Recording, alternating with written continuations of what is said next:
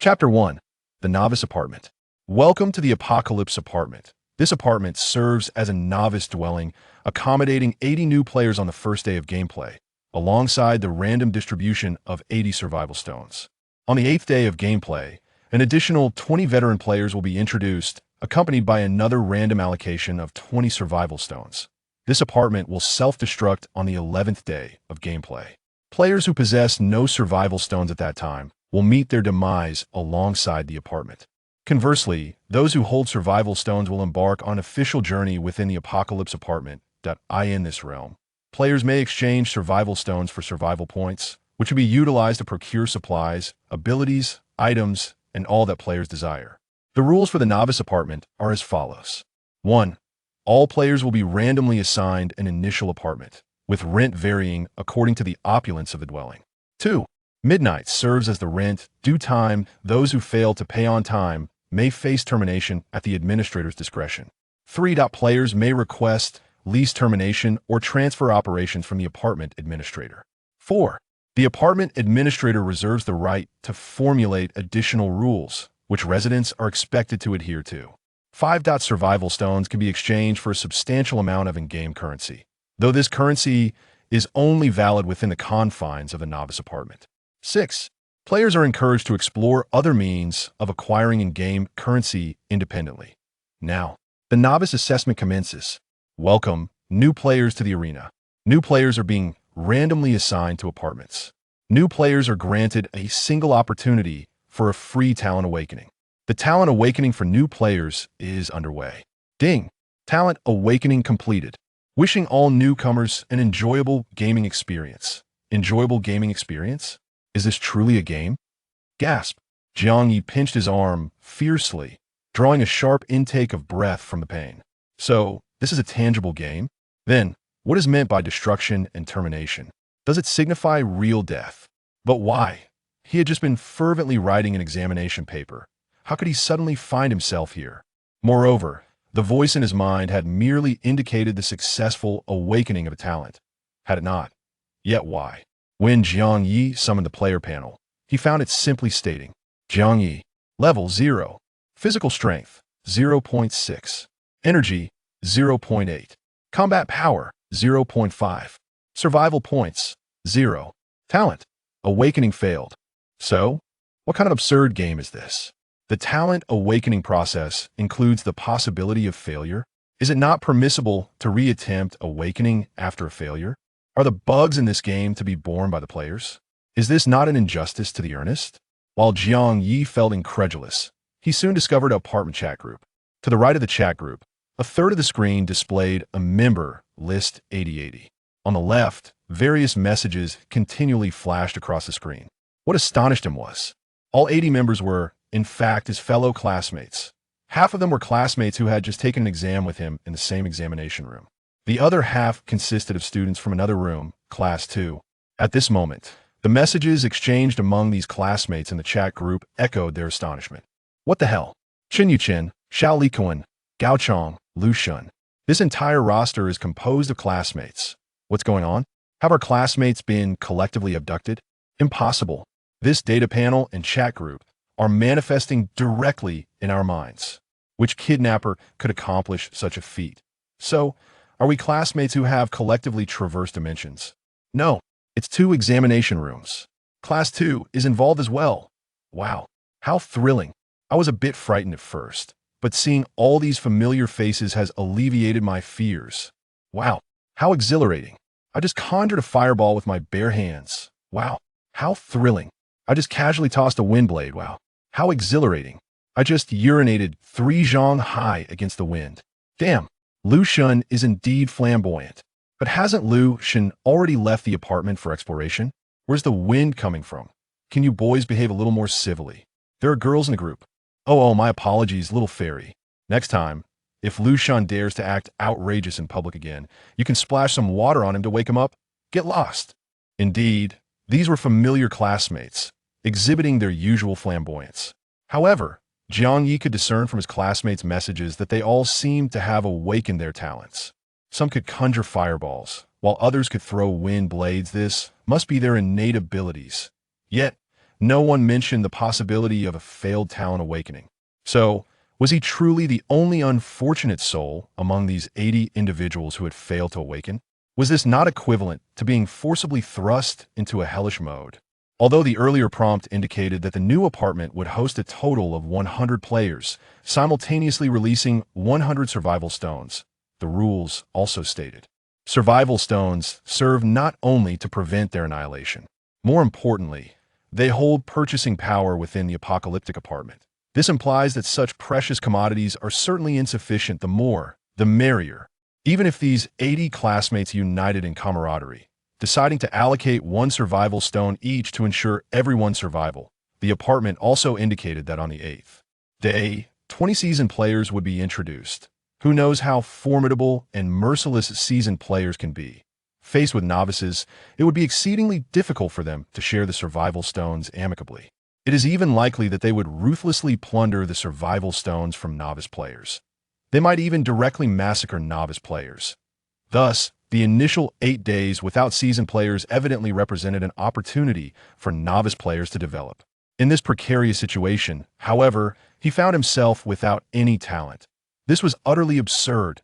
Was he destined to perish in this new apartment? Jiang Ye, filled with anxiety, found no inclination to engage in idle chatter any longer. He switched back to the player panel, incessantly tapping on the talent section, while inwardly cursing. Failed awakening. Failed awakening. If I fail to awaken, then grant me another chance. What kind of trash bug is this? Do you believe he'll give a bad review and report it? He was merely venting his frustrations. Unexpectedly, amidst this tirade, a new notification resonated in his mind. Ding! Detected player talent awakening failure. Arranging for a reawakening of talent. Congratulations on awakening the compensation talent. Infinite clones X. Won the world. It truly reawakened a talent. Does this imply that the tactic of giving a bad review and reporting actually holds some weight? Doge. But what precisely is this X level? Aren't talent levels typically categorized as A, B, C, D, or SSS? Jiang Ye hurriedly summoned the player panel to examine his talent status. Infinite Clones X. Effect 1. Generates 1 clone daily. Effect 2. At a certain cost, generates 1 clone. Effect 3. At midnight each game session, a specific clone can be fused. What exactly is the cost associated with Effect 2? And the level of the clone seems rather ambiguous. Jiang Ye felt a surge of anxiety and promptly generated today's clone. Ding! Congratulations on generating a clone. As the notification sounded, Jiang Ye experienced a peculiar sensation that it was as if, in an instant, he possessed dual perspectives. Within both views, he could see himself. In other words, there were now 2 of him in this apartment. Soon, he acclimated to this extraordinary state and focused most of his consciousness on the clone. Then he controlled the clone to summon its player panel. Upon the appearance of this clone panel, he was left utterly stunned. Chapter 2. The first clone. Jiang Ye. Level 0. Physical power 1.2. Energy 2.4. Combat power 5.5. Survival points 0. Talent Gold element. Affinity C. Effect 1. Chance to comprehend gold-based skills. Effect 2. Gold-based skill release costs halved, power doubled. Skill Golden Light Technique D. Releases a beam of golden light, dealing physical power 1, energy 1.5 points of gold-based damage. What's happening here? Jiang Ye was shocked to discover that his clone actually possessed its own talent. As for the skill, Golden Light Technique, it was automatically comprehended through the talent of Gold Element Affinity that those in the group who wielded fireballs and wind blades had also acquired elemental skills through their respective awakened elemental affinity talents. Of course, there were a few fools who, despite having talent, had yet to grasp any skills and were hastily seeking guidance from others. Now, Jiang Ye harbored grave suspicions. Each of his clones must inherently possess a talent. If this were indeed the case, then this level talent would truly be an extraordinary existence. It might even surpass the likes of SS level talents. Because theoretically, as long as he generated enough clones, there would also be a probability of encountering SS level talent, whom even in theory, Under extreme circumstances, when he possesses an absurd number of clones, he could potentially embody all SS-level talents. Incredible. However, Jiang Ye quickly regained his composure. He realized that while the talent for infinite duplication was indeed formidable in the present moment, with only a single clone, his strength was far from impressive. In fact, one might argue that this was the weakest phase of his existence. As for his original self, it was merely a pitiful combat level of 0.5. Even the clone endowed with grade talent had barely grasped grade skill, which was hardly formidable. With such meager capabilities, if misfortune were to befall him even slightly, it was entirely plausible that he could meet an untimely demise on the very first day. Thus, he had two options: either to endure and survive in his current state of vulnerability, or to devise a method for swift growth. The stipulation regarding the apartment's rent clearly indicated that he could not simply hide away, avoiding the outside world. He needed to find a way to earn the rent. After all, according to the rules, failure to pay rent by midnight would result in his annihilation at the hands of the apartment administrator. However, as Jiang Ye gazed upon his luxurious apartment, comparable to a five-star hotel presidential suite, he felt a wave of dizziness wash over him, his spine chilling with dread, for it appeared that the previous notification had indicated. The rent prices varied according to the specifications of the apartment rooms. In haste, Jiang Ye sought out the method for checking rent shared by his classmates in the chat group. He dashed to the door, pressing his palm against it. Instantly, his apartment information was displayed. Apartment area, 250.88. Apartment rent, 125,440 day. This string of numbers left Jiang Ye utterly stunned. In the chat group, he had seen others sharing their rent, most of which ranged from dozens to hundreds per day, with the slightly higher ones merely in the thousands. Yet here he was, facing a staggering rent of 125,000 per day. How could this be? He needed to terminate the lease. But would the process of terminating the lease truly be so straightforward? Jiang Ye glanced back at the chat group. He discovered that his classmates were gradually calming down, their initial fears of this unfamiliar environment subsiding. After all, high school seniors were no longer children. Some even expressed, "If I had known I would be transported to this hellish place, I would have spent my weekend joyfully exploring rather than sitting at home like a fool. Writing 7 damn papers. I drag myself out of bed at 4 in the morning to copy homework, and it feels utterly pointless. It's all your fault. Jiang, if you had been more resolute in refusing to lend me your notes, I wouldn't have to copy." So you won? Is this my fault? Haha, just kidding. Don't take it to heart. Jiang. Honestly, I feel that being transported here isn't so bad. I won't have to suffer through sleepless nights writing papers or endure the stress of exams anymore. I truly have no desire to return to the rigors of senior year. Indeed, no matter how difficult it may be here, it can't possibly be worse than the trials of senior year. Don't you all care about your parents? They must be so worried about us suddenly disappearing. What is there to worry about? Perhaps our parents are also participating in the novice assessment in other beginner apartments. Maybe once we clear this level and reach the so-called apocalypse apartment, we can reunite with them. Indeed, doesn't Teacher Yang always say that there's no need to excessively fret over distant futures? Facing the present with courage is the answer to life. Exactly. Given the circumstances, we have no choice but to confront them. All right. Can you all refrain from addressing each other as teacher? There are no teachers here. Our task is no longer to learn, but to clear this novice apartment. Precisely.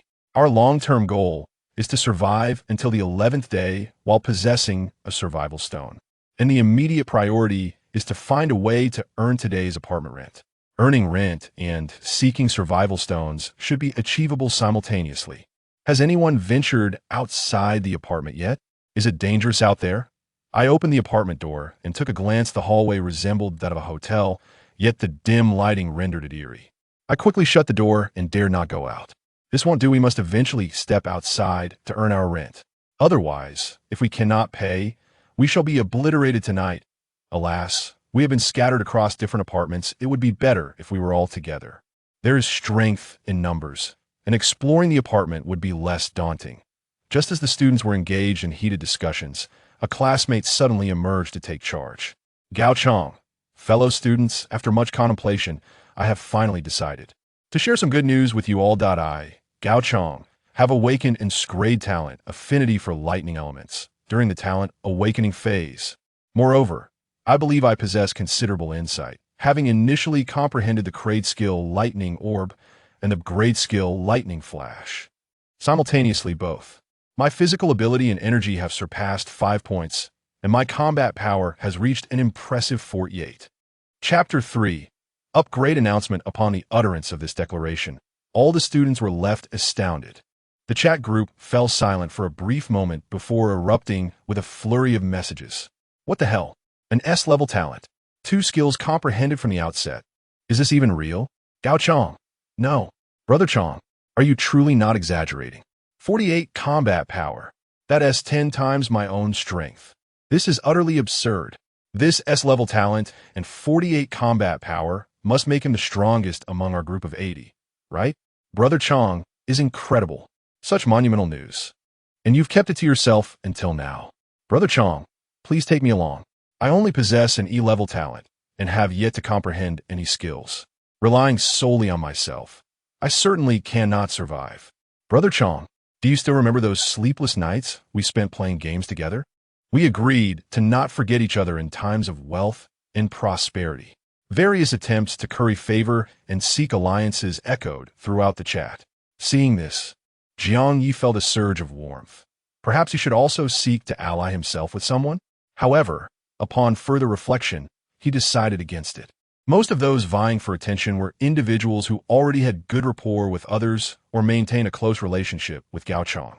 In contrast, Jiang Ye was somewhat invisible in class.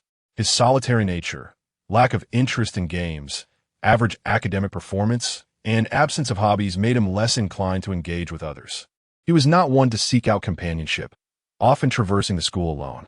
If he were to approach Gao Chong now, it was highly probable that his overtures would be ignored. Yet, the circumstances had shifted. The value among classmates might no longer be determined by academic excellence, familial background, or social connections, but rather by one's combat prowess. Jiang Ye's avatar possessed a C-level talent and D-level skills, alongside a combat power of 5. Perhaps he was slightly more formidable than some of his more sociable classmates. However, he likely remained outmatched, as many exceeded his combat power. As he pondered this, the illustrious Gao Chong finally spoke again in the chat. Gao Chong, everyone, please remain calm. My sudden revelation of my talent and combat power aims to rally us together to navigate the challenges of this novice apartment. To be frank, I have already departed from my apartment and located the apartment administrator on the first floor. I encountered no dangers along the way. If you trust me, I believe we can convene at the apartment administrator's office on the first floor. What do you all think? With these words, astonishment rippled through the remaining students. Responses quickly followed. Of course, my rent is a staggering 600. I was just about to seek a refund from the administrator. I also agree to gather.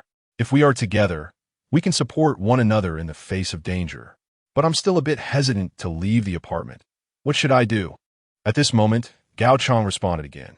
In truth, the corridor outside the apartment is merely dimly lit, and there is no real danger. If everyone exits the apartment and heads towards the corridor illuminated by red light, they will find an elevator. Then simply take the elevator to the first floor, and you will soon locate the front desk where the apartment administrator is situated. In addition, the first floor is equipped with some special facilities that everyone is invited to explore. Once this news was released, the students were instantly filled with eagerness. Is this true? What kind of facilities are there? Can they enhance our physical abilities and energy, or help us comprehend skills? Can we earn rent money? I want to start making money right away to pay my rent. Otherwise, I feel incredibly anxious. However, Gao Chong did not respond to the students' inquiries. After a while, a student suddenly spoke up. Truly, Brother Chong did not deceive us. I have reached the first floor and have joined Brother Chong. Moreover, he showcased his player panel to me. His S-level talent and combat power of 48 are indeed genuine. Following this revelation, several other students quickly chimed in. I have successfully joined too. It truly was just a matter of taking the elevator. There was no danger at all. Subsequently, 3 more students confirmed they had met with Gao Chong. The remaining students, suddenly invigorated, exclaimed, "Wow, was that so quick? No way. I must take action as well. All right, I am heading out of the apartment now. Brother Chong, wait for me. Wait for me. I am on my way. I have already left the apartment. There is indeed no danger in the corridor. Everyone, please note that it seems there is no signal in the elevator and the chat group function cannot be used. But do not worry. The elevator descends quickly and is completely safe. Thus, nearly all the students took action, following Gao Chang's instructions, and prepared to take the elevator to gather on the first floor. Jiang Ye's avatar stood at the entrance of his luxurious apartment, while his main body reclined comfortably on the sofa. He felt a twinge of hesitation. Should he join Gao Chang? In truth, whether gathering or acting alone, he would eventually have to leave the apartment. Especially regarding the matter of terminating the lease, it was urgent. Therefore, he must pay a visit to the apartment's administrator on the first floor. Judging from the situation in the group, if only 1 or 2 students had successfully gathered, it might have been a trap. However, as more students successfully joined, the probability of danger diminished significantly. Furthermore, the other students were all going as their main bodies, while he was merely an avatar, effectively granting him an extra life. With this thought, Jiang Ye's desire to gather on the first floor grew stronger. After all, they were familiar classmates. Even in a new environment, humanity's darker side may gradually reveal itself, but should not lead to immediate moral decay or insanity. With this in mind, Jiang Ye's avatar retrieved a kitchen knife from the apartment. Holding the knife in one hand, he cautiously opened the apartment door with the other. Outside was indeed a dimly lit corridor that appeared rather lengthy. He cautiously peered left and right, noticing that every 3 meters or so along the corridor there was a door. These doors likely corresponded to each apartment room. Additionally, each door bore a specific number. Jiang Ye glanced at the number on his door, which read 2025. This should not refer to a year, but rather to the 20th floor, room 25. It appears that this apartment building is quite tall. Once assured of safety, Jiang Ye cautiously stepped out of the room. Glancing left and right, he noticed a red glow emanating from the direction on the right side of the corridor. According to Gao Chang's explanation, the red light indicated the direction of the elevator. Jiang Ye's doppelganger tightened its grip on the kitchen knife and carefully proceeded towards the source of the red light. Meanwhile, his original self, reclining on the sofa in the apartment, kept an eye on the messages in the group chat while pondering. This apartment seemed to have at least 20 floors, with an abundance of rooms on each level. Yet, among the multitude of vacant apartments, there were only 80 novice players. Were those surplus rooms unoccupied, or did they harbor other beings? Lost in thought, the doppelganger soon caught sight of the elevator flashing red. Just as he awaited its arrival, a notification suddenly resonated in Jiang Ye's mind. Ding! Apartment announcement.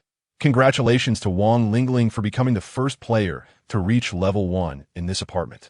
Reward: Black Iron Treasure, Chest 1. Chapter for the Notion of Unity. How did she ascend to level 1? How is that even possible? Jiang Ye, lounging on the apartment sofa, sat up abruptly to check the chat group's activity. Indeed, the chat was ablaze with excitement. Oh my goodness! Wang Lingling from Class 2 has leveled up to 1. I just stepped out of the elevator and was startled by the announcement. Wait, how did Wang Lingling level up? Was she fighting monsters? Does that mean the apartment is in danger? Am I the only one curious about what's inside the black iron treasure chest she received as a reward? Wang Lingling, come out and share with us. How did you level up? Wang Lingling. We are all classmates. Important information should be shared. I bet she won't share. The first to reach level 1 gets an announcement and rewards, so the first to reach level 2 will surely have something too. As long as Wang Lingling keeps this secret, she might maintain her lead and reap plentiful rewards. Wang Lingling, don't be naive. With so many classmates, we will eventually uncover the secret of leveling up. When that happens, Changgu, with his S-level talent, will certainly surpass you. If you intentionally conceal the secret now, don't blame him for excluding you later. Exactly. Changgu, speak up. I propose you step forward and encourage Wang Lingling to share her leveling secret. I doubt she would dare to keep it hidden then. In an instant, the once esteemed Wang Lingling, who had leveled up first but remained silent in the group, seemed to become a target of collective disdain. The chat revealed that nearly all the classmates were fervently eager to level up. They hoped to leverage Gao Chang's influence to compel Wang Lingling to disclose her secret. Gao Chong himself, undoubtedly eager to advance, quickly chimed in, echoing the sentiments of his peers. Wang Lingling, where are you? Why not join us on the first floor? I believe our shared experience of being transported here together is a sign of fate. We should unite to enhance our chances of survival. Soon, other classmates joined in. Exactly. Don't forget the announcement mentioned that veteran players would enter the apartment.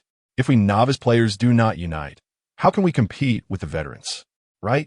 Wang Lingling, don't be selfish. It's better to share crucial information. Indeed, if I had any vital information, I would definitely share it willingly. Such moral persuasion was relentless. Jiang Ye watched the unfolding drama, hoping that Wang Lingling would reveal her leveling secret. After all, an elevation in level should yield certain advantages. In this peculiar environment, every additional strength might translate to a greater chance of survival. Thus, the classmates, driven by their fervent desire to become stronger, unabashedly resorted to moral coercion. Finally, under the persistent urging of her peers, the previously silent Wang Lingling decided to speak up. However, her initial statement was, Wang Lingling level, stamina, 6, energy 8, 4, combat power, 68, survival points, 0, talent, dark element affinity, S, skills, shadow clone, A, summon undead, B, black whirlwind, B. This Wang Lingling's player panel. All the classmates, including Jiang Ye, stared blankly at the message Wang Lingling had sent. Wang Lingling's panel is astonishingly luxurious. With the same S-grade talent, she has comprehended 1 A-grade skill and 2 B-grade skills. Moreover, both Shadow Clone and Summon Undead appear to be exceptionally powerful. Even more astonishing is her combat power, which has reached an impressive 68. This is 20 points higher than Gao Chong, who also possesses an S-grade talent. The chat group fell into an eerie silence, as quiet as death. Wang Lingling then sent another message. The comprehension of skills should relate to the level of talent and the insight of my fellow classmates.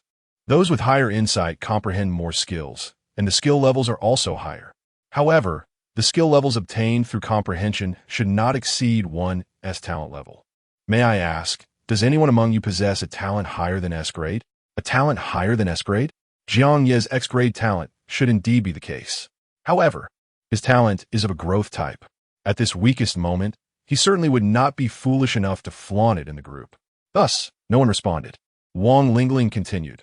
All right, it appears that among our 80 members, I am currently the strongest. Now, you may request me to share the secrets of leveling up. But I have a condition. Although everyone has repeatedly stated that we are a team and should unite and assist one another, I am well aware that there are always those who harbor selfish intentions and do not wish to cooperate with others. Naturally, I see no reason to share information with those who are not united. Thus, my proposal is, as Gao Chong from Class 1 suggested, those willing to unite and assist should gather on the first floor. I will then announce the secrets of leveling up at the gathering point on the first floor. In other words, those solitary individuals who do not come to the gathering will be ineligible to share in my secret. Upon hearing this, several classmates quickly responded, I agree. There is nothing wrong with unity and assistance. I'm already on the first floor. Wang Lingling, when will you arrive? So that's what Sister Ling meant. I apologize for misunderstanding you earlier. I also apologize to Sister Ling. I didn't expect her to be so magnanimous. With Sister Ling and Brother Chong guiding us, our Class 1 and Class 2 students will undoubtedly navigate this novice apartment successfully. Yes, when the seasoned players arrive, we absolutely must not lose to them. Clearly, after Wang Lingling revealed her player panel, the classmates' attitudes towards her underwent a transformation. Their tone became even more respectful than before towards Gao Chong. However, Jiang Ye pondered over Wang Lingling's remarks, harboring some vague suspicions. Indeed, while waiting for the elevator, he came across Wang Lingling's latest statement. Wang Lingling said, Please do not rush to flatter me. I have not finished speaking. What I mean by unity and mutual assistance is that all of us will gather together to share information and resources and act collectively. I will guide you in leveling up and earning rent, ensuring that every member of the team survives to conquer this novice apartment. However, I also hope that everyone joining the team will refrain from keeping secrets. Therefore, my proposal is that once we assemble, Everyone will proactively display their player panels within the team. Any subsequent actions will also need to be reported to both me and Gao Chang. Moreover, any gains from our actions should be shared collectively. This statement certainly bore the undertones of revealing one's true intentions. Previously, the classmates had repeatedly claimed unity, merely believing that being together as classmates would amplify their strength. In contrast, Wang Lingling's call for unity and mutual assistance evidently sought to impose a structured and disciplined, militarized management over everyone. She seemed concerned that someone might awaken a formidable talent and deliberately conceal it. Thus, she wished for all classmates' circumstances to be under her control. Following her statement, the reactions of the other classmates were, as expected, not as straightforwardly agreeable as before. Nevertheless, some quickly responded, "That's perfectly fine. As long as Ling Jie and Chang Ge are willing to lead me, I'm certainly willing to follow you. Displaying the player panel is a given. I have no objections, but after forming an organization, we shouldn't be assigned particularly dangerous tasks if our abilities are lacking, right?"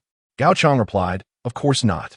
Our organization is called the Unity and Mutual Assistance Group, and its purpose is to foster better unity and assistance. Let us not overthink it. Now Ling Jie has already joined us on the first floor.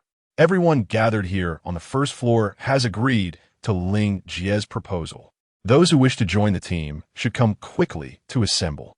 For those who wish to act as lone wolves, do not expect to invoke the bonds of camaraderie to compel our Unity and Mutual Assistance Group to come to your aid during future dangers." Such declarations instantly place pressure on a few classmates who aspired to be free-spirited lone wolves. Meanwhile, those who had yet to gather increasingly leaned towards joining the team. Finally, Jiang Ye's avatar awaited the elevator's arrival. With a chime, the elevator doors opened. Chapter 5. An unexpected encounter inside the elevator. A square, columnar space awaited. It appeared largely indistinguishable from a conventional elevator, save for its dim lighting that subtly emanated a red glow. After a brief moment of contemplation, Jiang Ye ultimately stepped into the elevator. Deep down, he harbored no desire to join any solidarity or mutual aid group, unwilling to be manipulated by others. After all, once such an organization is established, it is invariably the leaders who reap the benefits, while ordinary members are relegated to mere pawns. When the need arises, those lacking strength may even be discarded as cannon fodder. Jiang Ye's inherently solitary disposition inclined him toward the path of a lone wolf. Yet, it was not difficult to surmise that once Wang Lingling and Gao Chang explicitly proposed the formation of a solidarity group, those steadfast in their refusal to join would likely find themselves ostracized by the collective. Clearly, only the strong are suited to thrive as solitary figures. Those lacking power who attempt to walk this solitary path may find themselves in a far graver predicament than by aligning with a team. Currently, Jiang Ye found himself among the weak. However, considering the unique attributes of his talent, joining a group might serve as a preliminary means of self-preservation. After all, he was unlike others. He could manifest an additional avatar each day. For him, joining the team would merely entail the involvement of one of his avatars, while his true self and other avatars remained free. Others joining a team would likely face restrictions on their growth. Yet, as long as he survived, his strength would continue to grow daily. Moreover, akin to a hidden gem in plain sight, should he refrain from joining the group, he would likely draw the attention of Wang Lingling and Gao Chang. However, with a C-grade avatar joining the team, he would occupy a position of mediocrity, likely overlooked by both Gao Chang and Wang Lingling. This way, the probability of him navigating the initial days within the group with relative stability was significantly enhanced. Thus, by the time the elevator reached the first floor, Jiang Ye had made his decision. Nevertheless, he found it peculiar that, at this juncture, one would expect numerous classmates to be taking the elevator to the first floor for assembly. Yet, it seemed that the only elevator in the corridor was the one imbued with a red glow. Throughout his descent, he encountered no one. The elevator, it appeared, harbored some strange anomaly. However, nothing untoward transpired during his ride. As Jiang Ye stepped out of the elevator, a voice exclaimed, "What the hell? Jiang Ye, you scare me to death." It was Lu Shun, the representative of the math class, affectionately nicknamed Math God, who excelled in mathematics and the sciences but struggled with language subjects. Clearly startled, Lu Shun patted his chest, exhaling sharply. Phew. I just stepped out of the elevator. How did you come out right behind me? I thought I'd seen a ghost. He glanced back at the elevator. This elevator indeed seems to have a problem. There's only this one. Yet we emerged one after the other without encountering each other. Just as he spoke, the elevator doors opened once more. As the elevator doors opened, Bairuan from Class 2 stepped out. Her fair skin, round face, and large eyes embodied a delightful blend of gentleness and charm that characterized her youthful demeanor. Although they were not in the same class, she evidently recognized the prominent figure. Lu Shun. Upon exiting the elevator, her eyes brightened as she exclaimed, Lu Shun, what brings you here waiting by the elevator? Are you expecting someone? Lu Shun, being quite affable, readily explained, I'm not waiting for anyone. I just emerged from the elevator, coincidentally alongside you. I suspect there might be an issue with this elevator. Upon hearing this, Bairuan instinctively recoiled, retreating behind him with a hint of apprehension. At that moment, she noticed Jiang Ye and hesitated before speaking. You're from Class 1, the one who. Clearly, she was unfamiliar with Jiang Ye. He introduced himself. I'm Jiang Ye. Oh, right, Jiang Ye. Bairuan feigned recognition to mask her embarrassment. Jiang Ye, indifferent to the exchange, preferred to remain inconspicuous, wishing to avoid drawing attention. Lu Shun, having found no resolution regarding the elevator, sighed and remarked, well, if it's faulty, it's faulty, as long as there's no danger. That's what matters. By the way, you too, how are your talents and combat abilities? Bairuan, evidently gifted, responded promptly. I awakened an affinity for B-grade talent in spatial elemental affinity and subsequently grasped the initial passive skill personal space. Her revelation left both Lu Shun and Jiang Ye momentarily astonished. After all, in their previous discussions, several classmates had voluntarily disclosed their talents, most of which were elemental affinities like metal, wood, water, fire, earth, wind, thunder, and ice, already quite rare. The dark attribute talent of Wang Lingling was exceptionally unique.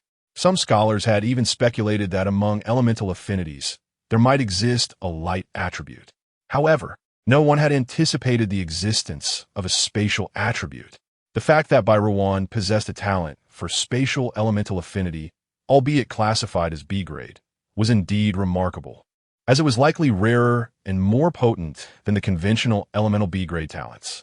Bairuan herself had contemplated these distinctions and felt considerable pride in her rare talent.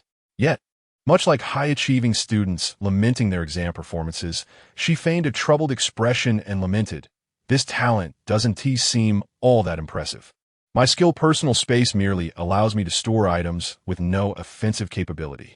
Lu Shun quickly reassured her. While personal space lacks offensive strength, its practicality in daily use is undeniable. Furthermore, this is merely your initial skill. You might eventually unlock more formidable spatial abilities. For instance, as depicted in novels, there are skills like spatial teleportation and spatial blades. Especially the spatial blade, capable of tearing through space. It might even bypass all forms of defense. As he spoke, Lu Shun's enthusiasm became palpable. His gaze toward Bairuan imbued with admiration tinged with complexity. Deep down, Bairuan felt a twinge of pride, yet she continued to feign distress, sighing, alas. Comprehending skills is not as simple as it seems. Without further ado, let us delve into the matter at hand. What talent have you awakened, Road God? Road Shin shook his head, a look of despondency and frustration etched upon his face. Alas, I am truly unfortunate. I have merely awakened a C-grade talent, fire element affinity. Jiang Ye, upon hearing this, raised an eyebrow in surprise. It was unexpected that Road Shun, much like his own avatar, possessed a C-grade talent as well. However, it is reasonable to surmise that among their peers, the prevalence of C-grade talent awakenings was likely the highest, constituting the most mediocre tier. At that moment, Bairuan, having listened intently, cast a gaze toward Road Shun that betrayed an undeniable sense of regret. Yet, Road Shun quickly added, perhaps my comprehension is commendable. Although my talent is merely C-grade, I have initially grasped a C-grade skill, Rain of Fire, and a D-grade skill, Explosive Fireball. Upon hearing this revelation, both by Rowan and Jiang Ye were taken aback. After all, according to insights shared within their group, the majority of students typically awaken skills that were 1 or 2 grades lower than their talent level. Some even possessed talent without having attained any skills at all. This included prominent figures like Gao Chong and Wang Lingling, who, despite awakening S-grade talents, had not comprehended corresponding S-grade skills. Yet here was Road Shun, endowed with a mere C-grade talent, simultaneously grasping both a C-grade and a D-grade skill. This surely indicated that Road Shun's understanding was exceptionally high. Should he later enhance his talent level, he might achieve remarkable feats. Furthermore, evaluating solely based on skills, Road Shun's initial skill levels could rival those of B-grade or even A-grade talent bearers. With this realization, Rowan dared not underestimate Road Shun any longer and exclaimed, "Road God, you truly live up to your name. Your level of comprehension is undoubtedly superior to that of the average individual. I can only wonder if you will have the opportunity to elevate your talent level in the future." Road Shun, wearing a look of melancholy, replied, "That is precisely why I lament my fate. My understanding is commendable, yet my talent level is lacking. Enough about me. What about you, Jiang Ye? What talent have you awakened?" Jiang Ye remained his usual aloof self, not one to initiate conversation unless approached. When asked, he responded with an unremarkable demeanor.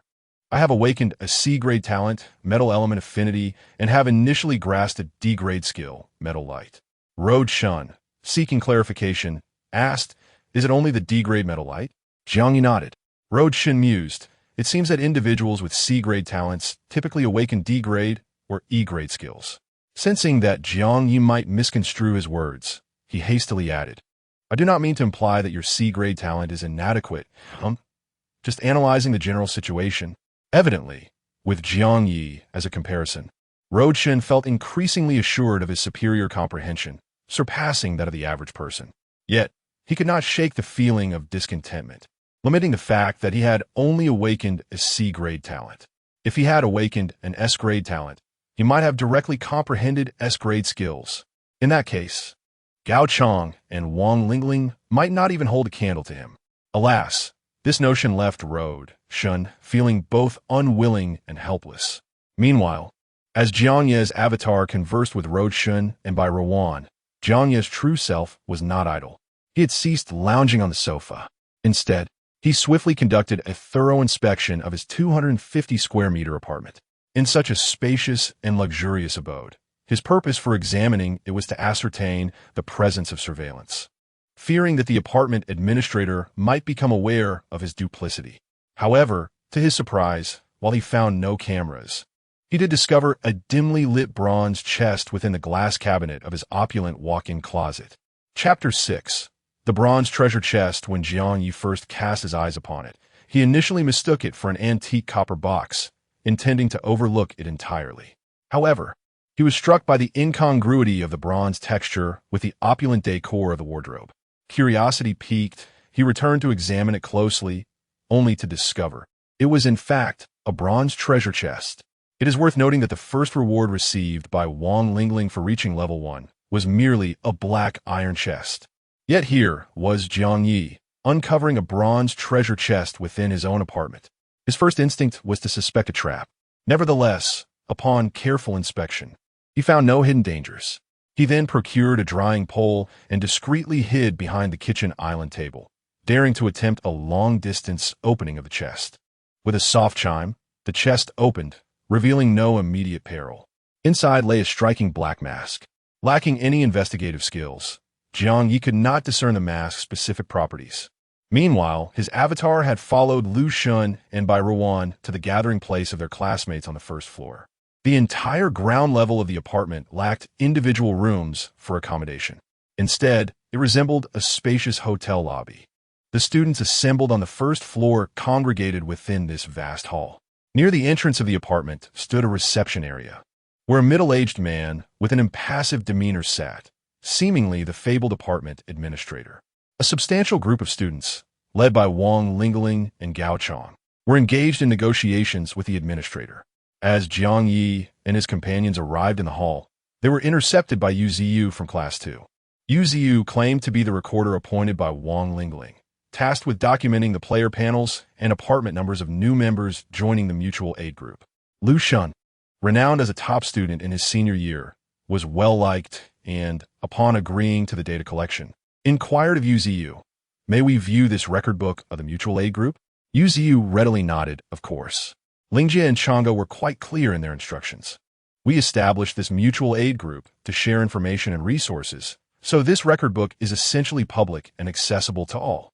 Perhaps due to the impressive panel data exhibited by Lu Shun and by Ruan, Yu Ziyu spoke with enthusiasm, elaborating, "I have already recorded the player panels of over 30 classmates, with the majority possessing C and D level talents, over 20 in total. Among these, several have yet to grasp any skills. As for E and F level talents, there are 3 individuals who have not comprehended any skills, rendering them nearly useless. The situations of you, Lu Shun, and Jiang Ye are quite commendable. Both of you have at least grasped respectable skills. Particularly, Lu Shun, your acquisition of a C-level skill places you at the forefront among C-level talent holders. In fact, at the outset, you may even surpass other B-level talents. Within our mutual assistance team of over 30 members, you should undoubtedly rank among the top 5. Clearly, Yu Ziyu holds Lu Shun in high regard. However, Jiang Ye, upon hearing this, felt somewhat taken aback. He had not anticipated that Lu Shun could possibly secure a position in the top 5. Given this context, it appears that his C-class talent, combined with his comprehension of D-class skills, might indeed place him in the upper middle tier. Lu Shun was also somewhat astonished when he glanced at the record book. Among the 30-plus entries, there was surprisingly only one individual with A-class talent. Moreover, that person had only mastered a single C-class skill. As for those with B-class talent, excluding by Ruan, there were 5 in total, yet 4 of them had only grasped D-class skills, with merely one having attained a C-class skill. If ranked solely by skill level, Lu Shun would indeed find himself within the top 5. In this light, the lingering melancholy over his awakening C-class talent dissipated significantly. What did it matter if his talent was average? His perceptiveness surpassed that of others, allowing him to excel nonetheless.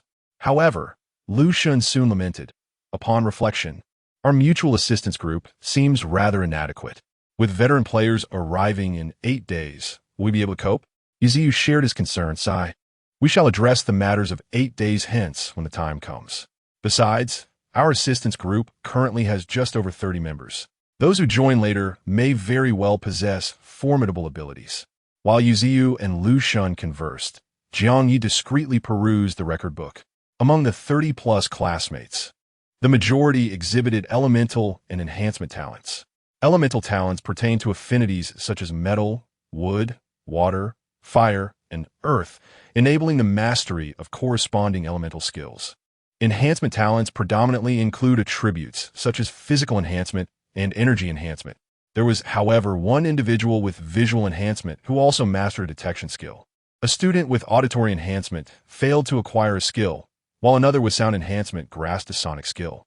Furthermore, martial arts mastery also falls under enhancement talents, with a skill named Sudden Strike. The most peculiar enhancement talent belonged to Xiao Likuan, who possessed perceptual enhancement. Jiang Ye was astonished to discover that even perception could be enhanced. One wonders if his doppelganger will manifest a talent for perceptual enhancement on some future day. Yet curiously, despite having enhanced perception, Xiao Likuan had not mastered any skills. Perhaps he possesses perception without any other talents? If only he could acquire additional talents, he might truly soar. Nevertheless, many circumstances remain unclear, and no one knows whether anyone can attain further talents or elevate their existing ones. In any case, after reviewing the record book, Lu Shun felt considerably more self-assured.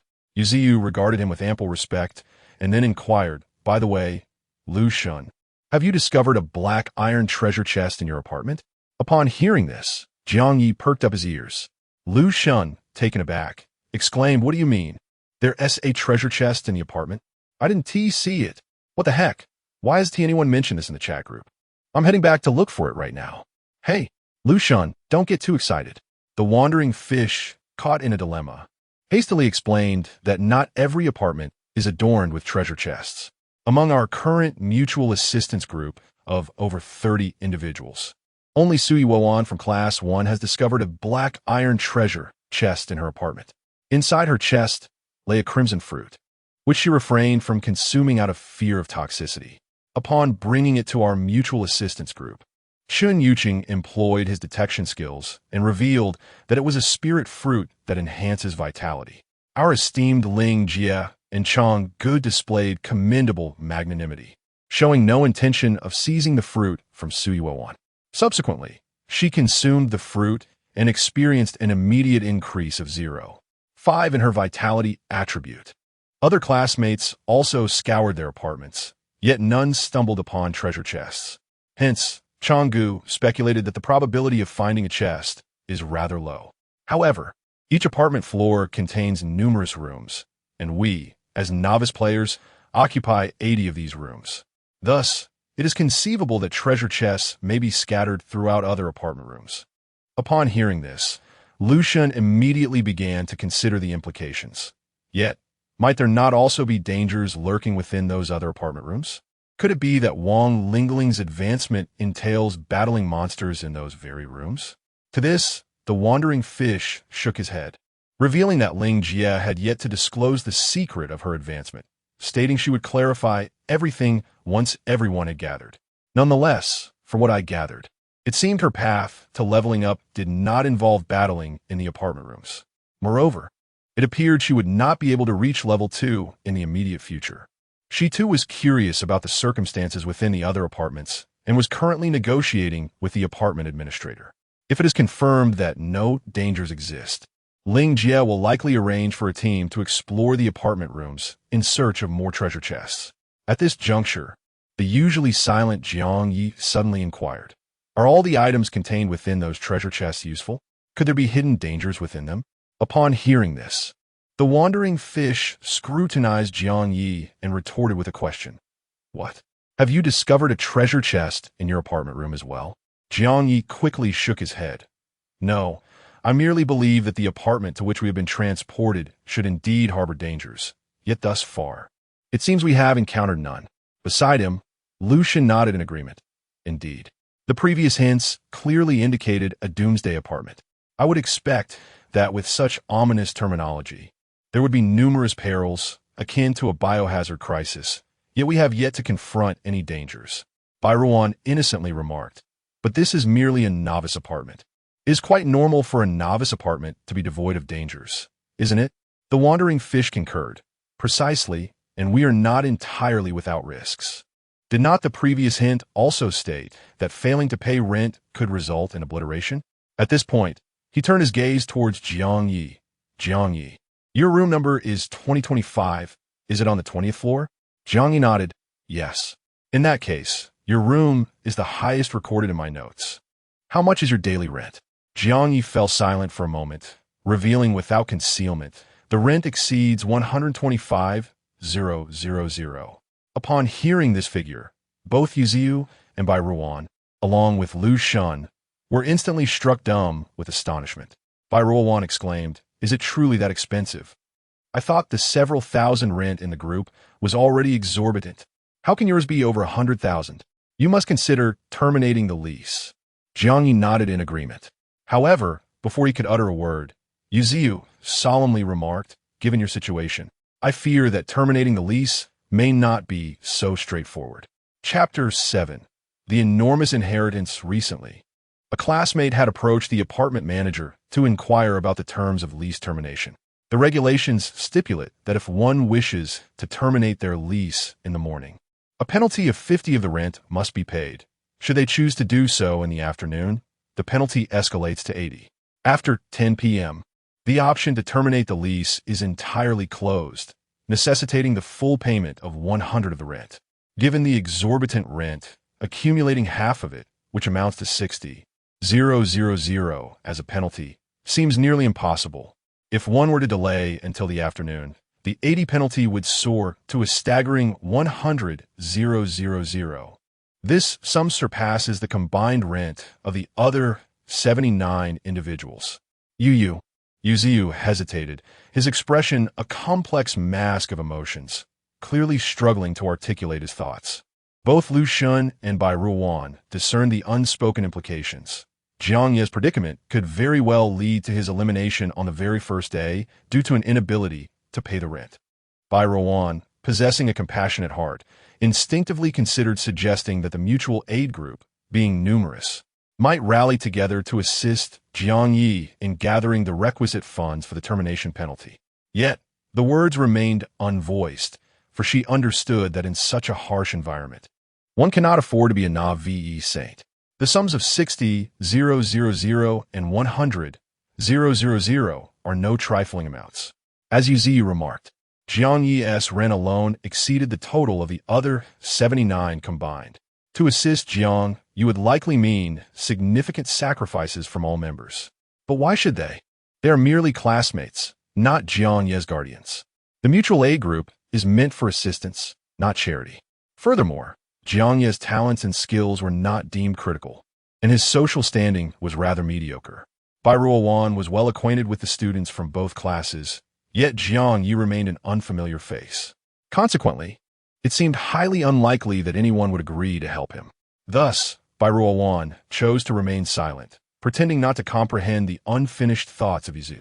Lu Shun shared a similar sentiment, believing that it was not his unwillingness to help, but rather the outrageous nature of Jiang Ye's rent that deterred any action.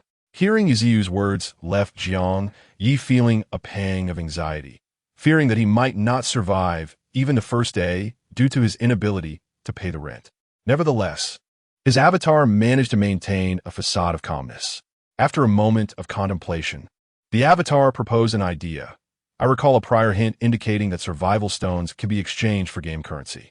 If I could locate a survival stone, perhaps I could exchange it for a substantial amount of currency to cover this exorbitant rent. This notion was indeed promising. However, Yuziu's brow furrowed as he countered.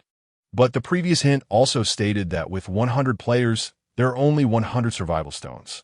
Those without a survival stone at the end of the game will also be eliminated. If you exchange the survival stone for currency, someone will inevitably face elimination when the game concludes. Jiang Ye, remaining composed, analyzed the situation further. Yet, if I were to be eliminated today due to my inability to pay the rent, would that not effectively create an additional survival stone? If I cannot even survive the first day, what need is there to contemplate the game's conclusion? This reasoning held merit. The wandering fish hesitated, yet was not entangled. After all, we have yet to find a single survival stone. Your notion can only be realized once we find one on the first day. Despite this assertion, Jiang Ye vaguely sensed that even if the mutual aid group were to discover a survival stone on the first day, they likely would not exchange it for game currency to pay his rent. Thus, he had to devise his own means. At that moment, Jiang Ye, remaining in the apartment, ultimately donned the black mask upon his face. Initially, he had hoped to survive one more day at a time. Yet now, the issue of rent loomed over him like a sharp blade, compelling him to take risks for survival. Fortunately, wearing the black mask did not pose any danger. On the contrary, it instilled a warm sensation within him, accompanied by an inexplicable feeling of newfound strength. Jiang Ye's eyes gleamed as he quickly checked his data panel. Jiang Ye, level 0, physical ability 1-6, energy 2, combat power 3, 5, survival points 0, talent, infinite cloning X, what? Jiang Ye's talent for infinite cloning had not conferred any enhancement to his attributes or combat power.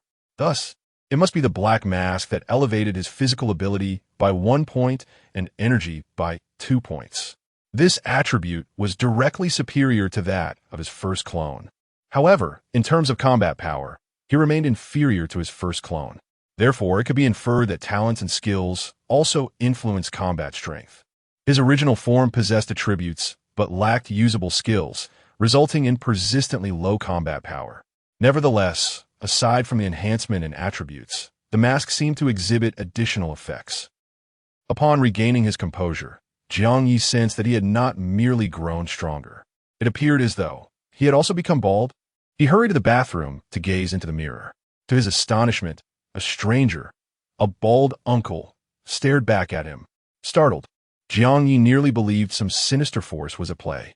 However, he quickly realized that this was not a matter of the uncanny, but rather a disguise effect brought about by the mask. When he removed the mask, the bald uncle in the mirror transformed back into his own handsome visage.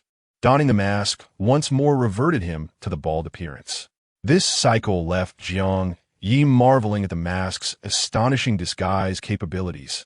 Unlike the human skin masks depicted in typical martial arts novels, which only alter one's facial features, this disguised mask could even change one's hairstyle and physique. It was as if he had transformed into an entirely different person. With this newfound ability, Jiang Ye's mind began to race. He had previously worried that if both his original form and clones ventured out of the apartment and were discovered as two Jiang Yes, how could he possibly safeguard the secret of his cloning? However, with the disguised mask, it would be much easier for his original form to explore outside. Yet, considering that all 80 novice players were high school seniors, should they encounter a bald uncle, it would surely provoke immediate attention and speculation. As he pondered this dilemma, Jiang Ye suddenly found himself in a daze once more. He suddenly realized that the bald man in the mirror had vanished. He raised his hand to touch his face and discovered he had become invisible. Only after removing the mask did his form reappear. When he donned the mask again, his reflection disappeared once more. Astonishing. Thus, this black mask, in addition to its camouflage function, possessed an invisibility effect. Consequently, its overall attributes were Stamina 1, Energy 2, Effect 1, Camouflage, Effect 2, Invisibility. Remarkably, this was merely bronze equipment. How extraordinarily powerful it was. In comparison, Su Yuan's fruit from the black iron chest, which only added 0.5 to the energy attribute, seemed rather disappointing. However, Jiang Ye reconsidered and realized that such comparisons were unwarranted. Su Yuan's attributes likely represented a permanent enhancement, one that could not be usurped by others. In contrast, Jiang Ye's mask, albeit providing greater attributes, could be taken from him. More importantly, it had been obtained from a bronze chest. Viewed from this perspective, the items within bronze chests offered substantial boosts for novice players at this stage. If Jiang Ye could continue to uncover bronze chests, his chances of surviving the first day would significantly increase. However, finding bronze chests was no simple task. Jiang Ye, deep in thought, suddenly considered perhaps the bronze chest was a form of compensation for his exorbitant rent. Otherwise, players assigned to luxurious apartments would never survive the first day. If this line of reasoning held true, could he infer that the probability of encountering bronze chests increased in the most opulent apartments? Therefore, to acquire more bronze chests, he should focus on the lavish penthouses? Meanwhile, Jiang Ye, in his apartment room, was engrossed in studying strategies for the bronze chests. His doppelganger, however, joined forces with Lu Shun and Bai Ruan at the front desk to participate in a mutual aid group. After formally joining the group, they promptly shared some fundamental information about the apartments. This primarily concerned the special facilities mentioned by Gao Chong during his earlier call for everyone to gather on the first floor. These special facilities were categorized into two types, those for earning money and those for spending money. The money-making facilities were of utmost interest to the students, as they represented their means of earning rent. There were a total of 4 major service stations, corresponding to the 4 money-making models: errand running, tutoring, cleaning, and personalized services. The first 3 were quite straightforward. Errand running was akin to a delivery person responsible for not only delivering meals but also packages. Tutoring involved assisting residents with children in their studies, although the subjects might be somewhat unconventional. Cleaning was simply a service for domestic cleaning. As for personalized services, these catered to specific requests from apartment residents, such as haircuts, massages, or pet care. This last category was rather nuanced. Some male students jokingly inquired whether such services might include more peculiar offerings, only to be met with various eye rolls from their female counterparts. Among the 4 lucrative business models, there exists a peculiar stipulation. The range of floors from which they can offer these services must not exceed the floor on which their own apartment is located.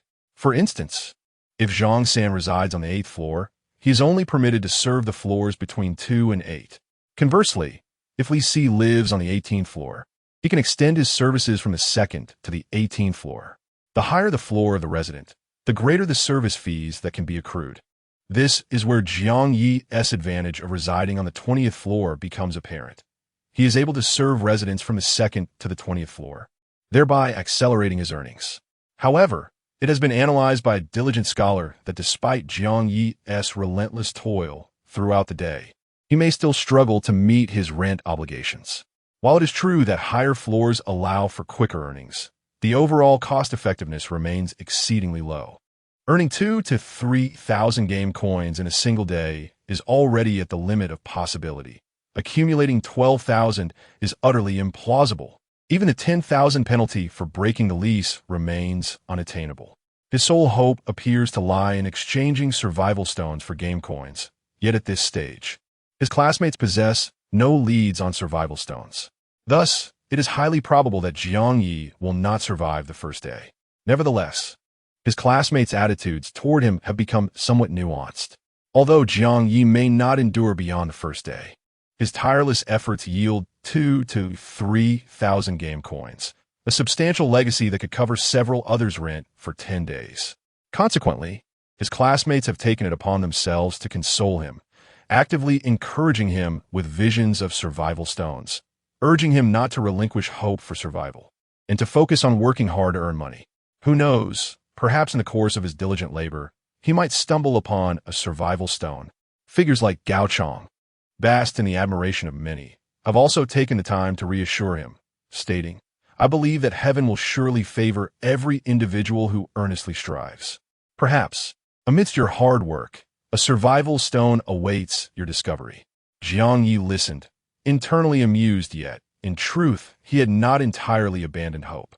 After all, if his conjecture holds true, the higher the floor, the greater the likelihood of encountering bronze treasure chests. Chapter 8. The secrets of advancement. In addition to the advantages of residing on higher floors, the benefits are also reflected in the consumption facilities within the apartments. Similar to the 4 primary service bases of the labor model, the facilities of the consumption model are likewise fourfold. 1. Training room, a space designed to enhance personal combat capabilities through professional training, including attribute improvement and skill comprehension. 2. Challenge room, a venue for honing combat awareness through battles against ferocious beasts. 3. Dueling room, accessible to users residing on the 20th floor and above, where they can engage in combat with other novice apartment players, with victors earning the game currency wagered by the defeated. 4. Apartment mall. This is divided into a low-end mall and a high-end mall.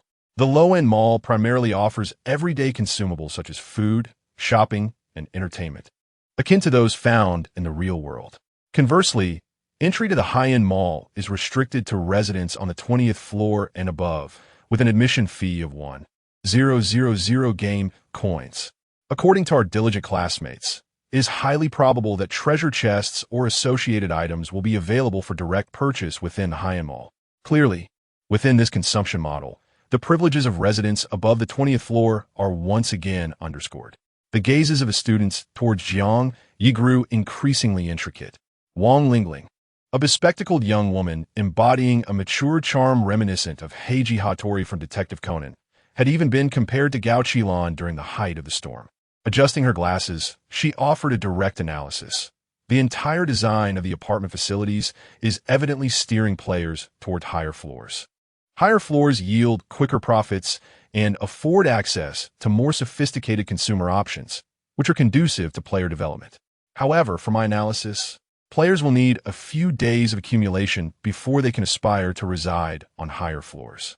Otherwise, for someone like Jiang Ye, who moved into a high floor on the very first day, paying rent would be exceedingly challenging. She then turned her gaze specifically towards Jiang Ye, reassuringly stating, "However, Jiang Ye, rest assured that the very purpose of establishing our mutual aid group is to ensure everyone's survival. If we discover a survival stone on the first day, and you truly cannot afford your rent, I am willing to exchange it for game currency to assist you in covering your first day rent." Wang Lingling spoke with unwavering conviction, her demeanor serious enough to leave the entire mutual aid group pondering. Some classmates internally questioned, Is she really going to squander a survival stone to pay Jiang Ye's rent? If someone does find a survival stone, wouldn't Jiang Ye be unfairly benefiting without any cost?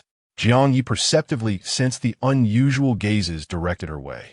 Wang Lingling also picked up on this and quickly added, "However, the mutual aid group is not a charitable organization. Assisting you with your rent is to ensure your survival. Yet, I hope that you will strive to repay that sum later on. Moreover, if our mutual aid group comprises 80 members and we ultimately gather only 79 survival stones, the individual who will go without will be you. I hope you can understand this. Certainly, if the opportunity arises to seize the survival stones of veteran players, we shall gladly assist you.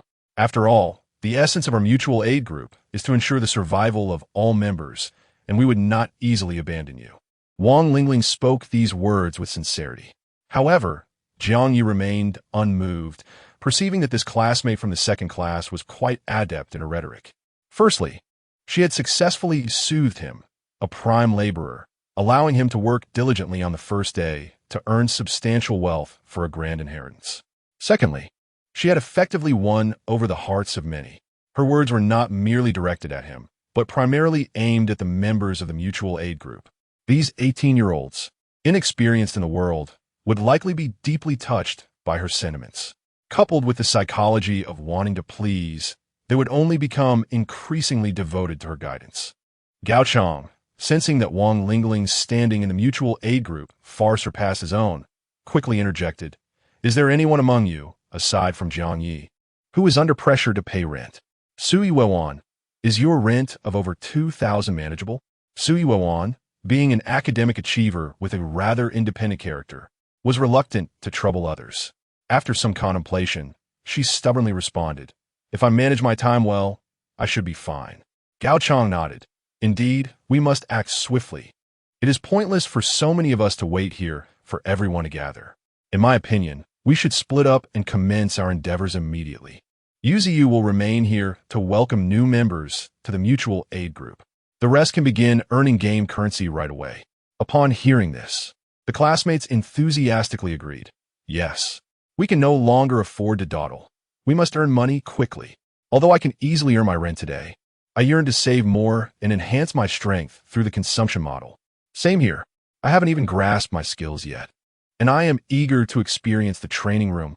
I used to think studying was arduous, but now I realize that money is of utmost importance. We must earn." However, some classmates immediately raised a point.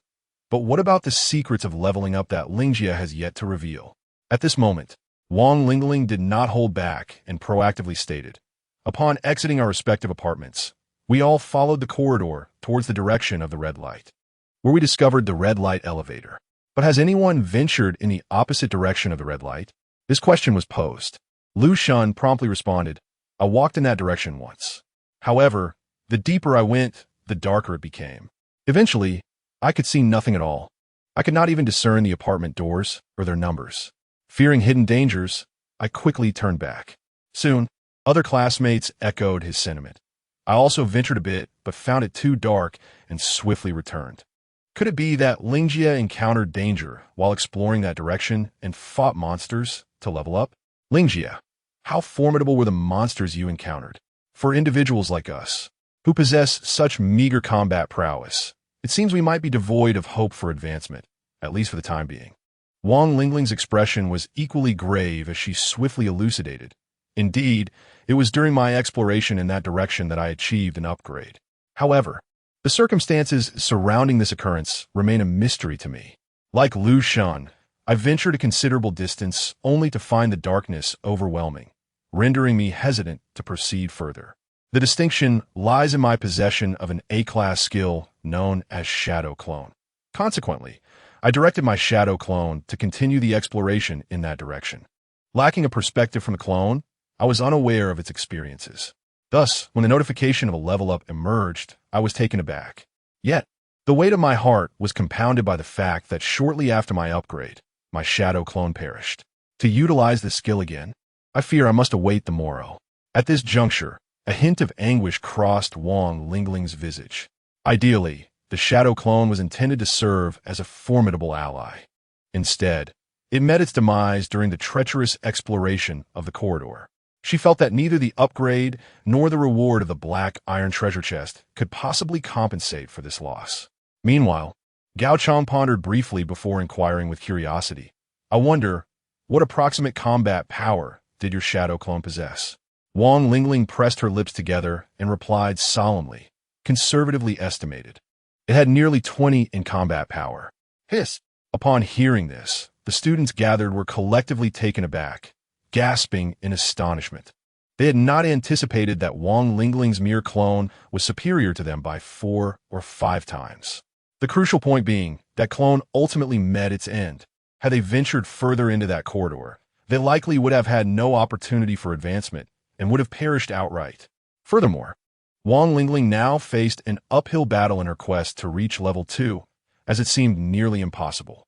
Lu Shun, filled with trepidation, remarked, "Goodness, I am fortunate that I instinctively sensed something amiss and turned back in time. Otherwise, I might have met my demise." However, scarcely had he uttered his reflections when a piercing scream erupted from among the classmates. Chapter 9. Casualties. Ding Dang, what are you shouting for? You startled me. Indeed. What on earth are you yelling about? Ding Dang. The classmates turned their gazes towards Ding Dang from Class 2, only to find his face ashen and his eyes wide with terror. You all need to look at the chat group. The chat group? I didn't see any extraordinary messages. Goodness, it's not about messages. It's the member list. Look at the member list. It used to be 8080, and now it's 7880. What does this mean? 2 people have logged off. Logged off? How could they log off? I didn't see any option to exit the game. Are you daft? Logged off implies they are dead. So just now we lost 2 classmates. No, it can't be true. People are gone? It's Fan Yuhang and Chen Yuan from Class 2. They must have ventured towards the corridor's red light and were devoured by some monster. Ugh, please stop. I'm getting scared. Thank goodness we formed a mutual aid group. Otherwise, if I had seen the member count drop alone, I would have been too frightened to step outside.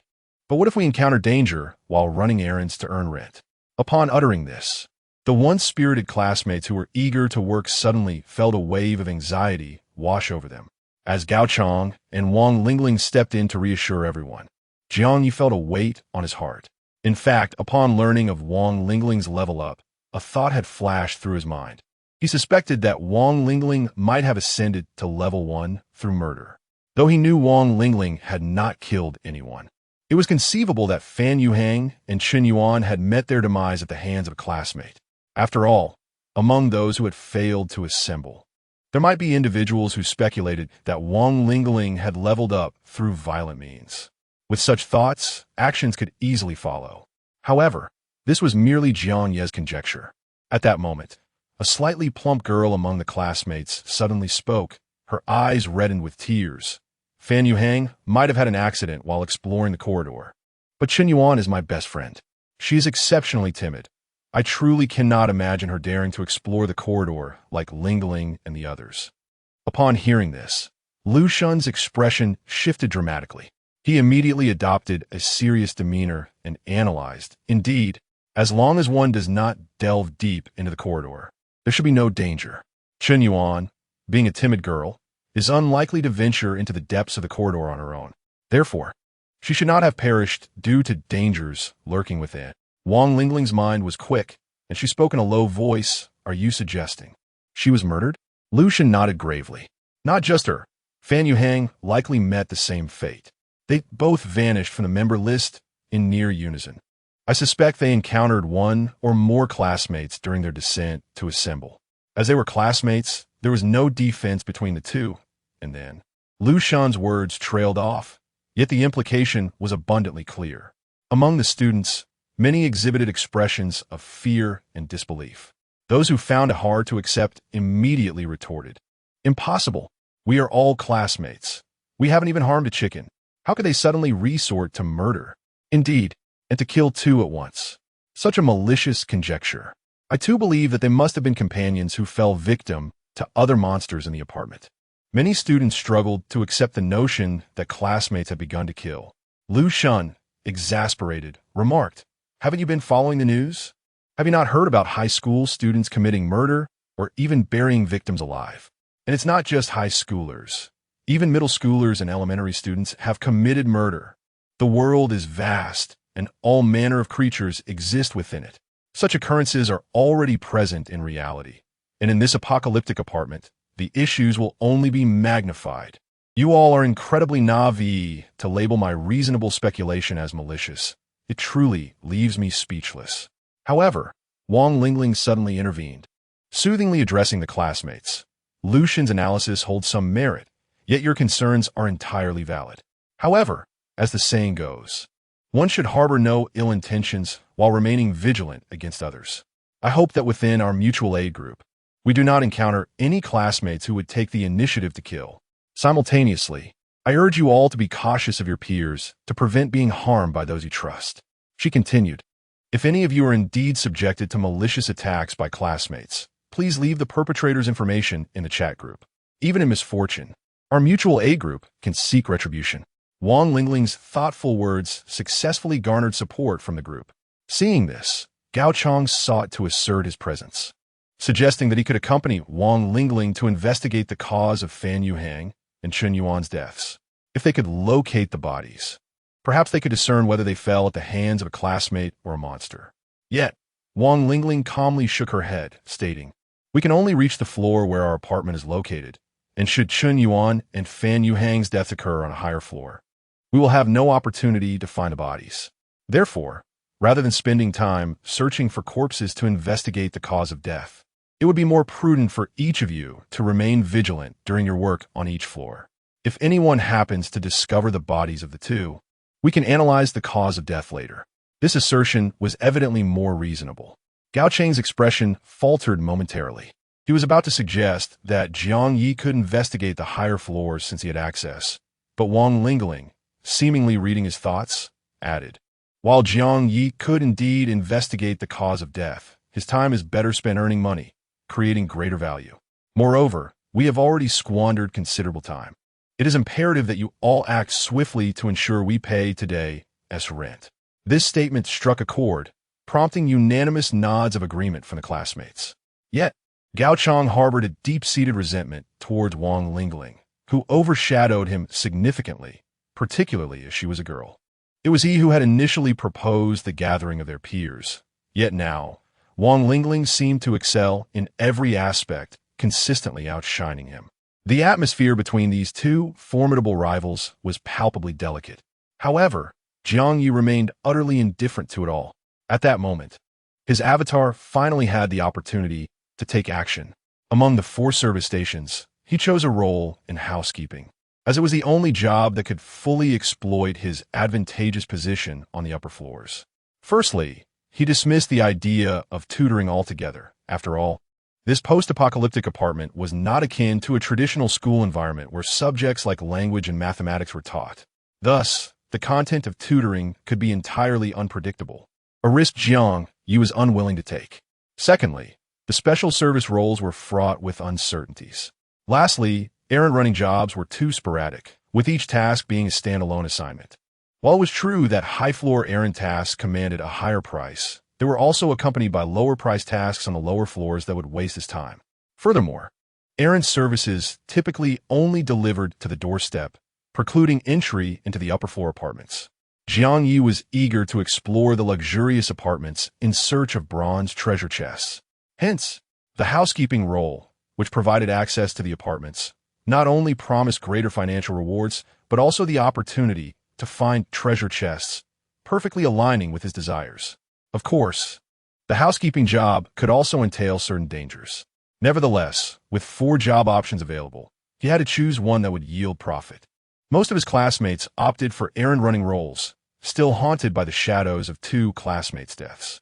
Instinctively, they hesitated to interact excessively with other residents of the apartments, making the seemingly safer errand-running jobs more appealing.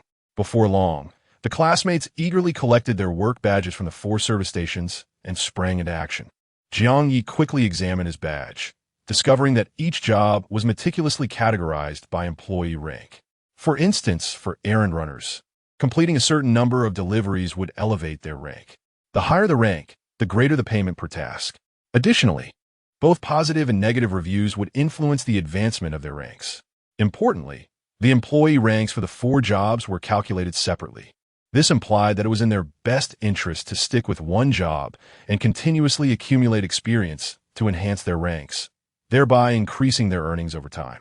It bore a resemblance to the notion of delving deeply into a specific field for career advancement. With this realization, Jiang Ye, possessing the unique ability to create infinite avatars, held a significant advantage in the realm of earning through work. While others toiled alone, he could organize a team of avatars, engaging in a frenzy of productivity.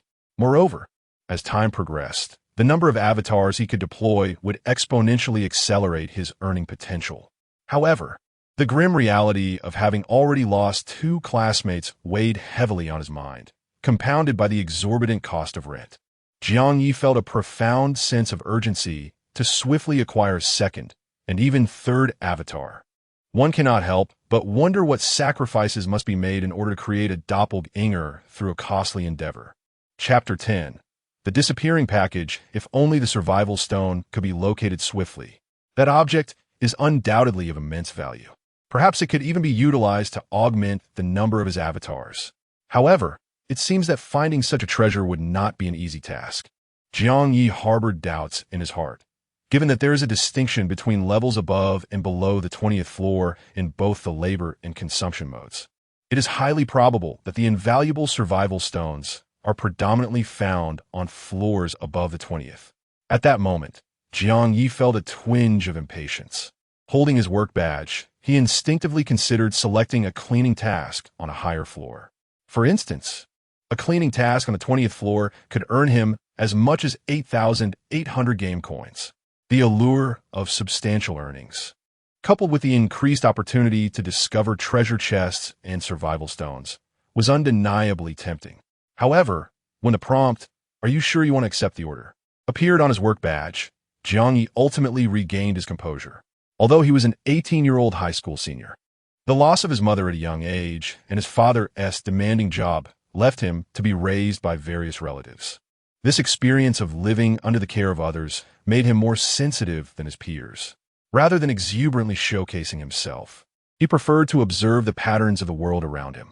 He might not be the brightest of individuals, yet he had developed a set of principles. Often, beneath the visible temptations, there lay hidden risks. A task on the 20th floor not only promised greater rewards, but also beckoned with copper treasure chests and survival stones. Therefore, it was likely that the associated risks far exceeded those of tasks on lower floors. But should he relinquish this opportunity and opt for a safer, lower-floor task? If he did that, he would still fail to earn enough for rent on his first day and would face dire consequences. For a moment, Jiang Ye found himself ensnared in a quandary. Taking on a task on the 20th floor with his current abilities was tantamount to courting death. Yet, to avoid that peril and still be unable to pay rent would lead to the same fate. What should he choose? If only he could bolster his strength before accepting the task on the 20th floor. Perhaps he could undertake lower-floor tasks while simultaneously seeking treasure chests to enhance his abilities before venturing to the 20th floor. Yet, that would be an inefficient use of time. Tasks that allowed entry into the apartment rooms typically consumed several hours, and the probability of encountering treasure chests on lower floors was exceedingly low. Moreover, they were merely the most basic black iron chests, providing little assistance. Was there truly no expedient and effective way to enhance his strength? Just as he wrestled with his indecision, a fellow worker, holding a delivery badge, approached him, breaking the silence. "What troubles you, Jiang Ye? Why are you not hastening to your tasks?" As he leaned in to glance at Jiang Ye's badge, he remarked appreciatively, "Given your unique circumstances, it is indeed faster to earn by cleaning." Believing Jiang Ye to be disheartened, he added reassuringly, "In this apocalyptic apartment, it's essentially a game. We are all workers, and no one will mock you for cleaning. We are all here to earn, and there is no shame in it." Jiang Ye nodded in gratitude and explained, "It is not that I disdain this job. I am merely concerned about the unknown dangers." The fellow worker understood his apprehension. In this strange and eerie environment, fear enveloped everyone. Fortunately, they were all familiar classmates. Had they been surrounded by strangers, the trepidation would have undoubtedly intensified. Lu Shun, quick-witted as ever, promptly suggested, Given your circumstances, aside from taking on a job, there exists another option. In that combat arena, even at the most basic level of competition, one can engage for merely 100. If you succeed in defeating players from other apartments, not only would your initial investment of 100 be returned, but you could also seize their earnings. This indeed represents a rather lucrative avenue for generating income. If it weren't for my ineligibility to utilize the combat arena, I would be tempted to give it a try. Jiang Ye had also contemplated the prospect of earning through the combat arena. However, while Lu Shun spoke lightly of the potential for profit, the reality of such an earning method was not swift, nor was it stable. With Jiang Ye's limited abilities, the probability of triumphing against other players from different apartments was genuinely low. It seemed that Lu Shun discerned his underlying concerns and continued to elaborate. You needn't be overly anxious. If I am not mistaken, it appears that humanity has been transported to one Doomsday apartment after another. In our apartment, you were initially assigned to the 20th floor. Among the 80 inhabitants here, your abilities are actually above average. The players assigned to the 20th floor in other apartments have likely been allocated randomly as well. Their initial strengths may not surpass yours. Perhaps they possess merely a D-grade talent, lacking the comprehension of skills, which, given our apartment's circumstances, is quite plausible. If fortune favors you during matchmaking, securing a victory should not be insurmountable. One must concede that Lu Shun's analysis held merit. Yet, unbeknownst to him, Jiang Ye had opened a bronze treasure chest within his 20th floor apartment. If this factor were to be considered, it stands to reason that players on the 20th floor of other apartments had likely also opened bronze treasure chests. Even if their initial talents were not formidable, those players could enhance their strengths through the treasures acquired. The mask obtained from Jiang Ye's bronze treasure chest evidently leaned towards being a supportive item, and it was currently in use by his main body. Thus, when evaluating the situation, the odds of his avatar winning against players from other apartments at the 20th floor appeared bleak, and the speed of earning was quite mediocre. Unless he could overpower all competitors, only then could he marginally increase his earning potential. As he wrestled with these troubling thoughts, both suddenly heard a commotion emanating from the direction of the errand service station. Lu Shun was about to investigate when Jiang Ye's gaze sharpened, prompting him to exclaim, "Quick, look at the chat group." Upon glancing at the messages, Lu Shun couldn't help but exclaim, instinctively tightening his grip on the package in his hand. The chat contained a distressing message from Ding Ding of Class 2, who reported that the package he was responsible for delivering had gone missing. The consequence of this loss was dire. He must either recover the package or compensate for its value before midnight, and that package was worth over 8,000. This price is utterly beyond Ding Ding's means. He collapsed in tears at the delivery service station. Lu Shun, upon observing this news, furrowed his brow deeply, and soon saw a classmate in the chat group inquire, "How could a parcel go missing? Was it stolen? Surely, there must be a way to retrieve it." However, the distraught Ding Ding was too consumed by his sorrow to respond to his classmate's queries. Before long, another message appeared, "Gao Chong, damn, my parcel has also gone missing."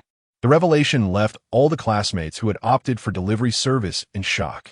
Gao Chong was among the top-tier warriors in their class. How could even his parcel have vanished?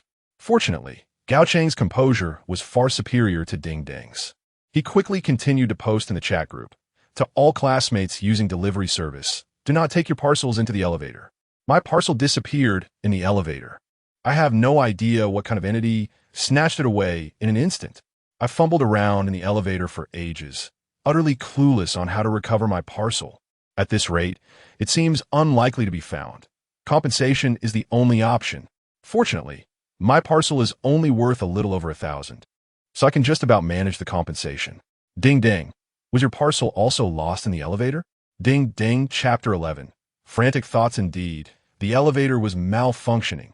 Shortly thereafter, Ding Ding swiftly replied in the chat group, "Indeed, my package also vanished in the elevator, and I have no idea how it suddenly disappeared. I searched for ages and couldn't even determine what had stolen my parcel." Upon receiving this startling news, the classmates quickly reached a consensus. So those of us who opt for delivery must avoid the elevator. Otherwise, our packages may inexplicably vanish.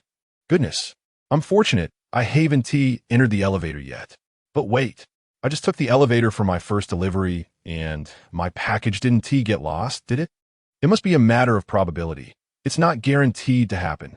I feel we cannot gamble on such probabilities. Otherwise, like ding ding, we could lose valuable packages and face catastrophic losses. Gao Chong remarked, it's not just about the potential losses. I received a warning that if I lose 3 packages while at delivery level 1, my account will be suspended. What? Suspended? Does that mean I can no longer work as a delivery person? Thus, this delivery job can only be undertaken by taking the stairs. Take the stairs? You must be joking. You expect me to ascend 12 floors to deliver a package. It's merely 12 floors. Consider this. Is it worth exhausting yourself to ensure your package arrives safely, or risking a nerve-wracking elevator ride where, with one stroke of bad luck, you could lose your package and incur a hefty fine? Moreover, I suspect that the higher the floor, the more valuable the package. The compensation will be even greater. Goodness. So we must opt for climbing the stairs.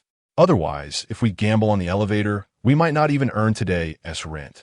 But if I have to climb the stairs, even a couple of trips are manageable. But to earn enough for rent, how many trips must I make? It feels utterly exhausting. Looking at it this way, I believe I might as well choose a cleaning job. Surely that would be less strenuous? Oh please, we've already uncovered the pitfalls of delivery work. We just need to avoid the elevator. Cleaning jobs undoubtedly have their own hidden traps, and one misstep could even be life-threatening. You're absolutely right. I suggest everyone stick to delivery work. Tiring as it is, at least it's not dangerous. Sigh, whatever. I'll just go climb the stairs to deliver this package. Goodness, this package I picked up is so heavy. Climbing 8 floors, I truly sigh. Having recognized the hazards of delivery work, those who chose this profession unanimously decided to forego the elevator and instead toiled up the stairs. Meanwhile, the classmates who opted for cleaning or other jobs grew increasingly anxious. After all, if delivery work harbored risks, other professions were likely fraught with pitfalls as well. If it were merely about financial loss, that would be tolerable. What was truly concerning was the potential for life-threatening situations. Thus, although the chat group lamented the arduousness of climbing stairs, more and more classmates chose to ascend in order to deliver parcels. Lu Shun, having observed the chat group, felt fortunate that he had not taken the elevator to deliver his goods. He let out a sigh of relief and remarked to Jiang Ye, if we resort to climbing stairs, our efficiency will be significantly hindered. I must act swiftly, or I shall fall short of today's rent. Jiang Ye. He intended to offer Jiang Ye some advice, yet the high returns were invariably accompanied by high risks. Thus, providing such counsel was indeed a delicate matter.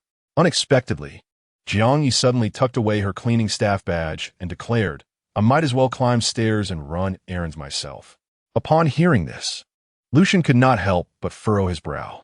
After all, he perceived stair climbing and running errands as a low-risk, low-reward endeavor. If Jiang Ye relied on this method, her earnings would accumulate far too slowly.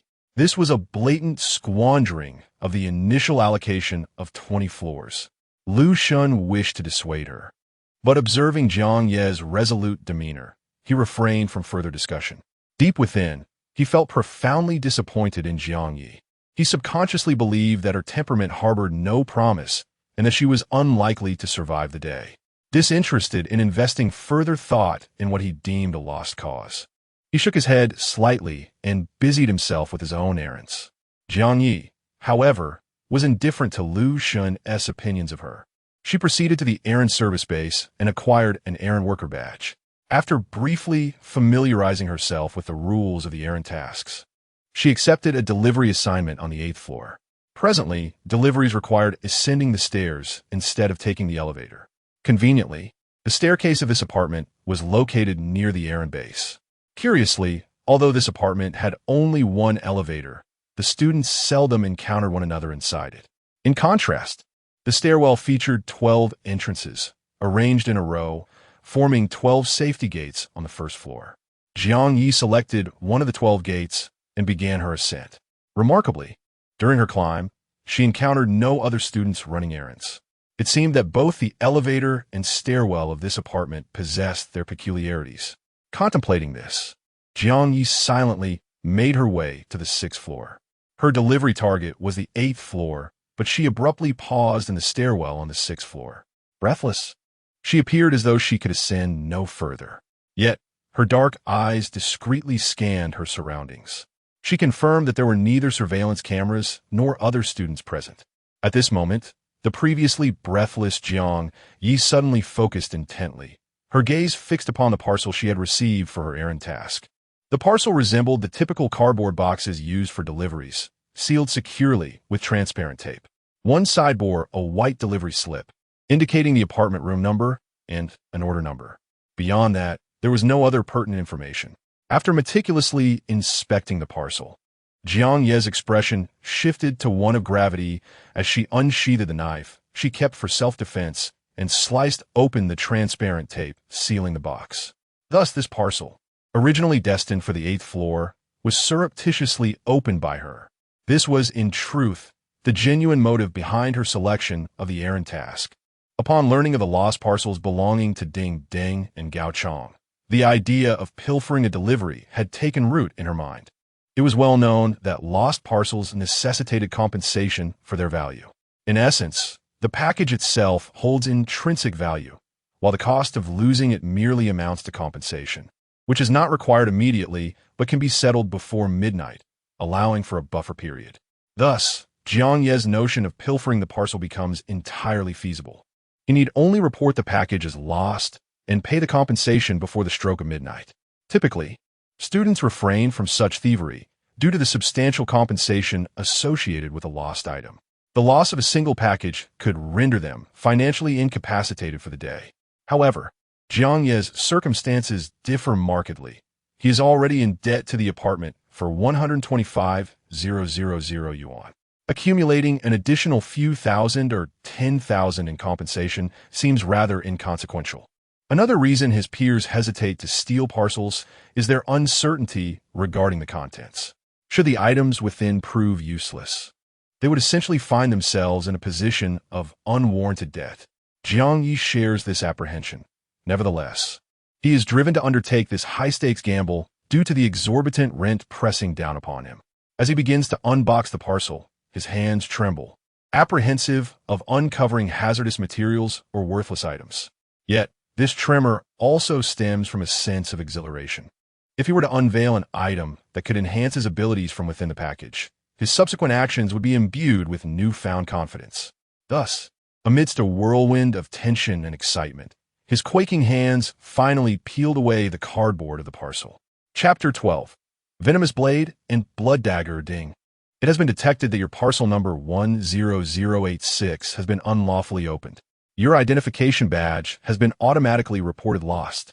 Please retrieve the parcel and complete the delivery before midnight, or you'll be liable to pay a compensation of 12,600. If the compensation is not settled by midnight, one survival point will be automatically deducted. Should your survival points fall below 0, the player will face annihilation. If the parcel is lost more than 3 times, this identification badge will be deactivated. A series of notifications appeared on Jiang Ye's identification badge, resonating directly within his mind. The content of the alerts was consistent with the information shared by Gao Chong and Ding Ding. To his dismay, the compensation fee was a staggering 12,000, surpassing Ding Ding's despairing 8,000 by 4,000. However, given Jiang Ye's existing debt of 125,000 in rent, an additional 12,000 hardly made a difference. He quickly steadied his emotions and turned his gaze towards the items within the delivery box. Inside the box was a palm-sized dark silver sphere. The sphere, made of a metallic material that exuded a sense of advanced technology, felt substantial in his hand. Moreover, at the bottom of the sphere, there was a slight protrusion. Accidentally brushing against it, the sphere emitted a sound. Ding! Would you like to input your fingerprint to bind this product? The sudden voice startled Jiang Ye, causing him to glance around cautiously. Seeing no one, he timidly replied to the sphere, "Yes." Ding. Fingerprint input in progress. Ding. Smart assistant recognizing the owner. Ding. Your life assistant has been generated. Initially named Xiao Bing. Would you like to personalize the name? With the announcement of the life assistant's creation, the technologically advanced sphere suddenly sprouted a head and limbs. On its slightly oversized round head was a miniature display screen, currently displaying a joyous emoticon. Simultaneously, the screen emitted a cheerful childlike voice. Master. Master. I am your life assistant, Xiaobing. May I assist you in personalizing my settings? Upon hearing the term life assistant, Jiang Ye felt a chill run down his spine. He had taken a significant risk to steal the parcel, aiming to enhance his strength swiftly. Moreover, this was a survival apartment, not a vacation retreat. He had no time to indulge in a life assistant. What he sought was tangible combat power. Instead, he found himself burdened with a debt of 12,000 for this trivial gadget. This appointment welled within Jiang Ye. With no life to enjoy, he had no inclination to personalize a life assistant. Skipping this step, he directly inquired of the small device. Xiaobing, please tell me what you can do. I can provide basic household services, such as cleaning and garbage disposal. I can also offer emotional support, including singing, chatting, and telling jokes. Indeed, this is my data panel. Please take a look, Master. With that, a data panel materialized on the screen of Xiaobing. Xiaobing, level 0, physical fitness, 1, energy and combat power, 2, talent, and skill, investigation technique. Gazing at this data panel, Jiang Ye felt a chill in his heart. With such a fragile frame and such meager combat power, it was utterly incapable of assisting him. Cleaning and providing emotional support? Such trivialities could hardly resolve his pressing concerns. However, Jiang Ye quickly thought of something and hurriedly inquired of Xiaobing. Can you go to the service station to collect a work badge and then perform cleaning duties? Xiaobing playfully blinked. No, I cannot. The cleaning task Xiaobing is capable of are exceedingly low level and cannot replace human cleaners. Moreover, as Xiaobing lacks life, it cannot obtain a service badge. Not only is it unable to perform cleaning duties, but also cannot fulfill errands, tutoring, or any specialized services. Jiang Ye was utterly despondent. Yet, refusing to give up, he asked once more, do you not possess even the slightest ability in combat? Well, Xiaobing seemed to ponder for a moment before hesitantly replying, I possess a self-detonation ability, which can instantly take the life of a player with combat power not exceeding 10. It can also inflict severe injury on players with combat power up to 20. However, once the self-detonation protocol is activated, Xiaobing will permanently depart from the master. Upon uttering these words, the little device even displayed a crying emoji on the screen. Upon receiving this information, Jiang Ye felt a faint glimmer of solace. After all, this self-detonation ability could be considered a trump card, albeit somewhat unworthy when compared to its price of 12,000. Yet, there was no turning back now. The package had been opened. Could it possibly be repacked? Wait a moment. Jiang Ye suddenly asked Xiaobing, do you know that an open parcel could be repackaged and redistributed? A speechless and shocked expression appeared on Xiaobing's screen, quickly followed by a response. Generally speaking, as long as the contents show no signs of use and the recipient has not refused acceptance, this procedure can be carried out. Signs of use. Jiang Ye looked again at Xiaobing and asked, can the signs of your use be erased? Master, you can sever your connection with me. But as an intelligent robot, the signs of use cannot be deleted, unless I am returned to the original factory for a factory reset. After this exchange, Jiang Ye felt that Xiaobing was not entirely devoid of merit, as it seemed to possess a considerable amount of knowledge. He then inquired, do you know where your original factory is located? Xiaobing appeared to misunderstand his question, displaying a puzzled expression on the screen. The original factory. Of course, is it the original factory? Jiang Ye was at a loss for words. No, what I meant to say is your original factory also an apartment? No, the place of my birth is not called an apartment. It is referred to as a factory. A factory and an apartment are distinct buildings. Therefore, in this survival game set in an apartment, are there other structures beyond the apartment? However, these should not be accessible to Jiang Ye at this stage. Thus, he chose not to dwell on it any longer. After concealing the mini-robot on his person, he returned to the errand service base to receive his second delivery task. Knowing that packages without signs of use could potentially be repackaged for redelivery, he felt considerably bolder. Furthermore, losing more than 3 packages would result in account suspension. Hence, For his second task, he selected a package destined for the 18th floor. Theoretically, a package on a higher floor would likely be of greater value. Hopefully, it would contain something that could elevate his capabilities instantaneously. Otherwise, burdened with immense debt, he might not survive the day. Jiang Ye employed his previous tactic once more, clutching the package as he entered the stairwell. This time, he couldn't be bothered to climb all the way to the 6th floor. Instead, he paused at the corner between the 3rd and 4th floors. Before attempting to open the package, he first surveyed his surroundings. At that moment, he also checked the chat group. To his surprise, he stumbled upon explosive news. What is going on? Why is there one less person in the group again? It's Kai Daming from Class 1. I remember he seemed to have taken on an errand task. What does that mean? Could there be danger involved in the errand tasks? Could it be that he encountered danger while exploring somewhere else during his errand? I don't know. And what about Fan Yuhang and Chun Yuan? Their bodies haven't been found either. We don't know how they perished. Sigh. I'm growing increasingly fearful. What should I do? I want to go home. I miss my mom and dad. Boo. Please, stop crying. Does crying solve anything? Your parents aren't here, and no one will indulge you. Everyone, let us be a bit more cautious while working. Earn enough for rent quickly, then enhance our abilities. Things should improve afterward. As for Kai Daming, why didn't he send a message in the chat group before his demise? At least we would know how he died. Perhaps the danger came too swiftly, and he had no time to send a message. Sigh, if it's truly the kind of danger, the rest of us would likely meet the same fate. The atmosphere in the chat group was heavy and oppressive. Some timid girls had already begun to cry out of fear. Jiang Ye felt a weight in his heart as well. Simultaneously, his resolve to grow stronger intensified.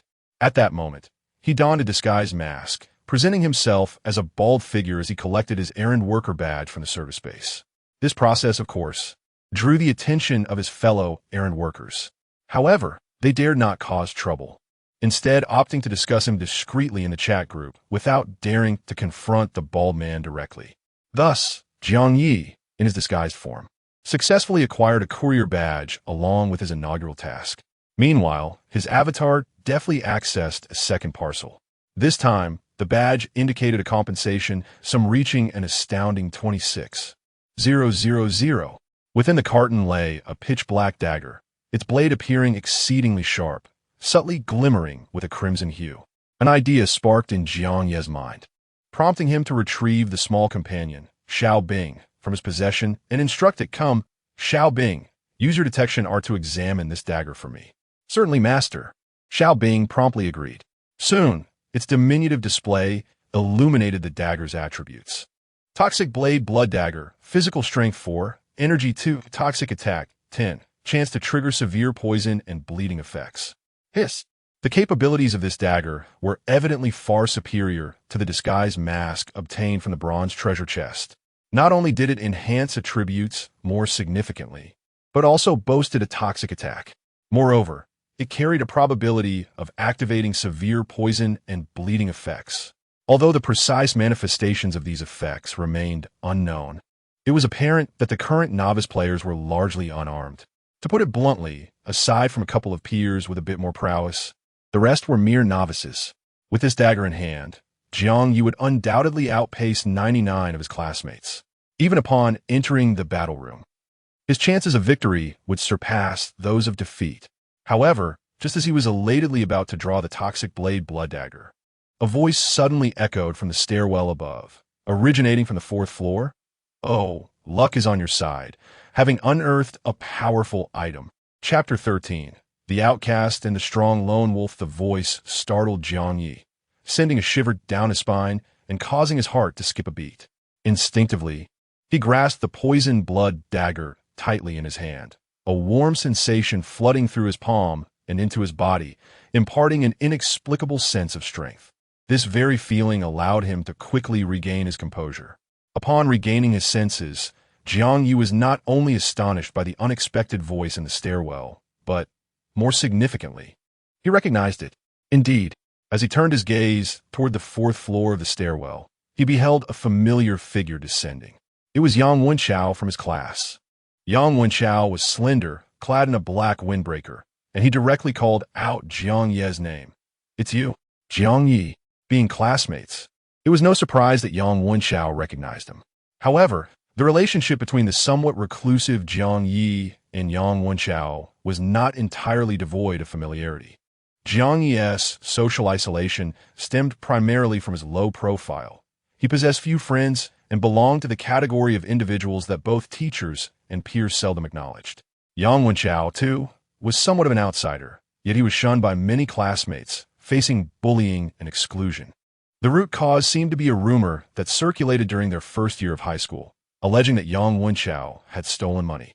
However, Jiang Ye and Yang Wenchao had not been in the same class that year, and Jiang Ye was generally uninterested in gossip. Thus, he had only heard vague mentions of the theft and was unaware of the specifics. Their paths crossed during their senior year when they were placed in the same class. It was a Friday when Kai Daming's tablet, which he had secretly brought to school, went missing. Without much investigation, Jiang Ye immediately suspected Yang Wenchao of the theft.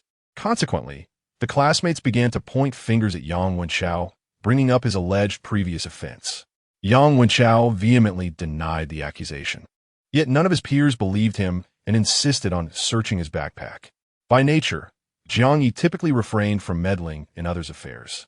However, he found the incessant chatter irritating while he was attempting to solve a physics problem about electromagnetic conversion, prompting him to intervene. With a quick glance, he located Kai Daming's tablet, which had been cleverly concealed within a textbook-like case, an ingenious design that allowed Kai Daming to play on his tablet during class. Whether he had forgotten or overlooked it, the tablet had been nestled among the textbooks, eluding recognition. Ultimately, it turned out to be a misunderstanding, and Kai Daming merely joked about how cool his new tablet case was, showing no inclination to apologize to Yang Wenchao. The other students also felt no need for an apology. Yang Wenchao, typically taciturn, did not demand one either. Yet, he did take the time to express his gratitude to Jiang Ye. Thus, this brief interaction marked the only conversation between the two solitary figures during their senior year. Jiang Ye never anticipated encountering Yang Wenchao in the stairwell at this moment. Moreover, the state of this individual was entirely different from that of his school days, where he habitually kept his head down, averted his gaze, and avoided all social interactions. At that moment, he stood tall, exuding an aura that bore a hint of intimidation. His tone, which had just spoken, radiated an air of superiority, starkly contrasting with the demeanor he exhibited during his school days. Jiang Ye could not help but harbor suspicions. Could it be that this individual had undergone possession? Or perhaps he had been reborn? Of course, it was also plausible that the current state of the world had catalyzed a rapid transformation in Yang Wenchao's mindset and presence. Regardless of the possibility, Jiang Ye had ample reason to doubt. Yang Wenchao's current prowess was likely formidable. Moreover, not long ago, Kai Daming had been discovered dead in their chat group. It was entirely possible he had met his end at Yang Wenchao's hands. Another question loomed in Jiang Ye's mind. He had encountered no other students in the stairwell earlier. His classmates had also confirmed that they had seen no one else while running errands. Yet, why was Yang Wenchao here now? Jiang Ye's confusion morphed into wariness, causing him to grip his poisoned dagger tightly. At that moment, Yang Wenchao descended the stairs, standing merely a meter away at the railing. He chuckled oddly and remarked, "I didn't expect you to dare to tamper with the packages." He glanced at the dagger in Jiang Ye's hand, noting its appearance and estimating the compensation would exceed 10,000. He then shifted his gaze to the assistant robot beside Jiang Ye, adding with that little gadget, "You must have racked up 30,000 in damages from just 2 packages." Jiang Ye, clutching the dagger, remained vigilant and silent. Yang Wenchao appeared entirely unfazed by his reticence. He casually touched the wristbands adorning his arms. Jiang Ye discerned that these bands were likely potent combat gear, perhaps rivaling his own poison dagger. After examining one band, Yang Wenchao continued, "In truth, I too have considered the advantages of these packages. However, unlike you, I prefer to rob others' parcels rather than dismantle them myself." With this revelation, Jiang Ye felt an escalating tension within him. His mind raced, contemplating whether the self-destruct capability of Little Ice, combined with his poisoned dagger, could secure a victory over Yang Wenchao. Alternatively, should he appeal to emotions and request to join the robbery? Or perhaps he could send a distress message in the chat group. The situation had become alarmingly clear. Yang Wenchao was indeed here to commit robbery. Although Jiang Ye had already opened the packages, they could still be seized. Consequently, he might end up silencing witnesses. Kai Daming had likely met such a fate. Jiang Ye's heart raced, pounding as if blood surged toward his scalp. Yet, Yang Wenchao's subsequent words took him by surprise. With a peculiar smile, Yang Wenchao slowly declared, "Had I encountered anyone else, the ensuing narrative would have been one of murder and theft. But alas, it is you, Jiang Ye. I have never subscribed to the notion that good deeds are rewarded, for that is mere folly. Moreover, you, Jiang Ye, cannot be deemed a virtuous individual. However, my friend, you ought to consider yourself fortunate. Good deeds do not always yield good returns. Yet those who have assisted me, Yang Wenchao, are certain to be rewarded." With that final statement, Yang Wenchao subdued his smile, his tone remarkably resolute. Jiang Ye belonged to a category of individuals who instinctively harbor doubts about others' words. Yet, inexplicably, he found himself inclined to believe this assertion. His heart settled somewhat, though he did not entirely lower his guard. Yang Wenchao continued thus, "I shall neither harm you nor rob you. In fact, I have some good news to share. You are burdened with a debt of at least 30,000 in compensation for lost parcels, correct? Fortunately, this sum can be resolved through a more straightforward means. When you reported the lost parcel, you should have received a notification.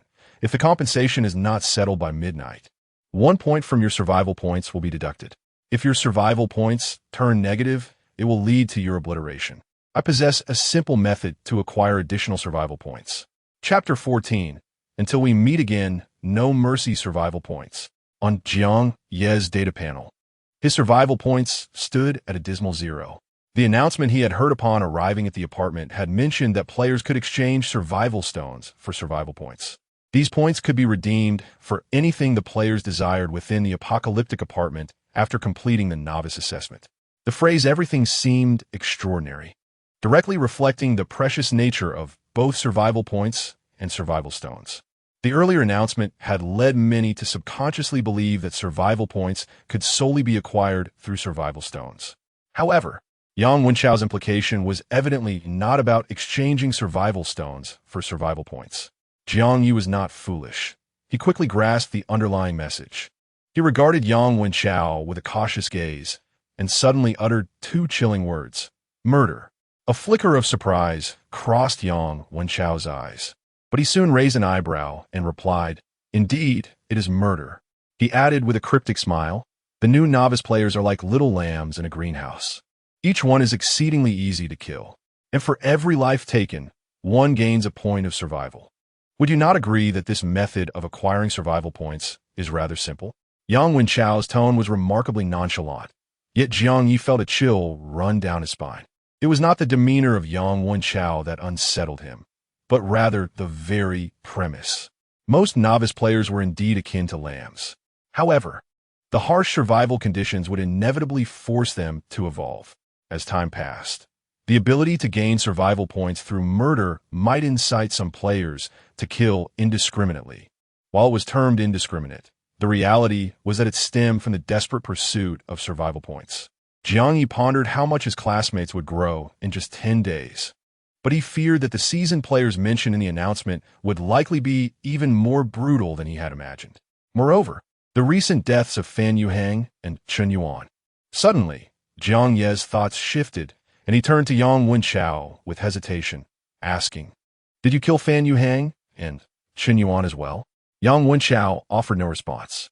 Instead, he smiled cheerfully and remarked in a relaxed tone, regardless of what others think, "I thoroughly enjoy this apocalyptic apartment game. The people I loathe the most, when I envision them coming to terms with their own inadequacies, crying out in despair. It brings me great joy. And you, Jiang Ye." With that, he abruptly fixed Jiang Ye with a serious look, causing Jiang Ye to hold his breath, his heartbeat slowing to a crawl. Yang Wenchao then continued, "You are merely slightly stronger than my most despised individual. My repayment ends here. Thus, should you unfortunate enough to encounter me again, you will still meet your demise in my hands. I wish you luck." As he spoke, Yang Wenchao's figure flickered, appearing beside Jiang Ye, pressing down on his stiff shoulder with a casual demeanor as he brushed past him. In the next moment, he vanished again, heading towards the third floor. Jiang Ye felt a tense rigidity coursing through his body as he gazed up the staircase towards the third floor, only to find that Yang Wenchao's figure had vanished. Anxiety gripped his heart, for Yang Wenchao appeared formidable and utterly relentless. Jiang Ye recalled a rather grim anecdote he had encountered. It told of a warrior who, while annihilating an entire clan, stumbled upon a young child. The warrior, possessing a flicker of conscience, set down his weapon, uttered a prayer, and gently wiped the blood from the child's face. He then warned the child that, should they meet again in the future, he would show no mercy. Just as the audience might have thought the child had narrowly escaped a dire fate, the warrior returned, smiling at the child and reiterating his promise of ruthlessness. In an instant, the blade flashed, and the child was no more. This horrifying story haunted Jiang Ye, and he feared that Yang Wenchao might mirror that merciless warrior, proclaiming clemency only to turn back and exact vengeance. Thus, he hastily ascended several flights of stairs, emerging from a stairwell on the 8th floor. Only after confirming that Yang Wenchao had not returned did he lean against the wall, releasing a sigh of relief.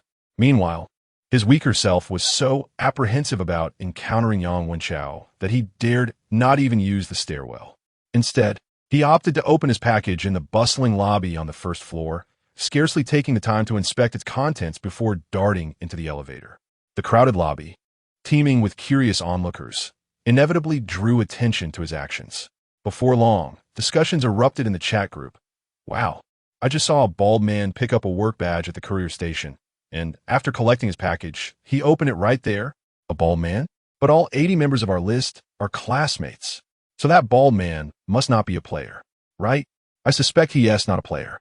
Perhaps he is a resident of the apartment who coincidentally picked up his own delivery and opened it on the spot. That doesn't seem right. From my understanding, non-player residents of this apartment cannot leave their rooms. Hence, the one able to undertake courier tasks should indeed be a player. But all players are classmates. There is no bald man among us.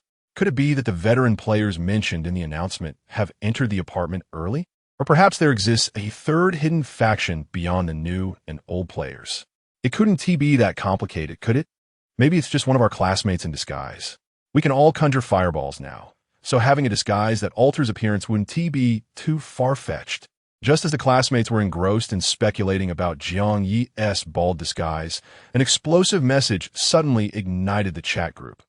Zhu Yuping. Help. Yang Wenchao is robbing my package. Yet, this alarming message lingered in the chat for scarcely a second before it abruptly vanished. Had it not been for the multitude of classmates presently engaged in the chat group, it is likely that no one would have noticed. Shortly thereafter, a student remarked, "Goodness, I just saw a message vanish into thin air. Was it merely my imagination? It is not an illusion. I witnessed it too. A message simply disappeared. However, I did not catch what it said." Sui Wowan interjected. "I saw it clearly. It was Zhu Yuping from Class 1, stating that he was being robbed of his parcel by Yang Wenchao." What? Are you implying that Yang Wenchao is stealing Zhu Yuping's parcel? But why did that message disappear? Damn, Zhu Yuping is also offline in the member list. No way. Is that for real? Does this mean Zhu Yuping was killed by Yang Wenchao? What kind of scoundrel is Yang Wenchao? Stealing money in the first year was one thing, but now not only is he robbing parcel from classmates, he is resorting to murder? Wait, I suddenly suspect that Kai Daming, who died during the errand run, might have also fallen victim to Yang Wenchao. What? How can such a vile and twisted individual exist among our peers? Yu Ziyu declared, "I must interject to inform everyone. When Zhu Yuping registered with me, his data panel indicated a B-level talent, possessing C-level skills. Among our mutual aid group members, he ranks within the top 10. Upon hearing this, the chat group, which had been fervently condemning Yang Wenchao, fell into an abrupt silence, until Lu Shun suddenly remarked, according to Zhu Yuping's last words, he stated that Yang Wenchao was robbing him of his parcel. So I wonder, could it be that Yang Wenchao's increasing strength derives from his parcel thefts? And do you all remember that bald guy who opened his own parcel? Chapter 15. Some individuals are not to be provoked upon hearing this. Many students quickly grasped the implications. Could it be that the items within those parcels contain tools that could enhance our strength? So, that bald individual was indeed one of our classmates in disguise? He wasn't merely unboxing his own deliveries, but rather engaging in self-theft? Damn, who was that bald guy anyway? Having discovered such crucial information, why isn't he sharing it? Wait, even if stealing parcels could augment one's power, failing to repay the compensation would still lead to demise at midnight. Ding Ding owes over 8,000 and cannot possibly repay. Thus, Yang Wenxiao must be robbing others' packages, rendering himself exempt from compensation. But how does that bald guy even dare? He is unboxing the parcels he is responsible for delivering. He must intend to enhance his abilities first and then earn money to settle his debts. But that is a rather audacious gamble. Should we not follow his example? Unbox parcels to bolster our strength and then find ways to repay our debts? Isn't that too perilous? The money we earn today, after exhausting ourselves, is barely sufficient for rent, let alone to compensate for parcels. While the students were embroiled in heated discussions, uncertain of their course of action, Gao Chong suddenly chimed in. The bald individual's actions are exceedingly reckless. I do not recommend that anyone emulate him. As for Yang Wenxiao, I believe his actions have transgressed the most fundamental boundaries of humanity and pose a grave threat to the safety of our fellow classmates. With Gao Chang's statement, the other students erupted in righteous indignation, eagerly echoing their sentiments. Indeed, Yang Wenxiao has gone too far. Stealing others' parcels is one thing, but murder is utterly indefensible. I believe we should seek vengeance for Kai Daming and Zhu Yuping. Absolutely. It's possible that Fan Yuhang and Chen Yuan were also his victims. I suggest we first deal with Yang Wenxiao. Otherwise, others will find it impossible to deliver parcels with peace of mind. Yes, this matter must be addressed with utmost seriousness, to serve as a warning to others. Yang Wenxiao must be eliminated to deter any potential imitators. Wang Lingling, could you please weigh in as well? Jiang Ye observed the messages in the chat group with a sense of disbelief. He had not anticipated that his classmates would so boldly discuss murder in such an open forum. Clearly, their adaptation to this new environment surpassed his expectations. Moreover, among the students from both classes, there was not a single individual to defend Yang Wenxiao. However, just as he thought this, he then saw a message in support of Yang Wenxiao. The speaker was none other than Wang Lingling. Wang Lingling stated, regarding whether Yang Wenxiao truly committed murder, we have not yet conducted a thorough investigation. I urge everyone to remain calm and refrain from inciting emotions. Upon hearing this, Jiang Ye was taken aback. Yet, Wang Lingling continued, Yang Wenxiao, I am willing to give you an opportunity to defend yourself. You may wish to elucidate why Zhu Yuping immediately met his demise after accusing you of seizing his package. Additionally, do the deaths of Kai Daming, Chen Yuan, and Fan Yuhang bear any relation to you? This statement undoubtedly bestows a measure of respect upon Yang Wenxiao. Meanwhile, Jiang Ye speculated that Wang Lingling's motivations were not merely altruistic. Rather, she appeared to be uncertain of Yang Wenxiao's true capabilities. Her request for all members of the assistance group to exhibit their player panels reveals her apprehension regarding individuals who might possess superior strength yet choose to conceal it. She seeks to understand the circumstances of her peers, demonstrating her cautious nature. At this juncture, her remarks serve as a subtle probe into Yang Wenxiao's prowess. Should he attempt to justify himself and present a weaker argument, it might indicate that his abilities are inferior to those of Wang Lingling, thus bolstering her confidence in confronting him. Conversely, if he exhibits a dominant demeanor, completely disregarding the hostility of his classmates, it could imply he holds them in disdain, suggesting a level of strength that warrants Wang Lingling's wariness. As Jiang Ye contemplated this, a sudden thought crossed her mind. Wang Lingling's demeanor is exceedingly cautious. Thus, could the player panel data she previously shared in the chat truly reflect her authentic capabilities? Might it be possible that she possesses a talent surpassing even S-grade, deliberately withholding a portion of her strength? Given her character, this seems quite plausible. Moreover, what was displayed in the chat was merely text, which can easily be fabricated. This realization led Jiang Ye to consider that among the 80 individuals, there are indeed some who are not to be underestimated. Wang Lingling, Yang Wenchao, Gao Chong. And could there be other concealed experts among the unobtrusive classmates? The urgency to strengthen herself surged within Jiang Ye. In the chat, Yang Wenchao had not responded to Wang Lingling's mention. However, a classmate quickly reported, "I just saw Yang Wenchao heading to the battle room. His speed is astonishing. When he walks, it's as if he leaves an afterimage, reminiscent of the lightness of foot in martial arts novels. I noticed he was wearing what seemed to be equipment. He appears entirely different from how he was at school. He looks like a formidable martial arts master. Indeed, his aura seems even more impressive than that of Chang'e and Ling Jie. The key is, he actually managed to enter the battle room? This implies his initial assigned apartment must be above the 20th floor. I remember Jiang Ye resides on the 20th floor, with rent exceeding 120,000. No wonder Yang Wenchao has resorted to such extreme measures.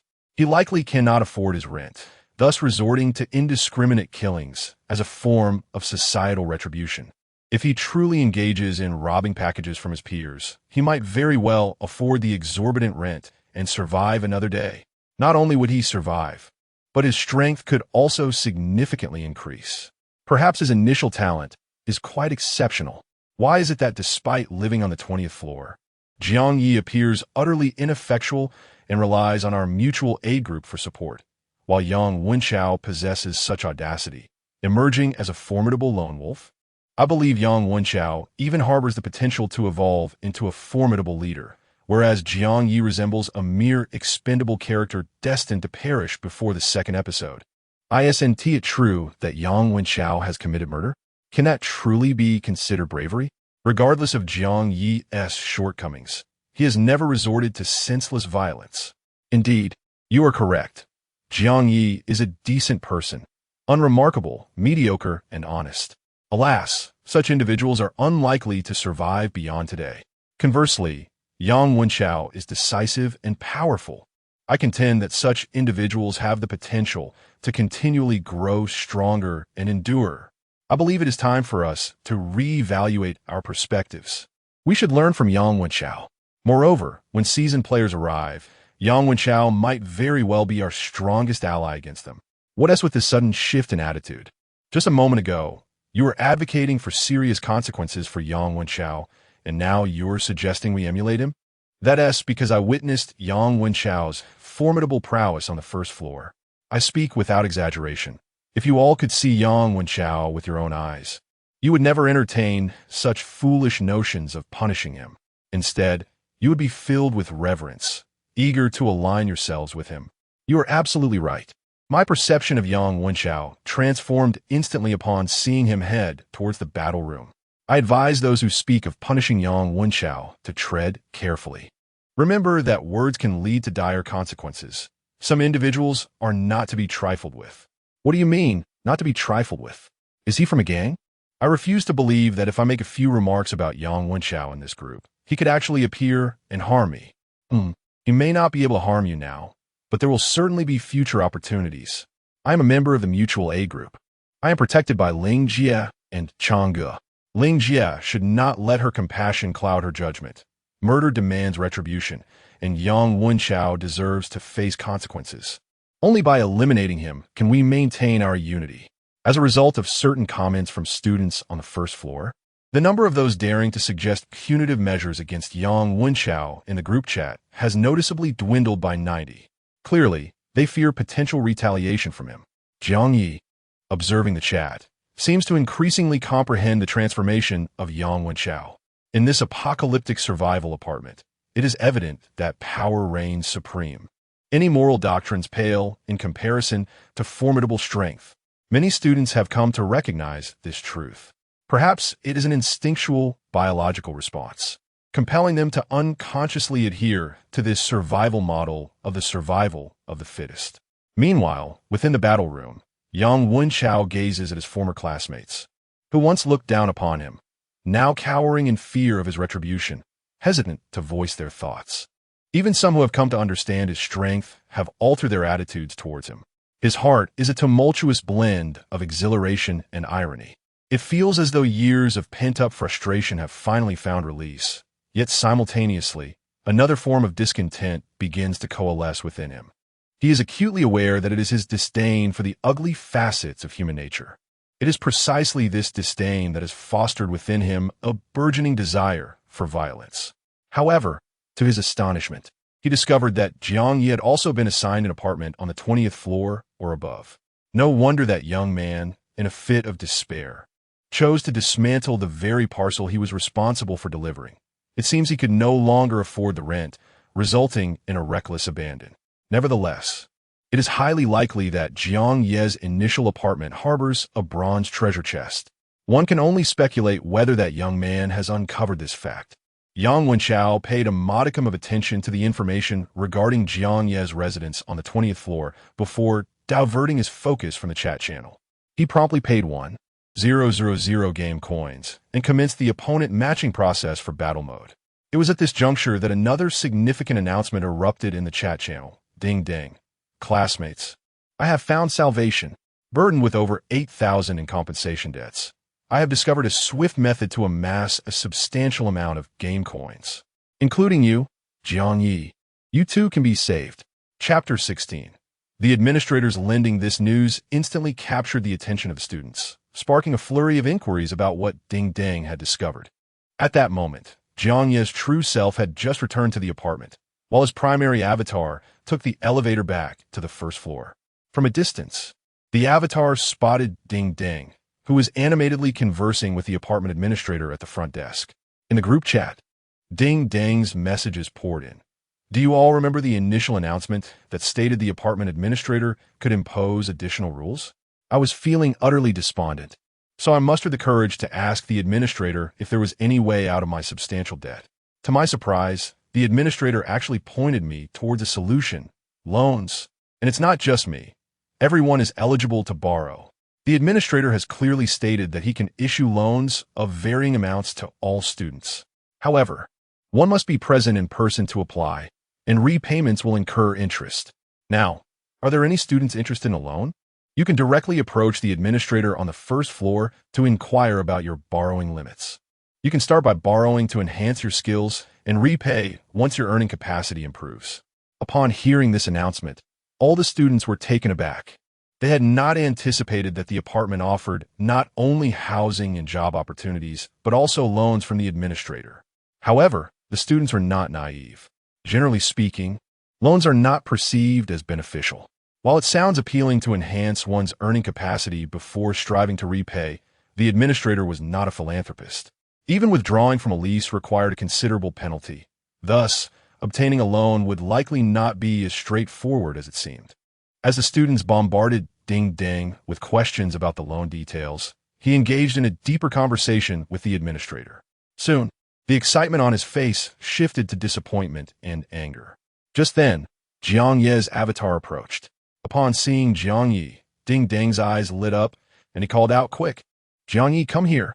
Without regard for Jiang Ye's consent, he pulled him closer and addressed the administrator. "Administrator, if he acts as my guarantor, how much can I apply for?" Upon hearing this, Jiang Ye furrowed his brow in disapproval. The middle-aged administrator, with a stern demeanor and indifferent expression, scrutinized Jiang Ye before responding. "If he agrees to be your guarantor, your loan limit could be raised to 50,000. Ding Ding's eyes widened in disbelief. 50,000?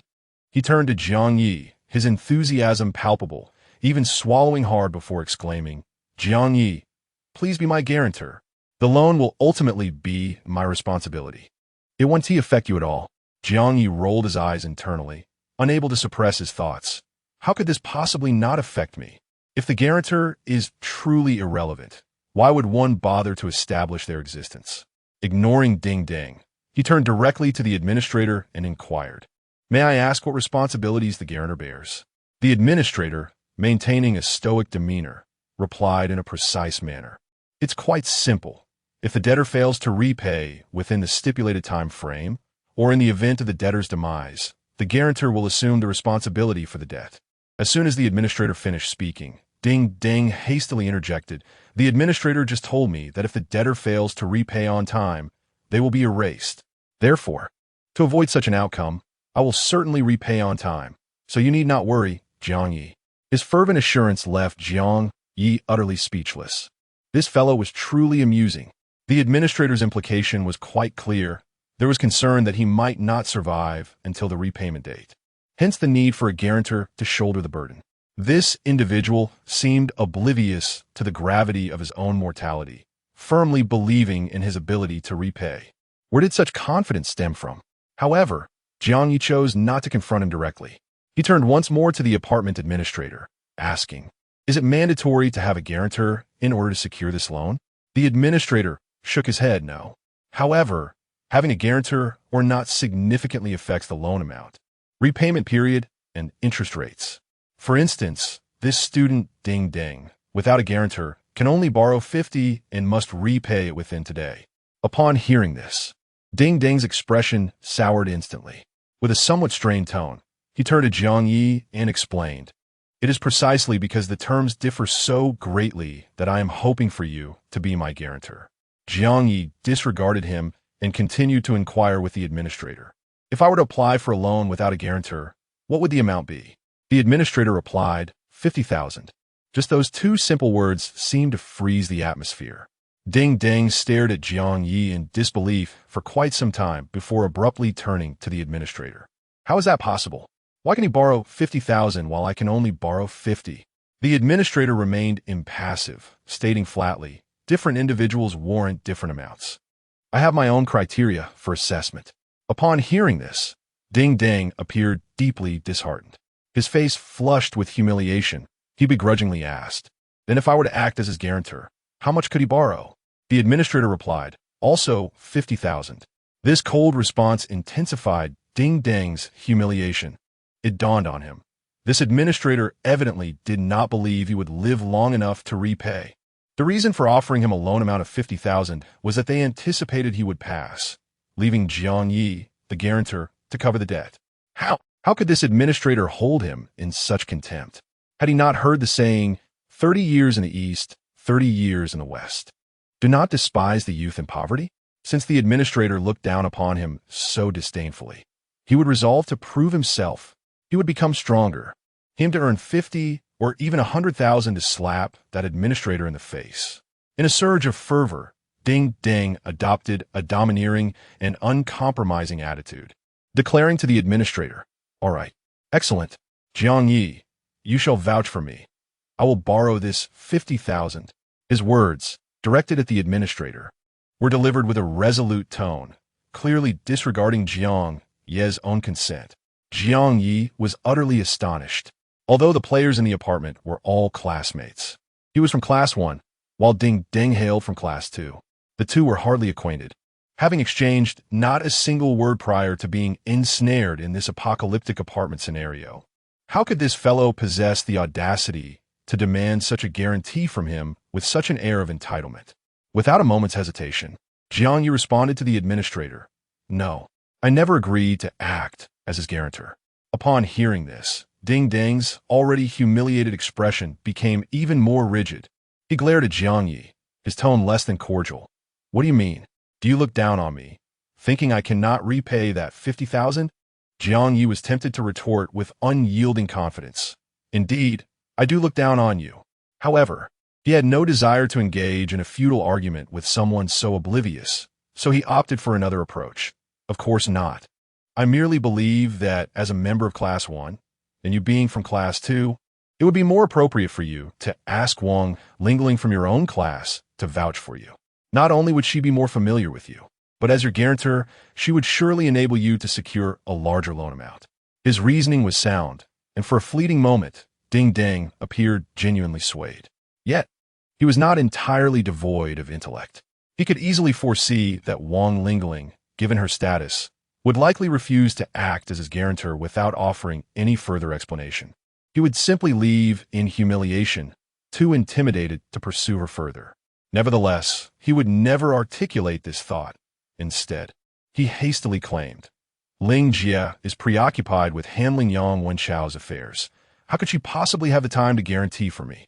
Besides, I only intend to borrow 50,000, and you happen to be right here. It is perfectly fitting for you to act as my guarantor."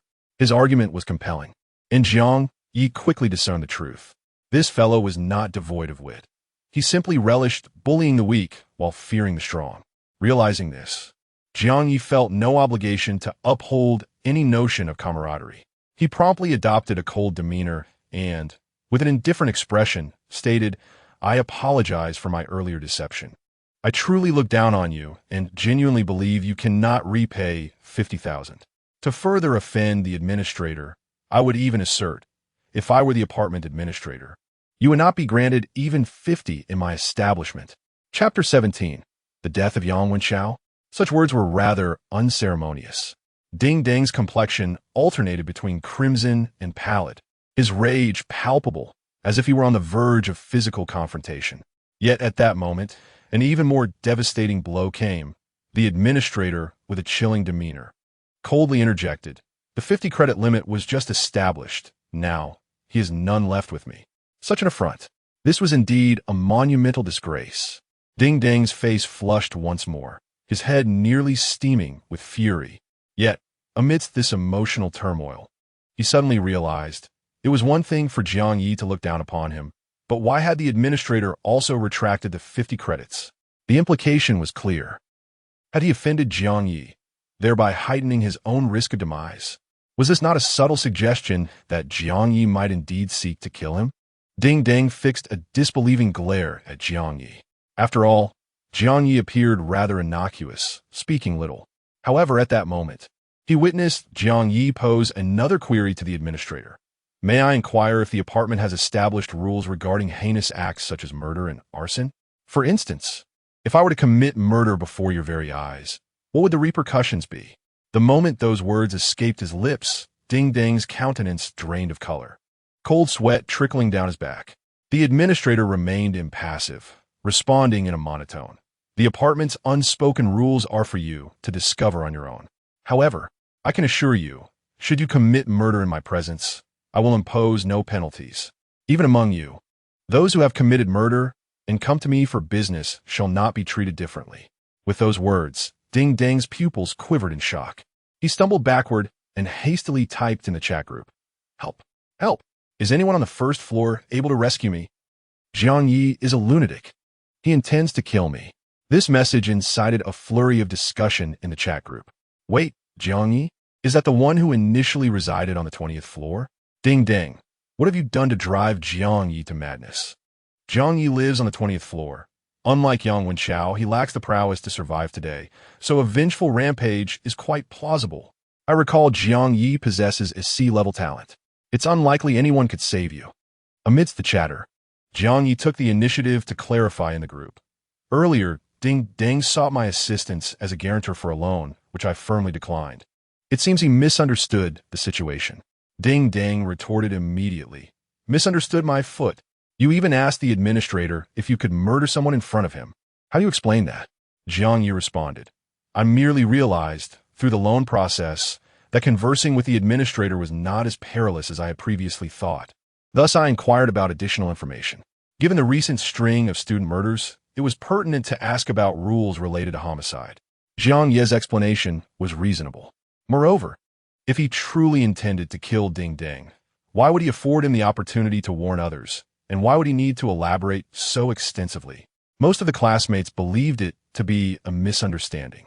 However, Ding Dang was relentless, continuing to shout in the group, "Do not be deceived by Jiang Ye. This fellow is not as innocent as he appears.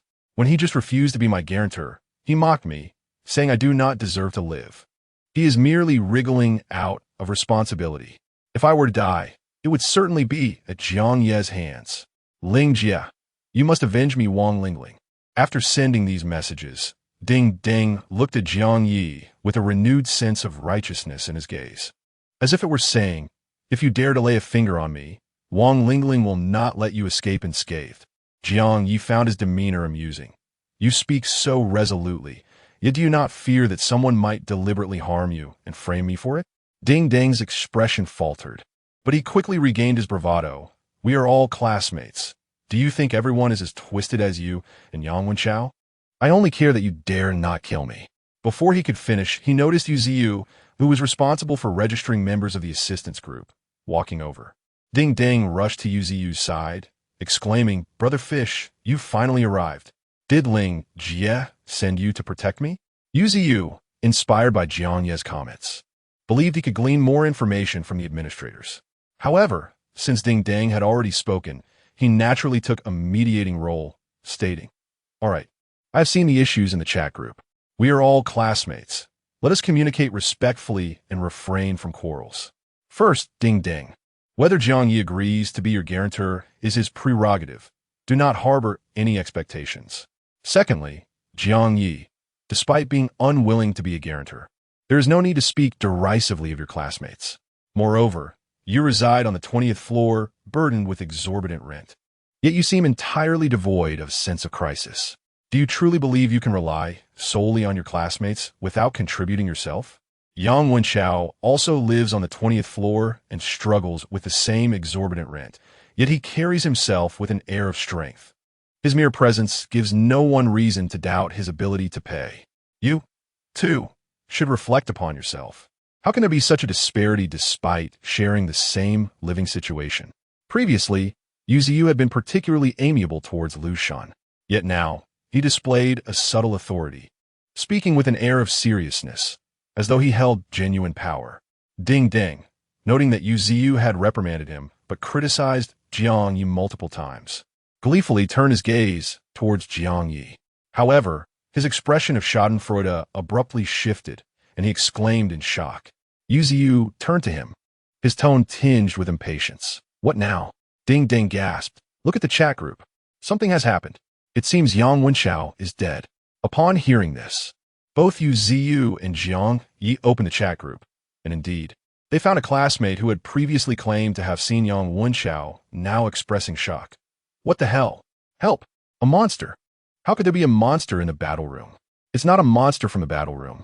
It appears to be a battle chamber that has originated from elsewhere, seemingly in pursuit of Yang Wenchao. Indeed, we are clearly nearby, yet the creature solely targets Yang Wenchao, ignoring us entirely. My goodness, Yang Wenchao is truly formidable. That creature, with its seemingly impenetrable exoskeleton, can actually be breached. Soon, other students inquired, what manner of monster is it? Is it in the battle chamber on the first floor? What does it look like? I have yet to encounter a monster. Xiao Likuan responded. It resembles a gigantic cockroach. I have no idea from where it sprang forth. It appears capable of altering its size. Wang Chong added, its antennae can extend and retract, and it has ensnared Yang Wenchao. Gasp! What the hell? Yang Wenchao's body has been severed in half. Goodness, how gruesome! My eyes! Other students exclaimed. Is this for real? Severed in two? Does that mean Yang Wenchao is dead? Xiao Likuan replied, quite dead, as Jiang Ye and Yu glanced at the chat group. They happened upon that chilling message about his demise.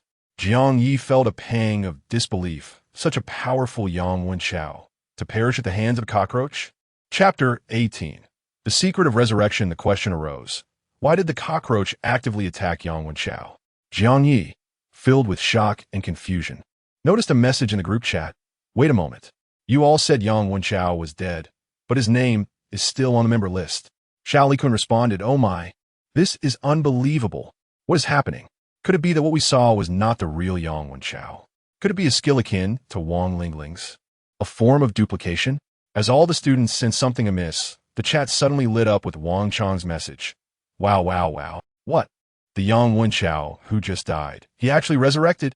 Following this revelation, Xiao Likuan, equally astonished, exclaimed, what? His entire body was severed in two, and yet he lives. Is it possible that Yang Wenchao is some sort of reborn entity or a powerful figure who has been possessed? How is he so formidable?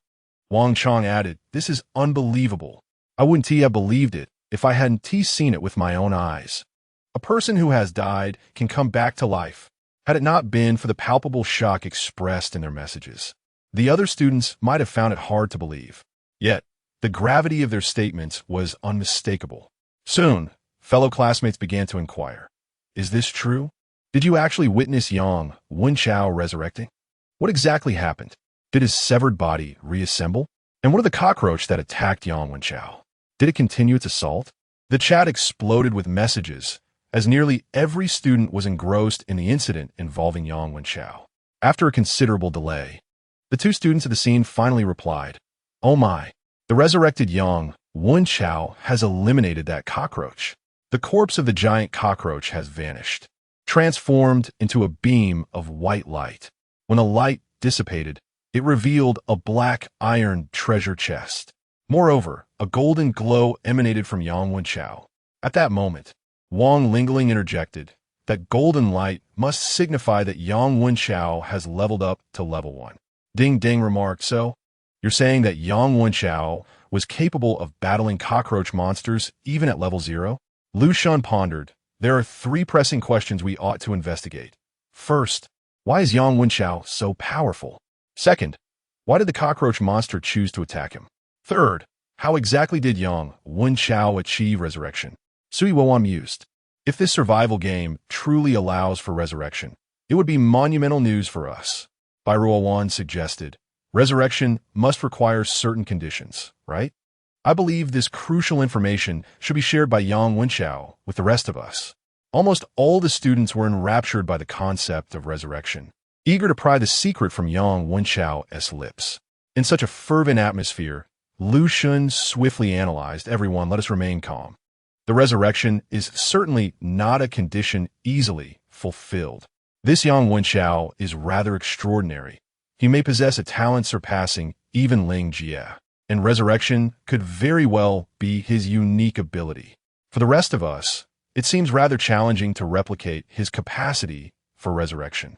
Yet, despite his words, many students were still unwilling to concede. They persisted in the group chat, relentlessly tagging Yang Wenchao with a flurry of inquiries.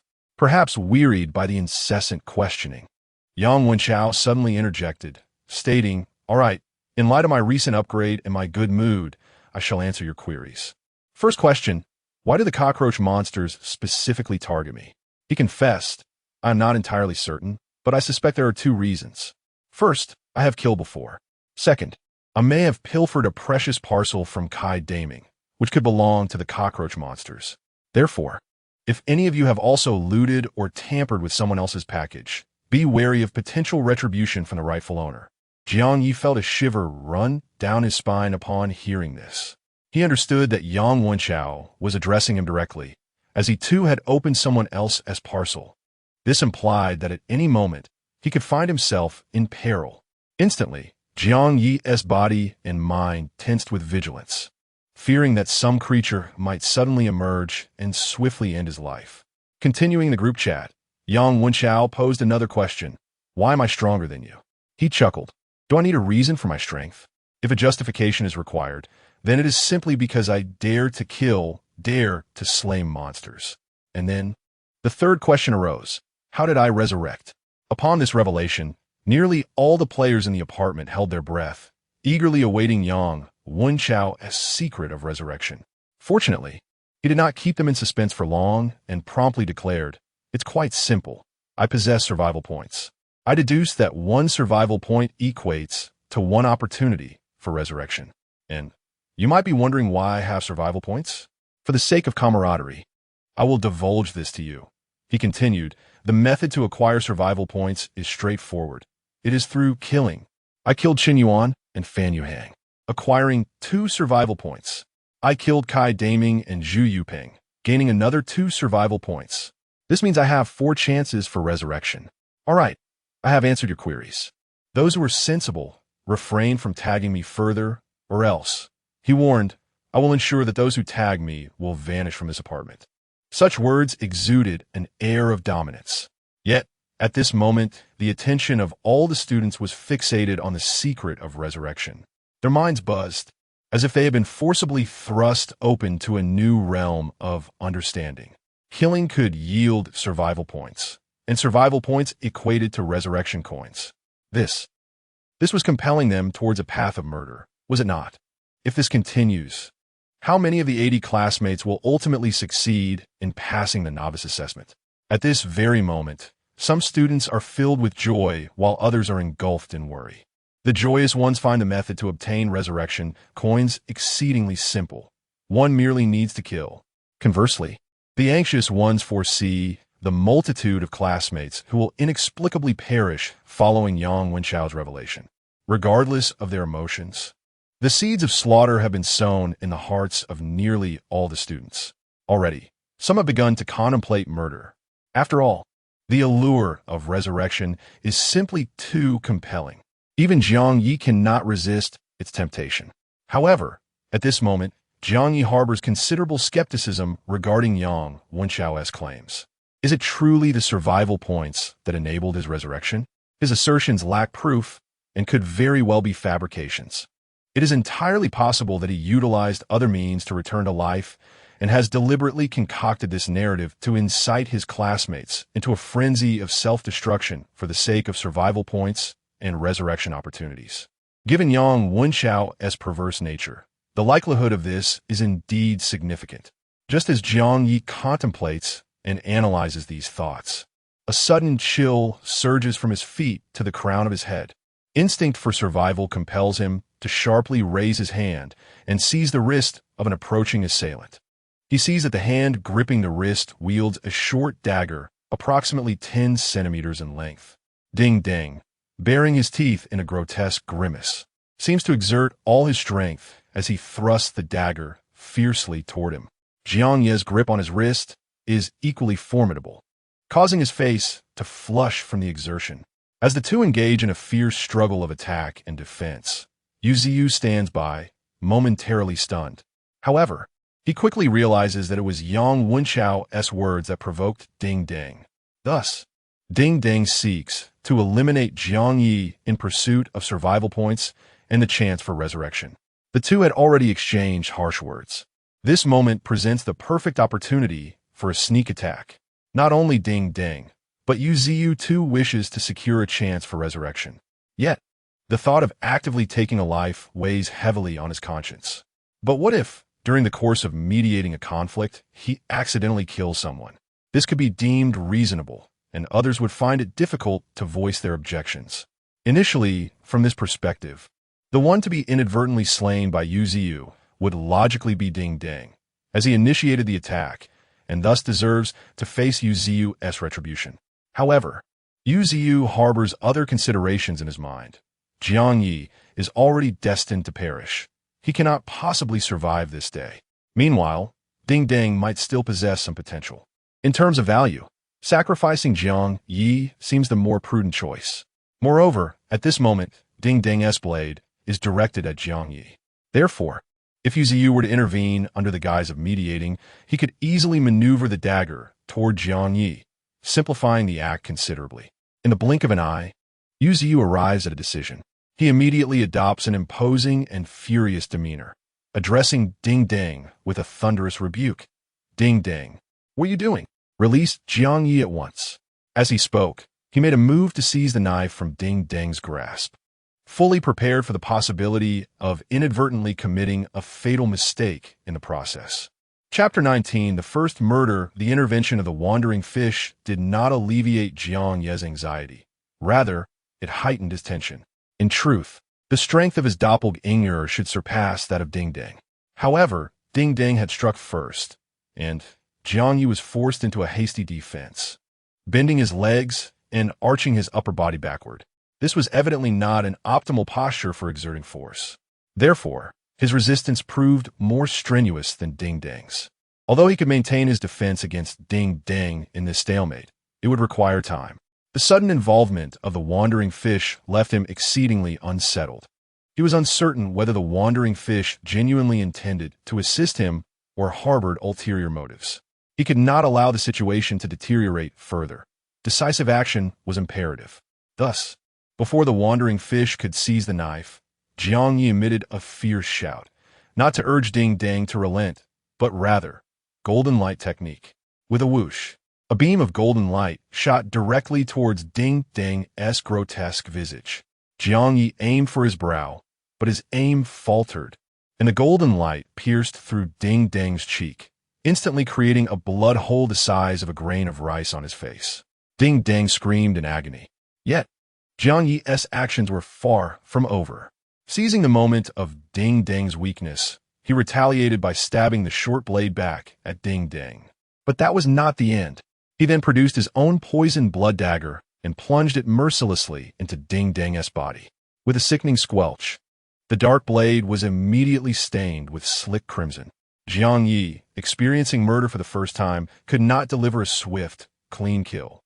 Instead, he repeatedly thrust the knife, his hand trembling violently.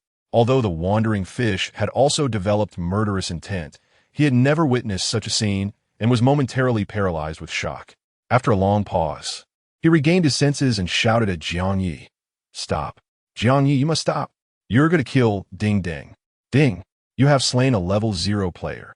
Congratulations on earning 1 survival point." The notification startled Jiang Ye back to reality. With a clang, the dagger slipped from his hand and clattered to the ground. Yet, almost instantaneously, he retrieved the poisoned blood dagger, his gaze wary and vigilant towards the wandering fish. Observing Jiang Ye's mental state, the wandering fish dared not approach further, and his fleeting thoughts of killing Jiang Ye quickly dissipated.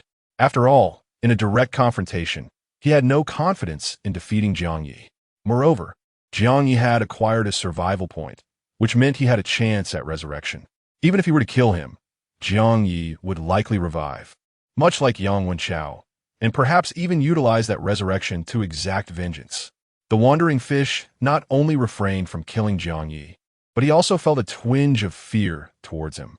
He took several steps back before sternly asking, "Do you intend to kill me as well?" At that moment, in the chat group, someone had also made a startling discovery. Oh no, the member list just decreased by 1.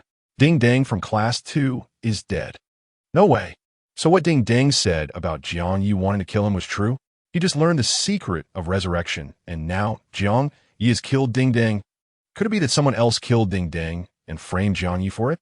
I find it hard to believe that Jiang Ye would be the type to take the initiative to commit murder. As the discussion unfolded in the group chat, Jiang Ye, while fixated on Yuziu, responded, "Just a moment ago, after Yang Wenchao revealed the secret of resurrection, Ding Dang suddenly ambushed me. I acted in self-defense, which is why I retaliated. Yuziu, who was present at the scene, can corroborate my account." Naturally, Yuziu had seen Jiang Ye's message. After a moment of contemplation, he replied, "Indeed, I was there as well, and it was Ding Dang who initiated the attack on Jiang Ye." Upon hearing this, the group fell silent for a brief period. However, it wasn't long before some classmates expressed their disbelief. But self-defense shouldn't lead to killing someone, right? Isn't that a bit too brutal? Jiang Ye, can you honestly say that when you killed Ding Dang in self-defense, you weren't considering the opportunity for resurrection that comes with murder? Clearly, the students are deeply concerned about the points of survival. As the conversation shifted back to this topic, Lu Shun interjected with a question. Jiang Ye, did you truly acquire a point of survival? Did you receive any indication that this point could be used for resurrection? After pondering for a moment, Jiang Ye responded, "I did receive a notification of 1 survival point, but I am uncertain if this point can indeed be used for resurrection. In fact, I had intended to say before Ding Dang's ambush that Yang Wenchao's words might not be truthful. He could be attempting to incite us to slaughter one another by claiming that the survival points gained from murder could be used for resurrection." As soon as he uttered this, the academically inclined students, such as Wang Lingling, Lu Shun, and Su Yuewan, suddenly had an epiphany, recognizing the validity of Jiang Ye's argument. The notion of resurrection could not possibly be that straightforward. It was entirely plausible that this was a deception orchestrated by Yang Wenchao. However, not everyone possessed the intellect of a scholar. Most classmates, enraptured by the mere mention of resurrection, retorted sarcastically, "Huh. Now that you have a survival point, you act all high and mighty, insisting that survival points can't be used for resurrection. How is that any different from telling a wealthy person that they have no interest in money? Exactly. You've reaped the benefits, yet expect us to starve, right? How is this different from experts suggesting we pay to work? If you truly wish to ascertain whether survival points can be used for resurrection, it's quite simple. Just kill Jiang Ye and see if he can come back to life." Jiang Ye found such remarks utterly absurd. Clearly, the students had not behaved this way before. Evidently, the information disclosed by Yang Wenchao had awakened a covetousness within them, intensifying the hostility of their comments. At that moment, Yang Wenchao, who had previously arrogantly demanded others refrain from tagging him, specifically tagged Jiang Ye in the group chat. "Oh, you accuse me of fabricating information and deceiving. Have you considered the consequences of provoking me?" Jiang Ye, perfectly, since you've already opened the package and obtained a survival point. Who knows when a monster might emerge to slay you? Rather than being killed by a monster, wouldn't it be better to offer me that head? What do you say, Jiang Ye? Would you be inclined to grant me this favor? Evidently, Yang Wenchao is merely an onlooker who thrives on chaos. Upon hearing his remarks, the other students echoed in agreement. What? Jiang Ye has opened a package? Does that mean he too will be pursued by monsters? Even if he isn't hunted by monsters, he can't afford his rent and wouldn't he survive the day anyway. Thus, Yang Wenchao's words hold some truth. Rather than allowing Jiang Ye to be killed by monsters, why not transform this into our opportunity for revival? Just as public sentiment swayed overwhelmingly, Wang Lingling bravely stepped forward and declared, "Students, let us remain calm. Today, you may contemplate killing Jiang Ye for the so-called chance of revival. But tomorrow, others may employ the same rationale to take your lives. Consider this. If such a fate befell you, would you want to be the one marked for death? Do not merely believe that you can secure a chance at revival through murder. You should be wary that you might become a tool for another's revival. Hence, we cannot set this precedent. Whether Jiang Ye will be slain by monsters remains uncertain, but we must not take his life for such a reason. This applies not only to Jiang Ye, but to every member of our mutual aid group." Once these words were shared, the group fell into a contemplative silence. After a while, a few girls began to respond. Lingling is right. Do not impose upon others what you do not desire for yourself. The way we treat Jiang Ye today could lead to our own demise tomorrow. Agreed. We are human beings, superior beings. We must not devolve into beasts, losing our humanity. I support Lingling. It is our fortune to have someone as formidable as her protecting our mutual aid group. In an instant, Wang Lingling garnered various voices of support, elevating her reputation once more. However, while they spoke, none could truly discern the thoughts brewing in the minds of their peers. Jiang Ye, relieved to no longer be a target of scorn, exhaled with ease. Soon after, he bid farewell to Yuziu, citing concerns of being pursued by monsters. Concurrently, the looming threat of monster attacks propelled him to swiftly accept a cleaning task on the 20th floor, where he ascended via the elevator. Yet, he did not immediately tend to the cleaning duties. Instead, he returned to his apartment on the 20th floor. Inside, the corporeal Jiang Ye clasped hands with his doppelganger. The solitary survival point possessed by the doppelganger seamlessly transferred to the corporeal form. In that instant, the real Jiang Ye received a prompt. Would you like to expend one survival point to create a new doppelganger? Yes, no? Chapter 20. The second doppelganger indeed. Survival points can also be utilized to create doppelgangers. As Jiang Ye listened to the prompt, a wave of ecstatic joy swiftly swept through his eyes. A new doppelganger equates to a new source of labor. Consequently, his earning potential would ascend to new heights. More importantly, the new doppelganger would possess new talents. Just as Jiang Ye was about to instinctively select, yes, a sudden thought struck him, prompting him to pause before making a decision. Instead, he instructed his first doppelganger to retrieve the life assistant, Xiao Bing, and place her on the coffee table in the living room. On the table, there already lay a miniature lantern, no larger than a pinky finger. It appeared to be merely an ordinary pendant. However, in reality, it was something Jiang Ye had recently unwrapped while adopting a bulb persona. Astonishingly, this seemingly trivial pendant came with a hefty compensation demand of 188,000. Upon receiving the notification, Jiang Ye was left utterly stunned. This outrageous compensation was even greater than his daily rent. He nearly shoved the lantern back, seeking a way to return it. Yet he understood that a higher compensation indicated the preciousness of the parcel itself. At that moment, he instructed Xiao Bing to employ a detection spell on the miniature lantern. Soon, the display screen revealed the lantern's information. Lucky lantern. Lasts for 1 hour. Slightly increases lucky attributes. What? Just this simple 2-line description costs 188,000. However, lucky attributes? Is this a hidden attribute not displayed on the data panel? If all players possess a hidden lucky attribute, Jiang Ye strongly suspected that Yang Wenchao was indeed the possessor of an extraordinarily high luck value. Moreover, Wang Lingling and Gao Chong must also be quite fortunate. As for Jiang Ye's luck, it remains ambiguous. If one were to consider him lucky, he is the sole individual who experienced a failed awakening. Yet, if one were to deem him unlucky, he later awakened an extraordinary X-grade talent. Thus, perhaps there exists but a fine line between extreme luck and extreme misfortune. Jiang Ye was at a loss. However, contemplating that lucky attributes might influence initial talents, his eyes widened in realization. If he were to activate the Lucky Lantern while creating a new doppelganger, would it not significantly enhance the likelihood of the new doppelganger possessing a more formidable initial talent? If he could indeed acquire a doppelganger endowed with an SSS grade talent, then even 188 million would be a worthwhile expenditure. Nevertheless, this line of thought left Jiang Ye in a state of hesitation. The effects of the Lucky Lantern would only be in effect for 1 hour. If he could accumulate more survival points and subsequently create multiple doppelgangers in a short span, then the effects of the Lucky Lantern could be maximized. Creating only one doppelganger within that hour felt somewhat wasteful. However, to forego creating a doppelganger in order to maximize the lucky effects would evidently be an even greater waste. Thus, one cannot have both fish and bear's paw.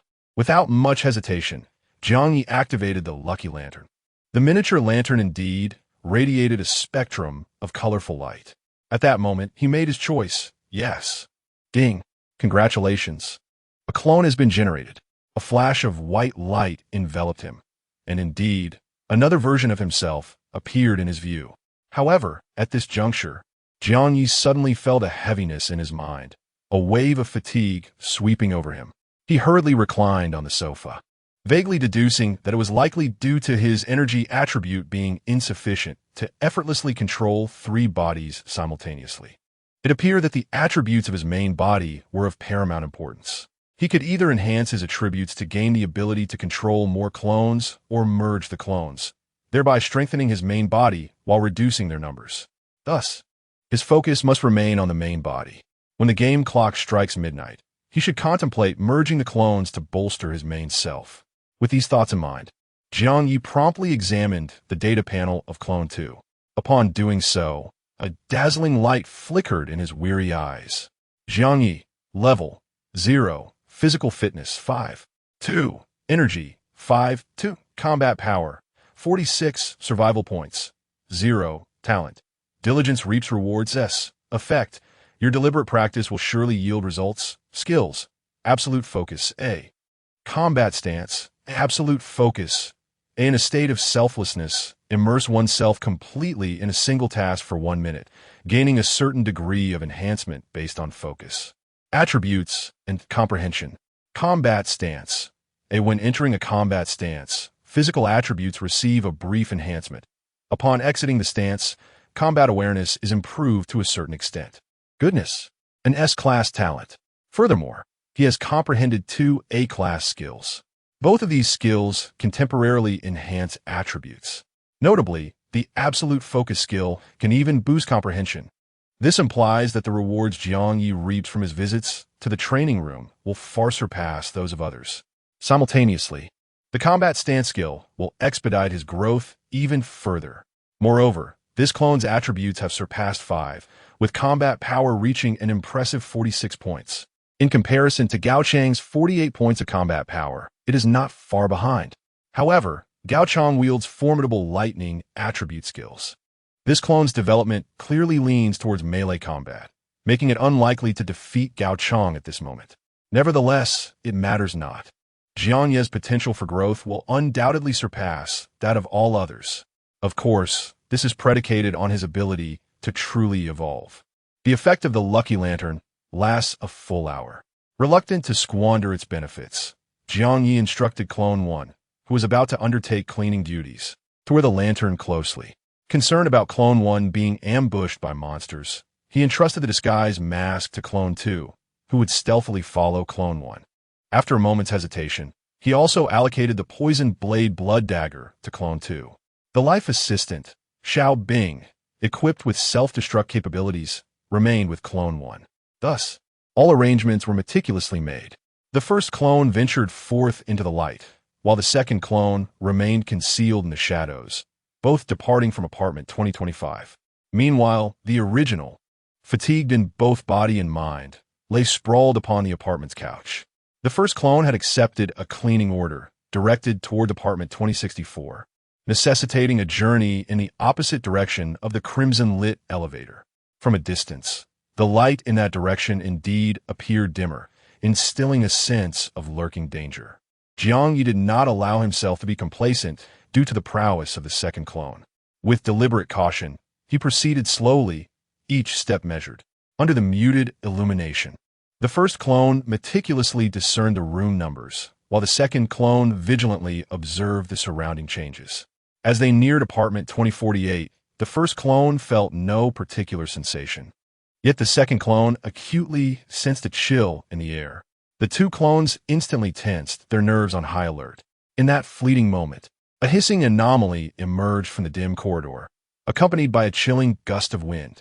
The first clone instinctively tightened his grip on the kitchen knife, only to suddenly feel a slippery coolness around his wrist. Startled, he jerked his hand, catching a glimpse of a dark shape darting away from his wrist. It appeared to be a slender, serpent-like creature. Its pitch-black form blended seamlessly into the shadowy surroundings, vanishing in an instant. Jiang Ye felt a creeping stiffness and numbness spreading through his right hand, coupled with an overwhelming sense of weakness that made it difficult to maintain his hold on the knife. Lacking combat experience and unable to pinpoint the elusive assailant, he felt a surge of panic. Fortunately, the second clone retained some strength. Without hesitation, he activated the skills Absolute Focus and Combat Stance. In an instant, the second clone entered a state of transcendence. The dark corridor seemed to freeze in time. Thus, within this seemingly suspended moment, every subtle movement became remarkably pronounced. A strange sound echoed, whoosh.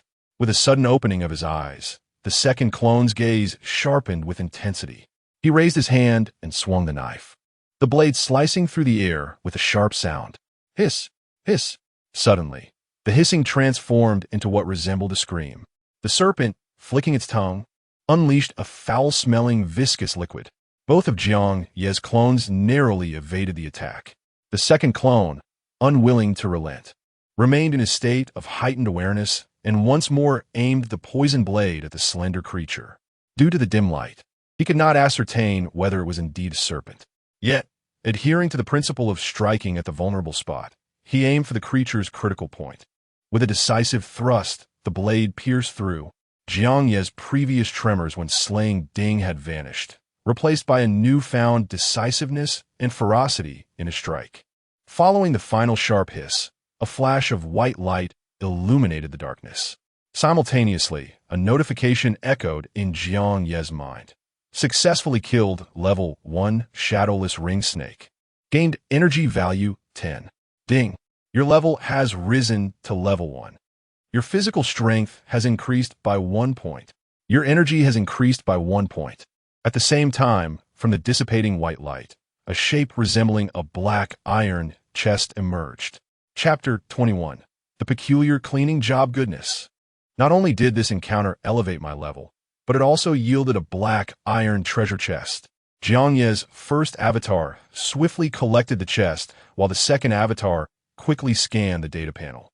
Jiang Ye, level 10100, physical strength 6, 2, energetic capacity 6, 2, combat power 54, survival points 0, talent, diligence rewarded S, skills, absolute focus A, combat posture. Indeed, my physical strength and energetic capacity have each increased by 1 point.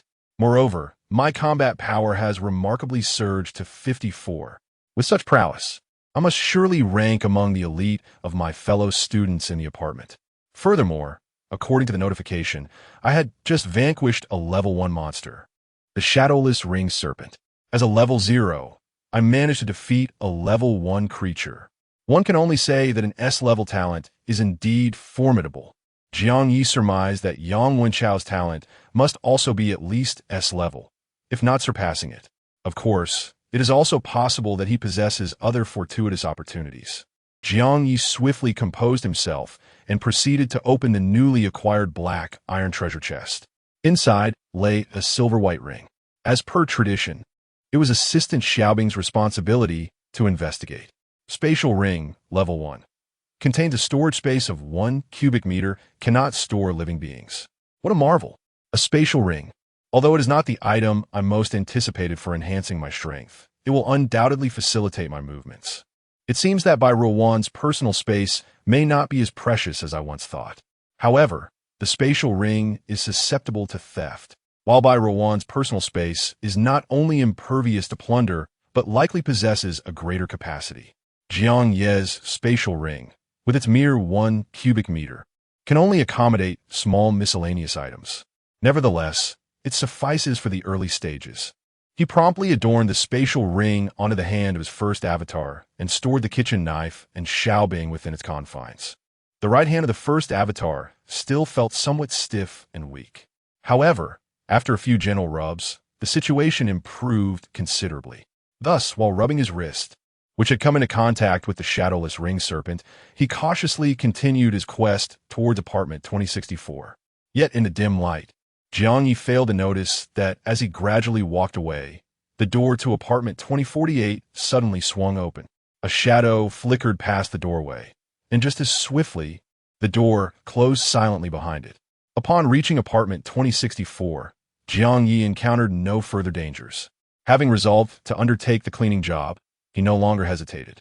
Just as he was about to knock on the door, a notification echoed in his mind. Ding! Apartment announcement. Congratulations to Yang Wenxiao for becoming the first player in this apartment to advance to level 2. Reward: Black Iron Treasure Chest, X1 Goodness. Yang Wenxiao has already reached level 2. His progress is astonishingly swift.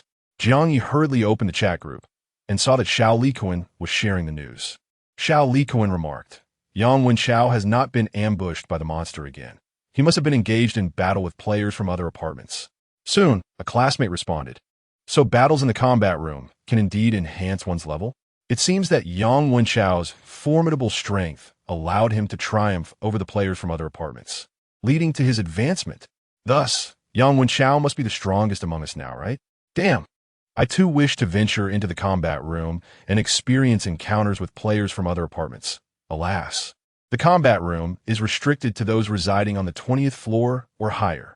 I feel that if Jiang Ye wishes to survive today, he should also engage in battles within the combat room with players from other apartments. Otherwise, relying solely on his job, he could never afford the exorbitant rent. Alas, some desire to battle other apartment players yet lack the opportunity, while others have the chance but lack the courage. This world is invariably like that. Much like money always flows toward those who are already affluent. Indeed, it is quite tragic. Nevertheless, having a powerhouse like Yang Wenxiao in our apartment is a stroke of fortune. Jiang Ye perceived that many classmates still harbored animosity toward him, subtly mocking him. He paid them no heed, but began to anticipate the use of the combat room. He believed that his second avatar would have a high probability of victory in battles. Lost in thought, the first avatar knocked on the door of apartment 2064.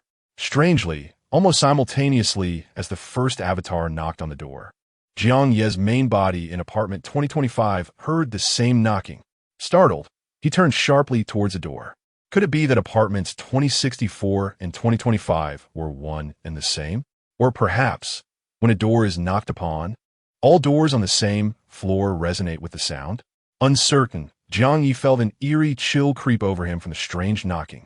At that moment, the door to apartment 2064 opened silently, yet no one was visible to have done so. The first avatar immediately tensed, a chill running down his spine.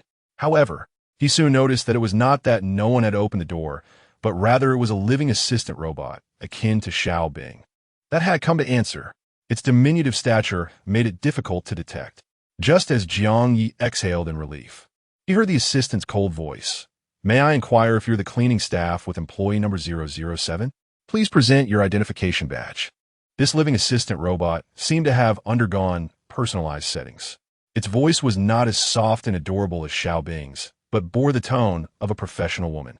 All business. Jiang Ye instinctively thought of his mathematics teacher and an overwhelming sense of pressure filled him.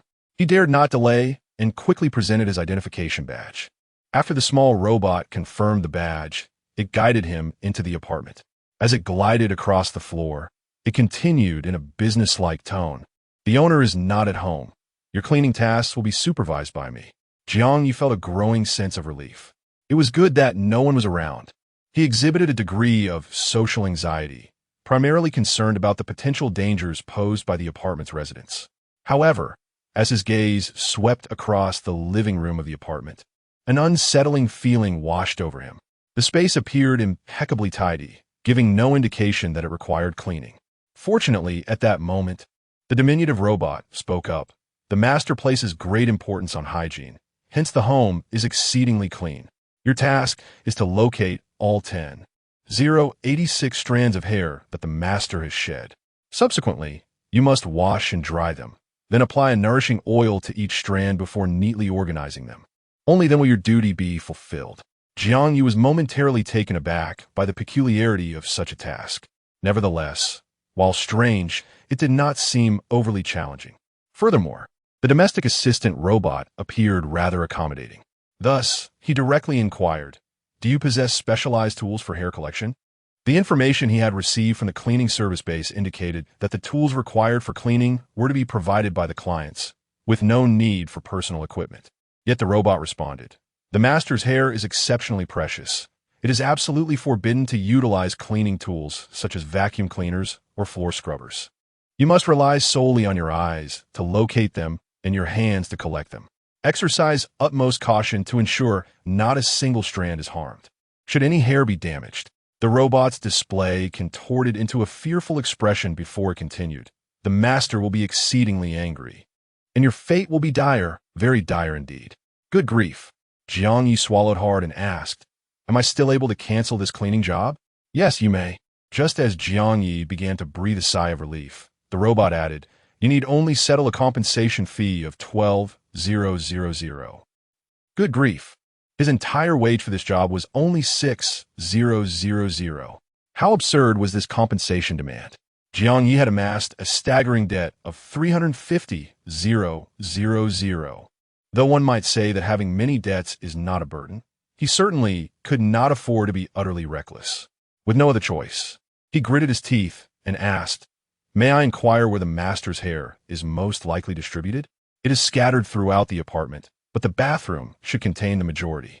With a sigh, Jiang Ye decided, "Then I shall begin in the bathroom."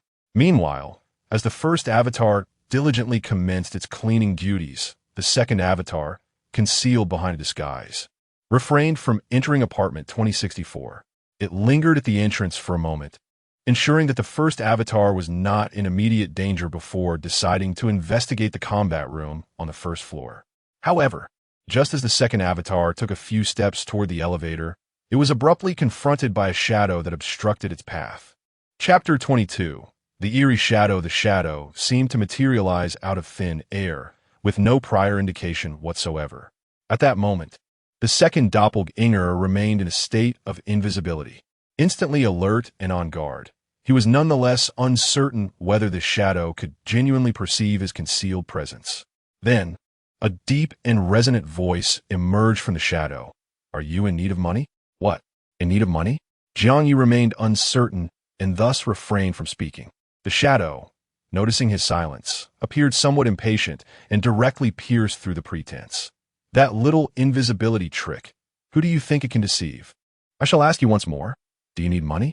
I can help you acquire immense wealth swiftly, far quicker and simpler than your cleaning job." Goodness, quick and easy money? This sounded remarkably like the rhetoric of a scam. Jiang Ye instinctively felt skepticism. Yet, uncertain of the shadow's true nature, he hesitated to outright reject the proposal. Instead, he replied in a low voice, "What precisely do you mean by quick money?" "Very simple." The shadow seemed to be a being entirely cloaked in dark robes. It appeared to make a gesture, and a jade token was tossed in Jiang Ye's direction. He caught the token, scrutinizing it while listening to the shadow's explanation. "Where this?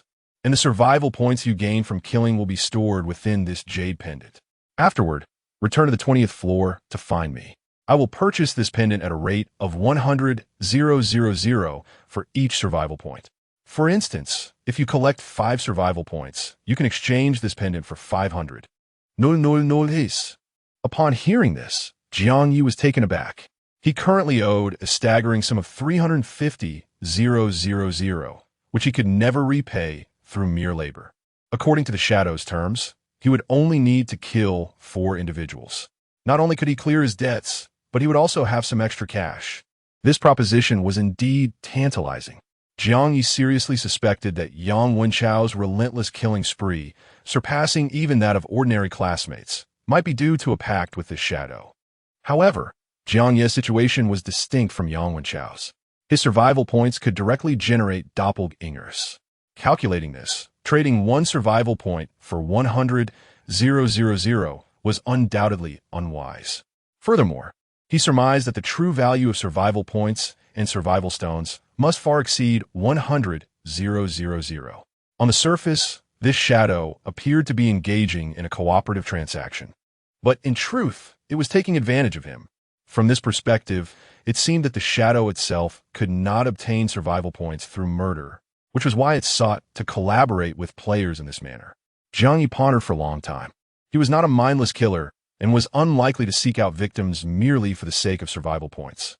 However, if he truly could not repay the colossal debt of 350,000, then perhaps entering into a transaction with this shadow could offer a glimmer of hope. He did not directly refuse the shadow, but instead inquired, "If I carry this jade token with me, will it absorb all the survival points gained from killing?" The shadow, perceiving the underlying intent in Jiang Ye's words, nodded and elucidated, "If you wish to acquire survival points for yourself, you merely need to leave the jade token in your apartment or place it within your spatial equipment. However, I must caution you, the survival points you acquire cannot be utilized within this apartment. If you cannot escape this dwelling alive, then the survival points you possess will hold no significance." Clearly, this was a subtle suggestion for Jiang Ye to store his survival points within the jade token and exchange them with the shadow for currency. Jiang Ye remained silent. Accepting the jade token, he addressed the shadow, "I will consider this carefully." As he spoke, the shadow, which had just obstructed his path, seemed to vanish into thin air. Jiang Ye scanned his surroundings, but the dim lighting obscured his vision. After a moment of contemplation, he hastily made his way to the red-lit elevator. After donning a disguise mask to transform into a bald figure, he descended to the first floor. Upon reaching the lobby on the first floor, he noticed several classmates gathered at the front desk, seemingly preparing to request loans from the administrator. The appearance of Jiang Ye in his bald disguise instantly sparked discussion among his peers. However, he disregarded their chatter and proceeded directly toward the direction of the battle room. The students quickly speculated, is that bald figure a classmate in disguise or a resident of the apartment? I recall that Li Wenjie from Class 1 possesses a scouting ability. She might be able to discern the truth. Li Wenjie must have gone upstairs to run errands. Who knows when she will return? Once she does, we should send her to the battle room to see if she can unveil the bald figure's true identity.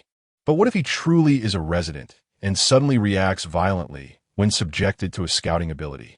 Surely that wouldn't happen, right? Even if he did go on a rampage, Yang Wenchao is still in the battle room. He wouldn't just stand by and watch, would he? But then again, he might not hesitate to take advantage of the situation and snatch Li Wenjie's points. Let us not worry about whether the bald figure is a classmate or a resident.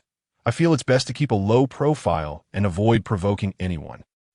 If only I were as powerful as Yang Wenchao. I intend to take out a loan to utilize the training room as functions to see if I can enhance my physical abilities and stamina. I hope to discover some skills. Jiang Ye paid no heed to their discussions. Upon entering the battle room, he was greeted by rows of machines resembling ATMs. There were 2 rows, each containing 10 devices, totaling 20 battle apparatuses. The device nearest the door on the left side was illuminated with a green light, indicating that Yang Wenchao was currently using it. The other 19 devices remained unoccupied.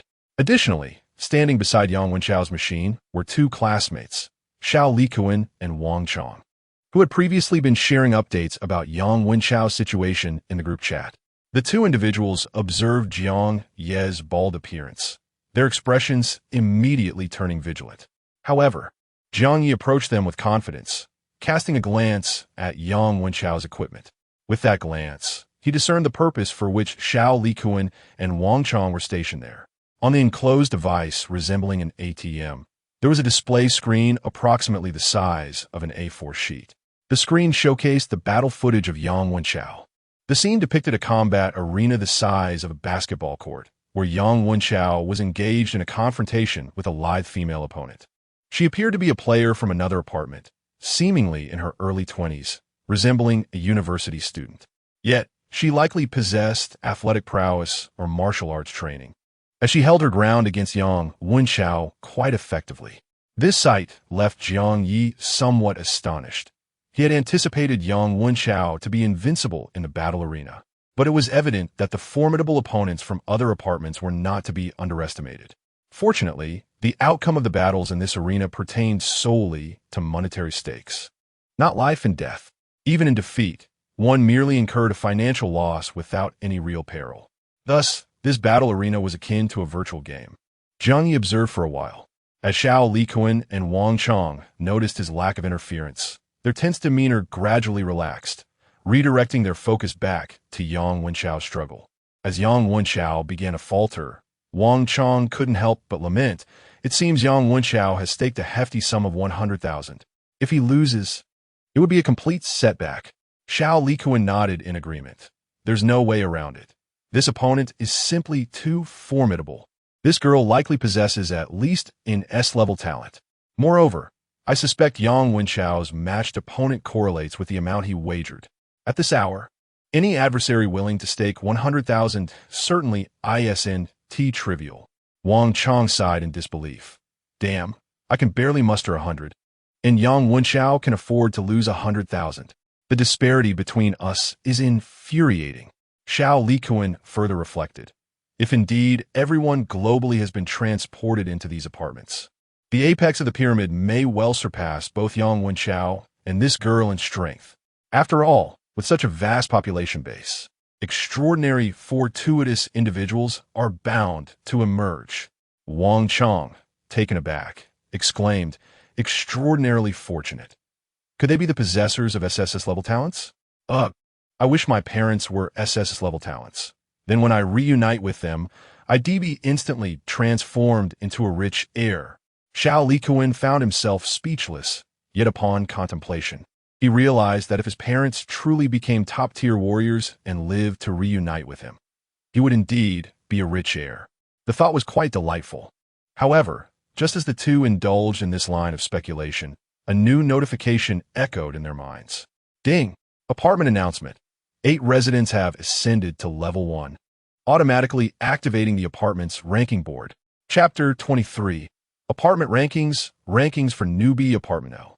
1008. First, Yang Wenchao, level 2. Second, Wang Lingling, level 1. Third, Zhang Jintian, level 1. Fourth, Gao Chong, level 1. Fifth, Ke Zhengfei, level 1. Sixth, Lu Shun, level 1. Seventh, Jiang Ye, level 1. Eighth, Xiuan, level 1. The entire ranking board occupied a third space beyond the data panel and chat group, displaying a mere 8 players in stark silence. Upon its revelation, the chat group erupted in a flurry of excitement. No way. Seriously? 8 individuals have already reached level 1. How remarkable is Gao Chong? Yet he ranks only 4th. This ranking board must arrange players of the same level according to their upgrade time, right? Zhang Jintian and Ke Zhengfei, quietly progressing without joining any assistance groups, have somehow both attained level 1. The most astonishing part is that Jiang Ye has also ascended to level 1. Could it be that he leveled up while battling Ding Ding? Yuzu. Jiang Ye likely did not level up from defeating Ding Ding, as it is said that a golden light appears upon leveling up, which he did not experience. So, Jiang Ye must have later been pursued by a monster? Yet he survived and managed to reach level 1. This suggests that the monsters might not be exceedingly formidable, right? Not formidable at all. I recall Yang Wenchao mentioning that Jiang Ye had opened packages. He must possess powerful items procured from those packages. enabling him to turn the tide against the monsters and level up. Darn, I wish I could steal packages too. I advise against such impulsivity. Stealing packages is purely a gamble. There's no certainty in obtaining valuable items, yet the penalties for failure are exorbitantly steep. Nevertheless, I can't help but envy them. Those who have reached level 1 not only possess greater strength, but also grace the ranking board. Meanwhile, we at level 0 feel like mere cannon fodder, unworthy even of a name. Indeed, I long to level up as well. It reminds me of Maslow's hierarchy of needs. Merely working to pay rent feels like the most basic survival necessity, while leveling up and gaining strength represents a higher aspiration we should pursue. By the way, perhaps those who have reached level 1 could share their leveling experiences? Maybe we other students could learn and replicate their success? The chat group erupted into fervent discussion regarding leveling up. However, none of the 8 students shared their experiences.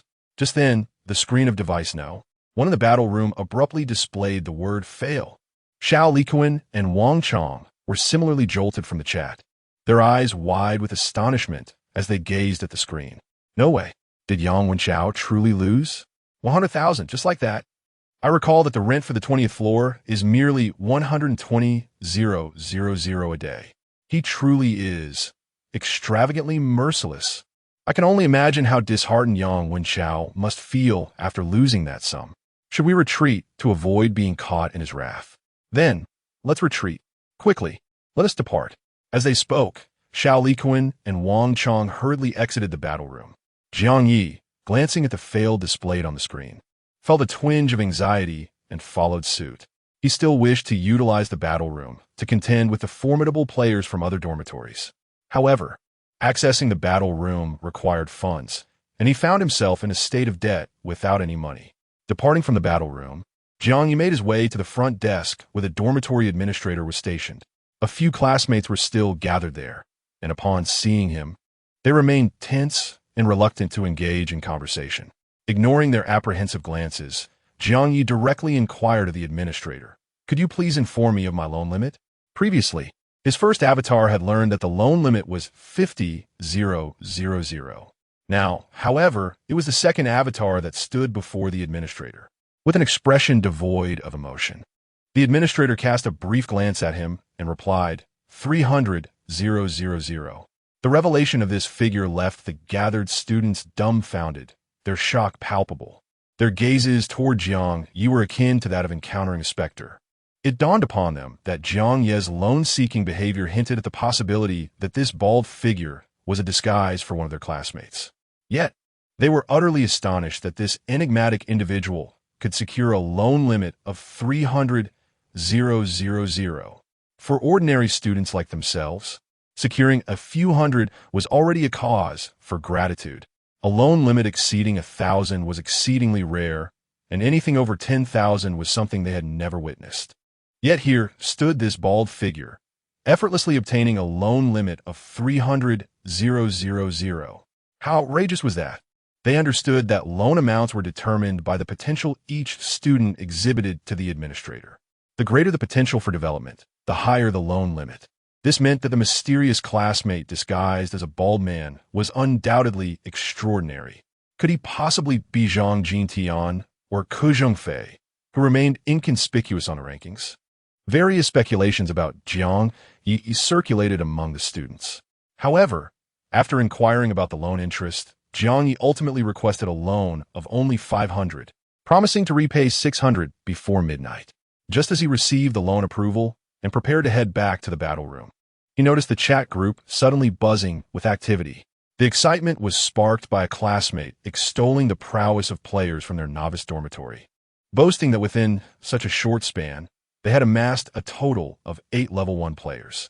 As other classmates enthusiastically lauded the prominent figures on the leaderboard, Yang Wenxiao, who had just lost 100,000, abruptly doused their enthusiasm with cold water.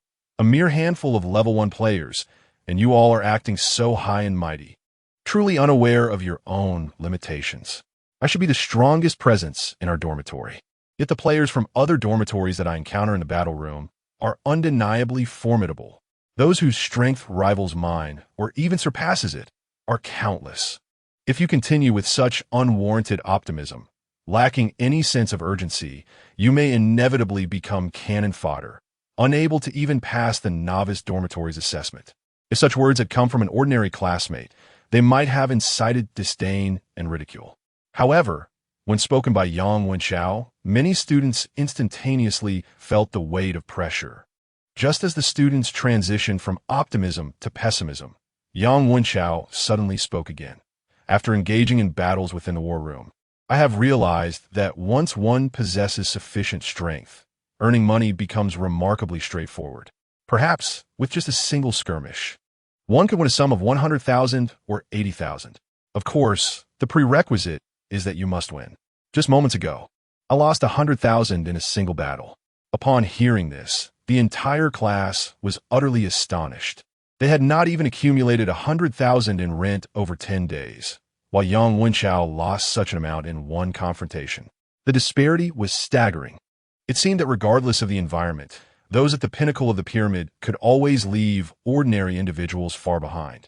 As the students remained in shock, Yang Wenchao continued, 100,000 is merely a number. Losing it is inconsequential. As long as one's strength increases, it can be regained in due time. Therefore, I now wish to organize a group of students to explore the depths of the third-floor corridor in hopes of achieving a team upgrade. At this proclamation, the entire class erupted with excitement. Wow, a team upgrade? What a brilliant idea. I have long desired to elevate my level and to have a powerful leader guiding us through the upgrade. This is simply exhilarating. Damn, Brother Chao is impressive. Who would dare speak ill of him now? Su Kai-Xian, will be the first to confront anyone who does. Brother Chao is amazing. I will immediately set aside my current tasks to find you and team up. Evidently, following the release of the level rankings, the students' desire to level up surged to unprecedented heights. Upon hearing Yang Wenchao's proposal for a team upgrade, they were filled with exhilaration, feeling they might finally latch onto a golden opportunity. However, Yang Wenchao then clarified in the group, exploring the depths of the corridor, even as a team, will inevitably entail risks. What I require are individuals who can handle risks in combat, not those seeking to ride on the coattails of others or hinder progress. Therefore, students with combat power below 20 need not come. For those with combat power exceeding 20 who wish to level up swiftly, gather at the third-floor elevator within 10 minutes. This decisive declaration elicited mixed reactions from the students. Many, whose combat power fell short of 20, lamented, feeling that their earlier excitement had been in vain. Conversely, those exceeding 20 were quite rare. They hesitated regarding Yang Wenchao's proposal for a team upgrade. Naturally, they wished to advance, but Yang Wenchao had a history of violence. His style was erratic and fierce. What if, upon forming a team, he turned against his allies? Yet, teaming up with the formidable Yang Wenchao would significantly mitigate the risks of exploring the corridor's depths. This balance of pros and cons became their point of contention. In the heart of Jiang Ye, a similar conflict brewed. Should he first seek a team upgrade, enhancing his strength before engaging in battles? Or should he directly pursue combat for profit while observing the other students' ventures into the depths of the corridor? Chapter 24. The God of War Ranking. Stubborn bronze Jiang Ye hesitated for but a fleeting moment before resolutely advancing towards the battle room, armed with the recently acquired loan of 500.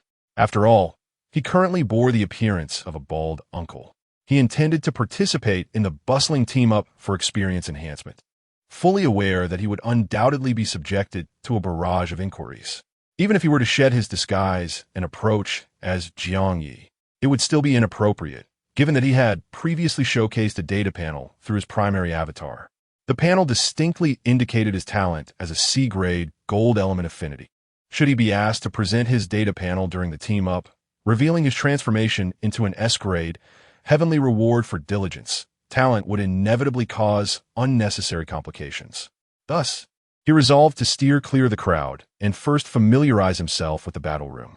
Simultaneously, as the second avatar returned to the battle room, the first avatar, situated in apartment 2064, finally cleared away all the hair from the first bathroom, totaling over 1,000 strands. Each damp, Long hair inexplicably elicited a sense of discomfort within him. Following the instructions of the domestic assistant, he stored the 1,000-plus strands in a tank-like vessel before proceeding to the master bedroom's bathroom. It was at this moment that Jiang Ye was pleasantly surprised to discover a bronze treasure chest brazenly positioned on the master bedroom's bay window. Upon closer inspection, he felt that the bronze chest was utterly out of place amidst the pristine ambience of the apartment. With a spark of audacity, Jiang Ye approached the bay window, simultaneously informing the domestic assistant robot, "I shall commence cleaning from the bay window." The robot had no objections, responding, "As you wish, as long as you ensure all 86 strands of hair are accounted for and intact." Jiang Ye nodded, moved to the bay window, and placed his hand upon the bronze chest. His body stiffened, heart racing, yet he feigned nonchalance as he inquired, "This too requires cleaning, does it not?" The domestic assistant robot paused momentarily, asking what inside. Under the blanket of the bay window, it continued, "Hair is unlikely to fall beneath the blanket, but if you are concerned, you may check." At these words, a glimmer of excitement flashed in Jiang Ye's eyes. This suggested that the domestic assistant robot appeared oblivious to the bronze treasure chest. However, he pondered whether it was merely the robot that was blind to it, or if all non-player residents in the apartment were equally unaware. Without hesitation, Jiang Ye swiftly stored the treasure chest within his spatial realm. He then continued to clean the hair, maintaining an air of casualness. Meanwhile, the second avatar, having sensed the first avatar's fruitful acquisition upon returning to the battle room, felt a surge of elation. He opted for the second device within the battle room, his mind racing with thoughts. This battle room housed only 20 battle devices. If ever he were to possess 20 avatars, would he not be able to monopolize all 20 battle machines single-handedly? Ha ha ha. The notion was indeed delightful. However, given that the novice period lasted a mere 10 days, it seemed improbable that he could simultaneously control 20 avatars. Jiang Ye composed himself and shifted his focus to the battle machine number 2. This device resembled an ATM, and entering it felt akin to withdrawing cash from one. As he stepped inside, the door automatically closed behind him, sealing him within. Simultaneously, a voice verified his status as a tenant on the 20th floor and deducted a usage fee of 100 yuan from his account. The moment Jiang Ye took a seat, it seemed he triggered some mechanism. A technologically advanced headset enveloped his head. Instantly, he felt a wave of disorientation, as if he were entering a dream, arriving in an entirely new realm. The space was vast, reminiscent of a lobby on the ground floor of an apartment building. It was bustling with people of all ages and genders, seemingly all players of the apocalyptic apartment game. Above each player's head hovered a black title, Nameless Black Iron. Moreover, the largest crowd was gathered in the northern part of the hall. Behind this throng stood a colossal electronic screen displaying the war god rankings. First, Zhu Jing, Stubborn Bronze, 100. Second, Zhang Wenhan, Stubborn Bronze, 100. Third, Xiaobo, Stubborn Bronze, 100. Fourth, Li Junqi, Stubborn Bronze, 100. Fifth, Wang Qingjin, Stubborn Bronze, 100. Sixth, Kupeng, Stubborn Bronze, 92.3. The entire war god rankings were dominated by Stubborn Bronze. In contrast, Jiang Ye observed that the players in the lobby were uniformly labeled as Nameless Black Iron. It was evident that Nameless Black Iron denoted a rank inferior to Stubborn Bronze. Those who ascended to the war god rankings must be the elite among players, residing at the pinnacle of the pyramid. The rankings listed a total of 100 names. The title of Stubborn Bronze, accompanied by the percentage, likely represented their battle victory rates. Jiang Ye scanned the rankings from top to bottom, but found no mention of Yang Wenxiao. This indicated that even the formidable Yang Wenxiao from their apartment was not esteemed enough to reach the war god rankings. It was no wonder he had mentioned in their group chat that other apartments were teeming with strong competitors. Jiang Ye couldn't help but ponder the immense strength of those who occupied the war god rankings. As he contemplated, a bald man beside him suddenly struck up a conversation. "Hey there, are you new to the battle room? Are you here just to broaden your horizons? Or do you have someone specific in mind to challenge?" Jiang Ye hesitated for a moment, but did not reject the man's overture, directly inquiring, I primarily came to see what it's all about. As for battling, my skills are too lacking for that. He paused and added, by the way, how does one engage in battles here? It's quite straightforward, the man replied, his enthusiasm growing upon hearing Jiang Ye's admission of weakness. This entire battle room is essentially a virtual space connecting numerous apartments, much like the games we've played before. The structure of this space is similar to that of an apartment, divided into several levels. New players typically find themselves in the first floor lobby, where they can behold the illustrious battle god list, a testament to the elite warriors who remain beyond our reach. Ascending to the second floor allows for matchmaking and combat, and with a slight financial investment, one can also observe the duels of others. However, access to the third floor is reserved exclusively for those who have achieved the title of Stubborn Bronze. Thus, we, the nameless novices, are temporarily confined to the first and second floors. Jiang Ye nodded, his gaze sweeping across the lobby. No wonder all the players here are labeled as Nameless Iron. This first floor lobby is likely filled with newcomers like myself, who have just begun to explore the battle arena. The bald man's eyes glimmered with a knowing smirk as he thought to himself, certainly, it is not only newcomers, but also seasoned players who take delight in leading them astray. Nevertheless, he refrained from sharing this insight with Jiang Ye. Instead, he cheerfully nodded and said, indeed, that seems about right. He then turned to Jiang Ye with a comforting tone. Brother, you mentioned feeling inadequate and hesitant to challenge others? In reality, the fresh faces in this first floor lobby are generally lacking in prowess as well. After all, those who can access the battle arena at this stage are merely fortunate souls assigned to apartments above the 20th floor. Many possess awakened talents of D or E rank, and those who manage to awaken a C rank talent are already considered formidable. Under such circumstances, our chances of victory against these novices are quite favorable. Moreover, the battle arena operates in a virtual environment, akin to a video game. Even in defeat, the loss is merely monetary, devoid of any peril to one's life. As he spoke, the bald man leaned in closer, lowering his voice conspiratorially. I arrived a tad earlier and gathered some insights on the newcomers. If you wish to test the waters in combat, I can introduce you to an opponent of lesser strength. Chapter 25, Brother. Please guide me. The bald man appeared to be a warm-hearted and kind individual. However, Jiang Ye was no fool. His school had conducted lectures on fraud prevention. Naturally, he could not be swayed by the bald man's fabrications. Nevertheless, he did not outright decline, but instead, with an air of curiosity, inquired, is it not the case that the battle room operates on a random matchmaking basis, but rather allows one to choose their opponents? The bald man smiled and clarified, indeed, the battle room features both matchmaking and challenge modes. While the matchmaking mode is described as random, the opponents you face are generally of comparable strength. In such circumstances, the likelihood of winning is a mere 50-50, making it quite difficult to earn a profit. Those with poor luck may even incur losses. Conversely, in challenge mode, one could select weaker opponents, thereby increasing the probability of winning. However, this line of reasoning left Jiang Ye somewhat perplexed. If everyone seeks to challenge the weaker players, those of lesser strength find themselves bankrupt in no time and deterred from returning to the battle room? The bald man chuckled and shook his head. Not at all. The battle room maintains a sense of fairness. Challenges in challenge mode require the consent of both parties to proceed. The weaker player can completely refuse a challenge initiated by a stronger opponent. However, for newcomers like us, we all start as unnamed black iron, mere unknowns. At first glance, it is difficult to discern who is strong and who is weak. Thus, in challenge mode, there's a likelihood of mismatched strength levels, which presents an opportunity for the stronger party to take advantage. What I mean is, I can help you seize that opportunity. The opponent is a girl, lacking in skill, with a novice disposition, making her particularly easy to deceive. I feigned weakness to challenge her and won effortlessly.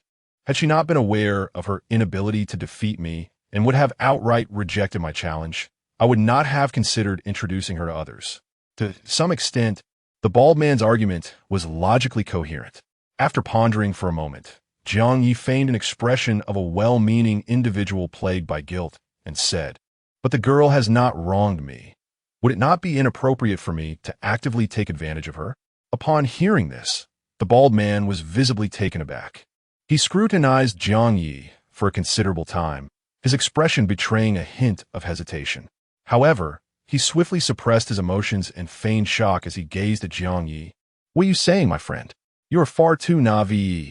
When you were transported to the apartment, did you not hear the announcement proclaiming Doomsday apartment? This is the end of days. Do you still intend to adhere to moral standards and play the saint? The crux of the matter is that if you do not take the initiative to deceive others, they will surely deceive you. Moreover, I believe that in a doomsday context, our moral standards should be lowered. When viewed through the lens of diminished ethics, our actions do not constitute deception, but rather education. After all, the battle room does not lead to loss of life. By deceiving others once, we are merely imparting a lesson. Consider it from another perspective. This could indeed be a meritorious deed. Naturally, my friend, if your conscience truly weighs heavily upon you, I would never impose. Let us simply engage in casual conversation and perhaps forge a friendship. However, since you have graced the battle room with your presence, it suggests that you reside on the 20th floor or higher, and I dare say your daily rent exceeds 100,000, does it not? I wonder if, by tomorrow, I shall have the pleasure of seeing you, my newfound friend. Speaking of which, both of us are bald, which could be deemed a curious fate. Alas! The lament in the bald man's tone suggests that Jiang Ye has perished due to an inability to pay rent. Deep down, Jiang Ye understands that this individual is deliberately using the rent as a means to provoke him, much like many scams that masquerade as money-making opportunities, yet are merely schemes to defraud. It is highly likely that this bald man and the woman he mentioned are in cahoots, perhaps believing that Jiang Ye's abilities are lacking, conspiring to swindle his funds. After some contemplation, Jiang Ye finds himself in a quandary. According to the bald man's assertions, opponents in random matches would possess similar strength.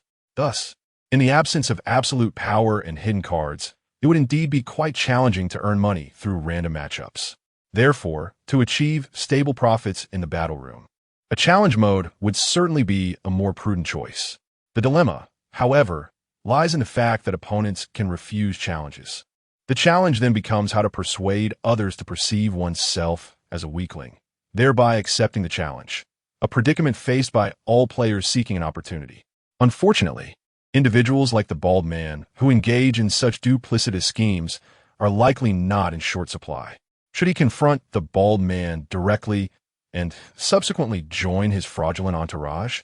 After a moment of reflection, Jiang Ye turned his gaze to the god of war rankings and inquired of the bald man, "But according to your description of these two modes, how can the strong contenders on the god of war rankings maintain a 100% win rate?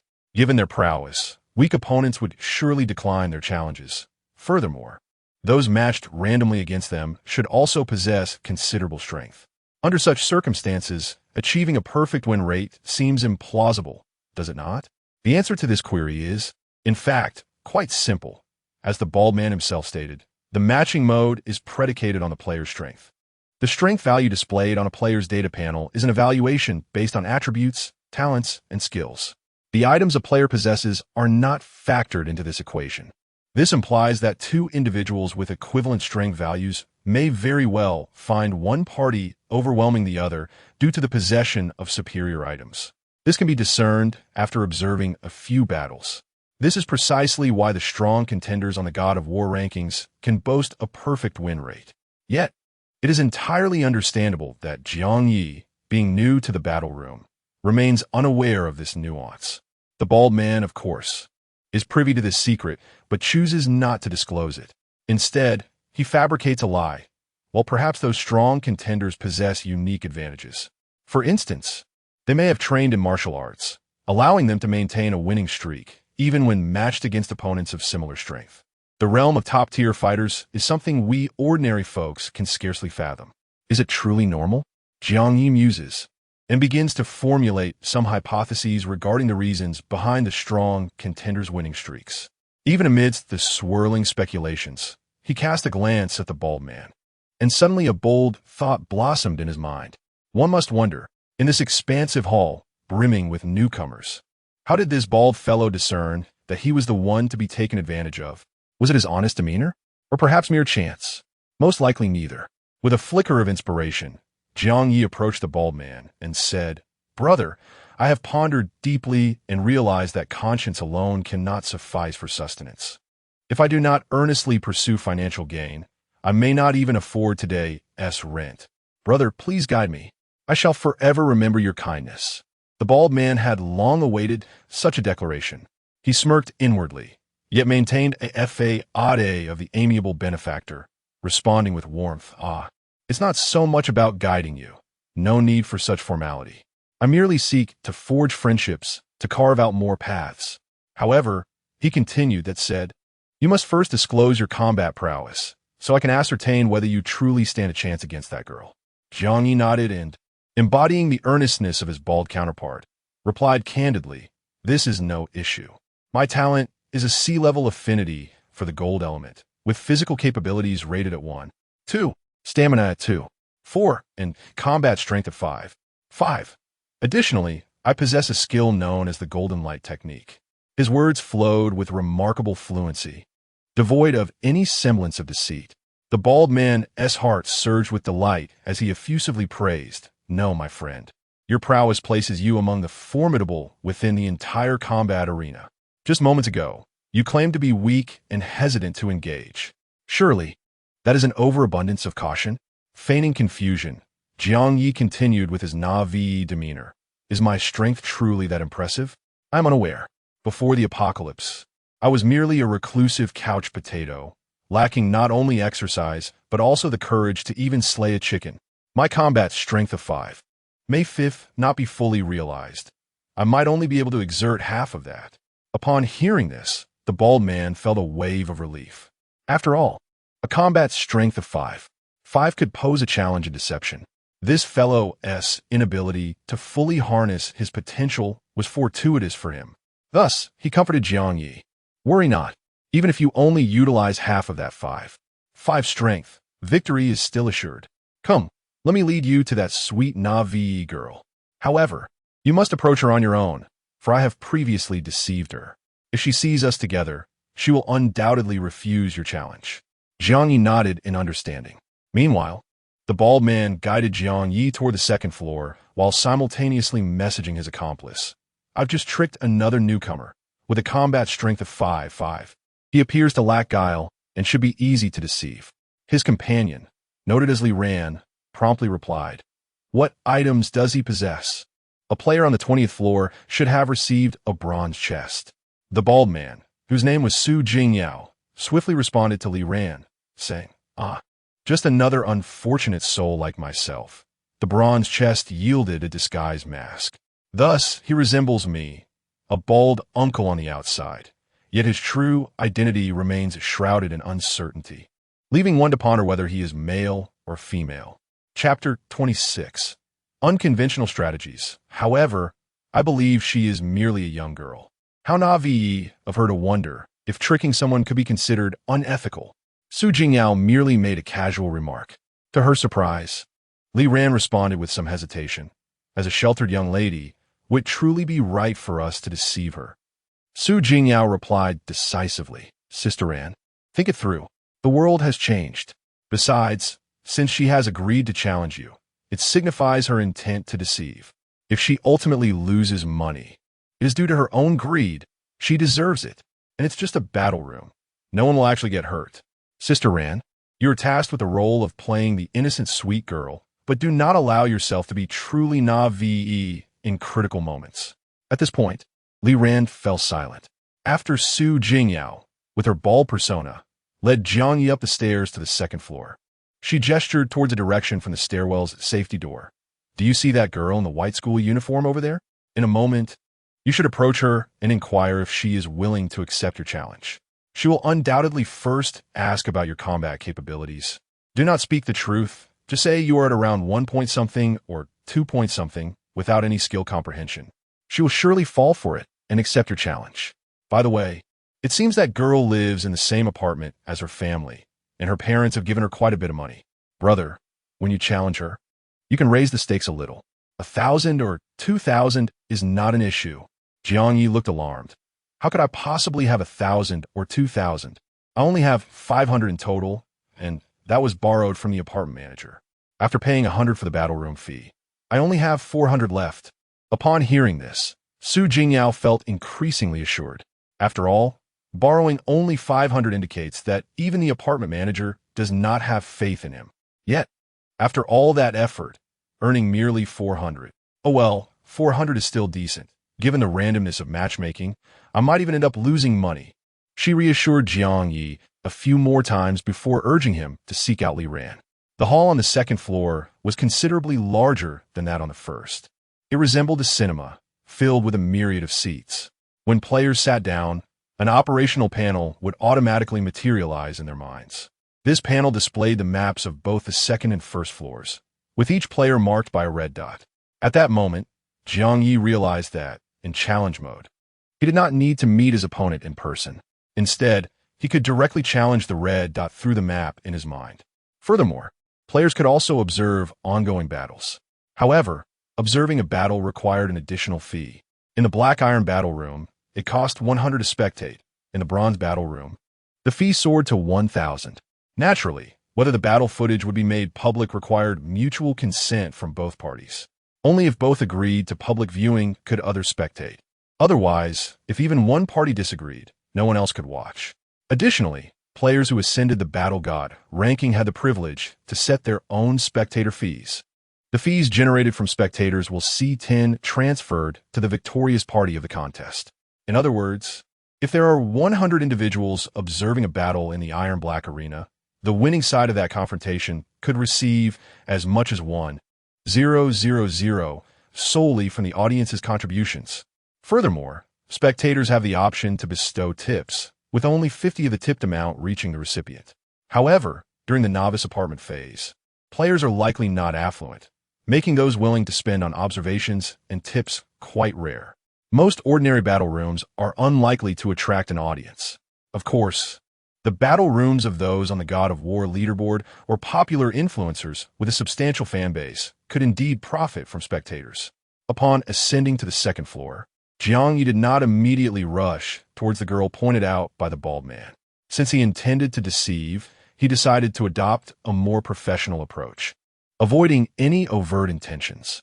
He first sought an empty seat to study the operational panel in his mind. Once he felt sufficiently acquainted, he turned his gaze upon the expansive second-floor hall.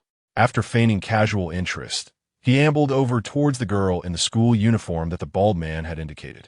At this moment, Li Ran sent a message to Jiang Ye. Are you certain this bald fellow is an innocent and naive girl? His pretense of searching for a challenge target doesn't seem to reflect someone who has been directly guided by you. Jiang Ye, hiding in the stairwell and observing, also felt that Jiang Ye's demeanor did not align with that of a naive and simple individual. After a moment of hesitation, she replied, perhaps he indeed possesses a talent for deception? Regardless, Ran Jian need not worry. His loan limit is merely 500, and he currently has only 400 at his disposal. Upon reading this, Li Ran felt a slight sense of relief. She noticed the bald man approaching her and pretended to be engrossed in studying the operational panel. When the bald man sat beside her and initiated conversation, he asked, classmate, which school do you attend? Li Ran feigned innocence, momentarily taken aback, before looking towards Jiang Ye and nodding obediently. Yes, sir, is there something you need? Hey, Jiang Ye casually fabricated. My son is about your age. Also a high school student. He isn't in the same novice apartment as me, so I'm quite concerned about his situation. Thus, he constructed the persona of a middle-aged man embodying fatherly love. Li Ran, hearing this, was momentarily stunned, thinking to herself that perhaps this bald uncle had not donned a disguise. His original appearance might indeed be bald. Nevertheless, even if his bronze treasure chest yielded other items, it was unlikely he would pose a threat to her. Maintaining her guise as the obedient girl, she comforted him, Uncle, please do not worry too much. The initial players in the novice apartment seem to be drawn from a specific demographic. It could be a class, a neighborhood, or even a bus. Your son should be with his classmates in the same novice apartment, looking out for one another. He will surely be fine. Sigh. Jiang Ye exhaled deeply, his voice tinged with melancholy. I can only hope he isn't as unfortunate as I am. Starting off on the 20th floor, I can barely afford the rent. I wonder if I will ever have the chance to reunite with my son. Listening to his words, Li Ran felt a flicker of compassion at first. However, she swiftly admonished herself. To sympathize with the weak is to become weak yourself. What this uncle said might not be true. Even if it were, it was merely his misfortune, and he could not blame others for it. She had long read in a little green book that when one empathizes with others, they bear the burdens of their misfortunes. Thus, the greatest flaw for a girl is to be soft-hearted and sympathetic. She aspired to be the heroine of her own story and could not allow herself to be overwhelmed by a savior complex. With these thoughts swirling in her mind, she maintained a facade of deep sympathy towards Jiang Ye and proactively suggested, "Uncle, how about you challenge me? My parents and I live in the same apartment, and with the apartment manager's loan, I can certainly afford the rent. I'd like to help you as much as I can." Huh? Jiang Ye appeared a bit embarrassed. Is that really all right? Of course, it's just a challenge. Although I may be weak, who knows, I might just get lucky and win against you. Li Ran smiled sweetly, her playful tone intentionally warming the unfamiliar bald uncle. In that moment, she resembled a pure-hearted little angel. This display made Jiang Ye feel even more bashful. He decided to abandon the usual script and candidly expressed, "Forget it. Little sister, I will be honest with you." Chapter 27. The Diamond Barbie in Truth. There exists a nefarious bald giant who claims that your abilities are particularly lacking and that you are easily deceived, which is precisely why I sought you out. Yet, I have come to realize that a kind-hearted young lady like you should not fall victim to such trickery. Thus, I shall refrain from taking advantage of you. As he spoke, Jiang Ye appeared visibly relieved, exhaling slowly. However, this left Li Ran utterly perplexed. In this day and age, how could such a genuinely honest man exist? It made her feel somewhat embarrassed. Yet, as she pondered further, she considered that this uncle was so naive. Even if she did not deceive him today, he would undoubtedly fall prey to other truly wicked individuals in the future, leaving him with nothing. Therefore, she felt compelled to assist him, to teach him the harsh realities of human nature. Only by doing so would he be less likely to be deceived again. Yes, this was indeed a form of assistance. She was simply too kind-hearted. With these thoughts swirling in her mind, Li Ran felt her eyes begin to glisten with tears. She gazed at Jiang Ye with an expression of heartfelt emotion and resolute determination, declaring, "Uncle, you truly are a good person. Good people will surely be rewarded. I must lend you my aid. Challenge me, uncle. I am more than willing to be deceived by you." "Oh no, you have not deceived me. I genuinely wish to assist you. Please do not reject my offer. Think of your son. With my help, the chances of you reuniting with him will be significantly higher." Upon hearing this, Jiang Ye instantly understood. This girl was undoubtedly ensnaring him. Perhaps she even felt a sense of self-righteousness, believing she was aiding him in learning the treachery of human nature. A fleeting smile crossed Jiang Ye's mind, though his expression remained hesitant for a moment before he reluctantly nodded in agreement. "Well then, since you are so determined to assist me, I shall no longer refuse." With that, he swiftly initiated a challenge to the young lady through the interface in his mind. He had only 400 to his name. Thus he set the stakes at 400. Upon Li Ran's acceptance of the challenge, both their consciousnesses abruptly plunged into the depths of the game. In the blink of an eye, Jiang Ye found himself on a stage the size of a basketball court. Surrounding the arena was a circle of empty seats, indicating the absence of an audience. However, in the combat chamber of Jiang Ye's apartment, Xiao Liquan and Wang Chong, under Yang Wenxiao's arrangement, were stationed outside the second combat machine he had logged into. They could observe Jiang Ye's battle through the display screen of the combat machine free of charge. Having witnessed several matches, Yang Wenxiao was quite knowledgeable. While the ordinary students were still speculating, he had already deduced that the bald man was merely someone disguised with a mask. Furthermore, such disguises could only be obtained from bronze treasure chests, which typically appeared in apartments on the 20th floor and above. Among the known residents on the 20th floor, only he and Jiang Ye were accounted for. Thus, he instinctively assumed that the bald individual was a disguise of Jiang Ye. However, upon further reflection, he realized this was not the case. According to the information disclosed in the chat group, the bald man appeared on the first floor while Jiang Ye was clandestinely dismantling packages in the stairwell. Furthermore, Yang Wenchao himself was the witness providing an alibi for his absence. Therefore, it was quite possible that within their novice apartment, there resided another player on the 20th floor. Was it the inconspicuous Jiang Ye or Ku Zhengfei from the leaderboard? Or perhaps another classmate who had yet to attain level 1? Yang Wenchao remained uncertain. Nonetheless, he was certain that players initially assigned to floors above the 20th, despite the higher rent, encountered greater opportunities. Such players either did not survive their first day or rapidly evolved into formidable contenders. If he were to see that bald man again tomorrow, it would signify that the individual indeed possessed the potential to develop into a strong player. Of course, Jiang Ye also held promise. However, in comparison to Jiang Ye, Yang Wenchao found himself more intrigued by the enigmatic bald figure.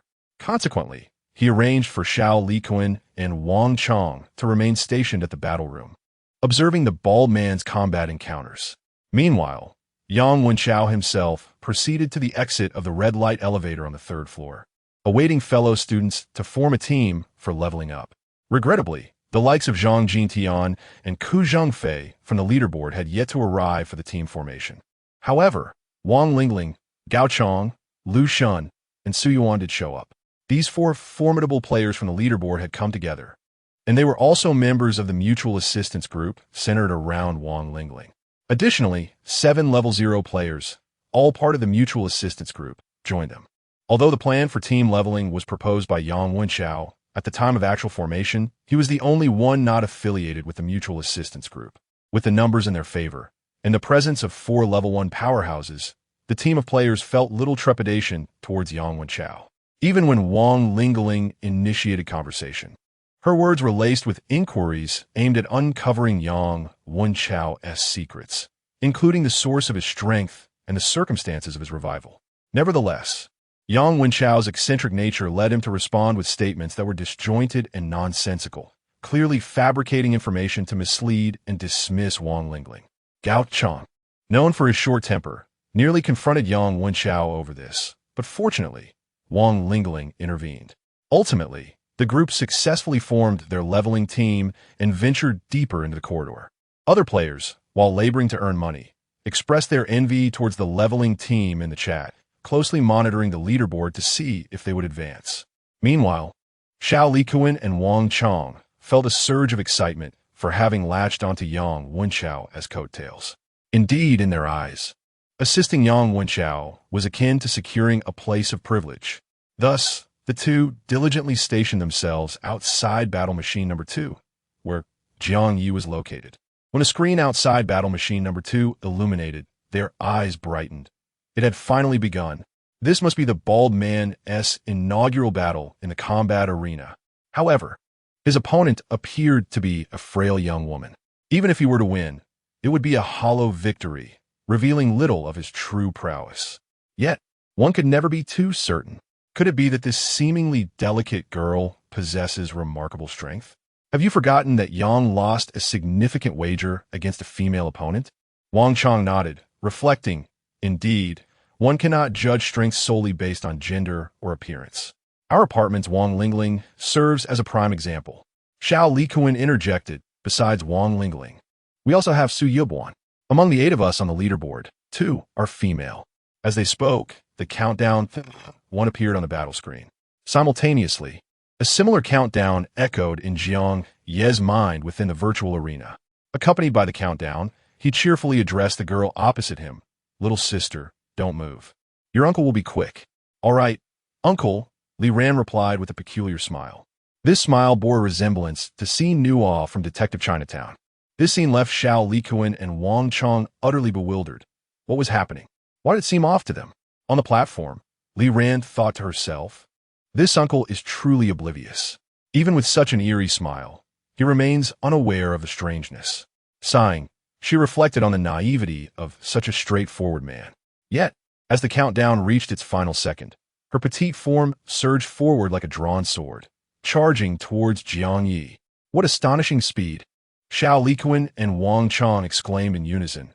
Indeed, one cannot judge by appearances. This girl is incredibly fast. Her speed and strength must surely be linked to her physical attributes.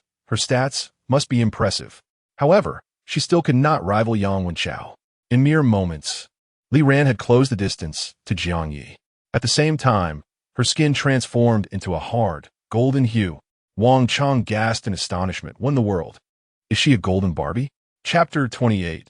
I wish to see your true self, Xiao Likuan, endowed with an innate talent for perception. Immediately surmised. This must be a skill of the metal element. In this state, even that bald man might struggle to breach her defenses. No, it's not just her defense that is formidable. Her strength is equally impressive. As they watched the screen, the girl delivered a punch towards the bald man. The air around her fist seemingly crackling with power.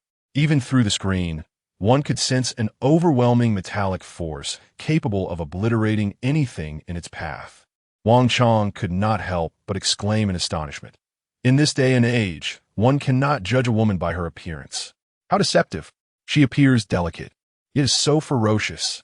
Xiao Likuan continued his analysis. Her skill in the metal element is both offensive and defensive. She must be at least a B grade. Wang Chong was taken aback. Does that imply her innate talent is S grade? Xiao Likuan shook his head. It's hard to say. What if she possesses a level of perception akin to that of Lu Shun? With high perception, even a B grade talent can master B grade skills. Wang Chong gasped in realization.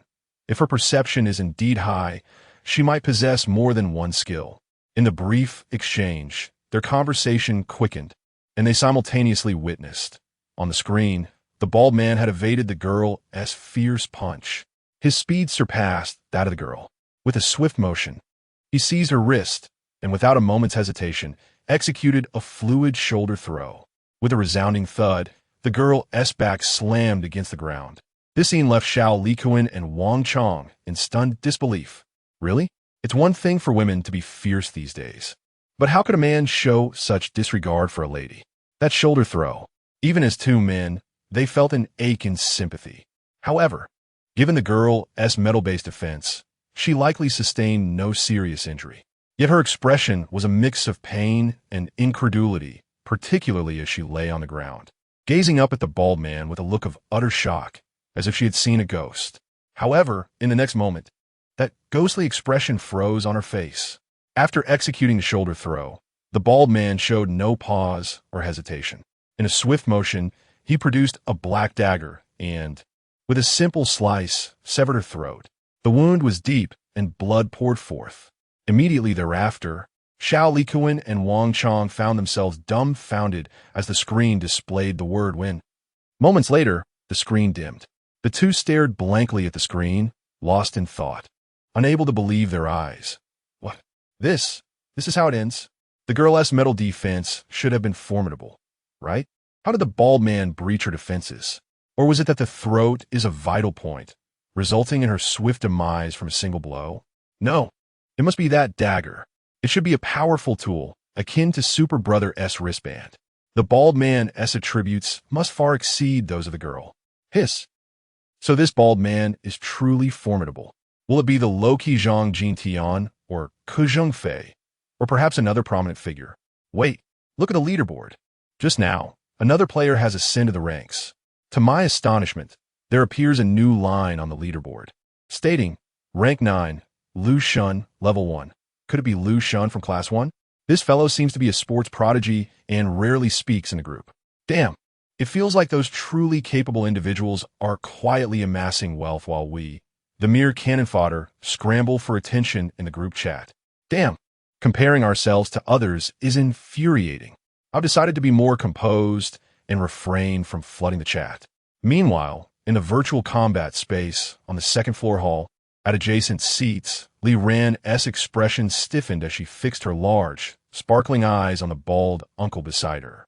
The sudden turn of her head, causing her bangs to sway, seemed to radiate her fury. How could she not be enraged? This uncle is utterly shameless. Even at this moment, he wears a naively honest expression, cheerfully thanking her. Thank you, little sister, for the 400 you kindly offered. You are truly a good person, and good people are sure to be rewarded. Such a novice tone, such identical words. Li Ran nearly spat out blood in frustration. At this moment, she felt no need to feign innocence.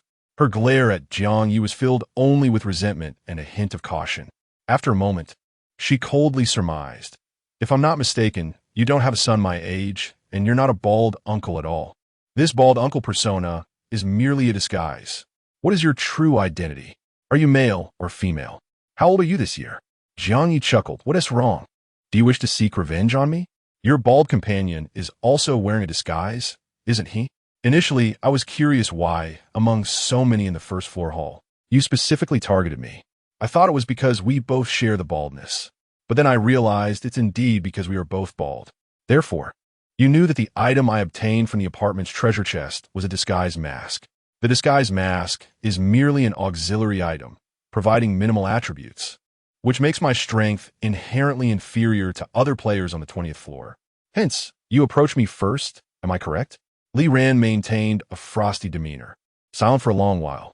Finally, she uttered, "Is this truly your first time in the combat room?" Jiang Ye replied with a smile, "Of course. Not only that, but my claim of borrowing 500 is also true. You might not believe this, but I owe the apartment 350,000. I can't even be certain of surviving today. I'm genuinely poor. Would you care to show some kindness and assist me further? To hell with your kindness." Hearing the terms little sister and show kindness from him only made Li Ran feel that he was deliberately mocking her. How despicable. She gritted her teeth and surmised, "If I'm not mistaken, you must be a young man, a social elite who has been working for several years." Of course, Jiang Ye would not respond to questions regarding his identity. He maintained a sincere and honest smile, saying, "If the young lady is unwilling to show kindness, then I shall have to rely on my own efforts to earn a living." Li Ran remained vexed. It suddenly called out to him, "Wait, I can share with you some strategies for quick financial gain." Jiang Ye turned around. At that moment, he stood beside her seat while Li Ran remained seated. This natural distinction between standing and sitting created a palpable sense of dominance. With this stance, he smiled at Li Ran and said, "Ah, quick money? That sounds rather familiar, doesn't it? Are you perhaps a scammer?" Li Ran's face flushed with anger and embarrassment as she retorted, "I have already faced the consequences of my actions. How could I possibly deceive you again?" Jiang Ye raised an eyebrow. "So what is it that you desire?" "I wish to see your true self, unmasked. That is out of the question." With that, Jiang Ye offered her no further opportunity to pursue the matter and simply departed from his position. Chapter 29. The first battle of random matching. Li Ran remained rooted in place, seething with indignation. Soon, Su Jingyao shed her bald disguise and revealed her true self. "How is it, Sister Ran? Did you manage to secure 400? Her initial exuberance waned as she sensed Li Ran's discontent, morphing into a tone of incredulity. "Could it be you made a mistake? Or perhaps you showed mercy?" Li Ran gritted her teeth, asserting, "Neither did I err, nor did I falter. We were both deceived by that bald man. He was merely pretending to be weak, and he had already discerned that we were allies. He turned the tables and ensnared me." Su Jingyao's eyes widened in disbelief. "How could that be possible? Is he stronger than you?" Li Ran pressed her lips together, reluctant to admit that she had almost been defeated in an instant, but she nodded in affirmation.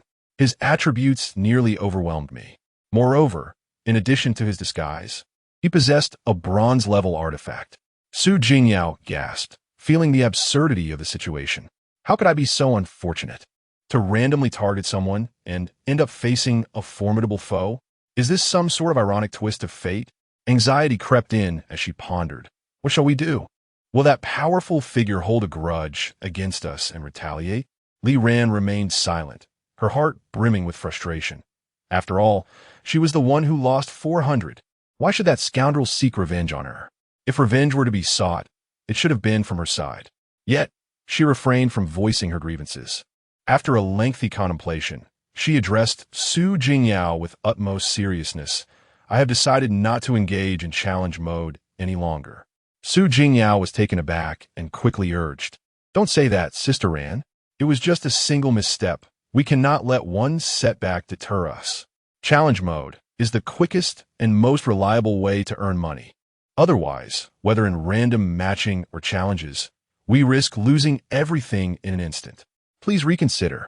However, Li Ran shook her head resolutely. "There is no need to deliberate. My mind is made up. My recent encounter with that scoundrel made me realize my combat awareness is woefully inadequate. During our battle, I failed to unleash my full potential. I intend to engage in random matching against players of similar strength to enhance my skills before I think about earning money. After all, I have a substantial loan limit, so I can certainly afford the rent. Jiang Ye was stunned. Are you serious, sister? You really mean it? Li Ran offered no reply, her actions speaking volumes. She promptly accessed the operation panel in her mind and selected the random matching battle mode. Meanwhile, Jiang Ye found a secluded spot to sit and contemplated trying the random matching mode himself. He vaguely speculated that, within this mode, the combat power of both sides would indeed be roughly equivalent.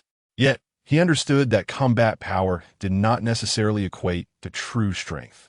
His combat power remains unchanged whether he wields the poison blade blood dagger or the non-poisonous variant. This indicates that equipping items does not augment the combat statistics displayed on the panel. Therefore, the random matchmaking mode is not entirely equitable. Players who possess a plethora of equipment and items tend to achieve a higher win rate in random matches. Moreover, combat awareness appears to significantly influence a player's true capabilities. Even with an identical combat power of 20 points, some individuals, having never engaged in battle, may only exhibit a fraction of their potential, while others, who have trained rigorously or are inherently skilled as special forces or assassins, naturally demonstrate superior prowess compared to their ordinary counterparts. The top 5 contenders on the War God rankings boast a flawless win rate of 100%, which can be elucidated by this.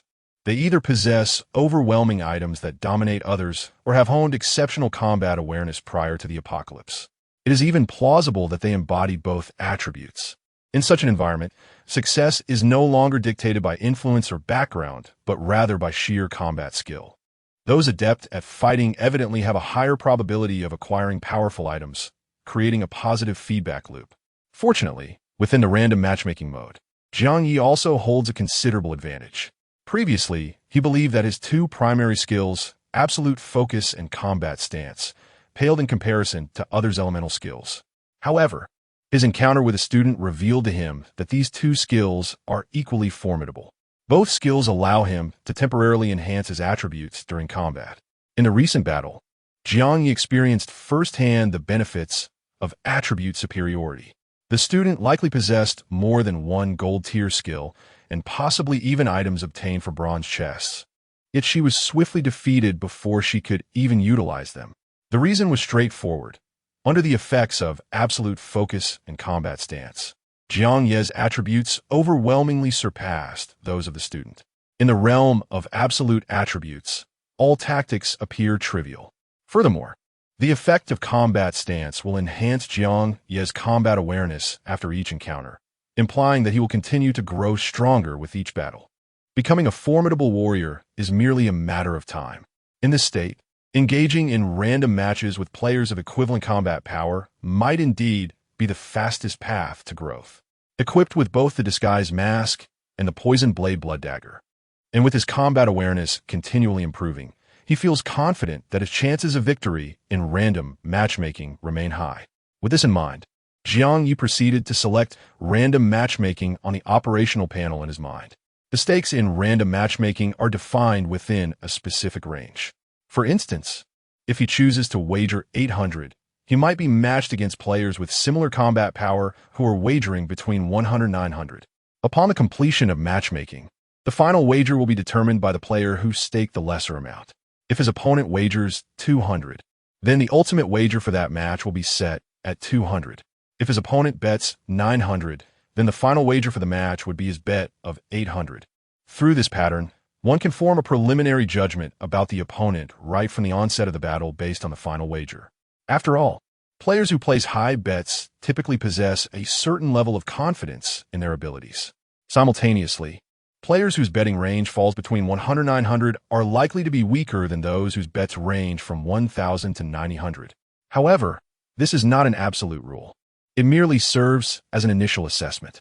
Jiang Ye wagered 800 simply because that was all he had at his disposal. He had originally thought that the final wager would be lower than 800.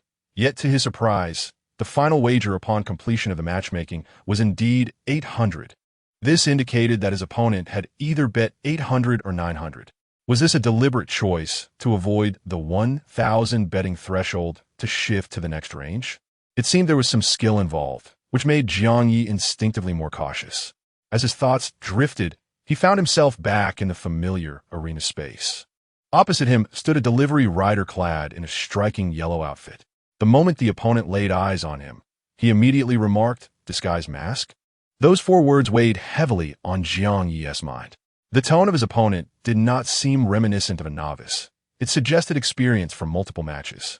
Jiang Ye chose not to respond, and the countdown in his mind reached its conclusion in 3 seconds. Almost instantaneously, just as the countdown ended, the young man in the conspicuous yellow outfit vanished from the arena space. Wang Chang was taken aback, exclaiming, "What happened? Where'd he go?" Meanwhile, Xiao Likuan, relying on his innate perceptiveness, quickly deduced, "It's a spatial skill. This delivery guy must have awakened a spatial talent, akin to Bai Ruowan. Moreover, the spatial skill he has grasped is offensive, far surpassing Bai Ruowan's." His words were swift, yet before he could finish, he witnessed the yellow figure appearing instantaneously from one end of the basketball-sized arena space to the other. More precisely, he materialized right behind the bald man. Simultaneously, he wielded a massive axe, striking directly towards the bald man's head. At that moment, Xiao Likuan couldn't help but feel relieved, thinking, "Fortunately, this fellow does not possess a skill like Spatial Blade that ignores defenses. Otherwise, the bald man would undoubtedly be doomed." Although he wielded formidable spatial skills, the giant axe was clearly ill-suited for him. As he spoke, they saw the powerful bald man narrowly evade the attack by leaning his head aside, avoiding the blow from behind. It was then that Xiao Likuan suddenly sensed something amiss. He and Wang Chang had observed several of Yang Wenhao's matches and had seen the bald man in 2 battles. They had realized that nearly every player entering the arena was not unarmed. They all possessed equipment or items. Originally, Xiao Likuan believed that these formidable individuals must have frequented the upscale shopping mall within the apartment complex, purchasing their equipment with their wealth. However, he now harbors doubts about this assumption. The delivery man's skills evidently align more harmoniously with lightweight weapons, favoring speed for victory. Yet, ironically, he wields a massive axe. Is it possible that this delivery man is simply too foolish, lacking even the most fundamental understanding? Chapter 30, A Life for a Life No. Suddenly, Xiao Likuan recalled that some classmates had previously discovered a black iron treasure chest in his apartment. However, among the multitude of students, only a select few had stumbled upon such a chest.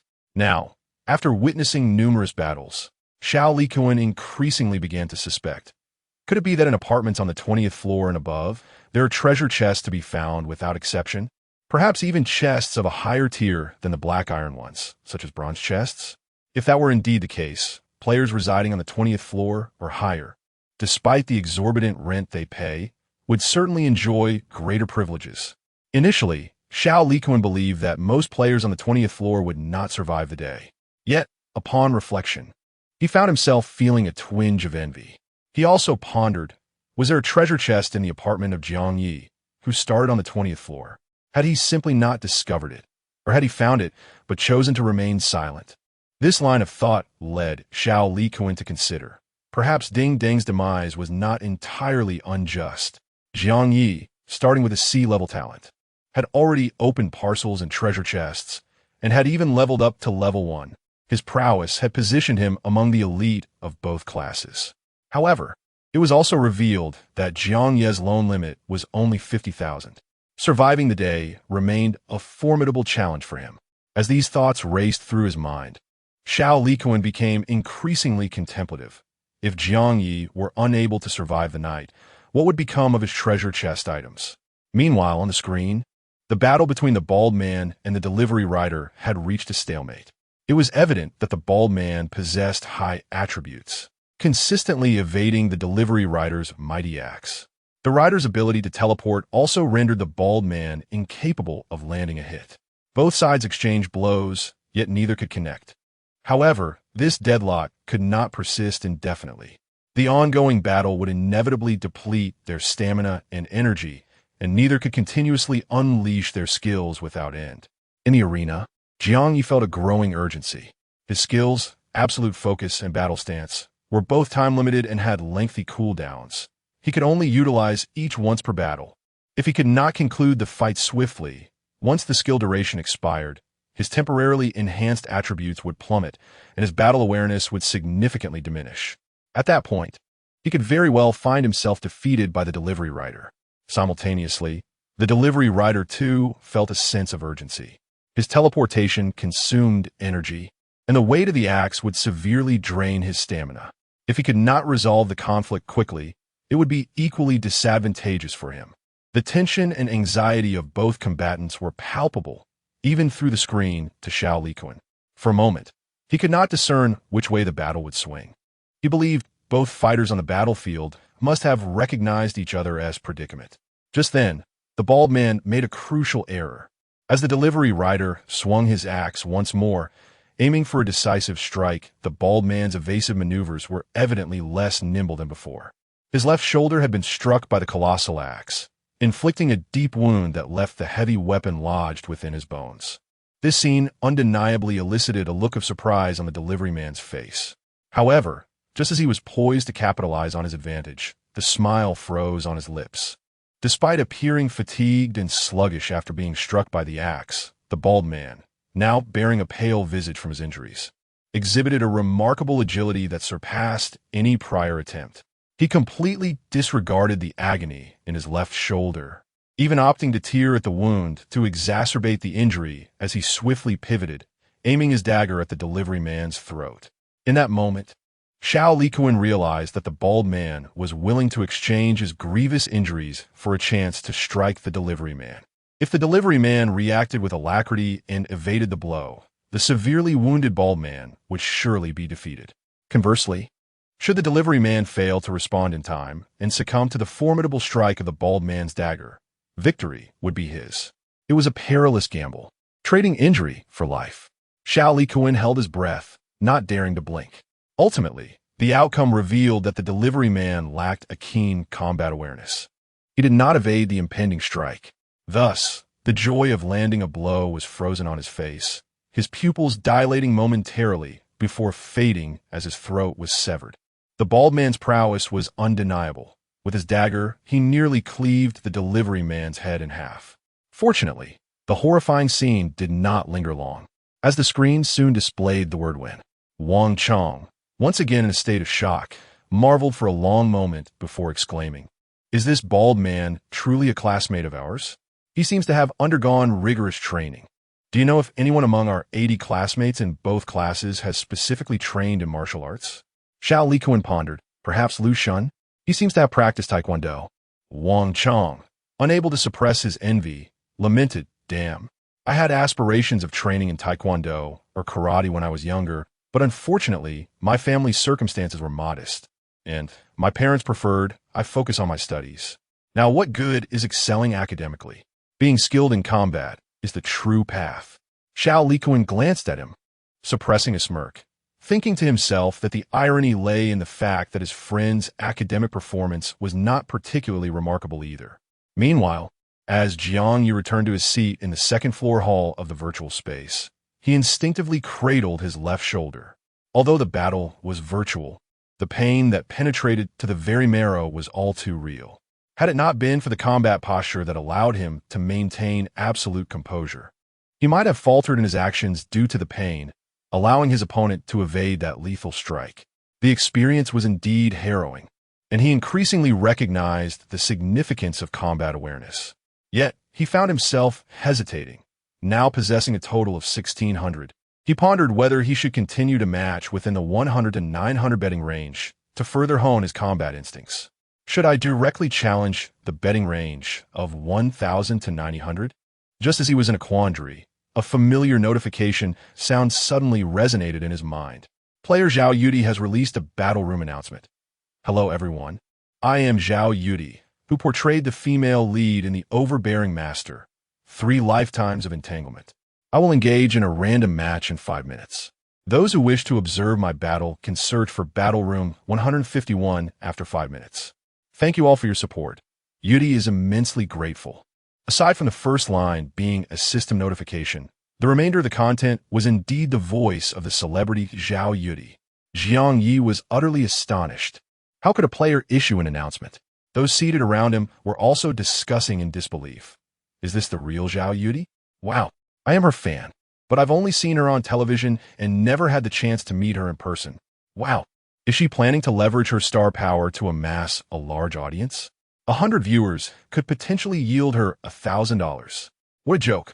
With Zhao Yudi's fame, a mere 100 viewers is an underestimation, right? I bet at least 1,000. I suspect even more. She specifically made an announcement. Those who heard it, even if they are not her fans, may still have a chance of watching her battle. Thus, I estimate the audience count could exceed 10,000. Exceeding 10,000 seems a bit exaggerated, doesn't it? During this novice period, there shouldn't be that many willing to spend 100 to spectate. Am I the only one curious about how Zhao Yudi issued the announcement? It's quite simple. Achieving 3 or 5 consecutive victories in random matches grants a small reward. This ability to issue announcements must be a reward for Zhao Yudi's winning streak. So, does this imply Zhao Yudi is quite powerful? Obviously. How could she dare to invite spectators if she weren't strong? After all, only 10 of the fees generated from spectators will be awarded to the victor of that match. If she loses, she essentially dresses her opponent in glory. What? With that in mind, I'm tempted to become Zhao Yudi's opponent in that match. Oh, come on. If Zhao Yudi dares to play like that, her combat strength must surely be formidable. Moreover, she likely possesses more than one powerful item. Perhaps she even harbors the potential to ascend to the God of War rankings. Wow, truly, she is my goddess. A breath of fresh air in the entertainment industry. And now she has become a powerhouse in the apocalypse apartment. Come on. Whereas the freshness in the entertainment industry, some players began discussing Zhao Yudi. Jiang Ye learned from their conversation that, upon achieving consecutive victories in random matches, one is rewarded with random bonuses. So, could Yang Wenchao's ascension to level 2 be due to the consecutive victory rewards? He must have received a reward when he achieved 3 wins in a row, right? With this thought, he inclined further towards continuing to play within the betting range of 100 to 900 for 2 more matches. This way, his probability of achieving consecutive victories should be significantly higher. Thus, he placed a wager of 900 and embarked on a new random match. He paid little heed to Zhao Yudi's duel. However, the entire second-floor hall was abuzz with players keenly observing the event. Among them was Li Ran, who had just concluded a random match and could not help but feel envious upon hearing the announcement. In this era, being a star is truly delightful. Earning millions before the apocalypse was one thing, but who would have imagined that even in the face of impending doom, one could still profit immensely from the allure of celebrity? Su Jingyao also felt that this was profoundly unfair. She could not suppress her jealousy, remarking that it would be best if Zhao Yudi matched against a formidable opponent and lost the battle, thus making her rival the beneficiary of the audience fees generated from her announcement. Li Ran glanced around at the players in their seats, reflecting, I suspect many players share your sentiments.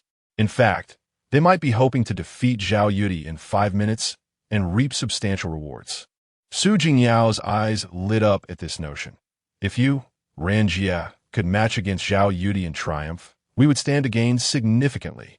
Such lucrative returns would far surpass any deceitful schemes.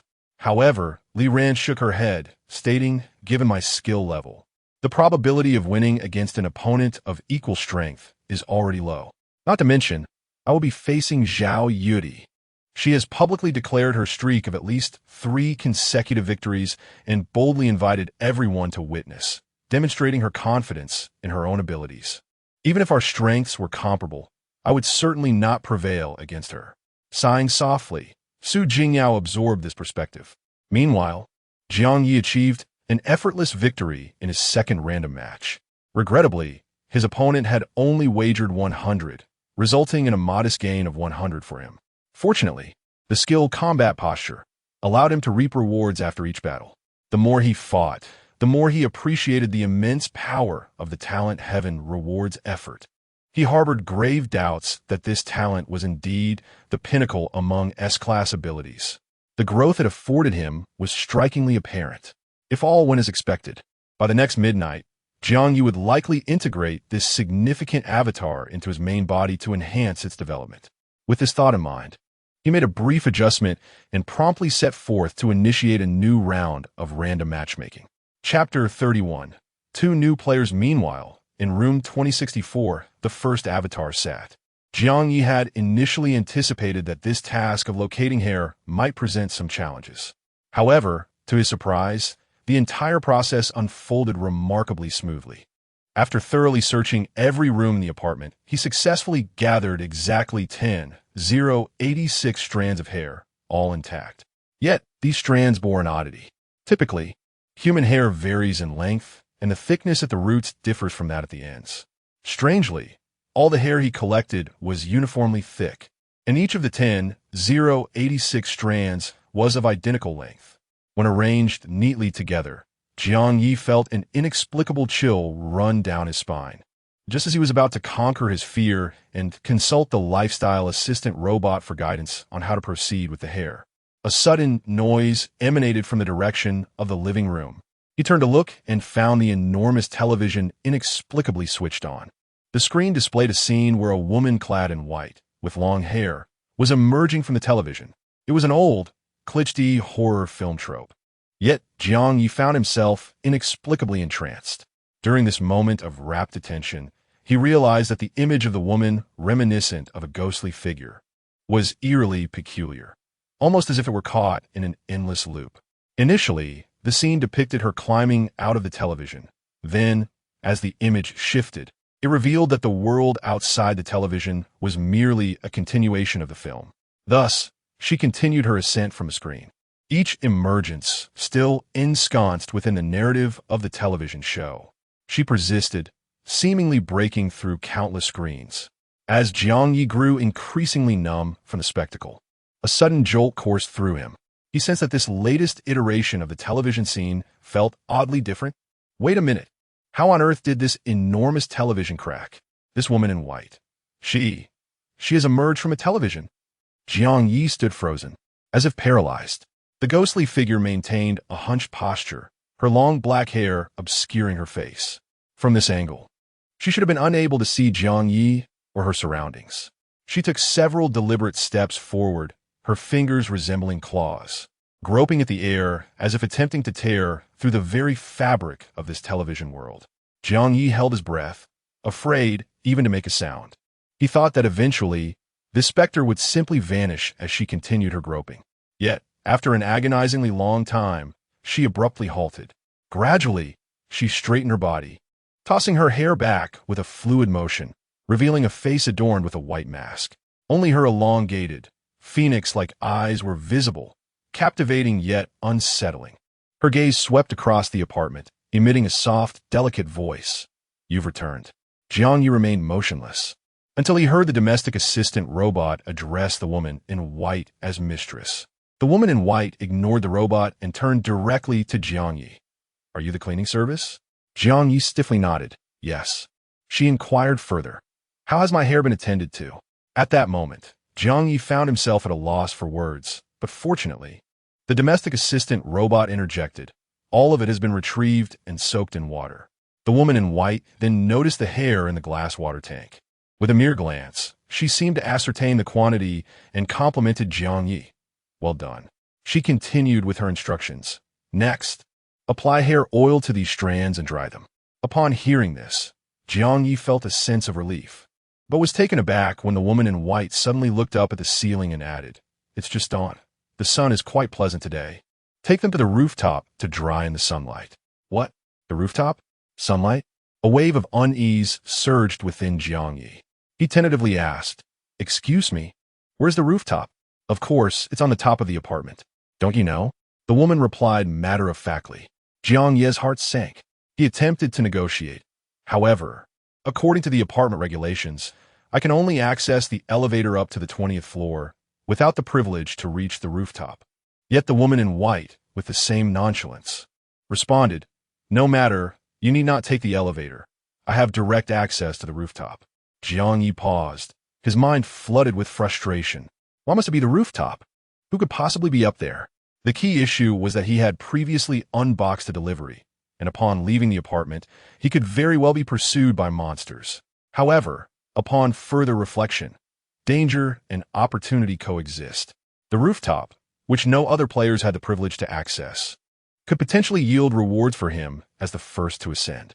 Naturally, without the ability to create a clone, Jiang Ye would not dare to take such a risk.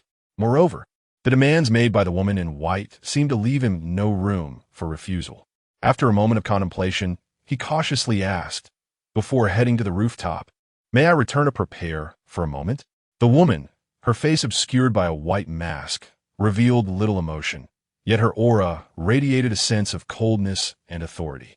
Jiang Ye braced himself for a refusal. To his surprise, after a brief moment of consideration, she agreed. "You may have 10 minutes. If you exceed this time, I will leave you a poor review. Of course, if you fail to return at all, this cleaning job will be for naught. Not only will you receive no payment, but you'll also incur a penalty fee." Jiang Ye nodded. "I will return within 10 minutes. With the arrangement settled, his first clone departed from apartment 2064, wary of the potential threat of being pursued by monsters in the corridor. He had scarcely stepped out of the apartment when he retrieved a bronze treasure chest from his spatial ring and opened it on the spot. The lucky lantern was still in his possession, so this opening might yield extraordinary surprises. However, upon unveiling the bronze chest, he found nothing but a blank sheet of paper, true blank paper, devoid of any patterns or text, its surface exuding a slick, oily smoothness. Jiang Ye did not feel disheartened. Instead, he promptly summoned his life assistant robot, Xiaobing. With a swift application of a detection spell, information about the white paper appeared on Xiaobing's screen. Skill scroll, bronze level. Upon tearing it open, there is a considerable probability of comprehending a skill not exceeding 1's talent level, with a smaller chance of gaining nothing at all. What a remarkable find. A scroll for skill comprehension. This is indeed a valuable item. Regardless of the equipment and items, which are mere external possessions, attributes, talents, and skills are intrinsic to oneself. While the elements inscribed on the data panel may enhance combat power, they do not confer an advantage during random matchmaking battles. Ultimately, the enhancement of true strength is the key to survival in the apocalyptic apartment game. Thus, Jiang Ye was quite pleased with this skill scroll. He contemplated leveraging the effects of the lucky lantern to comprehend a skill immediately. However, he soon reconsidered. The skill scroll was likely more effective for players with higher talent levels. After all, the skills acquired would not surpass the talent level. Therefore, utilizing it on a clone with a C-level talent would be far less beneficial than employing it on his own entity with an X-level talent. Who knows? He might even comprehend an SSS-level skill. Nonetheless, upon further reflection, it seemed unlikely that he would attain an SSS-level skill. Despite the ambiguous description of the skill, the glaring label of bronze level was hard to overlook. If one could comprehend an SSS-level skill from a bronze-level scroll, what implications would that have for future silver-level and gold-level scrolls? Thus, the skill level garnered from the skill scroll was unlikely to be exceptionally high. As Jiang Ye continued towards apartment 2025, he glanced at the group chat. It was at that moment he noticed the chat had erupted with excitement. This time, it was unrelated to the mysterious bald man or the team upgrades involving Yang Wenxiao and others. The issue lay with the leaderboard. Whoa, guys, check the leaderboard. Two individuals have suddenly dropped in at first and second place, pushing Yang Wenxiao down to third. Whoa, I see it too. Two level 3 players. What is going on? How did they ascend to level 3 without a sound? Indeed, previous players who reached levels 1 and 2 trigger announcements. Why did these two level 3 players not trigger an upgrade announcement? Could it be that upgrade announcements can be hidden? No way. Don't you find it strange that these two level 3 powerhouses have unfamiliar names? Are there any Huang Qi or Su Xiaoming in our class? I seem to have no recollection of these two classmates. Does anyone among you recognize them? Whoa, guys, major discovery. Check the member list. Before, the members list displayed 80 individuals, but now it astonishingly shows 82. Jiang Ye was taken aback upon reading this. Indeed, upon checking the members list. It had transformed from 80 to 82. Consequently, the group chat erupted in chaos. Could this imply that these two level 3 players have suddenly descended upon our apartment? Perhaps they are classmates from another section of our school? Is that so? Even if they are from another class, how could they have arrived at our apartment so suddenly? Could they be the so-called veteran players? But the announcement stated that veteran players would only join on the 8th day. It's only the first day. How could they violate the rules and allow veteran players to enter? I've always been curious. Are we all supposed to be surviving in the apartment at the same time? Why is there a distinction between veteran and new players? Thus, veteran players must be those who entered the apartment to survive before us? Is it that all individuals worldwide were introduced into the apartment in batches, resulting in different arrival times, or perhaps there are distinctions between beta testers and ordinary players, with the veteran players being those who tested the game earlier? Or, to venture into the realm of science fiction, could it be possible that beyond our world, there exist other human realms? And the veteran players are individuals from those worlds who entered the apartment earlier than we did? Honestly, I feel that Yang Wenchao resembles a veteran player. Could he possess some insights? Not necessarily. Does exceptional skill equate to being a veteran player? Perhaps they simply have an extraordinary talent for adapting to this environment. Since Huang Qi and Yu Xiaoming are on the members list, they should be able to communicate in our group, right? Would you two care to share something? Huang Qi and Yu Xiaoming, however, regardless of how the classmates tagged them, these two newly arrived players remained silent in the group. This silence instilled a sense of unease among the classmates. After all, there is a saying, those not of my kind must have different hearts. Although they are all human and harbor no grudges, there exists a stark contrast between familiar classmates and these two enigmatic newcomers. Such fear and hostility are almost instinctual. Jiang Ye also felt a twinge of anxiety regarding the appearance of these two new players. Fortunately, his journey back to apartment 2025 was uneventful. On the other hand, the battle involving clone number 2 encountered an unexpected twist. The opponent in the third randomly matched game was a young man clad in a black robe and wearing a black mask. His entire form was shrouded, making it impossible to discern his gender. Jiang Ye deduced he was male, rather than female, as the black-robed youth casually engaged him in a tug-of-war style battle, displaying no urgency to conclude the fight and even initiated a conversation. Is this a random match following your 3 or 5 consecutive victories? Jiang Ye was startled by the accuracy of the observation. However, during the battle, he dared not let his guard down and thus refrained from responding. Naturally, the skills of absolute focus and combat posture remained unutilized. The figure in the black robe did not exert his full strength, maintaining a composed demeanor while engaging in combat. Explaining calmly, this battle arena has a hidden setting known as Victory Streak Block. When a player is on the verge of achieving a 3 or 5 consecutive wins to receive reward from the arena, they will encounter formidable opponents like myself, whose sole purpose is to halt their winning streak. You may also perceive me as an experienced player. I can unequivocally inform you that under normal circumstances, in this match, your defeat is inevitable. Upon hearing these words, Jiang Ye felt a sudden jolt in his heart. Could it be? This victory streak block mechanism is akin to a clandestine scheme within a casino designed to prevent players from receiving consecutive win rewards.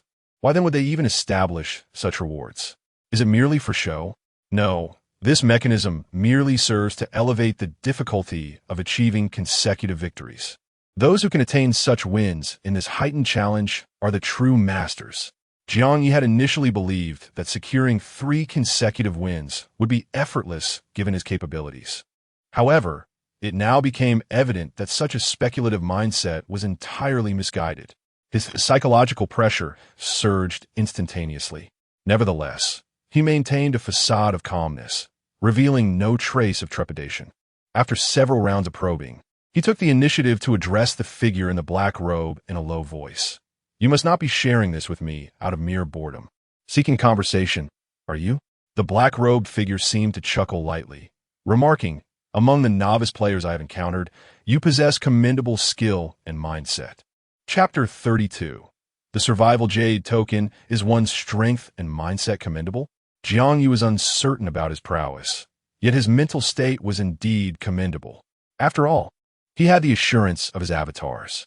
Each avatar served as a form of insurance, and since no lives were truly at stake in the battle chamber, consecutive victories were not worth exhausting himself over. With this thought in mind, he steadied his resolve and calmly addressed the figure in the black robe.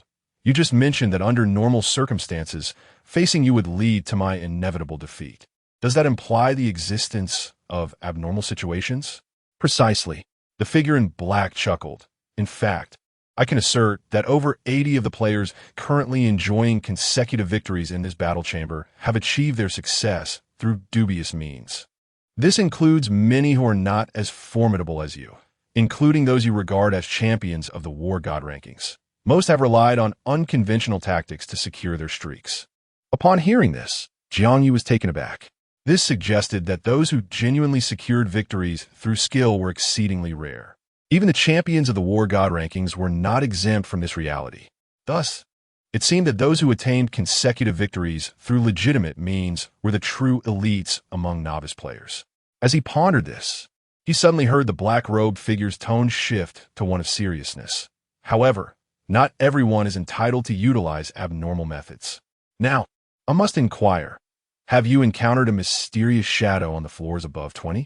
At this statement, Jiang Ye's gaze sharpened. The figure in black seemed to glean the answer from his expression. His serious demeanor softened slightly as he chuckled. It appears my intuition was correct. You possess quite a fortunate streak. Fortunate? Jiang Ye musit. If encountering a shadow constituted good fortune, it must be the effect of the lucky lantern, a revelation he was only just beginning to grasp. However, the enigmatic shadow had bestowed upon him something. While Jiang Ye was lost in thought, the figure in black continued. Since you have encountered the eerie shadow, you must have received a survival jade token, correct? Jiang Ye nodded. Is it the jade token that automatically stores survival points after a kill? Indeed, that is the survival jade token. The figure in black affirmed. At this juncture, Jiang Ye's conviction deepened. What the black-robed figure referred to as abnormal methods likely pertained to match fixing. The figure had deliberately lost to him, ensuring his triumphant 3 consecutive victories. However, this came with the expectation that Jiang Ye would offer something in return as compensation. Essentially, this was a transaction, and consecutive victories had transformed into a commodity with a clear price. Contemplating this, Jiang Ye felt immense relief when a mysterious shadow had presented him with the jade token. He had almost declined it, finding the exchange rate of 1 survival point for a mere 100,002 paltry. In hindsight, he was grateful he had not rejected it. Yet, as he considered this further, Jiang Ye sensed that the matter was likely more complex than he initially perceived. Could he truly obtain consecutive victories merely by exchanging the item given to him by the shadow? Was there no other cost to be paid? Having learned from his previous experience of being pursued by monsters after stealthily unboxing a delivery, he had become more astute, directly inquiring of the figure in the black robe. What precisely is that enigmatic shadow? If I were to relinquish the survival jade tablet to you, would I incur the shadow's wrath? The black-robed figure chuckled softly, responding, what I seek is not the survival jade tablet. Upon hearing this, Jiang Ye instantly realized his misunderstanding. The black robe did not desire the survival jade tablet itself, but rather the survival points contained within it, which could be utilized for trade. It became evident that survival points were indeed invaluable. The initial game announcement had alerted him to their rarity. The mysterious shadow had bestowed upon him the survival jade tablet with the same intent of acquiring survival points. Furthermore, this seasoned player, willing to assist him in rigging matches, was also after the survival points. Curiosity piqued, Jiang Ye asked survival points, how exceedingly precious can they be? It is said they can be exchanged for anything one desires. Yet as novice players, we can enhance our strength merely through the chest in the novice apartment and deliveries. I can hardly fathom the magnitude of power one could attain by trading survival points for items. The black robe seemed to perceive his potential and patiently elucidated. You have misinterpreted their significance.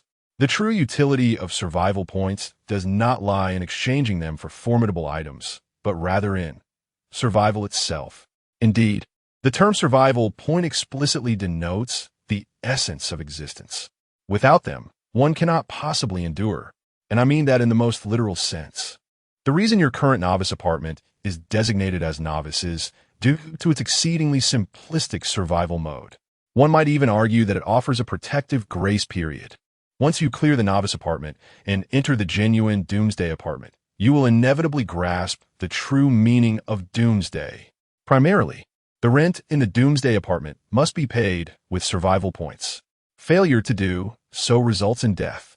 Furthermore, at midnight each day, 1 point of survival is automatically deducted. During festive occasions, or when the Doomsday apartment announces sudden events, additional survival points will be deducted. Should your survival points plummet into the negative, you will face annihilation. Thus, survival points equate to life. Without them, one cannot persist. As for exchanging survival points for powerful items, that is the privilege of the elite among veteran players, a luxury that newcomers need not contemplate. Upon hearing this, Jiang Ye finally comprehended why 1 survival point could generate 1 clone. Indeed, survival points were that precious. However, he soon pondered, if each individual faced a fixed deduction of 1 survival point at midnight, did it suffice for the primary entity alone? Or did each clone also incur a deduction? If each clone were to be charged, it would compel him to merge some unnecessary clones. Yet, such considerations seemed distant at present. For now, he simply needed to acknowledge the undeniable value of survival points. After a moment of contemplation, Jiang Ye directly inquired, "So, how many survival points do you intend to sell for this 3-game winning streak?" The figure in the black robe chuckled softly, and though it was merely a sound, it exuded an inexplicable aura of eeriness. In an exceptionally formal tone, he elucidated, as I have previously mentioned, the sale of winning streaks is quite common in the battle arena and has developed into a substantial commercial enterprise. With a gesture towards the black mask adorning his face, he continued, "As you can see, this black mask serves as the emblem of our organization." Here, he pointed to the right eye of the mask, where a diagonal shape was etched, is a distinctive mark. The purpose of this introduction is to convey that our organization is vast and well-structured, catering to diverse clientele with tailored packages. For instance, purchasing a standalone 3-game winning streak is priced at one rate.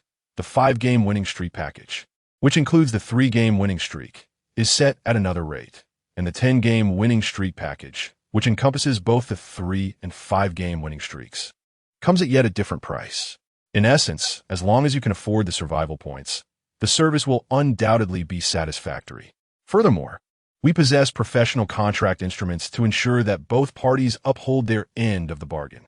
Jiang Ye had initially expected to engage in a simple random match for the 3rd game, only to discover that he was not facing an adversary, but rather a merchant. He had previously assumed that this mechanism for maintaining winning streaks was generated by the battle arena. However, it now appeared that it might very well be orchestrated by a substantial organization of veteran players, who deliberately hindered newcomers' winning streaks while simultaneously offering assistance to those willing to invest money. On the surface, they were selling winning streaks, yet in reality, they were the very ones amplifying the probabilities of achieving such streaks. It was all orchestrated by the same group. It was nothing short of an exploitation of others' efforts, only to resell them to the unsuspecting. Was this not the very essence of capitalist greed? At this juncture, Jiang Ye resolved not to purchase winning streaks with survival points. Nevertheless, he continued to inquire, "Could you elaborate on the pricing for purchasing the 3-game winning streak, the 5-game winning streak, and the package deals?" The figure in the black robe replied with utmost seriousness, "It is quite straightforward. A standalone 3-game winning streak costs 3 survival points. A standalone 5-game winning streak costs 5 survival points, while the package that includes both the 3-game and 5-game winning streaks is available for only 4 survival points." Jiang Ye was taken aback, bewildered by the fact that the combined price of 2 matches was cheaper than purchasing them separately. The black-hooded figure seemed to sense his confusion and promptly clarified, "The situation with the package is as follows. If you purchase it while on a 3-game winning streak, we will oversee your 3-game and 5-game victories. The 3-game winning streak can be delivered instantaneously. However, for the 5-game winning streak, you must complete the 4th match and then match with us. Should you fail in the 4th match, the responsibility lies with you, and we will no longer provide delivery for the 5-game winning streak. In other words, the reason the package is more economical is that a portion of the risk must be borne by the customer. Jiang Ye finally grasped the situation. It appears that some individuals have purchased packages for 2 matches, yet they have only truly enjoyed the benefits of the 3 consecutive victories. Nevertheless, regardless of the perspective one adopts, it is undeniable that these packages offer a significantly greater value than individual purchases, much akin to the irresistible allure of promotional cards offered by various establishments. Jiang Ye mused that if he were indeed to pursue a streak of victories, he would most likely opt for the package deal. However, upon further reflection, he realized that the price was, in fact, rather unwise. Setting aside the notion of utilizing survival points to generate avatars, consider his dealings with the peculiar shadow. 1 survival point could be exchanged for a staggering 100,000. The 3 points from a 3-win streak amounted to 300,000. This substantial sum far exceeds the rewards provided by the battle room for achieving 3 consecutive victories. Thus, the price for this winning streak is exorbitantly high. It is simply not worth it. However, he had not yet articulated his disdain for the cost. The figure in the black cloak seemed to perceive his thoughts.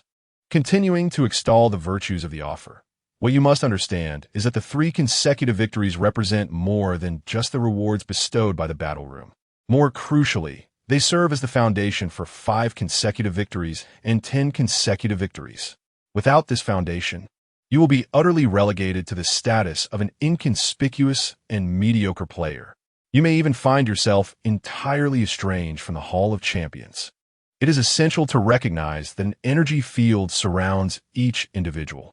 Once you succumb to despair and allow your energy to dissipate, a single loss may signify a lifetime of defeat. Conversely, if you resolutely commit to securing this victory for yourself, you may be wagering on a lifetime of brilliance. Goodness, such eloquence. Could it be that this figure in the black cloak is a top-tier salesperson from their organization? Chapter 33. The Fusion of Clones. Upon hearing those words, Jiang Ye was struck by a profound realization. Should he falter in this encounter, he would, akin to a deflated balloon, descend into a life of mediocrity, ultimately becoming an inconspicuous individual among the masses. He recalled the countless fantastical novels he had perused, many of which espouse the notion of an invincible path, a journey wherein the protagonist never faced defeat. Only upon reaching the pinnacle of success could one claim fulfillment. Thus, he had initially deemed this streak of victories to be inconsequential. However, upon the urging of the esteemed sales representative, he found himself convinced that this battle was one he could not afford to lose. Yet, after a moment of contemplation, Jiang Ye turned to the figure clad in black robes and expressed his concern. But what if I currently have no survival points in my survival token? The black-robed figure, seemingly unfazed, elucidated, "You need not worry about that. I can arrange for a use now, pay later option. This means you can secure consecutive victories first and settle your debt of survival points within a specified time frame. However, due to the unpredictable mortality rate within the survival apartment, the risk of use now, pay later is borne by the seller. Consequently, the buyer must compensate the seller for this risk with a higher price." Jiang Ye grasped the concept immediately and inquired, "What is the increased price?" "Roughly double the standard rate," came the reply. Astounded, he thought, so, instead of merely paying 3 survival points for 3 consecutive victories, I would owe 6 points. This is nothing short of usury. But there was more to come. The black-robed figure continued to explain, given the high mortality rate in the survival apartment, the repayment period for the use now, pay later option is generally within 24 hours. Our automatic deduction occurs at midnight game time. Should your survival token lack sufficient points at that time, you will still be granted an additional 24 hours for overdue repayment. However, late repayment incurs a penalty fee. If, after this grace period, your survival token remains insufficient to cover the debt, the contractual provisions dictate that the debtor will be obliterated by the rules of the contract. The elimination of a player incurs a guaranteed compensation of 1 survival point for our organization. You should be aware that even a standard player kill yields 1 survival point. Correct? The black-robed figure spoke with a casual demeanor. Yet it was at that moment Jiang Ye became acutely aware of the true terror inherent in this survival game. Each life was, in essence, a walking survival point. If the enigmatic Shadow's prior valuation held true, one survival point could be exchanged for 100,000. Thus, Jiang Ye would not indiscriminately take lives for mere monetary gain. However, should he find himself in debt for survival points, when a specter of that debt loomed menacingly, he might resort to killing indiscriminately to secure survival points for his own preservation. He would act thusly, and others would too. Some might even resort to far more desperate measures. This is the essence of human nature, to seek benefits while avoiding harm, to let the dead ally perish rather than one's own life. According to the words of the cloaked figure, over 80% of the victorious contenders in the battle chamber have purchased their winning streaks. This implies that those who boast a continuous winning record have either taken lives to settle their survival debts or have incurred debts that compel them to kill in order to repay. In the grim reality of the apocalyptic apartment, the true peril does not stem from unknown monsters or unpaid rent, but rather from the hearts of men and the violence they unleash upon one another. Jiang Ye's expression revealed that the cloaked figure had discerned something within him. With a light chuckle, the figure remarked in a nonchalant tone, "Indeed, your assumptions are not unfounded." The initial announcement of the novice apartment speaks of events unfolding after 8 or 10 days. But in truth, many apartments do not survive beyond the 5th day. Do you believe that the arrival of veteran players is merely an opportunity for them to slaughter novices? In reality, there is no need to wait for the veterans. Those unable to adapt to the harshness of survival in the apocalypse will inevitably become fodder for the stronger players.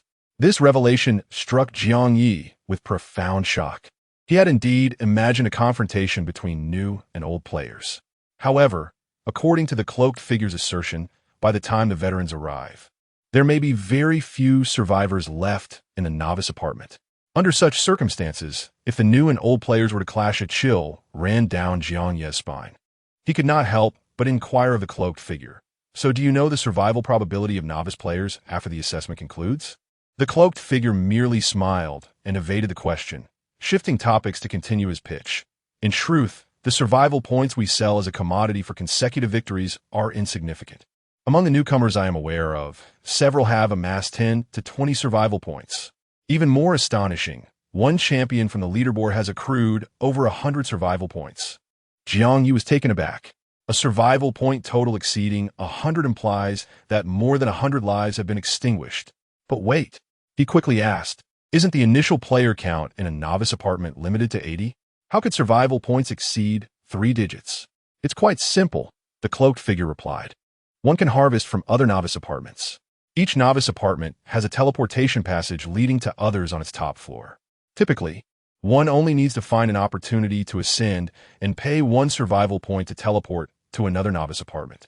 Thus, some novice apartments may fall entirely before the veterans even arrive.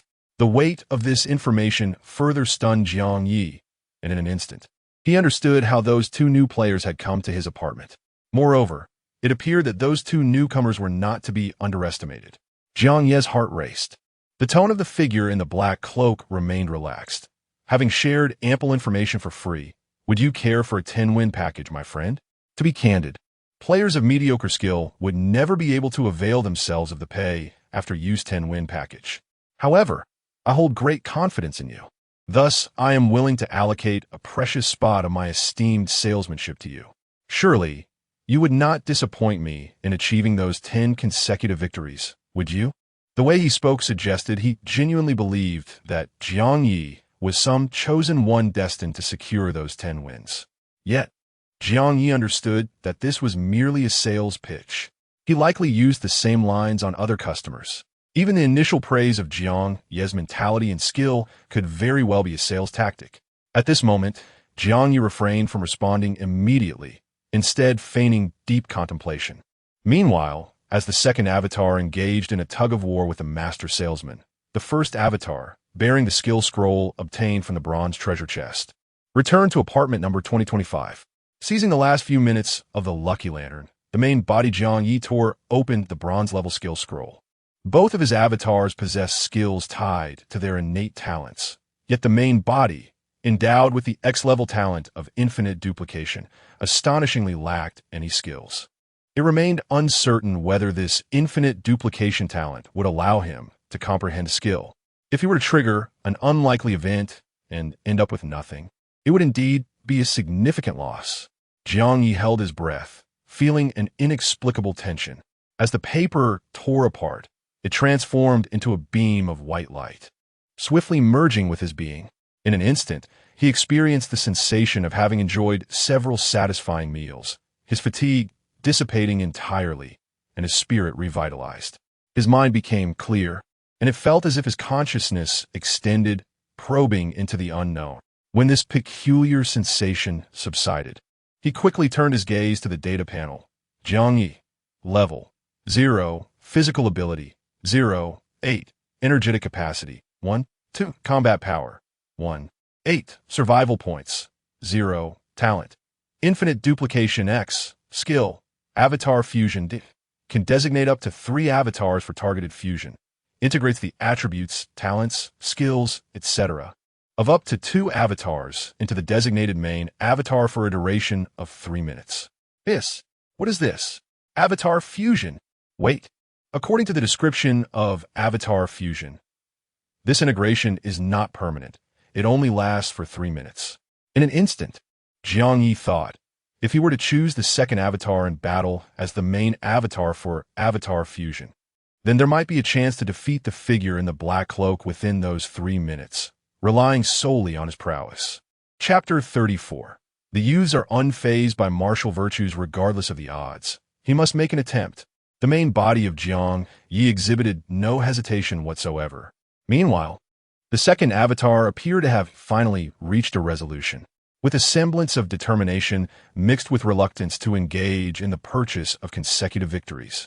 He turned abruptly to the figure in the black robe. Before I entered the battle room, I noticed that the external screen of the combat machine would automatically display the player's battle process. Thus, is it not possible for our transaction regarding consecutive victories to be discovered by other players in the same apartment? The figure in the black robe chuckled. You need not worry about that. When this battle officially commenced, I disabled the spectator function. Therefore, not only will there be no onlookers inadvertently entering this room, but the external screen of your combat machine will also not showcase this match. So that's how it is. So, does this imply that the onlookers, Xiao Likuan and Wang Chong, who witnessed Yang Wenchao's battles, might not have seen his 3 consecutive victories? Consequently, did Jiang Ye actually witness Yang Wenchao's defeat to a girl, which meant he failed after a 4-win streak? Or was it a failure following a 5-win streak? One could only wonder whether Yang Wenchao had purchased consecutive victories. As these thoughts traversed his mind, the main body of Jiang Ye observed the latest messages in the chat group. Wow, how is it that within such a short span, 2 members have logged off again? Who could it be this time? It must be a classmate who teamed up with Yang Wenchao, right? I always said that since Yang Wenchao has taken lives, we should not collaborate with him merely based on his formidable strength. No, it's not a classmate who teamed up with Yang Wenchao. It's Lu Shun, ranked 9th, and He Weiwei from Class 2. What? If He Weiwei has perished, then so be it. But how could even Lu Shun, who is level 1, have met his demise? Could it be that he was killed by a monster while leveling up alone? Thus, we should ideally team up when leveling.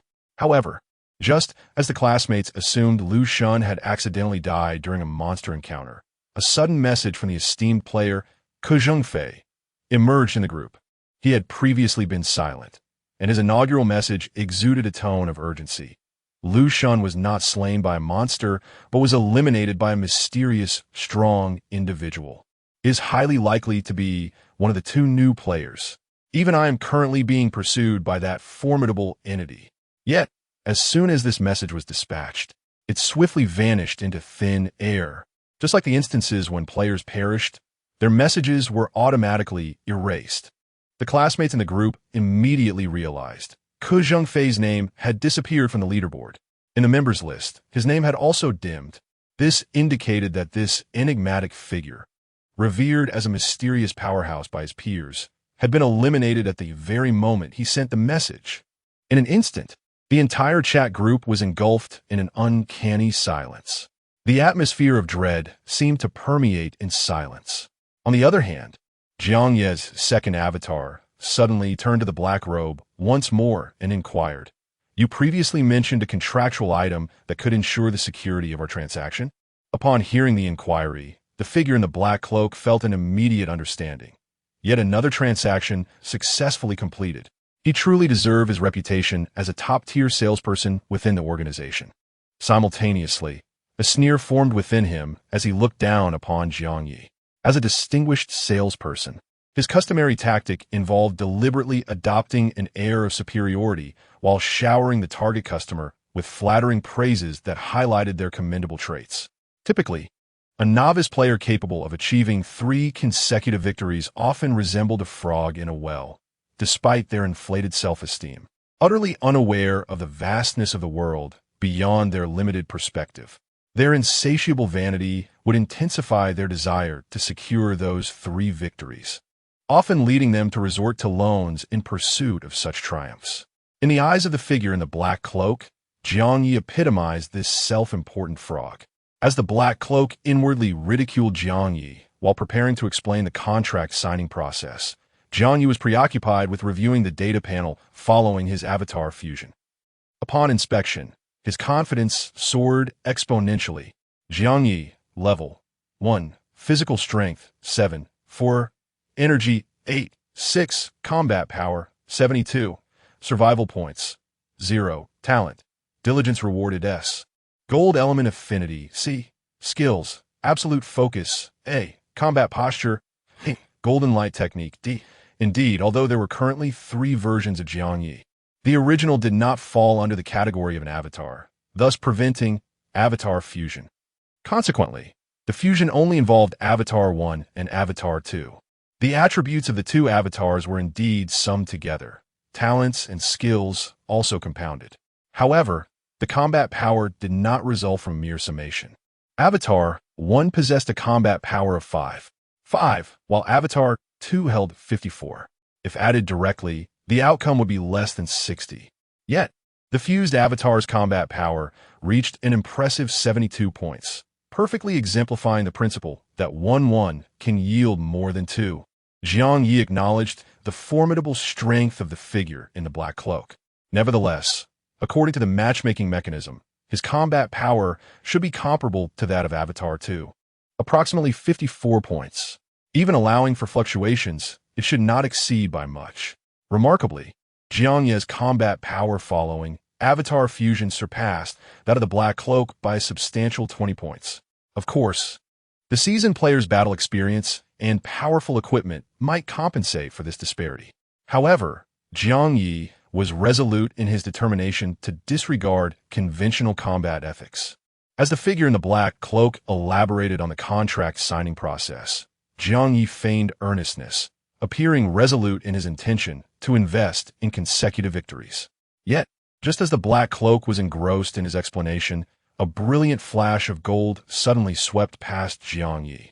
Almost simultaneously, a chilling metallic sensation grazed his throat, and a stream of crimson blood erupted from his neck.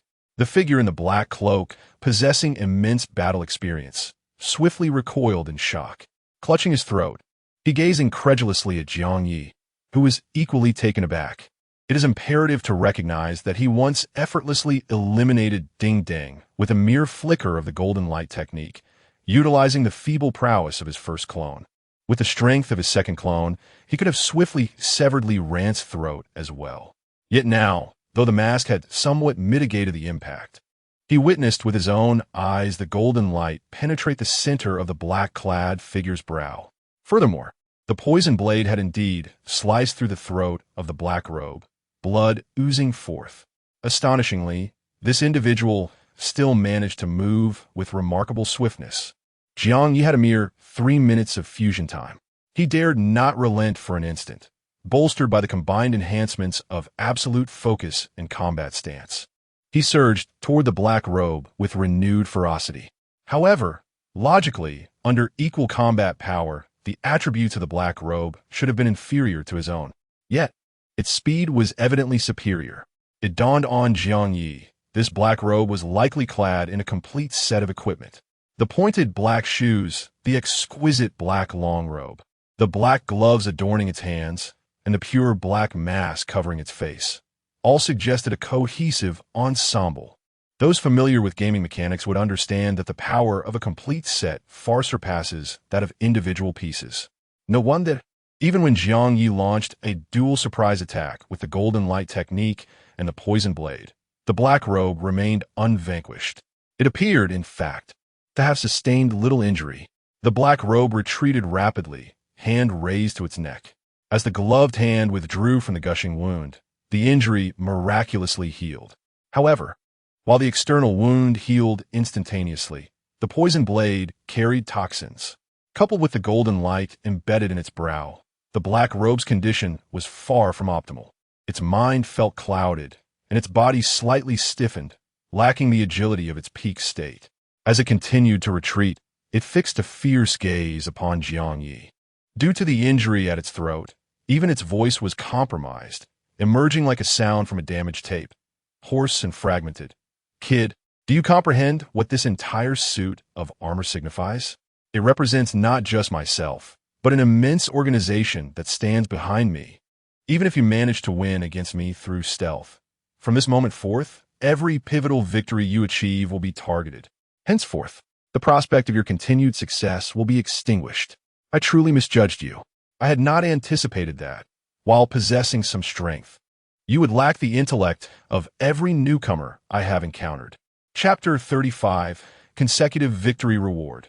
Privilege card. The tone of the figure in the black cloak was one of condescending criticism, dripping with disdain, as if Jiang Ye had committed an egregious folly. However, upon hearing these words, Jiang Ye felt a surge of delight within. Initially, witnessing the black-cloaked figure's agility, even after being successively ambushed in vital areas, he had assumed that this opponent was overwhelmingly powerful and that his hopes for consecutive victories were dashed. Yet, at this moment, after hearing the black cloak's remarks, he immediately realized that despite the facade of invulnerability, the black-cloaked warrior was actually on the brink of exhaustion. With this newfound understanding, Jiang Ye was resolute not to be intimidated by the black cloak's taunts. Seizing the opportunity, he advanced with the swiftness of a blade, relentlessly pursuing the retreating figure in the cloak. A flash of golden light erupted as he unleashed an unrelenting attack towards the black cloak. Simultaneously, his obsidian poison dagger. Wait, what? His poison dagger, how did it fly out on its own? No. Jiang Ye observed a layer of golden light enveloping the dark dagger and instantly comprehended. It was not that it had flown from his grasp, but rather that he could manipulate it effortlessly as if it were an extension of himself, even without physically holding it. This was an epiphany of a new skill achieved under the auspices of absolute focus. In the heat of battle, Jiang Ye had no time to examine his data panel. Yet, this did not hinder him from deftly controlling the poison dagger. The black cloak was oblivious to the fact that Jiang Ye had acquired a new skill amidst the fray. Nevertheless, he was still profoundly shaken, for Jiang Ye's situation was crystal clear to him.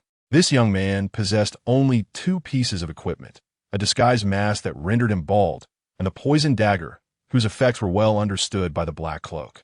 However, when stripped of these two items, Jiang Ye's raw panel strength, according to the matchmaking mechanism, should have been around 55. At most, it could not exceed 60.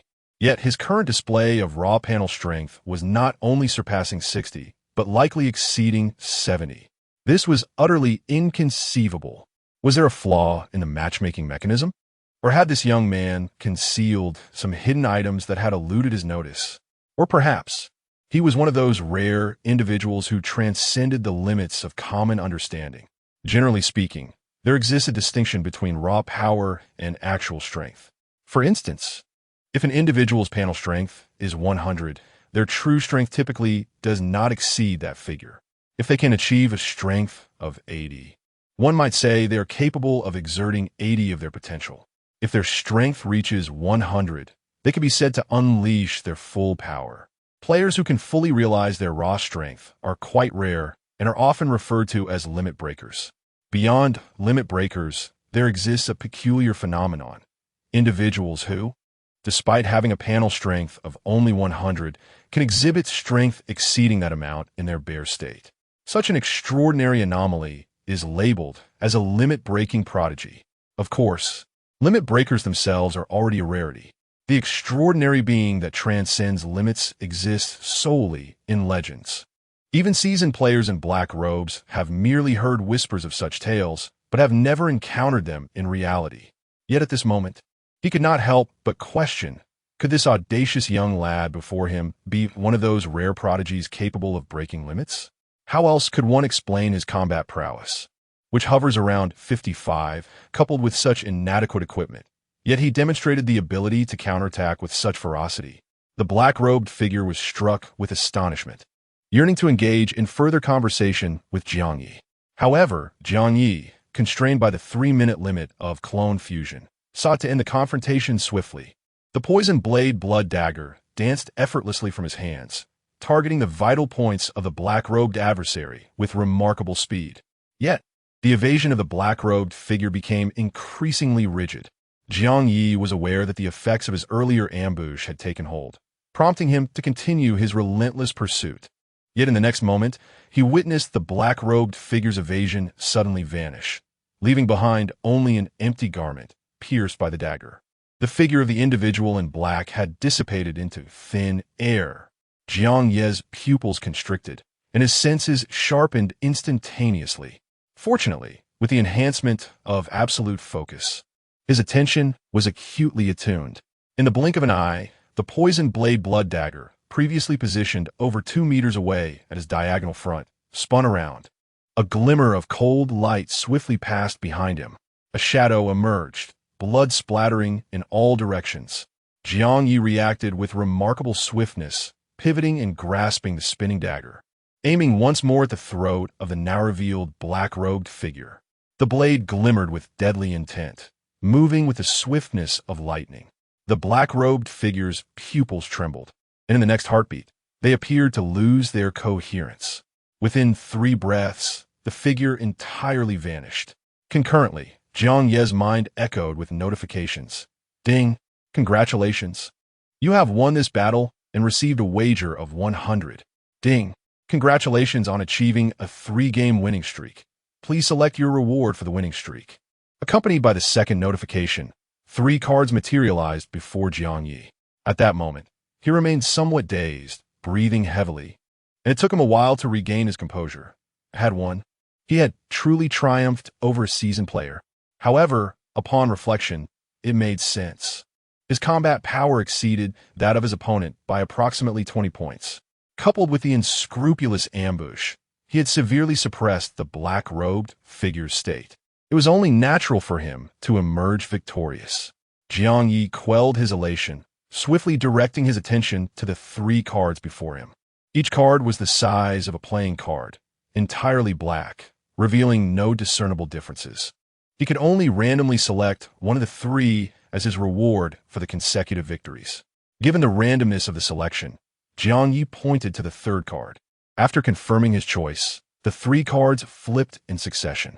The first card revealed itself as Announcement Card. Allows you to publish an announcement in the battle area you occupy. The announcement previously made by Zhao Yudi was likely accomplished using the announcement card. The second card flipped over to display Upgrade Card. If your level is below 10, you automatically level up by 1. If your level exceeds 10, this card becomes void. Goodness, a direct level up. It appears that Yang Wenchao was the first to reach level 2, likely due to a streak of victories that yielded a level up card as a reward. Shortly thereafter, Jiang Ye's selection of the 3rd card was revealed, displaying Privilege Card, Privilege 1. During random matchmaking, he may designate an opponent from those of equal strength for battle. Privilege 2. In the designated battle, the stakes of both parties will no longer be compatible downward. Initially, Jiang Ye struggled to comprehend the utility of this privilege, mistakenly believing the card to be of little value. However, upon further reflection, he realized that if utilized effectively, this card could yield substantial profits. Privilege 1 is quite straightforward. Normal random matchmaking is purely random. Yet with the privilege card, he can actively select an opponent from those that meet the required conditions. If this were the only privilege, The card would hold minimal value, as matchmaking would still adhere to the mechanism of equal strength. He would merely be selecting an opponent within that framework. However, with the addition of Privilege 2, the card becomes significantly more advantageous. The concept of stakes being incompatible downward means that, in a scenario where one bets 100 and another 900, the final stakes will be determined by the lesser amount, which is 100. But when the stakes are no longer compatible downward, Jiang Ye could wager 100 while choosing an opponent who stakes 10, 0, 0, 0. If he wins, he gains 10, 0, 0, 0. If he loses, he only loses 100. This is the true utility of the privilege card. Typically, when he bets 100, even a victory would yield merely 100. Yet, with the privilege card, he can leverage a small bet to win a large sum, wagering 100 to potentially gain 10, 0, 0, 0, or even 100, 0, 0, 0. Of course, this hinges on his ability to select the right opponent and secure a victory. As Jiang Ye contemplated this, the privilege card he had selected automatically fell into his possession. He then returned from the arena space to his original seat. At this moment, the effect of clone fusion had nearly concluded. Jiang Ye couldn't help but feel a sense of awe. X-level talents correspond to truly formidable skills. This clone fusion skill, though merely degrade, yields results far superior to other degrade abilities like the Golden Light technique. The power augmentation provided by clone fusion is already impressively strong. Moreover, when employed in the battle arena, the effect is akin to cheating. According to the random matchmaking mechanism, both sides should possess similar strength, with the competition relying on equipment, items, and combat awareness. Yet, he could complete the matchmaking and then activate clone fusion. His strength would surge dramatically, allowing him to overwhelm his opponent in an instant. In numerous novels Jiang Ye had previously read, protagonists often relished the thrill of challenging those beyond their level, achieving victory against the odds. While he found such narratives exhilarating, he now reflected, what satisfaction is there in prevailing against the strong with the weak? It is the act of overpowering the weak, delivering a decisive blow from a superior position, that truly exhilarates. The key is not only the thrill, but also the assurance it provides. This way, when he encounters formidable opponents in future matchups, he will possess a powerful trump card. Moreover, even when weaker clones act independently, they will have a safety net to rely upon. Overall, Jiang Ye was immensely satisfied with the D-grade talent of Avatar Fusion. He even believed that this skill surpassed the A-grade abilities of absolute focus and combat stance. Just as he reveled in his joy, a prompt echoed in his mind unexpectedly. Chapter 36, VIP Player Door. Player Xing Xiu issues an announcement in the battle room. Clearly, this is an announcement made by a certain player using an announcement card. At first, Jiang Ye paid little attention to the notification. However, he was taken aback when he recognized that the voice in the announcement belonged to the figure in the black robe. Bald kid at seat A06-5525. You are currently basking in the rewards and joy of a 3-game winning streak, aren't you? I specifically issued this announcement to remind you. What I said on the battle arena is not a mere threat. Rather, you will truly pay the price for your foolish actions. Soon, you will realize my power surpasses your wildest imagination. Embrace it well. The voice of the figure in the announcement dripped with condescension and derision, brimming with arrogance. Meanwhile, players in the battle room began to murmur about this inexplicable announcement. Isn't this player, named Xing Xiu, a bit too extravagant? Wasting an announcement card just to send a message to another player? And my power surpasses your imagination. Has this fellow succumbed to delusions of grandeur? Who does he think he is? He is merely a pretentious loser who lost the match, unable to swallow his pride. Indeed, I found the tone of that announcement quite amusing. Many regarded this baffling announcement with scorn. Yet, the mocking did not last long. Another announcement echoed in the players' minds. Urgent announcement from the battle room. VIP Player Door is linking 1 million battle machines to this battle zone. 1 million battle machines will be connected within 10 minutes. At that time, 1 million veteran players will gain access to this battle zone. This announcement left the entire battle room in stunned silence. Some players took a while to comprehend, their faces blank as they asked, What? What does this mean? Of course, there are those who quickly grasp the implications. Wait, does this mean that our battle zone will be inundated with 1 million veteran players? When we randomly match or challenge others, the likelihood of encountering seasoned players will skyrocket. Facing veteran players? What a joke. I can barely hold my own against players of the same power level in random matches. It's utterly impossible to win against veteran players.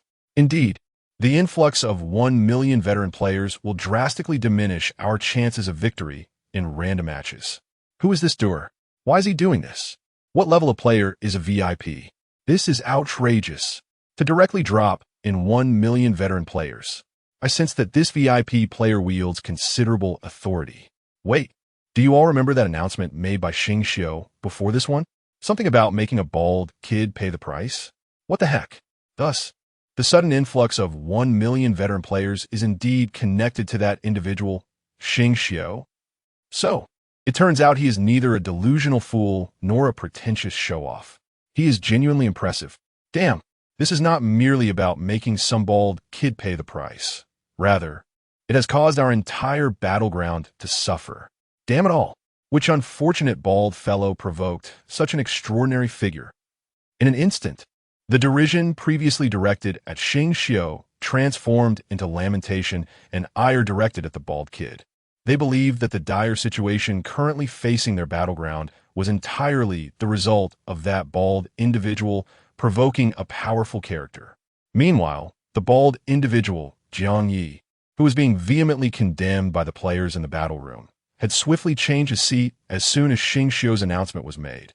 During the seat change, he suddenly realized a crucial detail.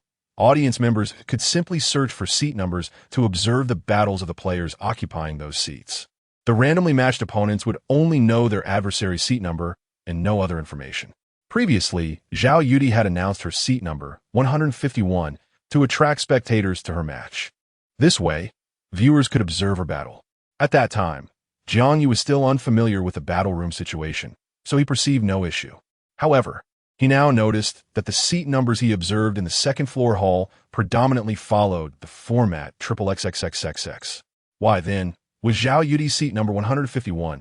Was she a stubborn bronze player who had ascended to the third floor? And indeed, the seat numbers on the third floor were comprised of 3 digits? This was certainly a possibility. Nevertheless, Jiang Ye began to suspect. Might there exist some private seats beyond the public ones visible in the second-floor hall? He even considered, if the battle machines in the first-floor battle room were akin to computers in an internet CAF, could it be that someone possessed a personal battle machine, akin to having their own private computer? In truth, he was quite right. Apartment 985, room 2008. At this moment, Jiang Ye was situated within a battle machine in her apartment room. Of course, this battle machine was not originally part of her apartment. Rather, it was obtained by stealthily dismantling a delivery. By utilizing this private battle machine, she could possess her own exclusive seat number in the virtual battleground. The seats throughout the second-floor hall were available for any player to occupy freely. However, once vacated, the seat could be claimed by another. In contrast, using a private battle machine granted the advantage of an exclusive seat. Even if she was absent, there was no concern that her exclusive seat would be occupied by others. Thus, this exclusive seat functioned somewhat like a live-streaming room number, remaining valid for an extended period. This was, in fact, the true reason Jiang Ye had issued an announcement inviting spectators, although her announcement merely expressed a desire for viewers to observe her battle. In reality, she yearned for her exclusive seat number to be known to all viewers, akin to the room number of a live streaming session. Thus, every subsequent match would attract an audience, much like the fervent following of internet celebrities. Once her seat number gained notoriety, the revenue generated from each victory would be substantial, allowing her to amass wealth comparable to that of established stars. Achieving a daily income of millions would no longer be a mere fantasy. However, this splendid plan was abruptly shattered by the announcement of a sudden influx of seasoned players. The prerequisite for her audience's revenue relied solely on her ability to win matches, and the arrival of these veteran players would inevitably diminish her winning rate. Moreover, the streams of these experienced players could potentially overshadow her own. Contemplating this, Jiang Ye harbored an intense resentment towards that nefarious bald figure who had provoked such powerful adversaries. Nevertheless, regaining her composure, she resolved to secure a few more profits before the veteran players fully descended.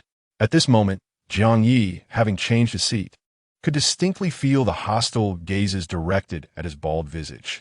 However, due to the disguising mask generating a bald appearance, the surrounding players could not ascertain that he was the troublemaker in question. Jiang Ye remained composed, yet a sense of perplexity lingered in his mind. Logically, that Xing Xiu should be merely a player of around 55 combat power. What gave him the audacity to command such authority, even summoning 100,000 players to his battleground? Was it not merely an act of underhanded ambush? Why the commotion? Was there perhaps another motive lurking behind this? He recalled that when he had ultimately struck down the figure in the black cloak, the individual seemed to have something to say, yet he had not granted them the opportunity. Now, he pondered what the black-cloaked figure might have wished to convey. Unable to decipher it, Jiang Ye chose to set aside such thoughts. What truly troubled him now was whether to use the privilege card after the veteran players had arrived, or within the 10 minutes preceding their descent. Chapter 37. The tattooed youth. At this moment, he changed his seat, and the discussion surrounding him had noticeably shifted. In my opinion, there is no need for such alarm. The integration of 1 million battle machines merely signifies that 1 million seasoned players may log into our combat zone, but it does not imply that all 1 million will log in simultaneously. For instance, in my apartment, there are 20 battle machines in the combat room, yet currently, only I am utilizing one. Therefore, this situation may not significantly impact our combat zone after all. That VIP player, Du Yi, along with the one who made the announcement, Xing Xiu, are evidently in cahoots. Their main target appears to be the bald man who provoked them. Thus, it seems that the old players logging into our combat zone are also likely focused on the bald man. These sentiments are clearly laced with self-reassurance. Nevertheless, Jiang Ye absorbed this information. Indeed, in the combat zone, achieving consecutive victories grants 1 random rewards. The rewards he is aware of include the announcement card, upgrade card, and privilege card. However, there may be other cards with unique purposes that he is unaware of. The organization selling consecutive victories must possess substantial wealth. It is akin to a colossal conglomerate in the real world. Such an entity, seeking to target an ordinary person like him without any backing, surely possesses numerous strategies. Initially, Jiang Ye contemplated using the privilege card once the seasoned players descended upon the combat zone, thinking he might earn more. Yet now he believes, for safety's sake, it might be prudent to log out of the combat room and avoid the limelight until the old players arrive. However, abstaining from using the combat room for a period would undoubtedly diminish his earning potential. Therefore, it will be best to make full use of this privilege card, allowing him to reap substantial rewards before the old players arrive. With this in mind, Jiang Ye activated the spectator feature on the control panel. Upon entering the spectator function, the entire interface resembled a food delivery application. At the top was the search function, designed for locating the seat number one wished to observe. The majority of the page displayed various battle arenas. In the bottom right corner, a small number indicated the current number of spectators for each arena. The display of these arenas was initially set to default sorting, meaning they were showcased randomly. Of course, certain fixed arenas with better traffic might appear at the forefront of this default arrangement. It remains uncertain whether those arenas occupying the top spots in default sorting have purchased traffic using a traffic card. In addition to default sorting, players could opt for sorted by number of spectators, sorted by combat strength, sorted by titles, and so forth. Since Jiang Ye aimed to utilize the privilege card for a significant gain, and he could not ascertain the stake amounts of his target opponents, it was only natural for him to focus on the spectator fees to achieve his ambitious goals. Should the battle utilizing the privilege card attract a multitude of spectators, a victory therein would yield him a substantial sum in viewing fees. Consequently, he opted to sort by the number of onlookers, dedicating some time to research. Meanwhile, the first avatar of Jiang Ye, upon concluding the avatar fusion, hastily departed from room 2025, making his way towards room 2064. After all, The time granted by the woman in white was a mere 10 minutes. He needed to return to his cleaning duties. The corridor between rooms 2025 and 2064 was not an extensive distance, having traversed it twice already. Nevertheless, he remained vigilant, tightly gripping a kitchen knife. The newfound skill acquired during the battle with the black screen manifested solely on the data panel of the first avatar upon the cessation of the avatar fusion. Golden cicada escaping its shell, D. By firmly grasping a metallic weapon for 1 minute, one can manipulate it for 3 minutes within a 5-meter radius. An ordinary D-grade skill, the efficacy of which likely hinged on the attributes of the metallic weapon. This realization deepened Jiang Ye's understanding that the potency of skills is indeed significantly linked to one's innate talent. Should he acquire skill scrolls in the future, it would be more advantageous to bestow them upon avatars with higher-level talents. As these thoughts occupied his mind, his gaze remained cautious. As the first avatar of Jiang Ye passed room 2060, he suddenly sensed a palpable threat. Instantly, his entire body tensed, the palm gripping the knife beginning to perspire. Instinctively, he pressed his back against the corridor wall, scanning his surroundings. At that moment, a brazen male voice emerged from the dark recesses to his right. "You must be Jiang Ye from the 20th floor." Accompanying this voice was a lean young man emerging from the shadows of the corridor. The youth sported a buzz cut and bore a tattoo on his forehead, seemingly intended to conceal some form of scar. This portrayal of a societal youth unmistakably indicated he was not a student from their apartment. Clearly, he was one of the level 3 players who had come from another apartment. Was it Huangqi, or Yu Xiaoming, Lu Shun, and Ke Jingfei, who ranked on the leaderboard, had perished at the hands of these two, and with alarming swiftness. Yet, what tightened Jiang Ye's emotions was the tattooed youth's cold gaze sweeping over him before he furrowed his brow in confusion, remarking, "Strange. Does your novice apartment truly harbor 2 individuals named Jiang Ye? Is there another Jiang Ye of level 1 on the leaderboard?" These words sent a jolt through Jiang Ye's heart. He feigned an appearance of nervousness and refrained from responding. The tattooed youth continued to approach, slowly analyzing, "Or perhaps, do you possess the ability to prevent others from probing your data panel?" "No, such prevention shouldn't manifest in this manner." "Could it be a capability to disguise the data panel? Does such a special ability exist?" The tattooed youth appeared perplexed and bluntly stated, "Come on, buddy. Just confess. Why does your data panel indicate a rank of level 0, while the leaderboard shows Jiang Ye at level 1? At that moment, Jiang Ye suddenly realized that this individual possessed the ability to probe into the data panels of others. Goodness. Fortunately, what he had uncovered was merely the data panel of his first avatar. If it had been the data panel of Jiang Ye's true form that had been exposed, that would certainly spell disaster. An X-level talent would undoubtedly cause a sensation. With this in mind, it was best for Jiang Ye's true self to remain in the shadows, avoiding unnecessary exposure. He could simply delegate everything to his avatars. However, even in this not-so-dire scenario, he was still confronted with the risk of his secrets being unveiled. He truly had no idea how to explain the discrepancy between his level 1 status on the leaderboard and level 0 on his data panel. Yet, why should he feel compelled to clarify? This individual was not even a classmate, and had, in fact, harmed one of them.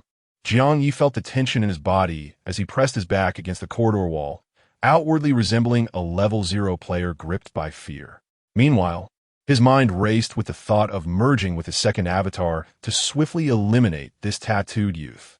Yes, it would be ideal to achieve a one-hit kill. After all, this young man could see his data panel. When a merge occurred, his panel would change. If the youth noticed anything amiss and shared it in their chat group, it could lead to catastrophic consequences. Chapter 38, the end of this apartment, however.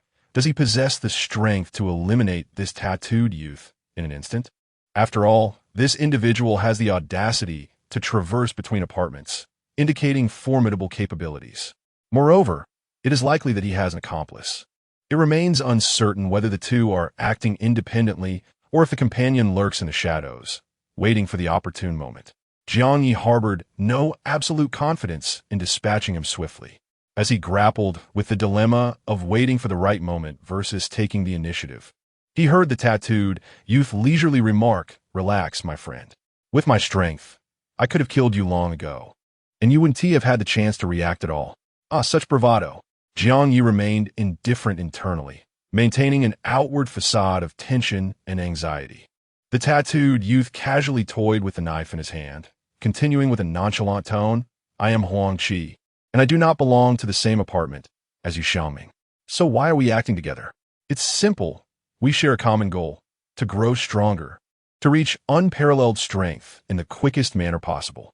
Now, let me ask you, what do you think is the fastest way to become stronger?" Jiang Ye found it difficult to decipher the true intentions of this individual. Nevertheless, he cooperated and uttered the words, "Killing." "Bingo!" The tattooed youth exclaimed joyfully, even snapping his fingers before quickly correcting himself. "I meant to say the supercharged version of killing. In other words, slaughtering a city. Of course, in our case, it should be called slaughtering an apartment." Now, you must have guessed it at this point. The tattooed youth wore a sinister smile that contorted the tattoo on his forehead, making him appear like a devil emerging from the depths of hell. His next words were equally chilling and devoid of humanity. "In my apartment, there are no living players left except for me." Following that, Yu Xiaoming's apartment was the second. Now, your apartment is the third. Jiang Ye, right? You are quite fortunate. Although your strength is mediocre, you were initially assigned to the 20th floor. This has become your reason for survival. You can choose to be my dog, much like Yu Xiaoming. I will lead you, one apartment after another, to harvest survival points. Such a pace of growth is undoubtedly much faster than working or engaging in battles. I will establish a powerful organization, and those who follow me will become the founding members. Of course, I do not harbor idlers. To follow me, one must pay a price. For instance, my current rule is that after each apartment journey concludes, my followers must remit 10 survival points to main. Naturally, as long as you kill enough people, any surplus beyond 10 can be used for your own advancement. Once my organization exceeds 8 members, I will make further adjustments and formulate more detailed organizational rules. Oh, by the way, after all this talk, you must possess a survival talisman, right? The tattooed youth raised an eyebrow, his tone remaining casual and relaxed. However, a profound shock coursed through Jiang Ye's heart. He had initially believed that the 2 new players who arrived at their apartment were merely ordinary level 3 warriors who had accidentally discovered the method of teleportation. To his astonishment, they had actually slain all the players in the apartment. Jiang Ye suddenly felt an overwhelming sense of relief. Thankfully, he had refrained from acting recklessly. Otherwise, given the survival points this individual must have amassed by killing over 100 people, his strength would likely be far beyond what he could hope to contend with, let alone defeat him in an instant. Realizing this, Jiang Ye felt a tinge of anxiety creeping in. He stiffly replied, "I possess the survival talisman." The tattooed youth smiled. "That is splendid. Next, we shall conclude our business in this apartment within 2 hours, and then we will proceed to the next one. To conclude this apartment." The way this fellow spoke was utterly cold-blooded and audacious. He seemingly held human life in utter disregard. Jiang Ye dared not entertain the notion of swiftly eliminating anyone. He maintained a facade of nervousness and said, I was preparing to clean room 2064. However, before he could finish this delaying tactic, the tattooed youth scoffed. "What a joke. Killing one person can net you 100,000. You dare speak to me of cleaning?" Umph. The tattooed youth toyed with a knife in his hand, his tone dripping with sarcasm. "Now I ask you, are you going to continue with your cleaning, or will you join me in taking lives?" Jiang Ye's heart raced. Without a moment's hesitation, he resolutely declared 2 words, "Kill." He even shouted them quite loudly, as if he had made a firm resolution to become a ruthless, cold-blooded demon, like the tattooed youth. The tattooed youth seemed quite pleased with his response, offering a compliment. "At least you're perceptive. Now, answer me a few more questions. First, do you know the strength of Yang Wenxiao, who resides on the 20th floor? Second, the mysterious bald man mentioned in the chat group also lives on the 20th floor. Are you aware of his background and strength? Third, returning to the previous question, why is your panel level 0, yet you are ranked level 1? Just from the first 2 questions, Jiang Ye realized that this fellow was likely planning to recruit Yang Wenchao and a mysterious bald man into his organization. Alternatively, if Yang Wenchao and the mysterious bald man's strength exceeded his control, they might be dealt with first. Jiang Ye refrained from asking further and answered in turn. Yang Wenchao is quite powerful. He paused for a moment before voluntarily adding, during his battle with the monster, he seemed to have utilized a revival ability. Afterward, he mentioned in the group that it was the survival points that allowed him to revive. I harbor considerable skepticism regarding his assertion. Are you aware that survival points can be utilized for resurrection? Upon hearing this, the tattooed youth's expression grew notably grave. Resurrection? Survival points do not inherently possess the ability for revival. Thus, Yang Wenchao's resurrection ability must stem from his innate talent. He then inquired, "Can you roughly ascertain the level of his talent?" Jiang Ye pondered for a moment and methodically speculated. In our apartment, there is a talent of S rank, Wang Lingling. It appears that Yang Wenchao's strength surpasses even hers. However, whether his talent exceeds the S rank remains uncertain. After all, Wang Lingling does not reside on the 20th floor, while Yang Wenchao does, providing him with a distinct advantage. As he spoke, he seemed to recall something and added, "Since you can view my data panel, you should also be able to see Yang Wenchao's, correct?" Huang Qi shot him a glance, his tone laced with impatience. "I can only access the data panels of players who are 3 levels below me. Yang Wenchao is currently at level 3, thus I cannot investigate him." "Ah, I see. It is indeed Jiang Ye's low level that allowed this fellow to probe his data panel." Nevertheless, Jiang Ye suspected that aside from being unable to investigate Yang Wenchao's data panel, this tattooed youth likely preferred to avoid direct confrontation with him. He probably feared that Yang Wenchao's strength might lead to an unexpected downfall. Thus, this individual seems to exercise a degree of caution. Just as Jiang Ye was about to continue addressing his second question, he suddenly noticed the tattooed youth's expression drastically change. Chapter 39. Is this a bug? Jiang Ye's expression changed abruptly. He too had witnessed the explosive messages flooding the chat group. Goodness, the new player Yu Xiaoming has vanished from the leaderboard. His name is also dimmed in the member list. What the hell? Who killed Yu Xiaoming? Lu Shun. It was Yang Wenchao. What? Yang Wenchao has defeated Yu Xiaoming despite the level difference? Are you blind, my friend? Your brother has already reached level 3. What? He is only at level 3? But even at level 3, to take down a player of such caliber from another apartment is truly impressive. Moreover, these 2 players from different apartments clearly harbor ill intentions. Yang Wenchao's actions are entirely justified in ridding us of such threats. I wholeheartedly support him. Agreed. These 2 players from across apartments are utterly despicable. Without Yang Wenchao, who knows how many of our classmates would have perished. Wang Chong. I have long maintained that our apartment needs a powerhouse like Yang Wenchao. I can't believe some people even suggested eliminating him. I wonder what goes on in their minds. Xiao Likuan. When will Brother Chao take care of that Huang Qi as well? I feel these 2 players are specifically targeting our apartment. Agreed. Brother Chao, please take care of Huang Qi swiftly. Otherwise, I dare not continue delivering packages. Brother Chao is magnificent. Brother Chao is amazing. You are my idol. At that moment, the chat group was filled with praises for Yang Wenchao, as if he had single-handedly transformed into the hero of the apartment by dealing with Yu Xiaoming.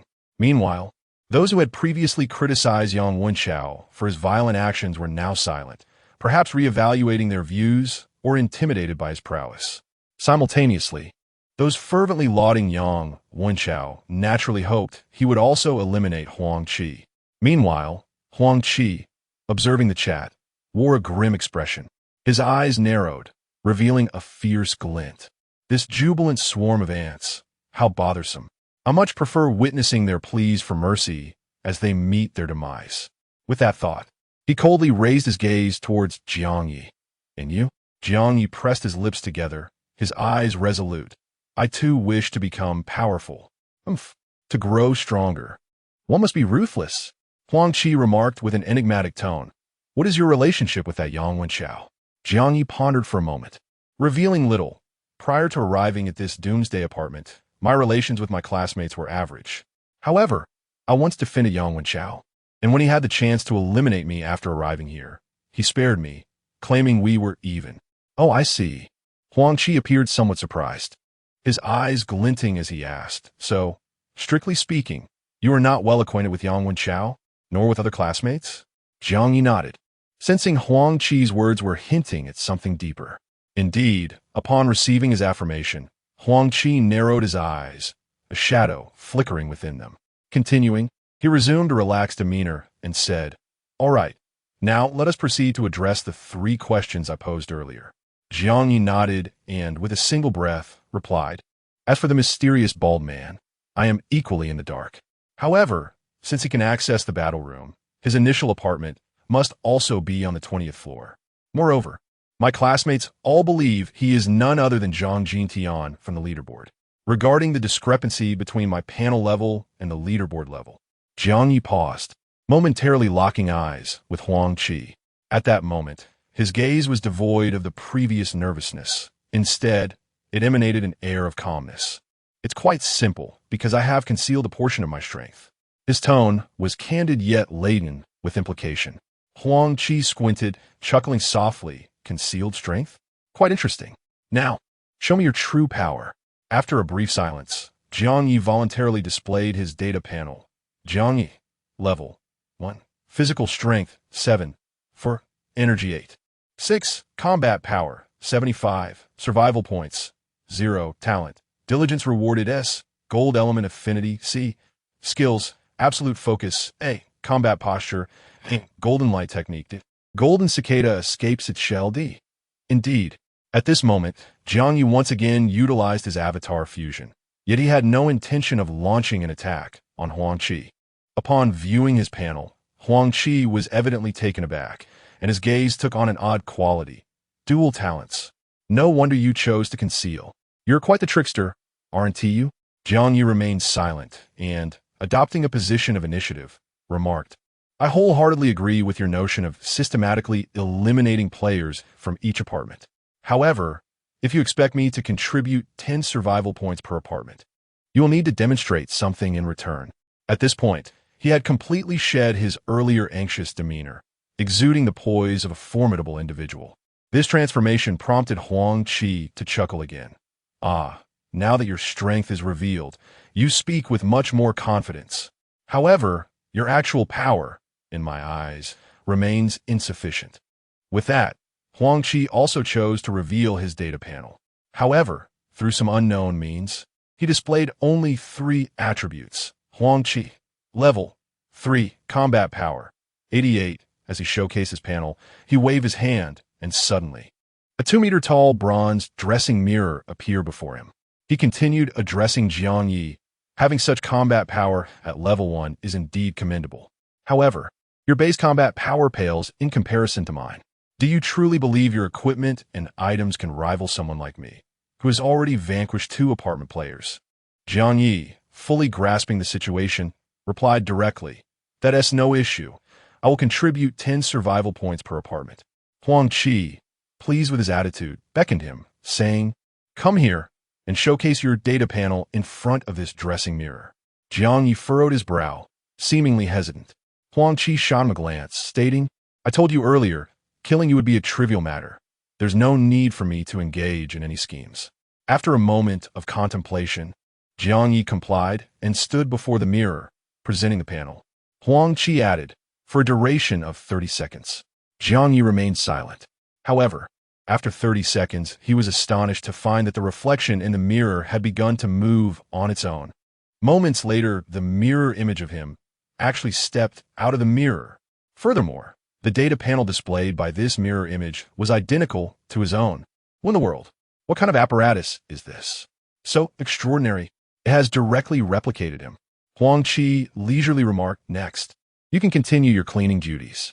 Leave the task of probing Yang Wenchao to this mirror clone." His tone was unusually relaxed, seemingly satisfied and proud of Jiang Ye's astonishment. Yet, unbeknownst to him, Jiang Ye's shock stemmed not only from the mirror's ability to create an exact duplicate of him. More significantly, he sensed that his D-class skill, clone fusion, could actually be applied to this mirror image created by Huang Qi. What? So does this count as a game bug? If you were to merge this mirror clone with his primary clone right now, what would happen? Chapter 40. The replica mirror of clones. The skill of clone fusion undoubtedly possesses a cooldown period. However, its cooldown mechanism is calculated in the following manner. For instance, if clones A and B are fused into clones C, only clones A and B enter a state of cooldown. This means that when Jiang Ye possesses only clones 1 and 2, he can briefly execute the fusion of clone 1 into clone 2, as well as the fusion of clone 2 into clone 1, allowing for a total of 2 fusions. Yet, having already exhausted these 2 opportunities, the skill is rendered entirely dormant. But when this mirrored clone emerges, the skill, which had previously fallen into cooldown, suddenly becomes available again, indicating that he can now fuse with this mirrored clone. How could this be? Jiang Ye is utterly bewildered by the turn of events. Huang Qi, on the other hand, bursts into hearty laughter. Is it really that astonishing, merely because it's a mirrored clone? As he caresses the antique-looking dressing mirror, he explains with considerable pride. The high-end mall in the novice apartment indeed allows for the exchange of certain items using game currency. Yet, to be frank, those items are rather mundane, just common goods that any novice player with sufficient game currency can acquire. My replica mirror of clones, however, is an entirely different matter. It was purchased with game currency from the high-end mall. When I exchanged survival points for game currency with the shadow, he noticed that my survival points exceeded 100 and granted me a special privilege. I was allowed to directly exchange survival points for items from his inventory. This mirror, the replica mirror of clones, is one such item obtained from the shadow. It even possesses a unique status. As Huang Qi speaks of this, a distinct pride radiates from him. After all, not everyone is fortunate enough to receive special treatment from the shadow.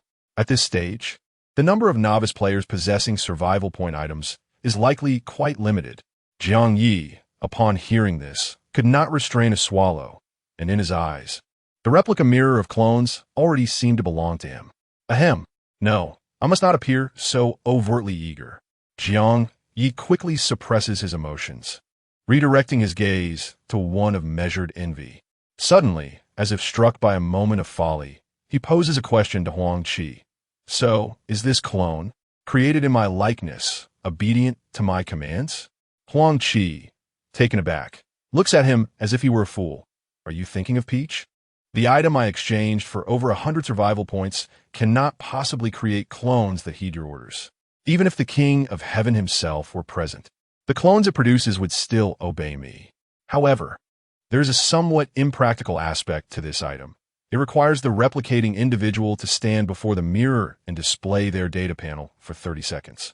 Therefore, it cannot directly defy someone's will to replicate a formidable opponent. Yet, it can be utilized up to level 100, and as long as I remained sufficiently powerful, the clones it generates will also be stronger. As my organization grows and flourishes in the future, I shall consider prioritizing the replication of those with formidable raw data, which would serve as a powerful asset for me. While saying this, he cast a meaningful glance at Jiang Ye, remarking that his raw data is quite impressive. Being among the earliest to follow me, you need not worry. I will focus on nurturing your potential. Jiang Ye nodded repeatedly and then turned to the mirror avatar, asking if it had a time limit for existence and whether it might suddenly vanish while in use. That is not a concern for you. The survival items are far more robust than you can imagine.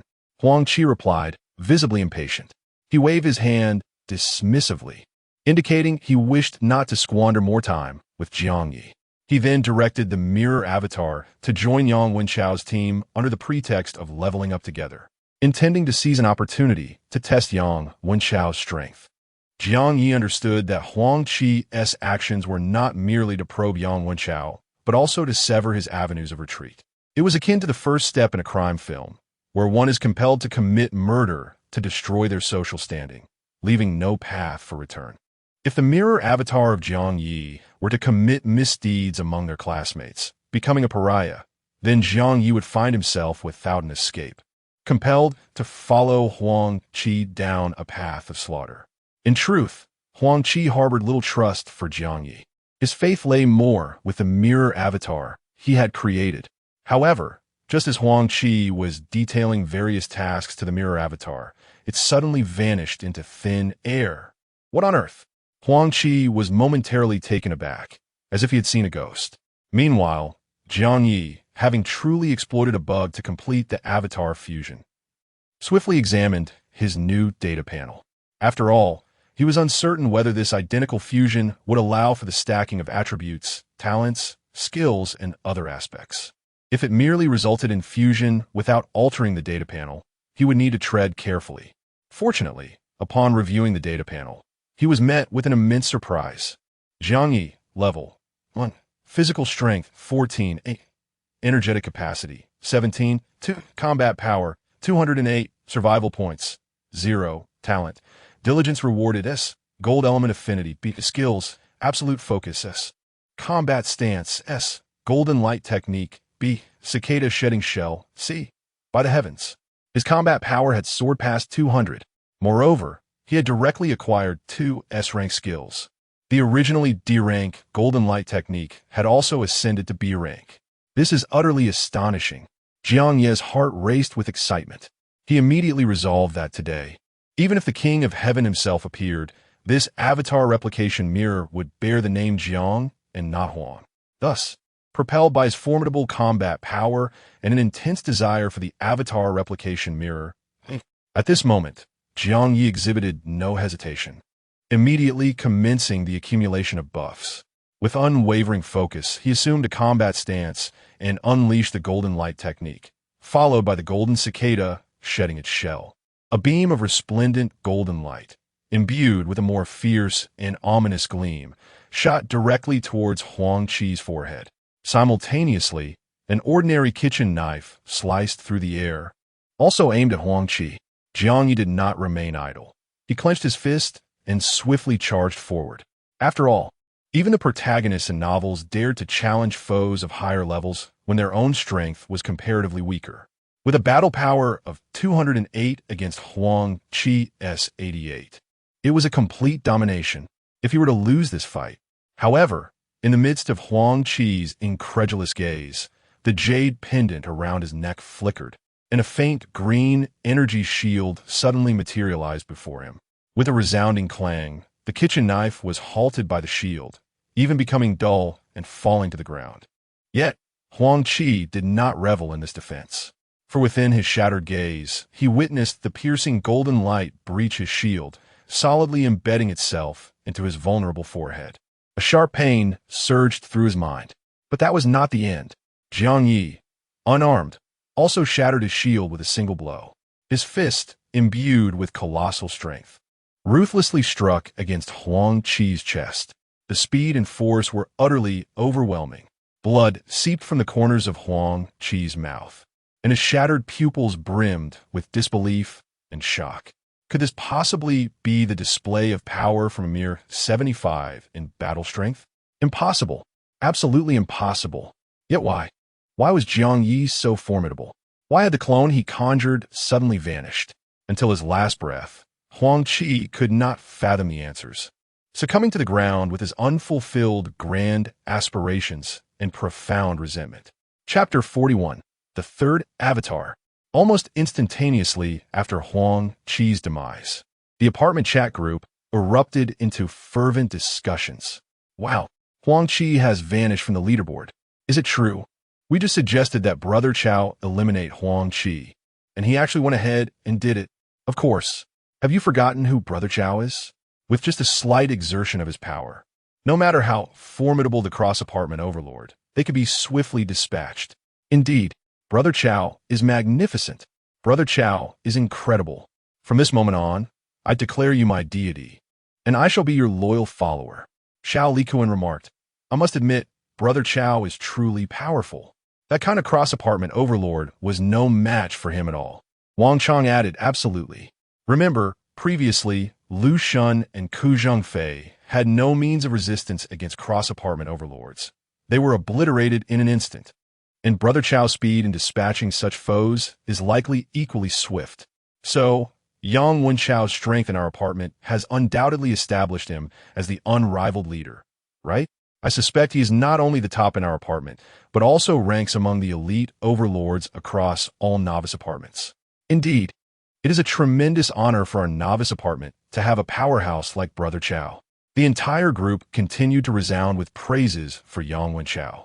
Meanwhile, those who harbored reservations about him, fearing he might indiscriminately slay the innocent, dared not voice their thoughts in the face of Yang Wenchao's overwhelming might. In the depths of the third-floor corridor, however, Wang Lingling, leading a cooperative team, began to murmur softly.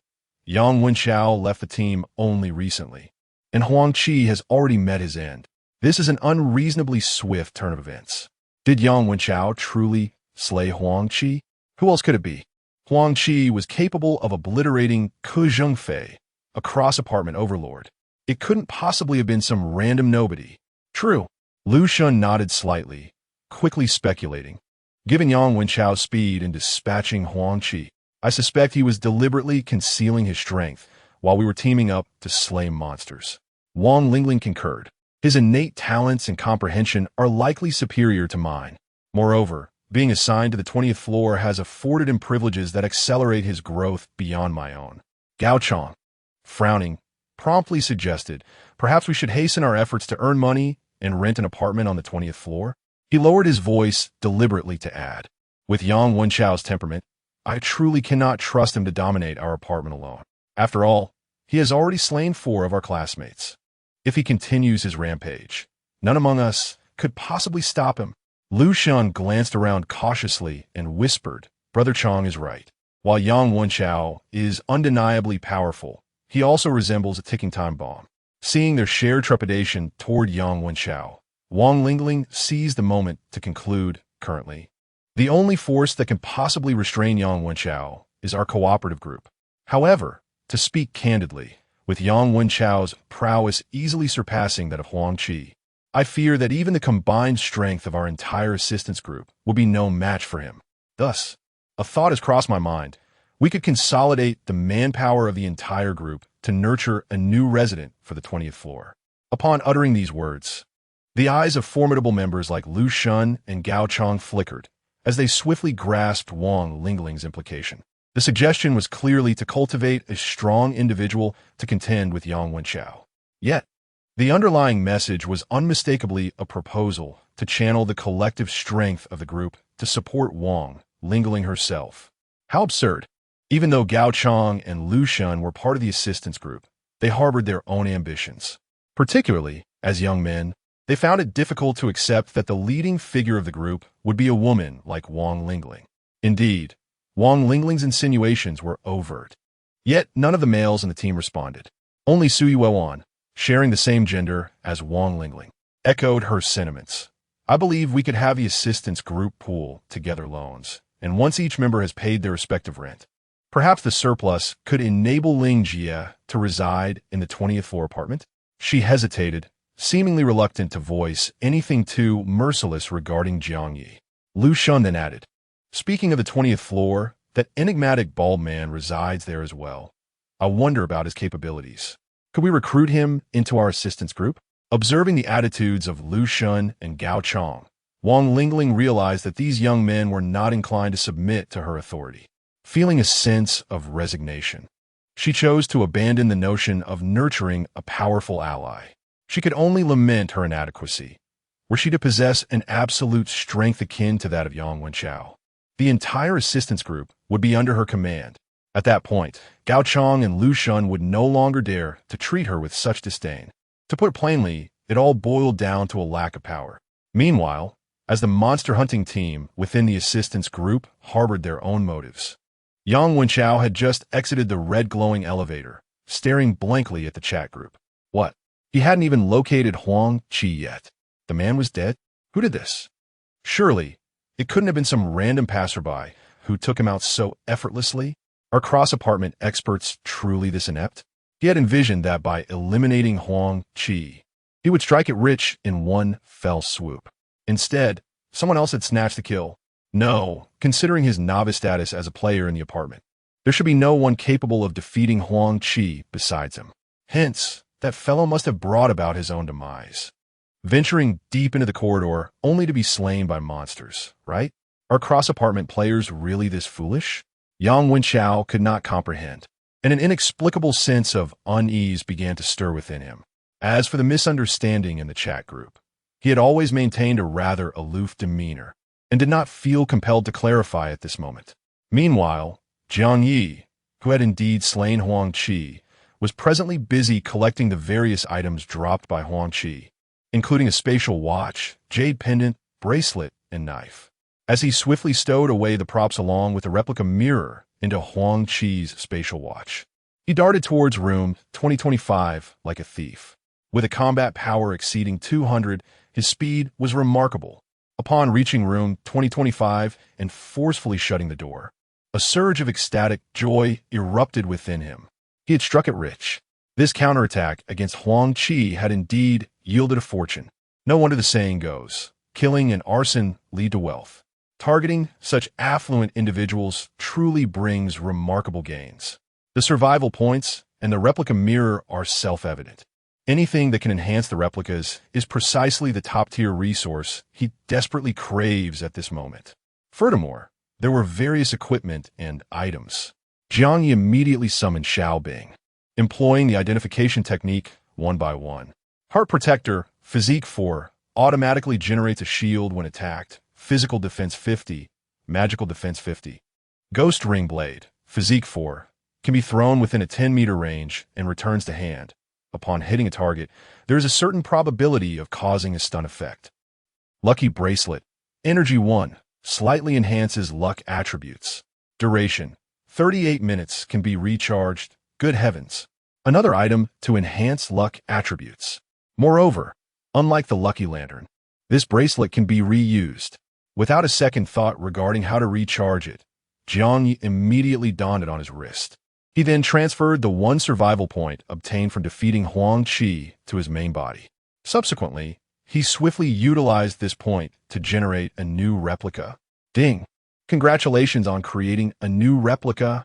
However, the creation of this new replica left Jiang Ye's main body utterly weak. A dull ache throbbed in his brain, and he found himself devoid of any strength. In that instant, he realized his main body's attributes were far too weak. 3 replicas were already the limit. If he wished to continue generating new replicas, he must urgently enhance his main body's attributes. He hastily directed the replicas to carry his collapsed body to the bed, barely managing to check the data panel of the 3rd replica. Upon inspection, he was met with yet another wave of excitement.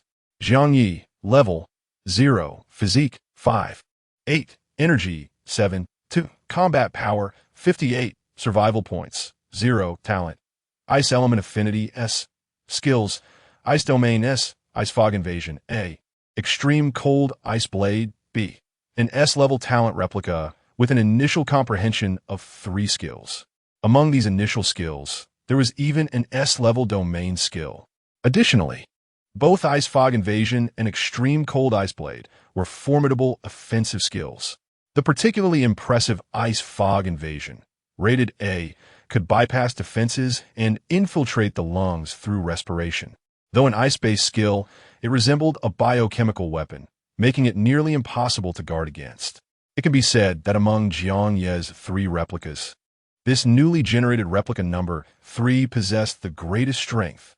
Certainly, the 2nd avatar possesses immense potential, yet requires some time for development. However, there is no moment to savor the joy. Both the 1st and 2nd avatars of Jiang Ye have pressing tasks at hand. The 1st avatar must complete its cleaning duties within 10 minutes, while the 2nd avatar must utilize its privilege card before the veteran players arrive in the combat zone. Jiang Ye, unable to examine the other items in the Huangqi Space Watch, redirected his focus to the avatar replication mirror. He pondered whether this replication mirror could still exploit a glitch, since one of his avatars can only undergo fusion once within a short span. The avatars emerging from the replication mirror should always be considered as new avatars, right? Therefore, could he use the mirrored avatar to bypass the cooldown of avatar fusion? Furthermore, could he potentially use the newly fused mirrored avatar to replicate yet another new mirrored avatar? Jiang Ye endeavored to test this theory, but it inevitably resulted in failure. A brief investigation revealed that the constraints of the avatar replication mirror stipulate that only one mirrored avatar can exist at any given time. Even if he fused that mirrored avatar with another avatar, it would still count as an existing mirrored avatar, thus preventing further replication. To restore the replication mirror to a usable state, the existing mirrored avatar must first be eliminated.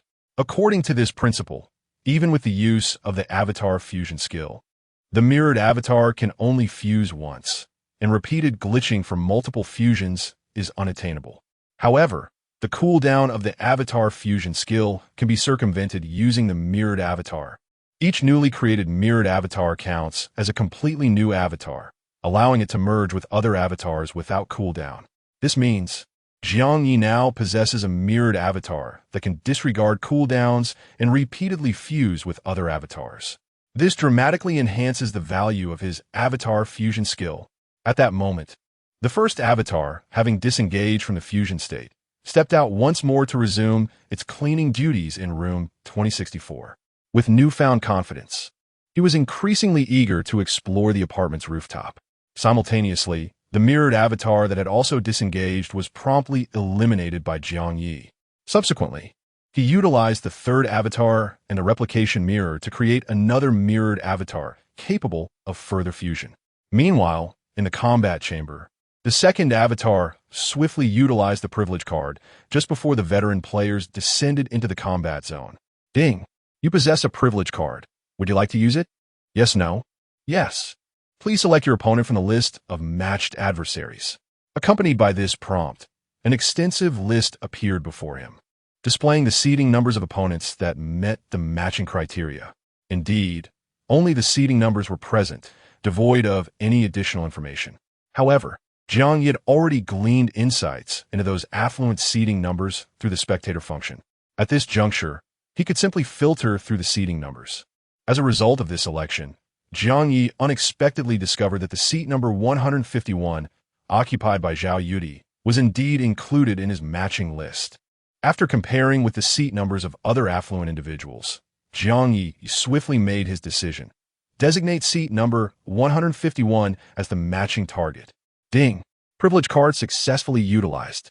Matching completed. Accompanied by this notification, Jiang Ye found himself in the familiar arena space. However, unlike before, this time the surrounding seats were occupied by numerous spectators. Even more surprising, the very person who had previously deceived him, Su Jingyao, was now seated among the audience. Her eyes widened in shock as she hastily messaged Li Ran. Sister Ran, that bald man who tricked us before is actually matched with Zhao Yudi.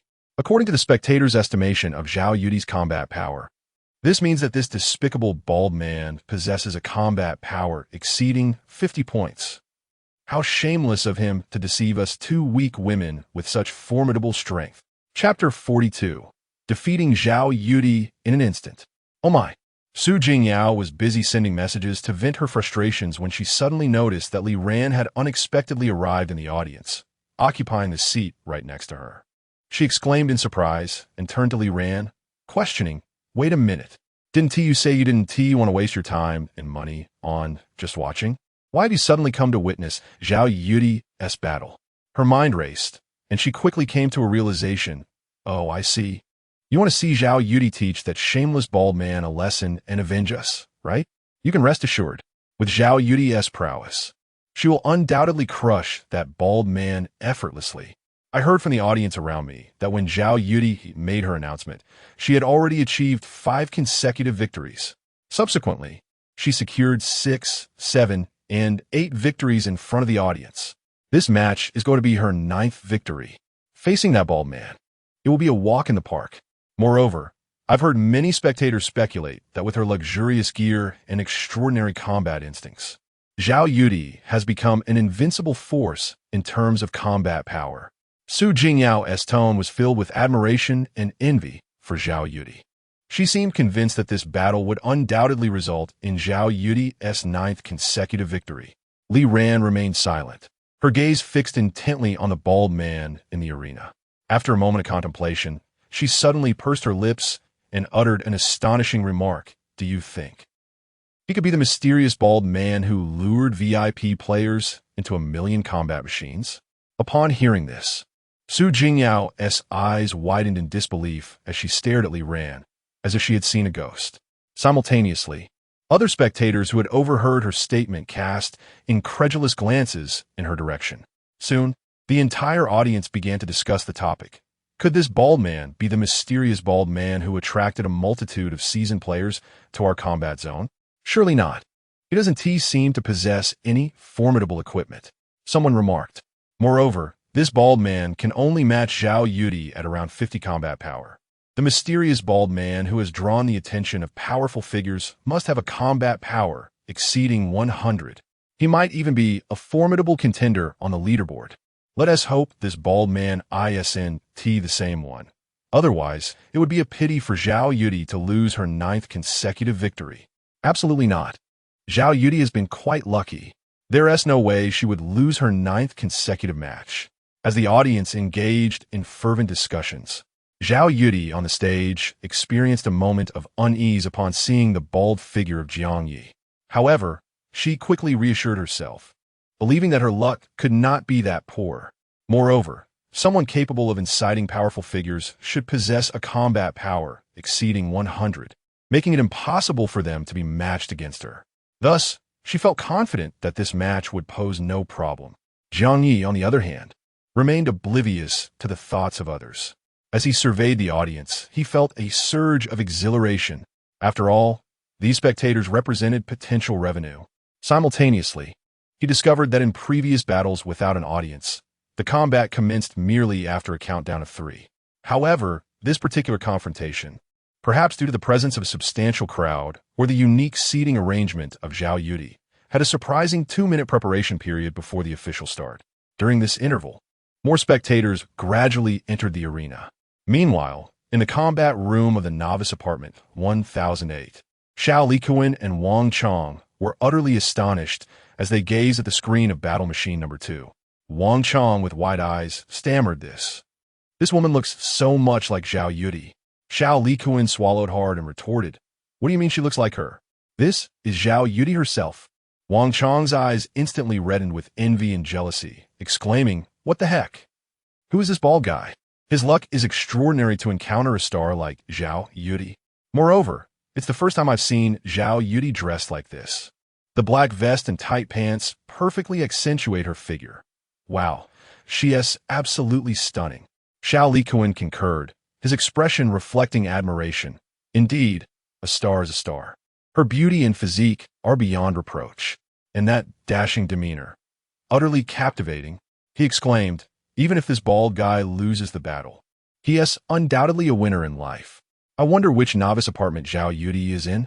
The players sharing an apartment with her are truly fortunate. I sense that Jiang Ye appears quite formidable. This bald guy might be in for a defeat."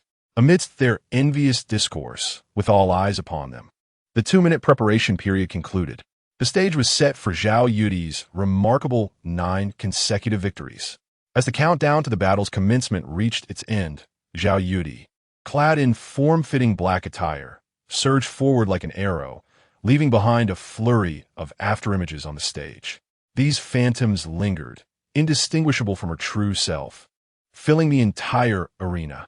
From the audience's perspective, it seemed as though the stage was entirely populated by Jiang Ye's likenesses, making it impossible to discern which one was the genuine Jiang Ye. Li Ran, witnessing Jiang Ye's battle for the first time, was utterly mesmerized by the spectacle. Beside her, Jiang Ye quickly explained, "This must be an ability of Jiang Ye's outfit. These numerous duplicates lack offensive power, but identifying the true Jiang Ye among them is exceedingly challenging. Moreover, she appears capable of shifting among these duplicates with remarkable agility." Just as Jiang Ye was about to elaborate on Jiang Ye's other abilities, an unexpected chill swept across the entire arena. In an instant, all the Jiang Ye apparitions were rendered sluggish by the icy grip of a sudden frost.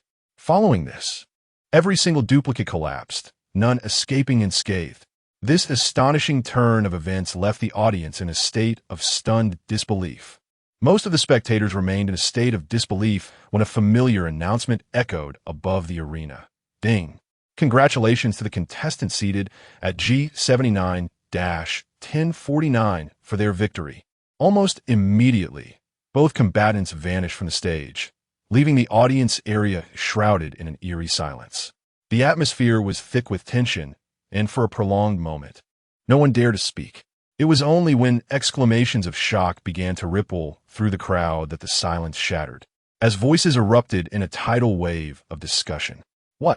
Jiang Ye was eliminated in an instant, and not in the way of revealing her true form, but rather, all her avatars were obliterated at once. How is that even possible? That kind of wide-ranging area attack skill cannot be so outrageously powerful. Indeed, the two combatants appeared evenly matched, so how could such a devastating area attack possess such formidable lethality? It defies logic. The freezing effect that annihilated Jiang Ye could not have been a mere skill. It must have been a potent item. A skill comparable to Jiang Ye's capabilities could not reach such heights. Yes, it could only be a powerful item, one exchanged with survival points. Goodness, how unfortunate for Jiang Ye. She had finally reached a remarkable 9 consecutive victories, only for it to be abruptly cut short. Could it be that this bald-headed individual has provoked a VIP overlord? By all that is holy, I fervently support the veteran players swooping into our battle zone to avenge Jiang Ye by eliminating this bald-headed fiend. Indeed, to have her 9 consecutive victories interrupted. This bald head is truly heinous. As Jiang Ye's fans seethed with indignation, ready to tear Jiang Ye apart, Su Jingyao and Li Ran stood frozen, staring blankly at the now desolate arena. Particularly Li Ran, whose gaze lingered on the spot where the bald-headed man had just stood, unable to regain her composure, until Su Jingyao, with great difficulty swallowing, poked her arm and murmured, "Sister, I just suddenly felt we might not have been cheated, but rather toyed with." Chapter 43. The quest for the survival stone. Isn't this just sheer mockery? Such a formidable warrior. How could he possibly have a mere lone limit of 500? With his prowess, he could have easily seized victory in the battle arena. Yet, he deliberately played along with their charade, only winning 400. This is nothing short of blatant teasing. The most infuriating part is that he feigns such a naive and honest demeanor. It's simply despicable. Su Jingyao's face flushed with indignation, yet she couldn't help but reflect. This guy truly has a ruthless heart. Jiang Ye had achieved a remarkable 9 consecutive victories, only to have it abruptly halted. Now, to pursue a 10-game winning streak again, she must start from scratch. Moreover, with seasoned players soon to arrive, the challenge for her to achieve 10 consecutive victories will only intensify. That bald head, truly, only knows how to make enemies. Li Ran, nudged by Su Jingyao, snapped back to reality, but chose not to respond to her complaints. After a brief silence, she muttered, "I truly am so weak." With that, she departed from the spectator area. Meanwhile, in the 985 newbie apartment, room 2008, Jiang Ye returned to her designated seat, her exquisite face clouded with fury. Her 9-game winning streak, so callously interrupted. What a pity. The worst part is that bald head, possessing the strength to obliterate her. Had it not been for that instant defeat, she could have negotiated terms upon realizing she was outmatched. For instance, how many game coins or survival points he desired. She would have considered acquiescing, as long as it meant preserving her 9-game streak. But alas, she fell so swiftly that she had no opportunity to discuss conditions. The more she contemplated this matter, the more it gnawed at her. After all, Jiang Ye had purchased the 10-game winning streak package. Consequently, this defeat not only reset her consecutive wins, but also deprived her of the benefits of the package. She had initially intended to complete her 9 victories before the seasoned players made their grand entrance. Yet, the opponents she faced during the streak were, quite frankly, even more formidable than the seasoned players themselves. She suspected that even players of equal strength would not have been able to dispatch her so effortlessly. Had she foreseen this, she would have preferred to wait until the seasoned players arrived before engaging in matches. Jiang Ye gritted her teeth in frustration, her anger mounting with each passing thought. Suddenly, her form vanished from the exclusive booth numbered 151. In the second-floor hall, A tall figure clad in a tight black outfit materialized beside seats G79-1049. However, at that moment, only an empty seat remained at G79-1049, with no sign of the bald head in sight. Damn that bald head. He certainly knows how to make a swift exit.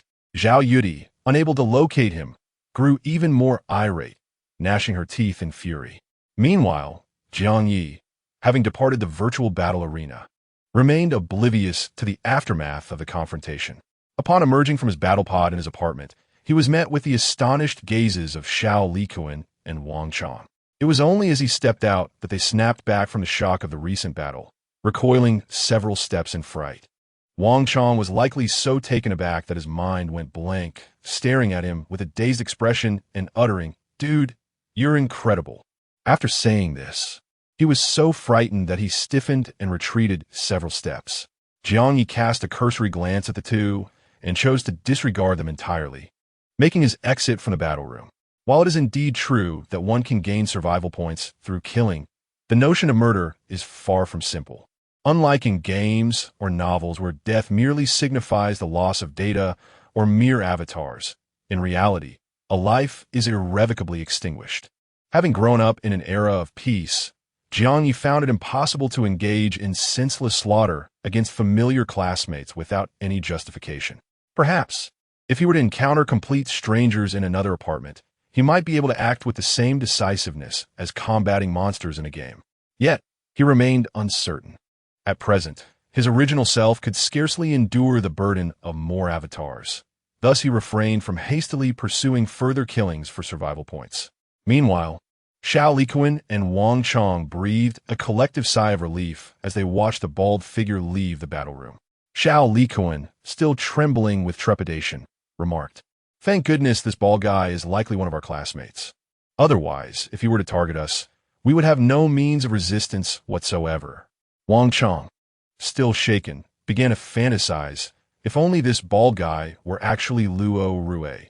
We're the best of friends, and if he were to soar, I could bask in his glory, too.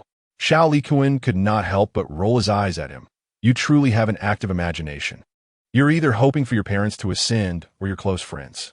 If he were that kind of friend who would elevate you, would he even feel the need to conceal his identity? I surmise this bald guy has a neutral relationship with us. He hasn't made enemies. Hence he didn't choose to kill us. Yet he isn't particularly close either, which is why he ignored us. In the future, we should be more cautious in our group discussions.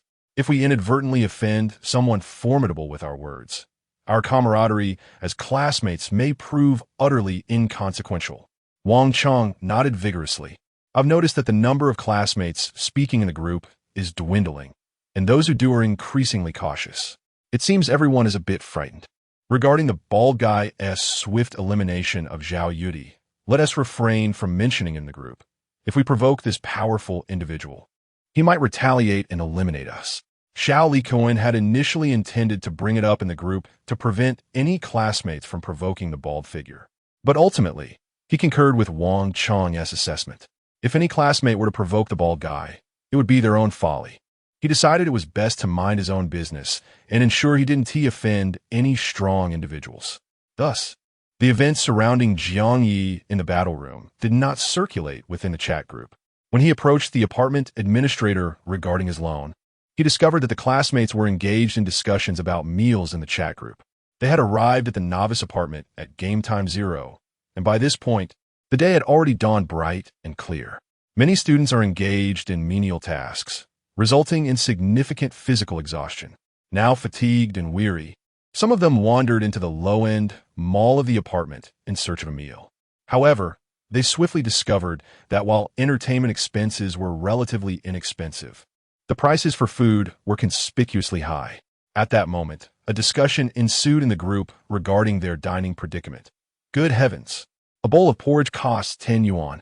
A small bowl of vegetables is 20 for vegetarian and 40 for meat.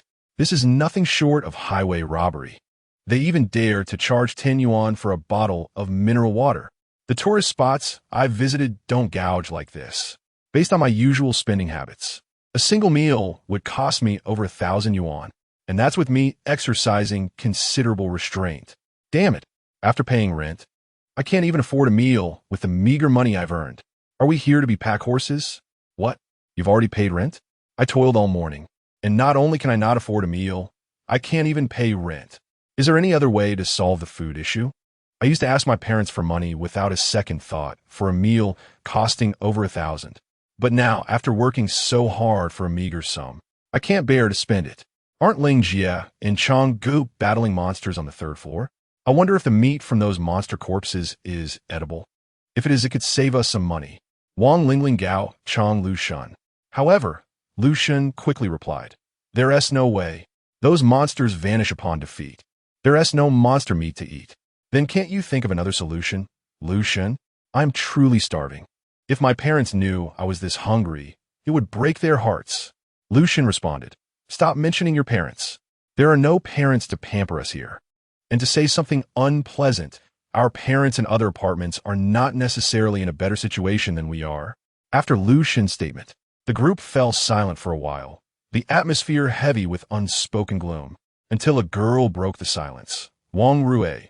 By the way, do you all know how those two cross-apartment players managed to do it? I really want to reunite with my family across the apartments. After this remark, the group remained unresponsive for quite some time. Unable to bear the silence, Wang Rue continued more directly. "Yang Wenchao, do you know how to cross apartments?" Yang Wenchao. Once this message was sent, another girl quickly reminded her. "Wang Rue, are you out of your mind?" Yang Wenchao warned us not to tag him again. Wang Rue replied, "I'm sorry, I forgot. I didn't mean to. I just really want to be reunited with my parents, sob sob sob." It was apparent that Wang Rue, who sent the message, had begun to cry. The atmosphere in the group grew increasingly somber. Unexpectedly, Yang Wenchao, who rarely spoke, responded to Wang Rue, "Where are you? I will take you to reunite with your parents." Wang Rue. Upon hearing this, many students were astonished. Did Yang Wenchao truly know how to cross apartments? Moreover, he was able to accurately escort Wang Rue to the apartment where her parents resided. However, it seemed that Yang Wenchao indeed exhibited an air of omnipotence. Many classmates did not ponder much on this. The girl named Wang Rue was especially overwhelmed with gratitude, exclaiming, "Thank you so much, Yang Wenchao. You are truly a good person. We have all misunderstood you in the past. I am currently at the red light elevator on the 6th floor." Yang Wenchao replied, "Okay, I'll be there shortly." His amiable demeanor left other classmates feeling somewhat disconcerted. Soon, more girls expressed their desires to reunite with their families and cautiously inquired if Yang Wenchao could assist them as well.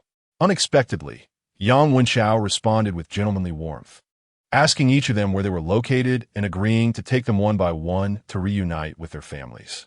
Many female classmates were overwhelmed with joy, tearfully informing Yang Wenchao of their whereabouts.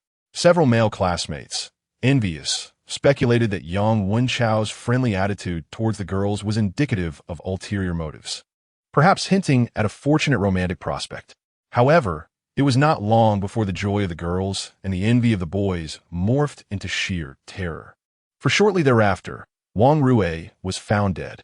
Following this, the second girl who had revealed her location to Yang Wenchao also met the same fate. The consecutive deaths of two girls left the remaining female classmates, who had sought Yang Wenchao's help to reunite with their families, in a state of panic, hastily altering their statements in the chat. "No, I no longer wish to reunite with my family. Please don't kill me. Ling Jie, save me, Wang Lingling, I'm so scared. I want to go home. Why must I endure such terrifying events? Who will rescue me? Help me. Lu Xin, save me. I have had a crush on you for 3 years." Boohoo Lu Xin by Rowan exclaimed, "What should we do?" Ling Jie, Changgu, you must find a way to handle Yang Wenchao. In an instant, a grim and foreboding atmosphere spread once more throughout the chat. Jiang Ye observed from the sidelines without participating. He too felt a pang of hunger. Having repaid his loan, he ordered a meal of 4 dishes and a soup from the low-end mall and began to enjoy it. Meanwhile, his avatar, 1, trailed the woman in white from room 2064 to the top floor, while avatar 3 remained in room 2025, continuing to organize the items acquired from Huang Qi. He did not intend to engage in the classmates' disputes. Soon, It was Wang Lingling who stepped forward to take charge. Those who just revealed their coordinates to Yang Wenchao should quickly take the elevator to the first floor to assemble. Moreover, all other members of the mutual aid group should also hasten to convene on the first floor. Everyone has been busy throughout the morning. On one hand, we have all gained some understanding of the apartment situation, and on the other, we need to address the issue of meals. Therefore, I would like to utilize this time for dining to plan the forthcoming development of the mutual aid group. Let us strive, through unity and collaboration, to swiftly alter our challenging circumstances. Wang Lingling's address instantly provided those girls, who had been terrified by Yang Wenchao, with a sense of direction. They dared not voice any doubts, and promptly made their way to the first floor to assemble. Others, who found personal development exceedingly challenging and simultaneously faced difficulties in dining, hesitated for a moment before converging on the first floor. At this juncture, Wang Lingling abruptly directed a message to Jiang Ye. Jiang Ye, how much have you earned?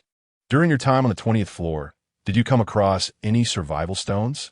Jiang Ye, not feigning ignorance, casually replied, I am currently on the 20th floor, and my cleaning duties remain uncompleted.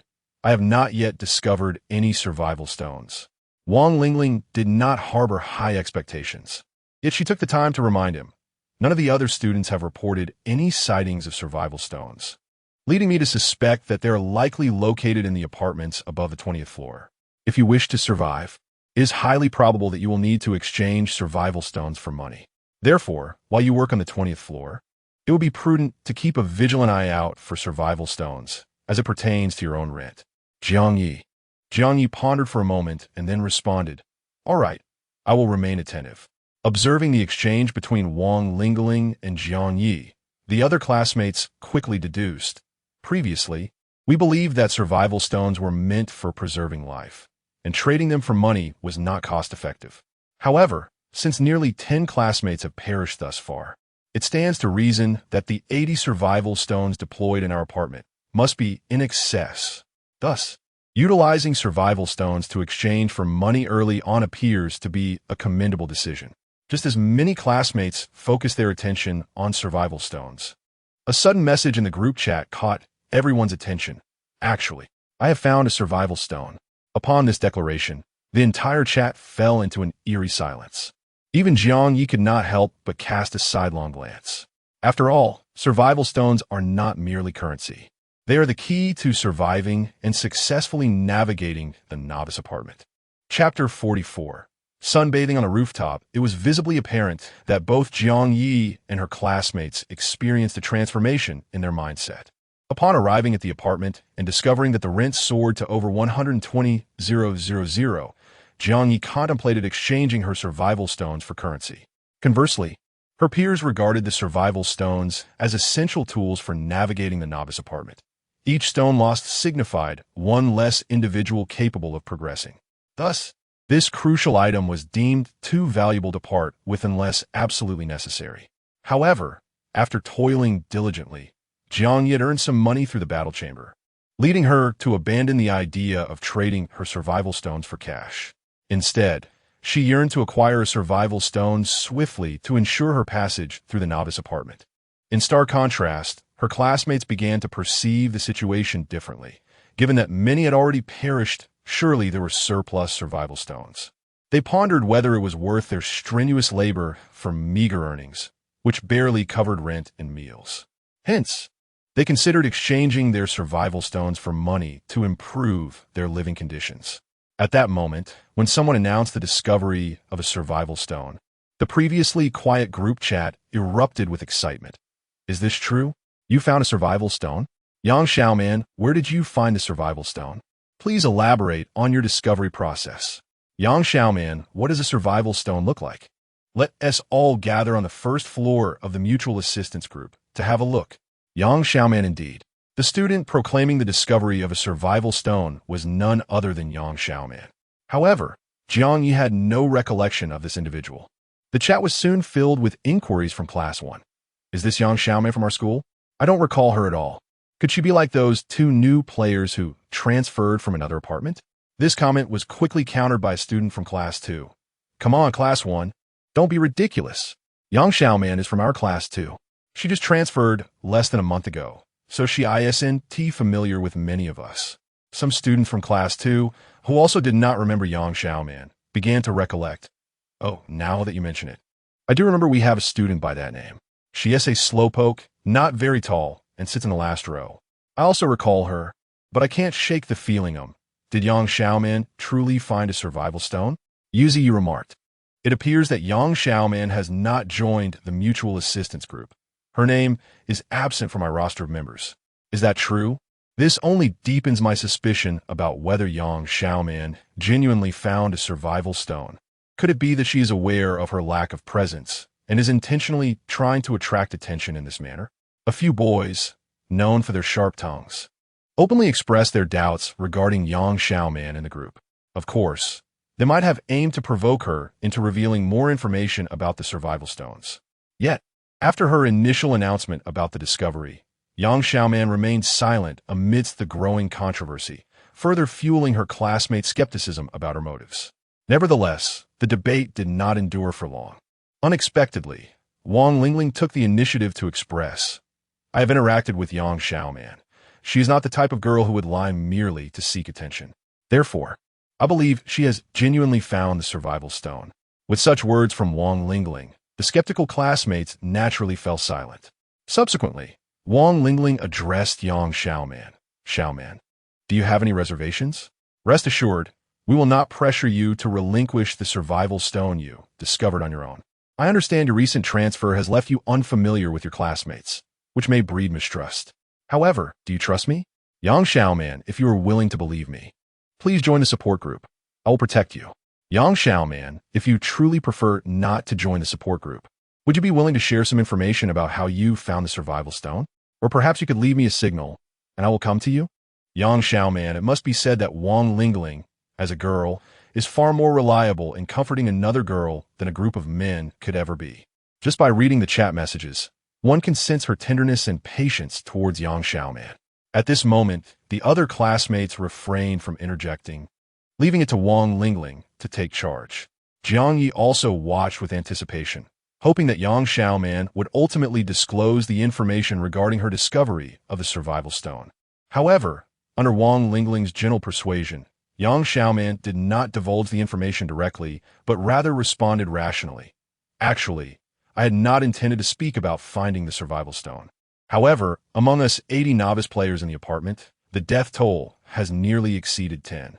Thus, I feel it is necessary to remind everyone, if we truly wish for our apartment to locate as many survival stones as possible, it is best not to kill indiscriminately. For if I am not mistaken, each of us who remains alive corresponds to an opportunity to find a survival stone. The difficulty of locating the survival stones corresponding to those who have passed is exceedingly high.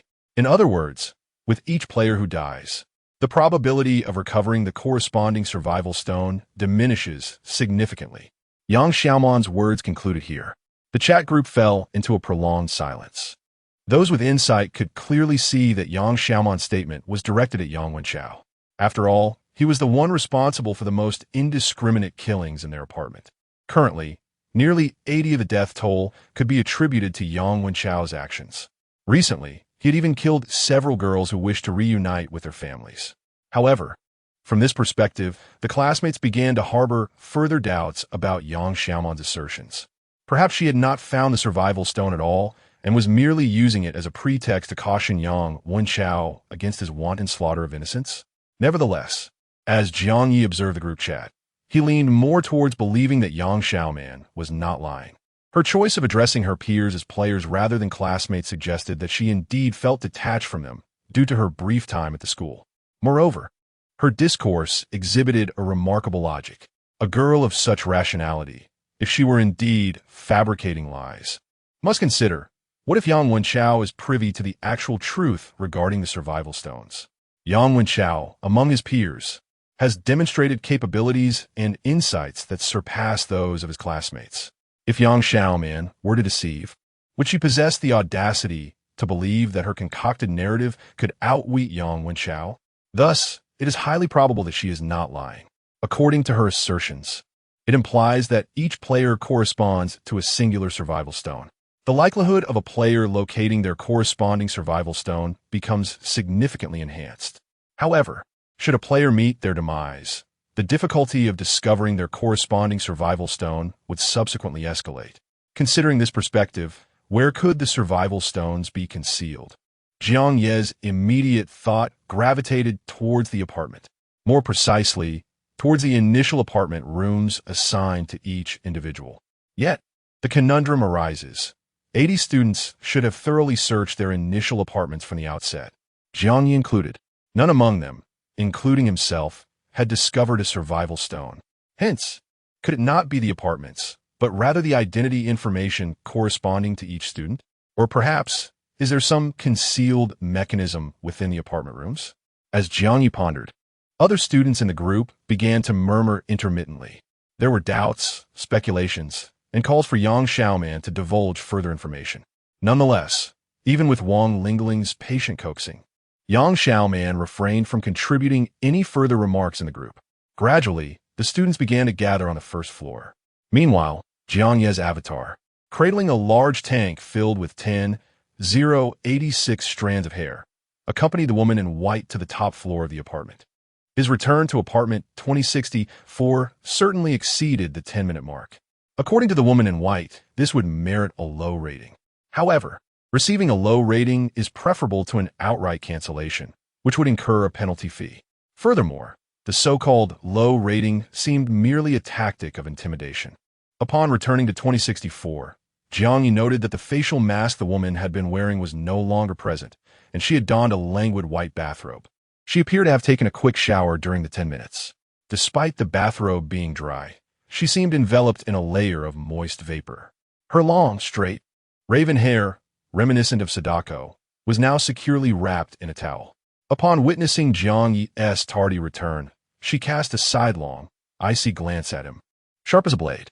Ultimately, however, the woman in white refrained from further comment and merely reminded Jiang Ye to bring the hair care toolkit and the tank filled with hair as they ascended to the top floor. This was, of course, not via the radiant elevator to the top floor, but through the enormous television that the woman had utilized to appear in the apartment room. Much like Sadako, when Jiang Ye returned, the television's shattered screen had been restored to pristine condition. As the woman in white prepared to lead him to the top floor, she simply raised her hand and pressed it against the television screen. Then, she instructed him to affix his janitor's badge to the television screen as well. Truth be told, Jiang Ye felt quite anxious at that moment. After all, he had witnessed the terrifying moment when Sadako crawled out of the television. Fortunately, it was merely a C-grade avatar. Steeling himself, he affixed the janitor badge. Almost immediately, as though drawn by an unseen force, he was pulled into the television.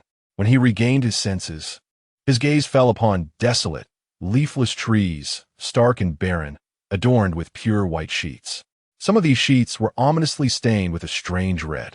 The trees appeared lifeless, emanating a chilling aura reminiscent of the supernatural.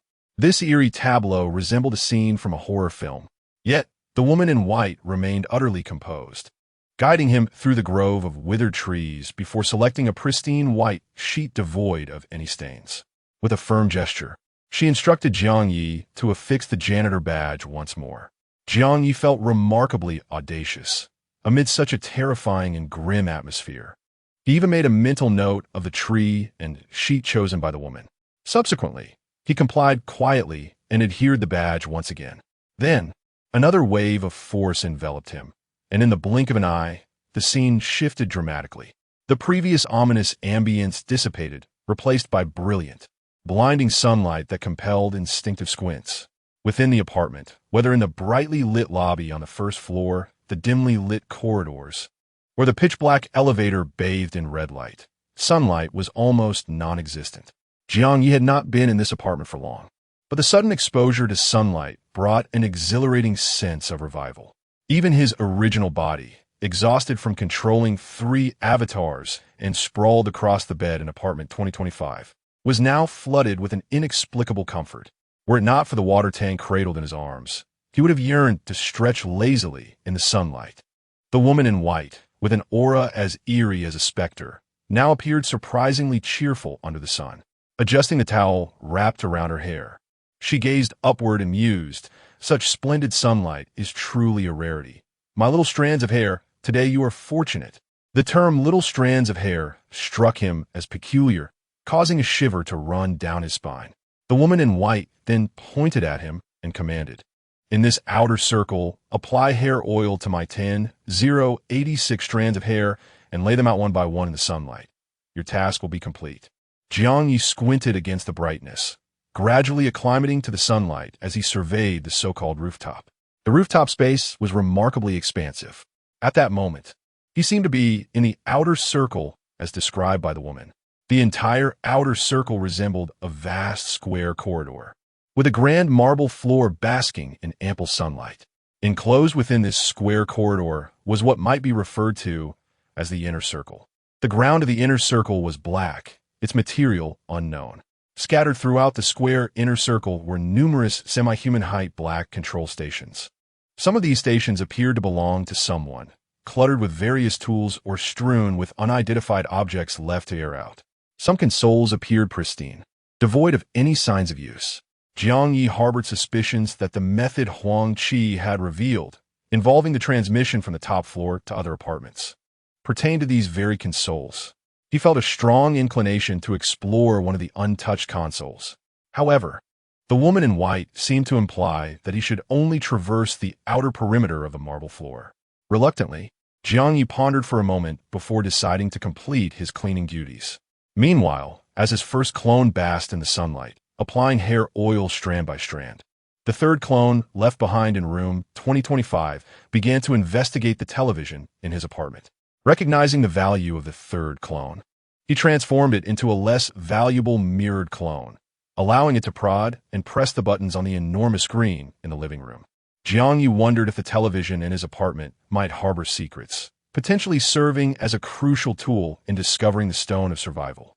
However, after numerous attempts to interact with it, the television remained entirely unresponsive. He then recalled the work badge. Yet, the badge he had left in the apartment belonged to his original self, while the newly generated third clone had yet to receive its own badge. He dared not risk his original self in such a venture, especially since it was in a state of utter weakness and paralysis. At that moment, the second clone, having finished its meal, was preparing to head toward the upscale mall, hoping to procure fruit that could enhance attributes and thus elevate the capabilities of his original self. However, just as the bald second clone made its way towards the upscale mall, it was intercepted by a figure clad in a black windbreaker. Wait a moment, classmate. Chapter 45. The gamer, the figure clad in a black windbreaker, accompanied by that familiar voice. It was Yang Wenchao. As Jiang Ye turned around, he indeed saw Yang Wenchao approaching from the direction of the shopping mall entrance. Rather than walking, it was more akin to a flash. He moved with astonishing speed, yet his legs were barely visible in motion. Like a ray of light, he instantly traversed from point A to point B, and then from point B to point C. In just a few moments, he stood before Jiang Ye. This peculiar manner of movement left Jiang Ye somewhat astonished, prompting him to glance at Yang's feet. He noticed that Yang was wearing black cloth shoes of a somewhat ancient style, which were entirely mismatched with his ensemble of a black windbreaker. Thus, it seemed likely that these shoes were a type of equipment, perhaps even of bronze quality. As Jiang Ye contemplated this, he remained on guard, ready to employ his ability to split and merge at any moment to confront Yang Wenchao. However, this time, Yang appeared to harbor no ill intentions, merely stating in a nonchalant tone, "Shall we head to the high-end mall together?" To be honest, Jiang Ye was reluctant to embark on this journey alongside Yang Wenchao. Although his strength after merging should surpass Yang's, the act of merging was time-sensitive, best reserved for the very moment before a confrontation. Moreover, strength alone did not guarantee victory. Real-life scenarios often diverged from mere power comparison. In novels and films, protagonists frequently triumphed over stronger foes against all odds. What if Yang Wenchao had some tricks up his sleeve that Jiang Ye could not anticipate, leading to an unexpected downfall? Even if Yang had no intention of employing any deceit, the absence of trust between them rendered even a simple shopping trip fraught with tension. Thus, Jiang Ye fundamentally wished to decline Yang Wenchao's company. Previously, he had no choice due to his inferior strength, but now, empowered, he intended to refuse outright. Unexpectedly, Yang Wenchao suddenly cast a meaningful glance in his direction, then stepped closer, lowering his voice to say, "You can't possibly be a player from Doomsday Apartment, can you?" "What? Not a player from Doomsday Apartment?" Initially taken aback, Jiang Ye thought Yang had misjudged his identity, assuming he was not one of the 80 novice players in the beginner's apartment. Yet, inexplicably, the depth of Yang's gaze stirred within him a sense that Yang's words might carry a different implication. What else could the statement mean? Doomsday Apartment, gamer. Although their experiences within this novice apartment resembled a game in many ways, including the initial prompts referring to them as novice players, the peers rarely used the term gamer in their exchanges. When they spoke of players, it was typically in reference to novice or veteran players, seldom employing the term gamer. Coupled with Yang Wenchao's significant glance, a startling thought suddenly emerged in Jiang Ye's mind. A game. Before the advent of their universal traversal, had anyone ever played a game inspired by this apocalyptic apartment? Is that why Yang Wenchao exhibited such prescient awareness, maturing at a pace faster than the ordinary individual? Wait, what about Yang Xiaoman, the first to discover the survival stone? Was she also a player? In her prior remarks within the group chat, she referred to her classmates not as classmates, but as players, suggesting she too had engaged with a game called Apocalyptic Apartment. Jiang Ye, unsure of his thoughts, glanced back at Yang Wenchao, who offered him a calm smile. He then reiterated his previous query. Shall we head to the high-end mall together? How intriguing. They had been waiting for him. After a moment of contemplation, Jiang Ye nodded. All right. Thus, the two of them set off in the direction of the high-end mall. The low-end mall resembled a vast marketplace, accessible to all players. In contrast, the high-end mall boasted a designated entrance, permitting only residents of the 20th floor and above. Upon entry, they encountered a security checkpoint that verified their identities. As they passed through the detection gate, it emitted a normal beep, deducting an entrance fee of 1,000. From a distance, some classmates spotted the duo entering the high-end mall and immediately expressed their envy in the group chat. Yang Wenchao and that enigmatic bald man have entered the high-end mall together. High-end mall? Didn't they say an entrance fee of 1,000 is required? How could they afford it? Damn, 1,000 is enough for me to enjoy 10 meals in the low-end mall. Are you eating too lavishly? I could manage 20 meals. Truly, the disparity between the wealthy and the less fortunate is infuriating. The affluent indulge in luxuries without a second thought, while those without money toil endlessly, struggling to afford rent and food. Damn, if it weren't for this cursed place, I would have been wealthy too. Spending 3,000 to 5,000 on a meal would have been considered modest. And now, how much do you spend per meal? I simply bought a bowl of plain porridge and still found it overpriced. You're making me weep. This is truly the most severe case of consumption downgrade I have witnessed this year, QAQ. Nevertheless, that battle room must be quite profitable, right? Yang Wenchao and that bald man seem quite affluent without any visible jobs. Surely their wealth comes from the battle room profits? But that doesn't add up. I heard from Xiao Likuan and Wang Chong that Yang Wenchao lost all his earnings in the last battle. How does he have money now? Could it be that he earned it by leveling up through monster hunting in the depths of the third-floor corridor? Unlikely, as Lingjie and Changguo have stated that monster hunting only facilitates leveling up without any financial reward. I've figured it out. It must be from slaying those two cross-apartment big shots. They must possess substantial wealth. Yang Wenchao must have acquired their riches after defeating them. But where did those cross-apartment big shots amass such wealth? By killing and robbing. Isn't that how it works in reality? The money of the affluent often comes from the labor of the hardworking. The topic of wealth disparity was nearing its conclusion when Wang Chong suddenly exclaimed, I have serious doubts about those players residing above the 20th floor. They must possess some other means of making money, because Xiao Likuan and I have been observing the battle room for quite some time, and it appears that those individuals are rather affluent. This is clearly abnormal. They must have alternative avenues for generating income. The other students, intrigued by this revelation, inquired eagerly, what could those methods be? I'm desperate for money. Damn, I previously thought living on the 20th floor with its exorbitant rent was a tragedy. But now, it seems that only the elite inhabit that level. Thus, finding a way to reside on the 20th floor must be the true essence of the novice apartment experience. I too harbor significant doubts. It seems that only by residing on the 20th floor can we truly be considered apartment players, unlocking the gateway to a new world. Damn, and what about Jiang Ye? Doesn't he also live on the 20th floor? Why isn't he as formidable or wealthy as Yang Wenchao and the bald guy? What a pity. Jiang Ye has gone off to work as a cleaner. Damn, he has squandered such a prime opportunity by initially residing on the 20th floor. Had I started on the 20th floor, I would undoubtedly have become as powerful as Yang Wenchao and the bald guy. Indeed, even though we all live on the 20th floor, Jiang Ye has evidently fallen behind. By the way, do you all remember that the initial announcement mentioned the services of lease termination and subletting? I wonder if Jiang Ye's apartment on the 20th floor can be sublet to someone else? Oh right, Jiang Ye was already considering terminating his lease. Subletting should save him a considerable sum compared to outright termination. Many students who once believed Jiang Ye's inability to afford rent on the 20th floor would lead to his demise now witnessed the success of two initial residents of the 20th floor.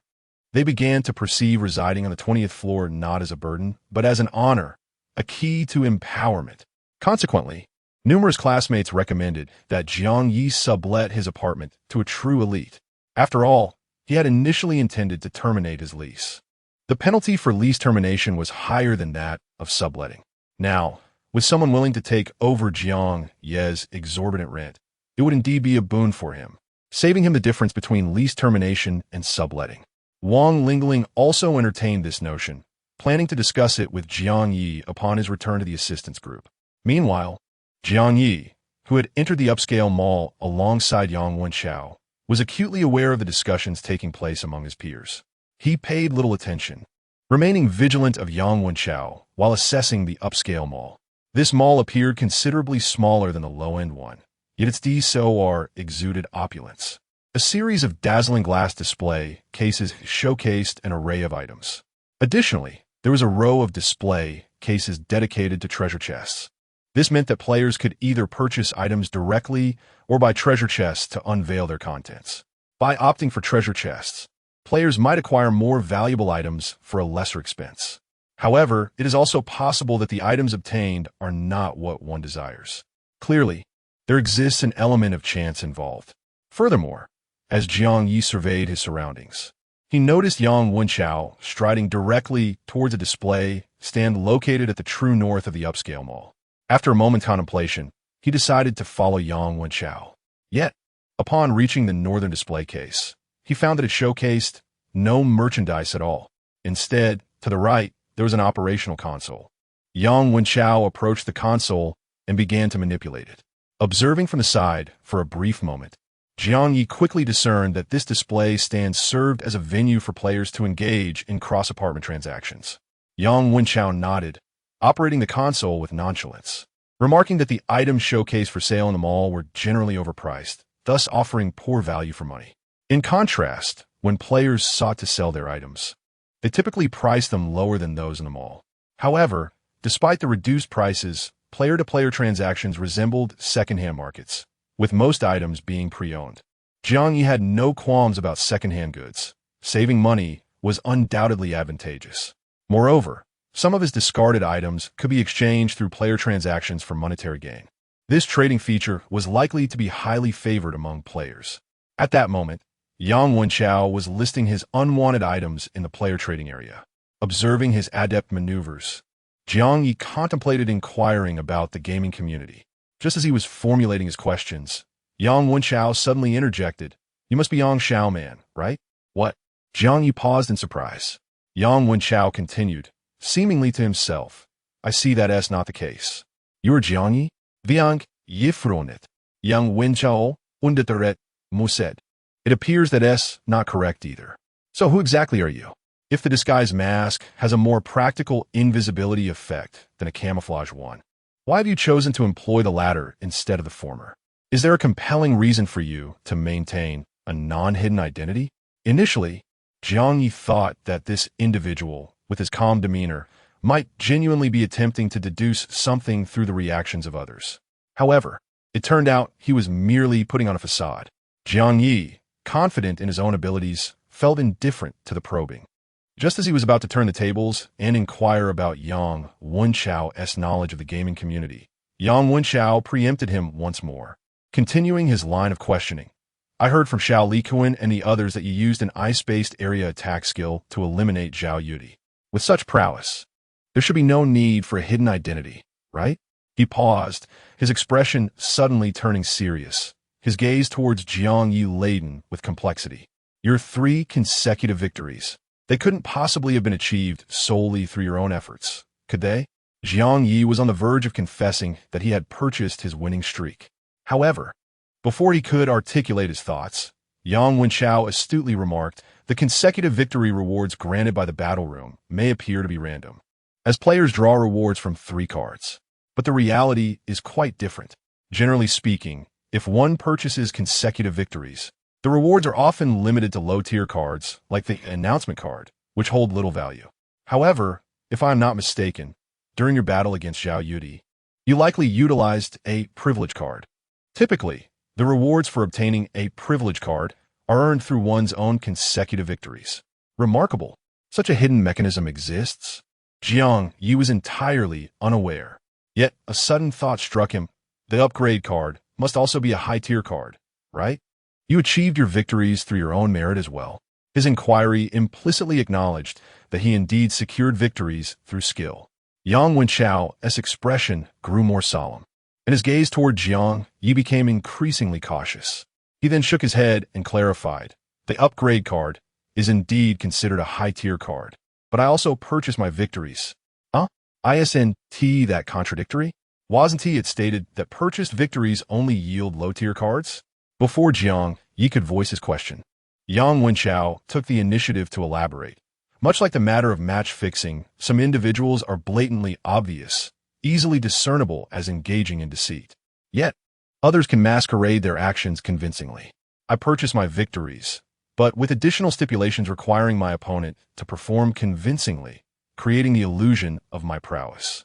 Thus, through this act, I deceive the victory reward mechanism into believing I triumphed through skill. Incredible. It is indeed possible to manipulate it this way. According to Yang Wenchao, the merchant selling victories must be aware of such nuances. However, unscrupulous vendors would refrain from disclosing this hidden information to customers.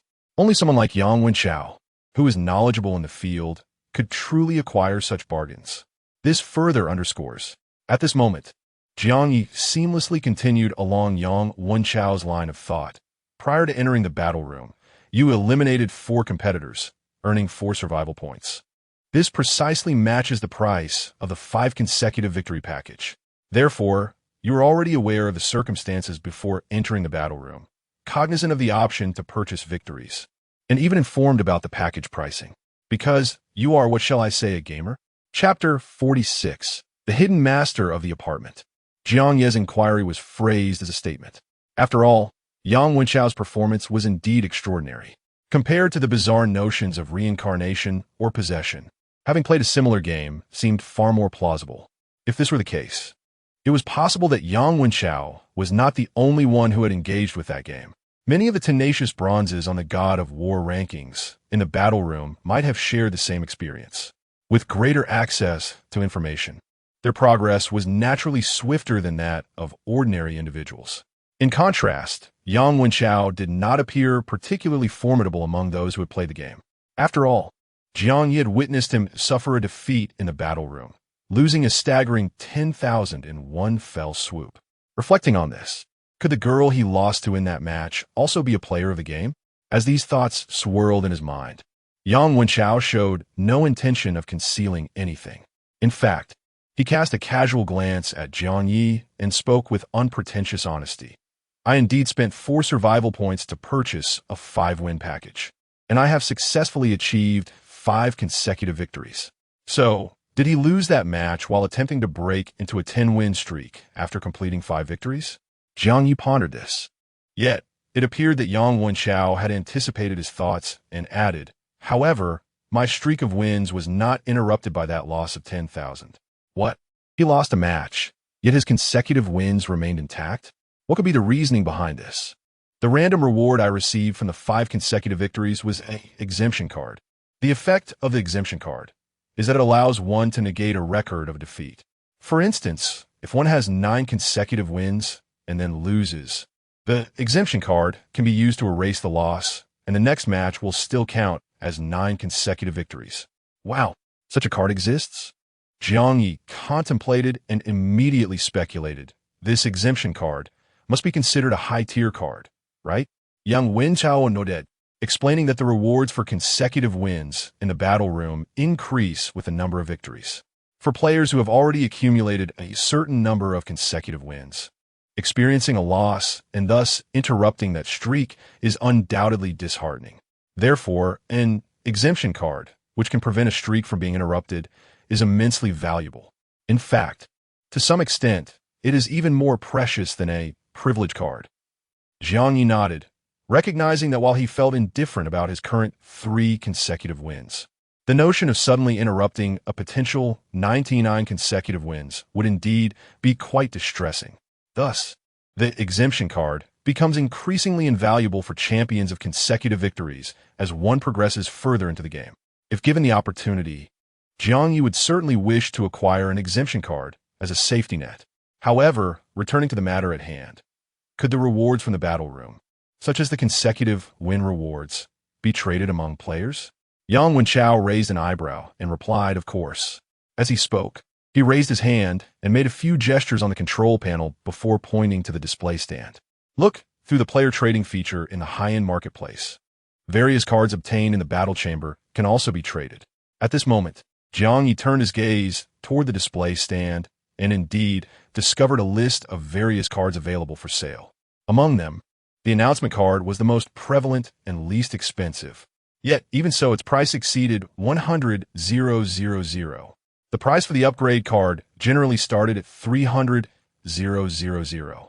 Meanwhile, the privilege cards were scarce, with only 3 listed.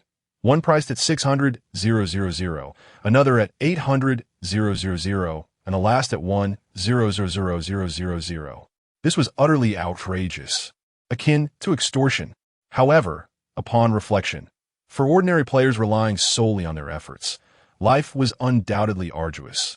They struggled to pay rent and afford meals. But for players above level 20, a single kill could yield them 100,000.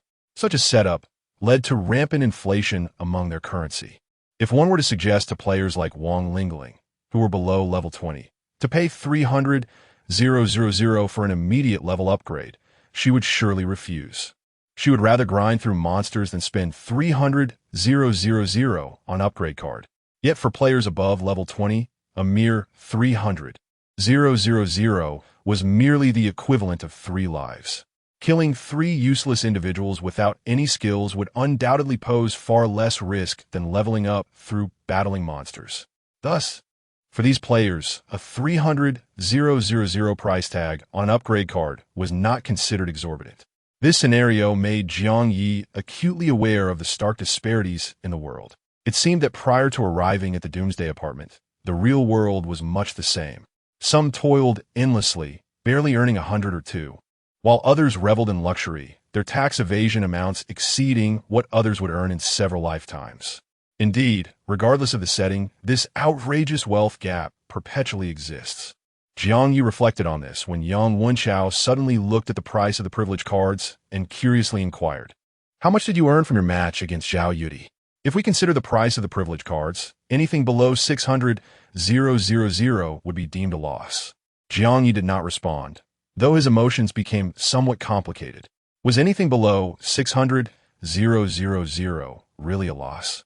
Initially, after his match with Jiang Ye, he felt elated when he viewed the money he had earned. However, upon hearing Yang Wenchao's statement, he suddenly felt as if he had indeed suffered a loss. After all, he had not earned 600,000 from that match. He had thought that the majority of his earnings would come from the audience fees, given that Jiang Ye's viewership was considerable. Yet in the end, the total audience fee for that match amounted to only over 60,000. This indicated that the number of viewers was merely a little over 6,000. However, to Jiang Ye's surprise, Zhao Yudi's wager had reached an astonishing 500,000. Thus, ultimately, he earned 560,000 from that match. The extraordinary wealth not only allowed him to directly offset his enormous debts, but also left him with surplus funds to indulge in extravagant shopping. Yet now, gazing at the price of the privilege card, he couldn't help but feel perhaps he had indeed suffered a loss. However, he had initially sought to avoid the sudden influx of seasoned players. Had he postponed the use of the privilege card, waiting for a time when more players would be engaged in the battle arena, he could have matched himself against stronger opponents and possibly earn more. Reflecting on this, Jiang Ye felt a twinge of regret. Had he known beforehand, he would have refrained from challenging Zhao Yudi with the privilege card and instead sold it in the trading zone for profit. Alas, hindsight was a luxury he did not possess. If Zhao Yudi were to learn of Jiang Ye's thoughts at that moment, she would likely be infuriated, especially if she discovered that this cunning player intentionally used the privilege card against her solely for profit, resulting in the interruption of her 9 consecutive victories. The thought alone might drive her to despair. After all, such a precious privilege card, why would he use it against me? And to naively believe he could profit handsomely at my expense? Not to mention that he caused me to lose my streak. This was not only a waste of a valuable resource, but also a misfortune inflicted upon an unsuspecting participant. How utterly detestable! Fortunately, Zhao Yudi remained unaware. Yang Wenchao, however, had a vague inkling of the situation and felt a pang of sympathy for Zhao Yudi. Yet, there was little he could do. After all, new players often lacked understanding, and some erratic maneuvers were to be expected. He pondered for a moment before explaining to Jiang Ye. To be frank, the privilege card is not meant to be used in that manner. Its high market value, often reaching hundreds of thousands, primarily lies in its ability to secure consecutive victories. Key streaks, such as 3, 5, or 10 consecutive wins, are often monopolized by formidable veteran players. Among novice players, there are certainly individuals who consciously engage in similar tactics, utilizing the privilege card to disrupt opponents' streaks, compelling them to pay for continued victories. Players who can achieve 8 or 9 consecutive wins generally possess ample resources. Even if they are financially constrained, they are often willing to pay a hefty price to maintain their streaks. For instance, in your match against Zhao Yudi, had you showcased your prowess after defeating her and then negotiated, I believe she would have been willing to offer a substantial sum to secure her streak. She might even have reluctantly accepted a few million. Goodness, a few million. Just not long ago, Jiang Ye had been troubled by a debt of 350,000. Now, seemingly overnight, he found himself capable of earning millions. Indeed, with sufficient strength, generating wealth was hardly a challenge. Yet, Jiang Ye also considered, if I deliberately lost to her, wouldn't my own streak be broken? Yang Wenchao nodded in agreement. Precisely, thus the optimal use of the privilege card would be to list it in the trading zone, selling it to organizations that specialize in securing consecutive victories. These organizations cultivate players who disregard win rates, honing them into formidable streak holders. Indeed, where there are people, there exists a world of intrigue. Among seasoned players, certain organizations have emerged, while novice players are also eager to form their own alliances. Jiang Ye inquired, "In the game you play, do such organizations exist?" Yang Wenchao nodded affirmatively. After a moment of hesitation, he chuckled, "To be honest, my interest in that game primarily revolves around profiting from those organizations. Although you may not have experienced Doomsday apartment, you should have sensed it through your time in the novice apartment. The game is inherently unfair. Paying players and casual players seem to be engaged in entirely different games."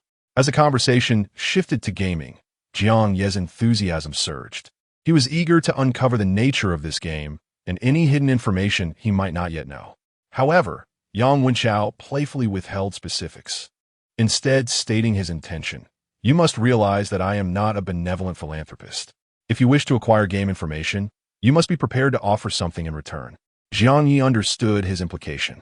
After a brief contemplation, he astutely remarked, "You initiated this conversation. Therefore, you seek to trade your knowledge for something from me, correct?"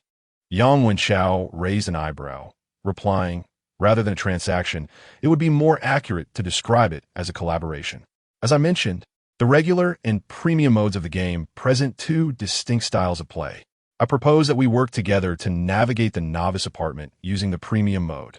Jiang Ye squinted thoughtfully, contemplating Yang Wenchao's assessment of his capabilities.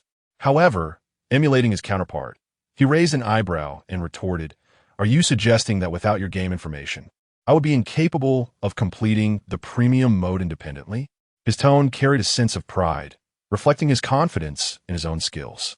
Yet, Yang Wenchao smiled enigmatically and replied, "You may indeed be quite skilled, but..." He paused before asking, "Do you know how to traverse between apartments?" Jiang Ye raised an eyebrow and answered directly, "There is a teleportation device on the rooftop of the apartment. I learned about this from a figure in a black robe during my 3 consecutive victories." Yang Wenchao was not surprised and continued with a smile.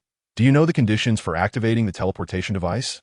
Jiang Ye responded promptly. "It requires the payment of 1 survival point." However, this time Yang Wenchao shook his head no. The survival points are merely a transportation fee.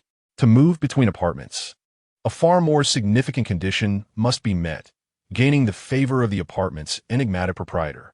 The mention of the apartment's proprietor sounded like an entity that governed the entire establishment. Yet, Jiang Ye had yet to even become familiar with the apartment's administrator, let alone this elusive figure. However, when he encountered the shadow on the 20th floor while obtaining the survival talisman, could it possibly be the apartment owner?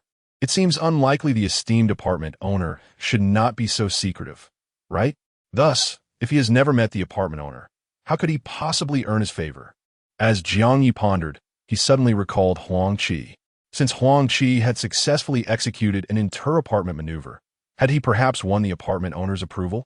And what about Yu Xiangming? What qualities do they possess that would attract the apartment owner's attention?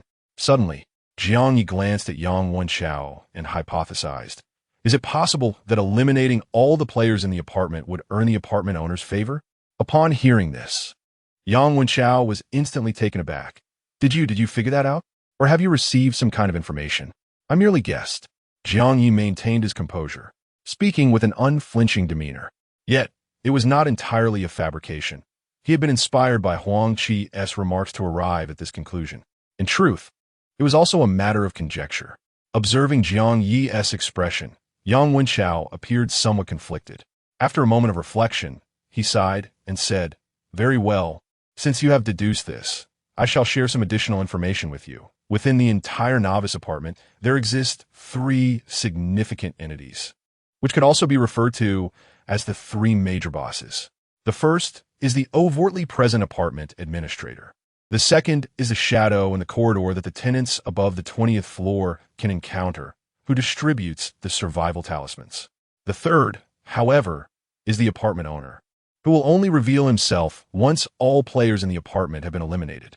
And as you have surmised, the inter-apartment maneuver requires the annihilation of all apartment players, the encounter with the apartment owner, and the receipt of the owner as permission for the inter-apartment action." Upon hearing this, Jiang Ye's spirits sank heavily. He had initially believed that reaching the top floor would enable the inter-apartment action. Yet now he was informed that to traverse apartments, one must eliminate all other players. No. After a brief moment of contemplation, Jiang Ye suddenly turned to Yang Wenchao. "Since you dared to disclose this information, you must know that there are other methods for inter-apartment maneuvering besides exterminating all the apartment players to meet the apartment owner, right? Otherwise, wouldn't you fear that I might act on your words and eliminate all my classmates?" Chapter 47. Encountering the VIP players maneuver once more. Among all the students present, Yang Wenchao was included. This fellow could not possibly be so overconfident as to believe that Jiang Ye would refrain from eliminating him merely due to his status as a gamer. Could he? Hence, his willingness to divulge this information surely indicated he had a contingency plan. Yang Wenchao had no intention of concealing the truth. He nodded affirmatively and stated, "Indeed. Generally speaking, the only way to execute inter-apartment operations is to eliminate all players within the apartment. However, our apartment's circumstances are somewhat unique." At this juncture, he paused, seemingly gauging whether Jiang Ye could discern what made their apartment distinctive. Jiang Ye recalled a particular special item within Huang Qi's spatial watch and smiled knowingly. Venturing a guess, The uniqueness lies in the fact that two inter-apartment players have already arrived at our apartment. They possess items that allow them to transcend the authority of the apartment owner and facilitate inter-apartment movement. Remarkably, he had hit the nail on the head. Yang Wenchao's gaze towards Jiang Ye grew increasingly astonished and complex, tinged with a hint of trepidation. He pressed his lips together and nodded correct. Yu Xiangming and Huang Qi possess inter-apartment items acquired from their respective apartment owners. Moreover, such items can also be utilized by other players. Yang Wenchao's statement concluded here. Yet the implication was unmistakable. Within the chat group, it was tacitly accepted that he had eliminated the two inter-apartment players. Thus, his subtext was that he had two inter-apartment items at his disposal. However, Jiang Ye was aware that this fellow only possessed the inter-apartment item obtained from defeating Yu Xiaoming, while the one belonging to Huang Qi was in Jiang Ye's possession. Yet, Yang Wenchao evidently remained oblivious to the fact that Huang Qi had fallen to Jiang Ye, particularly since Huang Qi's demise took place while the bald man was in the combat room. Therefore, Yang Wenchao sought to fabricate the illusion of possessing two inter-apartment items as leverage in his negotiations with Jiang Ye. After a moment of contemplation, Jiang Ye chose not to expose him, but instead followed his lead, raising an eyebrow and saying, "Since you're using the inter-apartment items as leverage, does that imply your so-called premium mode must be achieved through inter-apartment means?" Yang Wenchao nodded, pondering briefly before elaborating. "Let me be more explicit. The premium mode for clearing the novice apartment essentially involves eliminating the apartment administrator before the apartment self-destructs. However, it is evident that the administrator's strength far surpasses that of an ordinary player. He possesses the authority to annihilate players. Hence, defeating the administrator necessitates meeting exceedingly stringent conditions. Just in terms of strength, one would undoubtedly require survival point items. These survival point items are those exchanged using survival points. Such items are significantly more potent than those we can procure from the high-end mall. However, triggering the exchange for survival point items requires that the survival points in the survival jade token exceed 100. In a novice apartment, even if you eliminate both new and veteran players, it is impossible to accumulate 100 survival points. After all, among 100 individuals, one cannot eliminate oneself. Therefore, it implies that to exchange for survival point items, one must undertake cross-apartment actions, eliminating a total of 100 individuals. The information revealed by Yang Wenchao coincides precisely with that of Huang Qi. However, rather than the survival point items, Jiang Ye is more concerned about whether the apartment administrator possesses the authority to obliterate players. Such authority undoubtedly requires specific items to counteract, does it not?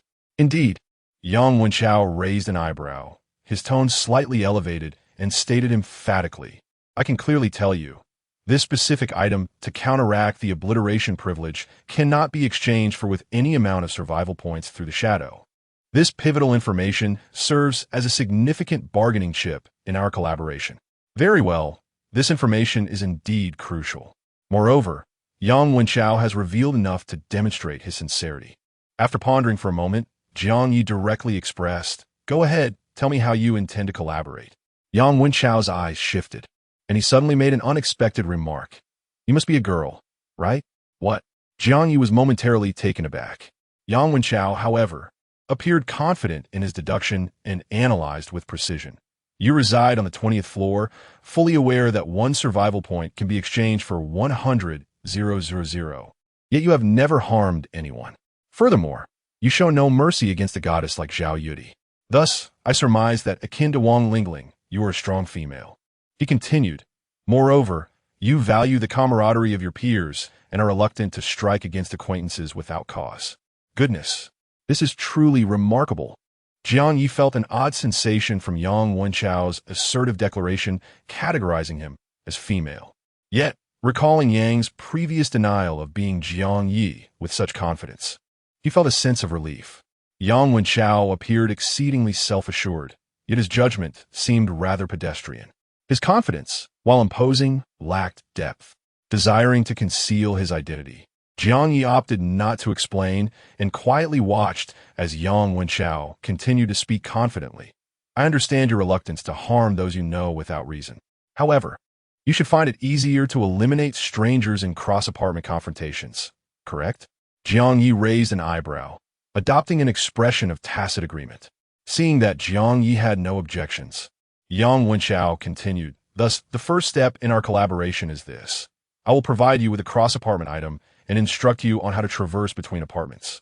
In return, you must accumulate over 500 survival points within a span of 3 days. Afterward, we shall reconvene in this apartment, and I will disclose the subsequent steps in our collaboration."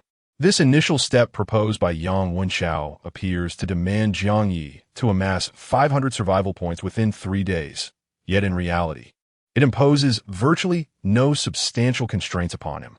Should both parties refrain from signing a contract, he would have almost directly bestowed upon Jiang Ye a transcendent apartment tool. Furthermore, Jiang Ye was acutely aware that Yang Wenxiao possessed but a singular apartment tool. If this sole artifact were to be granted to Jiang Ye, how would he manage to traverse between apartments?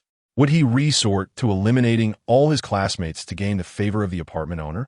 Viewed from this perspective, Yang Wenxiao's so-called collaboration might merely be a fade. His true intention could well be to lure the tiger from its den, removing Jiang Ye, a potential threat to him, from the apartment to ensure his continued dominance as the unrivaled powerhouse within these walls. Furthermore, after Jiang Ye's departure, Yang Wenxiao might engage in other undisclosed actions. His presence here is simply an encumbrance. It is also plausible that the notion of luring the tiger away is genuine, as is the collaboration itself.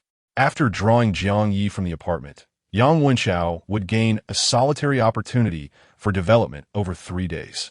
When they reconvene in accordance with their plan, the dynamics may no longer favor Jiang Ye. After all, Yang Wenxiao possesses a greater wealth of information and acts with a more ruthless demeanor. Thus, he should be confident in surpassing Jiang Ye's strength within that 3-day span. When the time comes for their so-called next phase of collaboration, he would be the one wielding more influence. In that fleeting moment, Jiang Ye contemplated Yang Wenxiao's myriad motivations, intending to extract further game information from him. However, he was abruptly interrupted by a sudden announcement echoing in his mind. Emergency announcement from the novice apartment. VIP player Yu Mei is merging this apartment with novice apartment 1010. The fusion of the 2 novice apartments will be completed in 10 minutes. The rules for apartment fusion are as follows. Chapter 48. The integration of apartments 1. The apartment chat group and the apartment ranking list will undergo a routine integration. 2. The apartment administrators will optimize and filter the integration. In the span of 10 minutes, an administrator battle will ensue. Should an administrator emerge victorious within this time frame, they shall be elevated to the role of integrated apartment administrator. Conversely, if no administrator claims victory within 10 minutes, the selection of the integrated apartment administrator will be based primarily on the number of players in the apartment ranking list, with the total number of apartment players serving as a secondary criterion. 3. Following the optimization, the newly integrated apartment will be named after the original apartment number of the administrator. 4. In the event of room integration, if 2 players occupy the same room number, an optimization and filtering process shall be conducted. The 2 co-tenant players will engage in a PK battle within 10 minutes. Should there be no decisive outcome in this duration, the player with a greater combat strength shall be deemed the victor. The winner retains the right to the room, while the loser forfeits their claim. Any rent already paid by the loser shall not be refunded.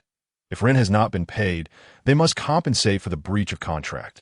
5. For further details, please consult the newly optimized apartment administrator after the integration. Upon the announcement's release, the students were left utterly astounded.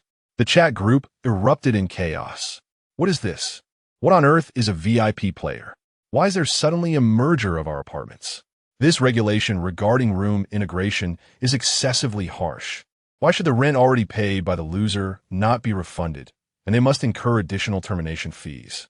Indeed, shouldn't the apartment bear the losses incurred by players as a result of this integration? Exactly.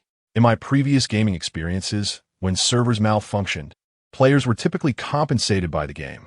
Here, we not only face an unannounced apartment merger without compensation, but those who collide with others in room numbers must even pay extra? This is utterly unjust. If this were a conventional game, I would certainly leave a scathing review and report them in a heartbeat. However, with so many floors and rooms in an apartment, the likelihood of room collisions should be low, right? Even if the chances are slim, I have a feeling that this apartment integration is far from advantageous. Consider it, previously, Yang Wenchao was merely a classmate, yet he would resort to violence at any moment. And now, with the integration of our apartment, it is highly probable that we will be sharing space with unfamiliar individuals, possibly even those with dubious backgrounds. In such circumstances, I fear conflicts may easily arise, potentially leading to casualties. I too believe that the apartment integration is a precarious venture. What motives could the VIP player have for orchestrating such a scheme? Moreover, how did they acquire the ability to merge apartments? Is it merely because they are a VIP player, thus granting them greater authority? Will we ever have a chance to become VIP players ourselves? Stop dreaming too far ahead. Just managing to clear this novice apartment is already quite commendable. I suspect that among us, only someone like Yang Wenchao, a top-tier player, stand a chance of becoming a VIP player. Even Wang Lingling seems to be lacking in that regard. In the discourse surrounding our apartment's integration, one cannot help but ponder if it bears any relation to Yang Wenchao. After all, the chat group is public. Presently, the students are acutely aware of Yang Wenchao's formidable prowess. Even the mere mention of his name is met with a cautious tone. Following this wave of conversation, the group lapsed into a brief silence. After a considerable pause, someone finally replied, "Didn't the announcement clarify? This apartment integration is an operation of VIP players. Why do you all seem to want to shift the blame on a Brother Chow?" It is precisely because Yang Wenchao's remarkable capabilities are so evident, coupled with the students' scant knowledge of his circumstances, that they resort to their own speculations. Many now suspect that Yang Wenchao might be a reborn individual or perhaps possesses an SSS-level talent. Some even believe he is destined for greatness, a protagonist meant for extraordinary feats. Numerous students dream of aligning themselves with him. Jiang Ye, having personally interacted with the enigmatic Yang Wenchao, found himself disenchanted by the aura surrounding him. He briefly scanned the group chat and, upon realizing the lack of substantive information, resolved to inquire about the VIP players and the apartment integration. However, while he remained composed within the high-end mall, an incident unfolded on the top floor, where his first avatar was basking in the sunlight, leisurely drying her hair following the announcement of the apartment integration.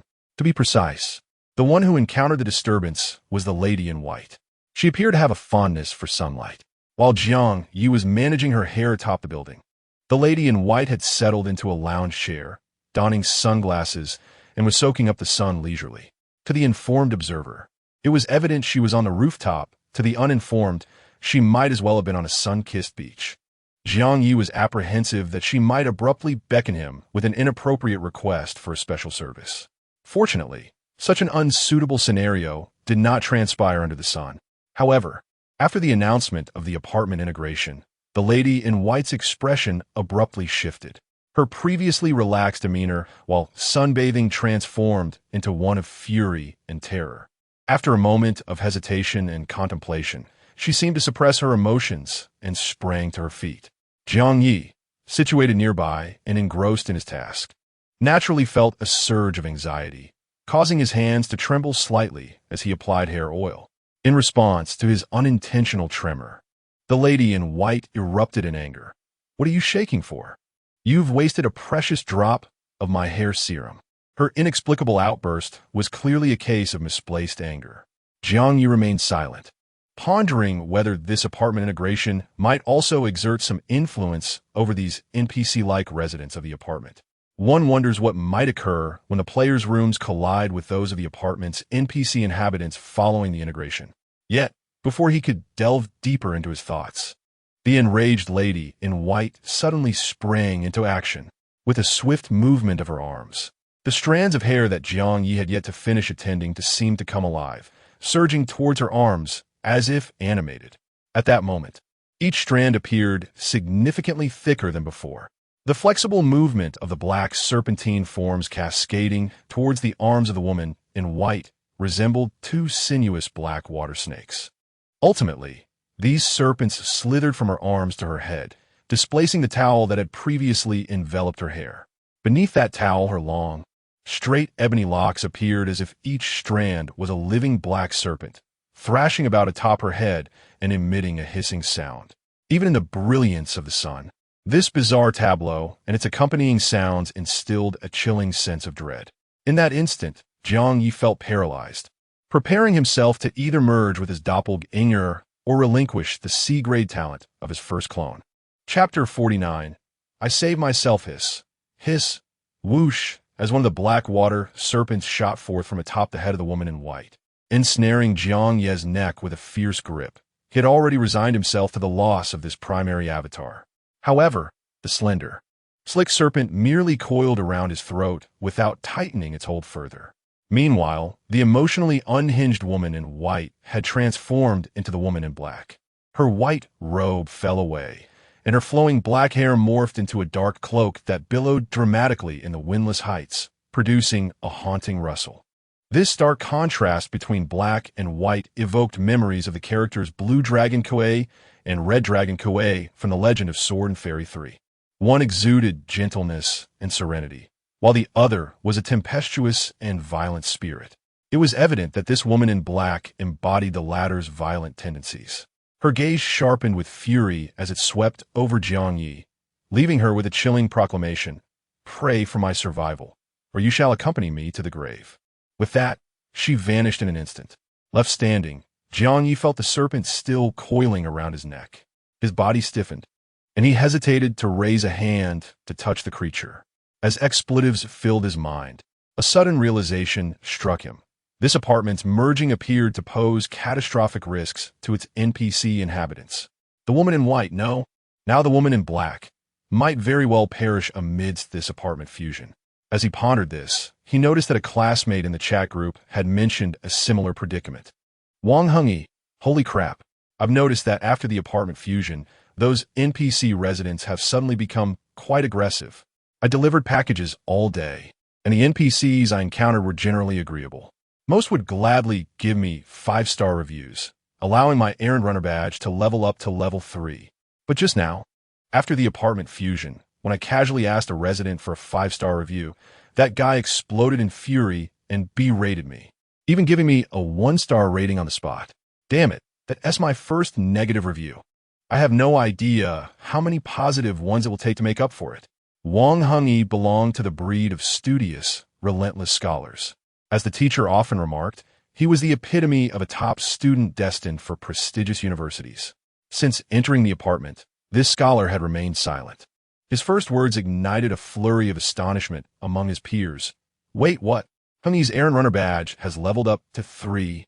How on earth did he manage that? Damn, the academic prodigy remains unparalleled, even in a new environment. If the comprehension of initial skills is genuinely correlated with intelligence, Hengyi must possess a formidable initial skill. Much like Liu, not necessarily. Liu plays games all day and still scores full marks in math. While Hengyi is diligent, his intelligence may not surpass Liu's. What use is high intelligence? Liu's talent is only C-level. Hengyi might actually have a higher potential. If he truly had superior talent, why hasn't he appeared on the leaderboard yet? In my opinion, elevating the work badge to level 3 is not particularly impressive. It merely signifies a higher rank among the laborers. In the quest for survival within the apartment, the only path forward is to enhance one's capabilities. For mere employment holds no promise for advancement. Such nonsense. Employment devoid of prospects? Who do you think is paying your rent? Is it Sister Ling or Brother Chong? Take Yang Wenchao, for instance. He has never held a job, yet still flourishes, effortlessly surpassing the once celebrated academic elites. This sparked an inexplicable uproar once again. Some students retained their original mindset, believing that despite the change in environment, the academically gifted would always outshine the average student. Conversely, others contended that survival within the apartment hinges on talent and strength. Regardless of past glory, should the academically gifted falter now, they too would descend from their pedestals and become ordinary individuals. Ironically, The issue raised by Jiang Ye regarding the increasingly irritable NPC residents of the apartment garnered little discussion. Jiang Ye pondered for a moment and decided to contribute to the conversation. The NPC residents of the apartment have indeed become more irritable. I am currently trapped on the top floor by the resident I serve. This revelation instantly captured the group's attention. Even Wang Lingling responded, "The top floor? How did you manage to get up there?" Jiang Ye intended to establish a persona as an ordinary individual using his clone. So he did not conceal the truth and replied, "The resident requested that I dry my hair, which led me to the top floor." Wang Lingling then inquired further about the top floor, and Jiang Ye shared everything he had observed without reservation. He also expressed his predicament of being trapped on the top floor, hoping his classmates might devise a solution.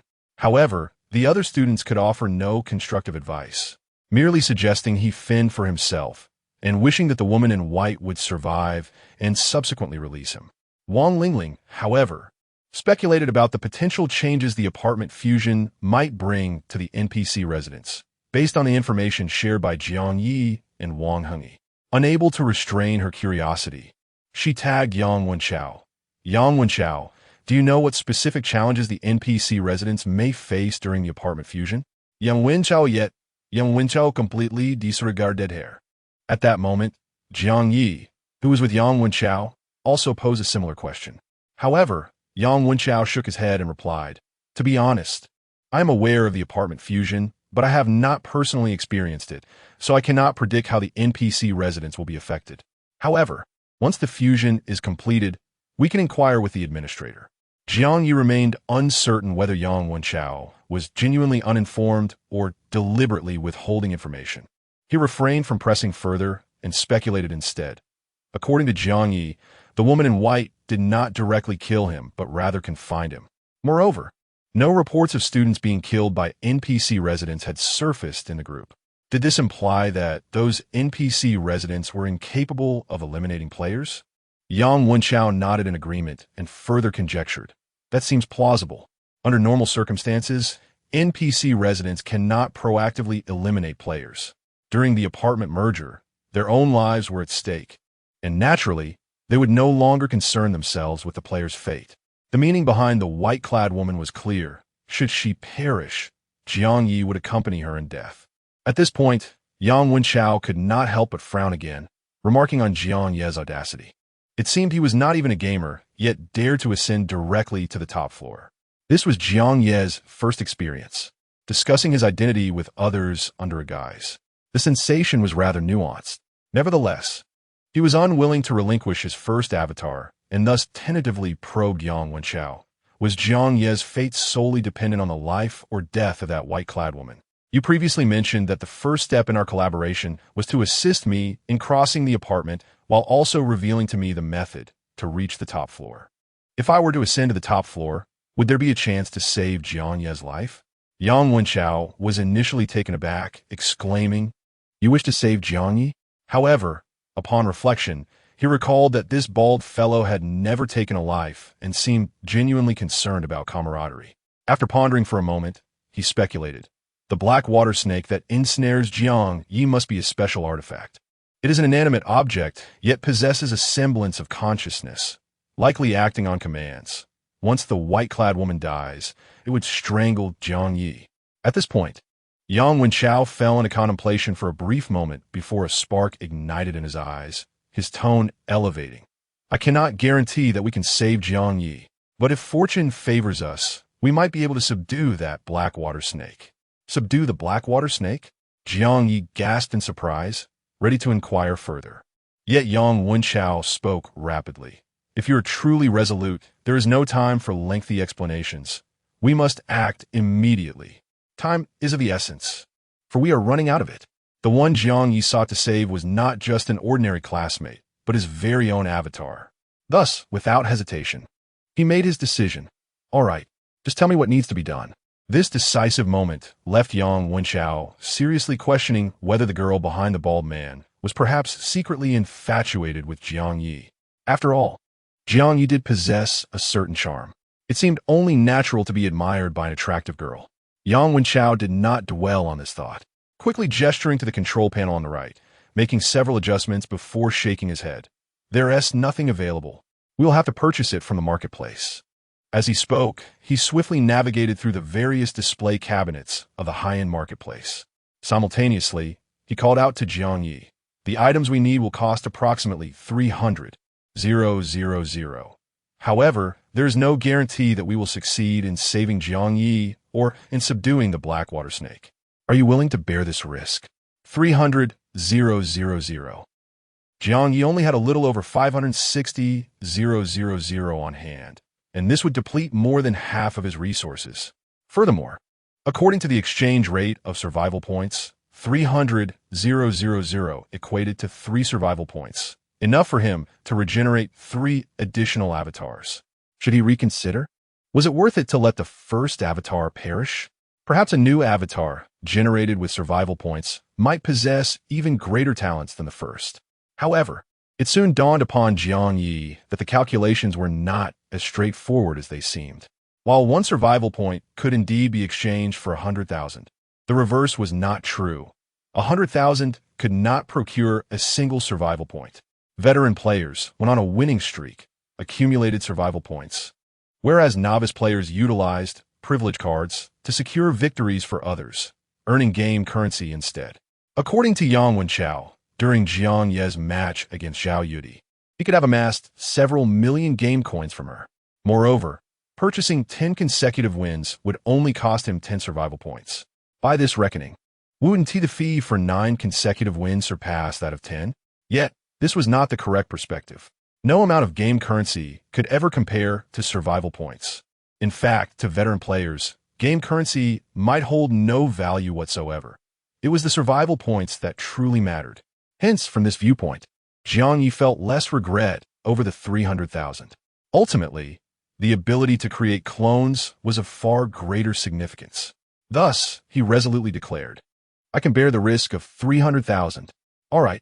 Yang Wenchao resumed his search amidst the various display cabinets, while Jiang Ye took the opportunity to explore the player trading function at the operation console.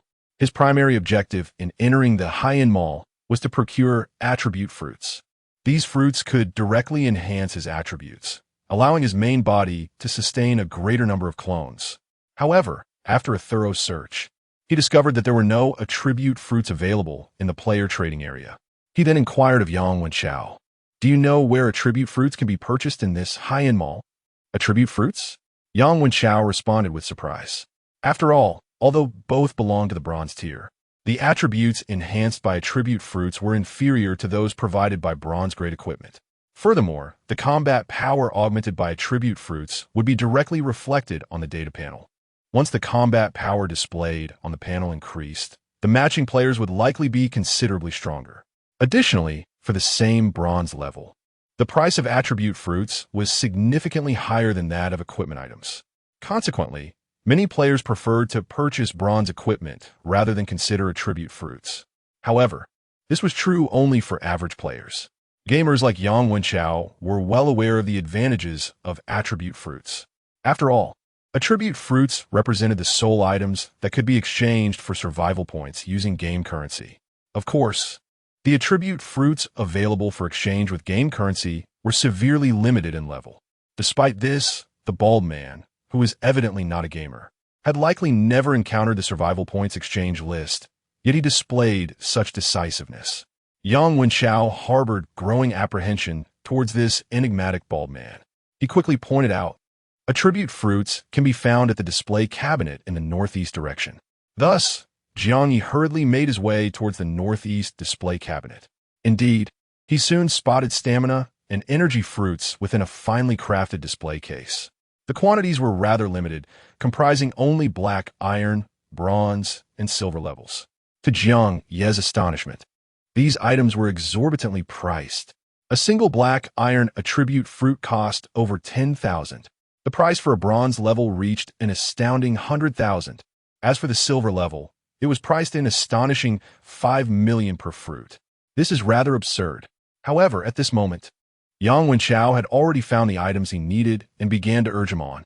Thus, with a determined resolve, Jiang Ye purchased one of each the bronze tier stamina fruit and energy fruit, as well as 2 of each from the black iron tier. In a single breath, he spent a staggering 240,000. Subsequently, Yang Wenchao hastily selected 2 more items, which cost an additional 300,000. In an instant, their considerable sum of 560,000 dwindled to a mere 20,000. As Jiang Ye followed Yang Wenchao in a frantic rush from the Haiyan Mall, he couldn't help but inquire, what exactly is this 300,000 worth of grass and a vial of water for?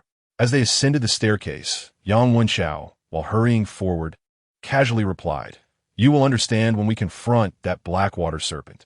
For now, there is no time for explanations. If the woman in white survives, we still have some time. However, if she perishes, it would likely be during the apartment's fusion. Therefore, time is of the essence. This is exceedingly urgent." At this moment, over 8 minutes had already elapsed since the fusion announcement. This means they have just over a minute left. Will they make in time? Nevertheless, just as they entered the staircase, a notification resonated in their minds. Apartment fusion complete. Indeed, the previous announcement indicated that the fusion would be completed within 10 minutes. Not precisely to the minute. Thus, this early completion by 1 minute still falls within the 10-minute time frame. Yang Wenchao instantly realized his misunderstanding regarding the wording of the announcement, his expression darkening. Yet, he quickly took the initiative to communicate in the group. "Jiang Ye, are you still alive?" Jiang Ye, Chapter 50. The arrogant Class 9 students, am I still alive? Here I stand before you. Moreover, even if Jiang Ye's primary avatar were to perish, he could not publicly declare his demise. After all, the death of any player would be evident from the members' list of the chat group. If it were merely an avatar that had fallen, the list should not indicate a logout. Thus, even in the event of an avatar's death, he must devise a means to conceal this fact, lest he inadvertently reveal his situation within the group. Fortunately, the primary avatar located on the top floor had not met his end. He promptly replied to Yang Wenchao, "I am still alive, Yang Wenchao." Yang Wenchao responded, "All right, stay put on the top floor. I will come to rescue you." Upon hearing this, many classmates felt that Jiang Ye was doomed. After all, previously, Yang Wenchao had volunteered to assist Wang Rui in reuniting with her parents, only to end up killing her instead. Now, he claimed he was going to the top floor to rescue Jiang Ye. Could this be a genuine rescue? Nonetheless, due to Yang Wenchao's formidable prowess, no one dared to voice their doubts.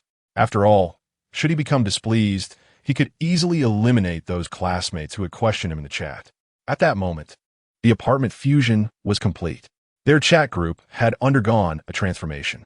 The members list now displayed 108, 162. Soon, another player from a different apartment began to speak. Zhou Qian. Jiang Ye? Yang Wenchao? Are you referring to Jiang Ye and Yang Wenchao from Class 1? Year 3 at Mingli High School? Ranzi, what the heck? Lu Shun, Xiao Likuan, Gao Chong. Aren't these all familiar classmates? Xian Heng. No way. This apartment 1008 seems to be filled with our high school peers. My goddess, Sui Woan is here too. Xing Man. What the hell? Why is Wang Rui's name grayed out? Who is it? Who killed Wang Rui? In no time, the student from apartment 1008 reacted. What the heck? The 1010 apartment that has merged with us is also filled with classmates from our school. This is fantastic. It's Teacher Zhou. We are saved. Could it be that because the number of apartment 1008 is so close to 1010, our chances of encountering familiar faces from neighboring apartments are higher? Xingmun. Ranzi. Aren't these all classmates from Class 9? I initially thought we would face strangers from society post-fusion, but it turns out we are still with our schoolmates. And there are even teachers. What a load of rubbish. Did you not see the members list? Our apartment originally had 70 people, yet the total after the merger is 108. This means only 38 individuals from the opposite apartment 1010 survived during the fusion. Over 80 people have perished. How could so many have died? Aren't we all classmates? Surely, we wouldn't turn against one another? Could it be that they fell during monster encounters while leveling up? As the students of apartment 1008 were left astonished by the survival count of their counterparts in apartment 1010. In apartment 1010, a response swiftly emerged. Zhou Qian. This is not a mere game of leveling up. It is truly a mutual slaughter among classmates. I never anticipated that there would still be 70 of you alive in apartment 1008. However, beneath this reply, another comment promptly surfaced. Xing Man, Teacher Zhou, you never fail to speak out of turn. It seems you harbor no gratitude for my leniency towards you. Upon reading this, the students from apartment 1008 were left utterly dumbfounded. Zhou Qiong serves as the Chinese teacher for both Class 1 and Class 9. At this moment, several students from Class 1 immediately expressed their astonishment in the group chat. What? Teacher Zhou is merely speaking normally. Are you threatening her? Xing Man, exactly. Your words are shockingly rude. Is this how a student should address a teacher? Xing Man, what on earth transpired in apartment 1010 to create such a peculiar atmosphere? Xing Man, I believe I've heard that name before. The notorious troublemaker from Class 9. It seems that the students in Class 9 are predominantly delinquents and underachievers. Are there any students in that class who ranked in the top 10 of the grade? Given the numerous exams in senior year, they appear to consistently finish at the bottom. I've also heard that Xing Man's father has a criminal record. His mother has abandoned him. He is truly uncontrollable. Meanwhile, the students in apartment 1008 were discussing the situation in Class 9. Suddenly, from the relatively silent apartment 1010, a flurry of comments emerged. Xi and Hang, haha, this is truly amusing. Are these so-called good students from Class 1 and Class 2 perhaps a bit too naive? Ranzi, haha, indeed. Their expressions are so innocent and comical. How dare they brazenly discuss the underachievers of Class 9 in the group? Do Hemming, haha, good students. Perhaps you should check the ranking list and see where we underachievers stand? Xin Hang, Hao Lao Gabeng. These good students clearly have no grasp of the situation. In their previous comments, they even referred to our teacher as too good. Haha, I nearly died laughing. Ranzi, it's hard to believe these are senior students. If one didn't know better, one might think they were elementary schoolers. Haha, Tang Xian, what can we say? This is how obedient students behave. They must listen to their teachers. Haha. Xing Man, I have noted the names of those few students from Class 1 who spoke in the group just now. And what you all need to remember is, when you're out battling monsters or working, be cautious. You may not even realize how you met your demise. This declaration from Xing Man was brimming with arrogance and veiled threats. Simultaneously, it appeared that only a handful of students from apartment 1010 were speaking, all of whom seemed to be followers of Xing Man, Xi and Heng. Good student from classes 1 and 2, have you not yet realized? In apartment 1010, we're the only ones with a voice. Those who do not submit to our brother Xing are either hiding in their apartments awaiting their fate or already have met their end. Now, do you comprehend the situation? Little chicks from classes 1 and 2? Ranzi, if you don't understand, let me clarify further. This group appears to be a public chat channel. However, from now on, only Brother Xing and we, his followers, are permitted to speak. Anyone who dares to chatter aimlessly should be prepared for dire consequences. Xing Man, all right. Now that the matter is clear, the group is indeed much quieter. Now, we inquire about who in apartment 1008 murdered Wang Rui.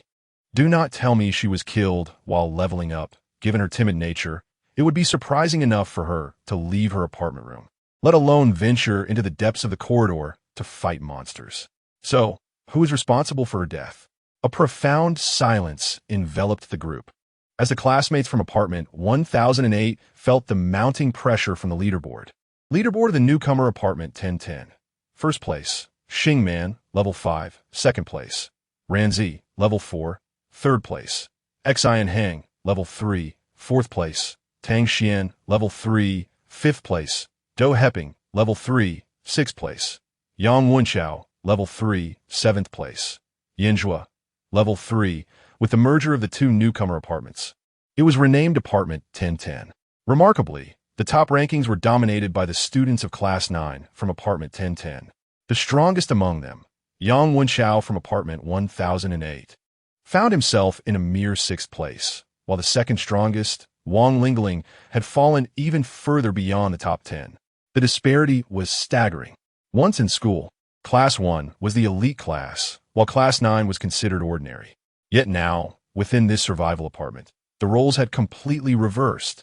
The former underperformers had transformed into the formidable leaders on the leaderboard, while the once diligent students found themselves performing mediocrely, some even failing to reach level 1. This vast difference struck a harsh blow to the self-esteem of the diligent students from apartment 1008. Coupled with the brazen remarks from Xing Man and his cohort, they naturally refrained from engaging in idle chatter, fearing the repercussions.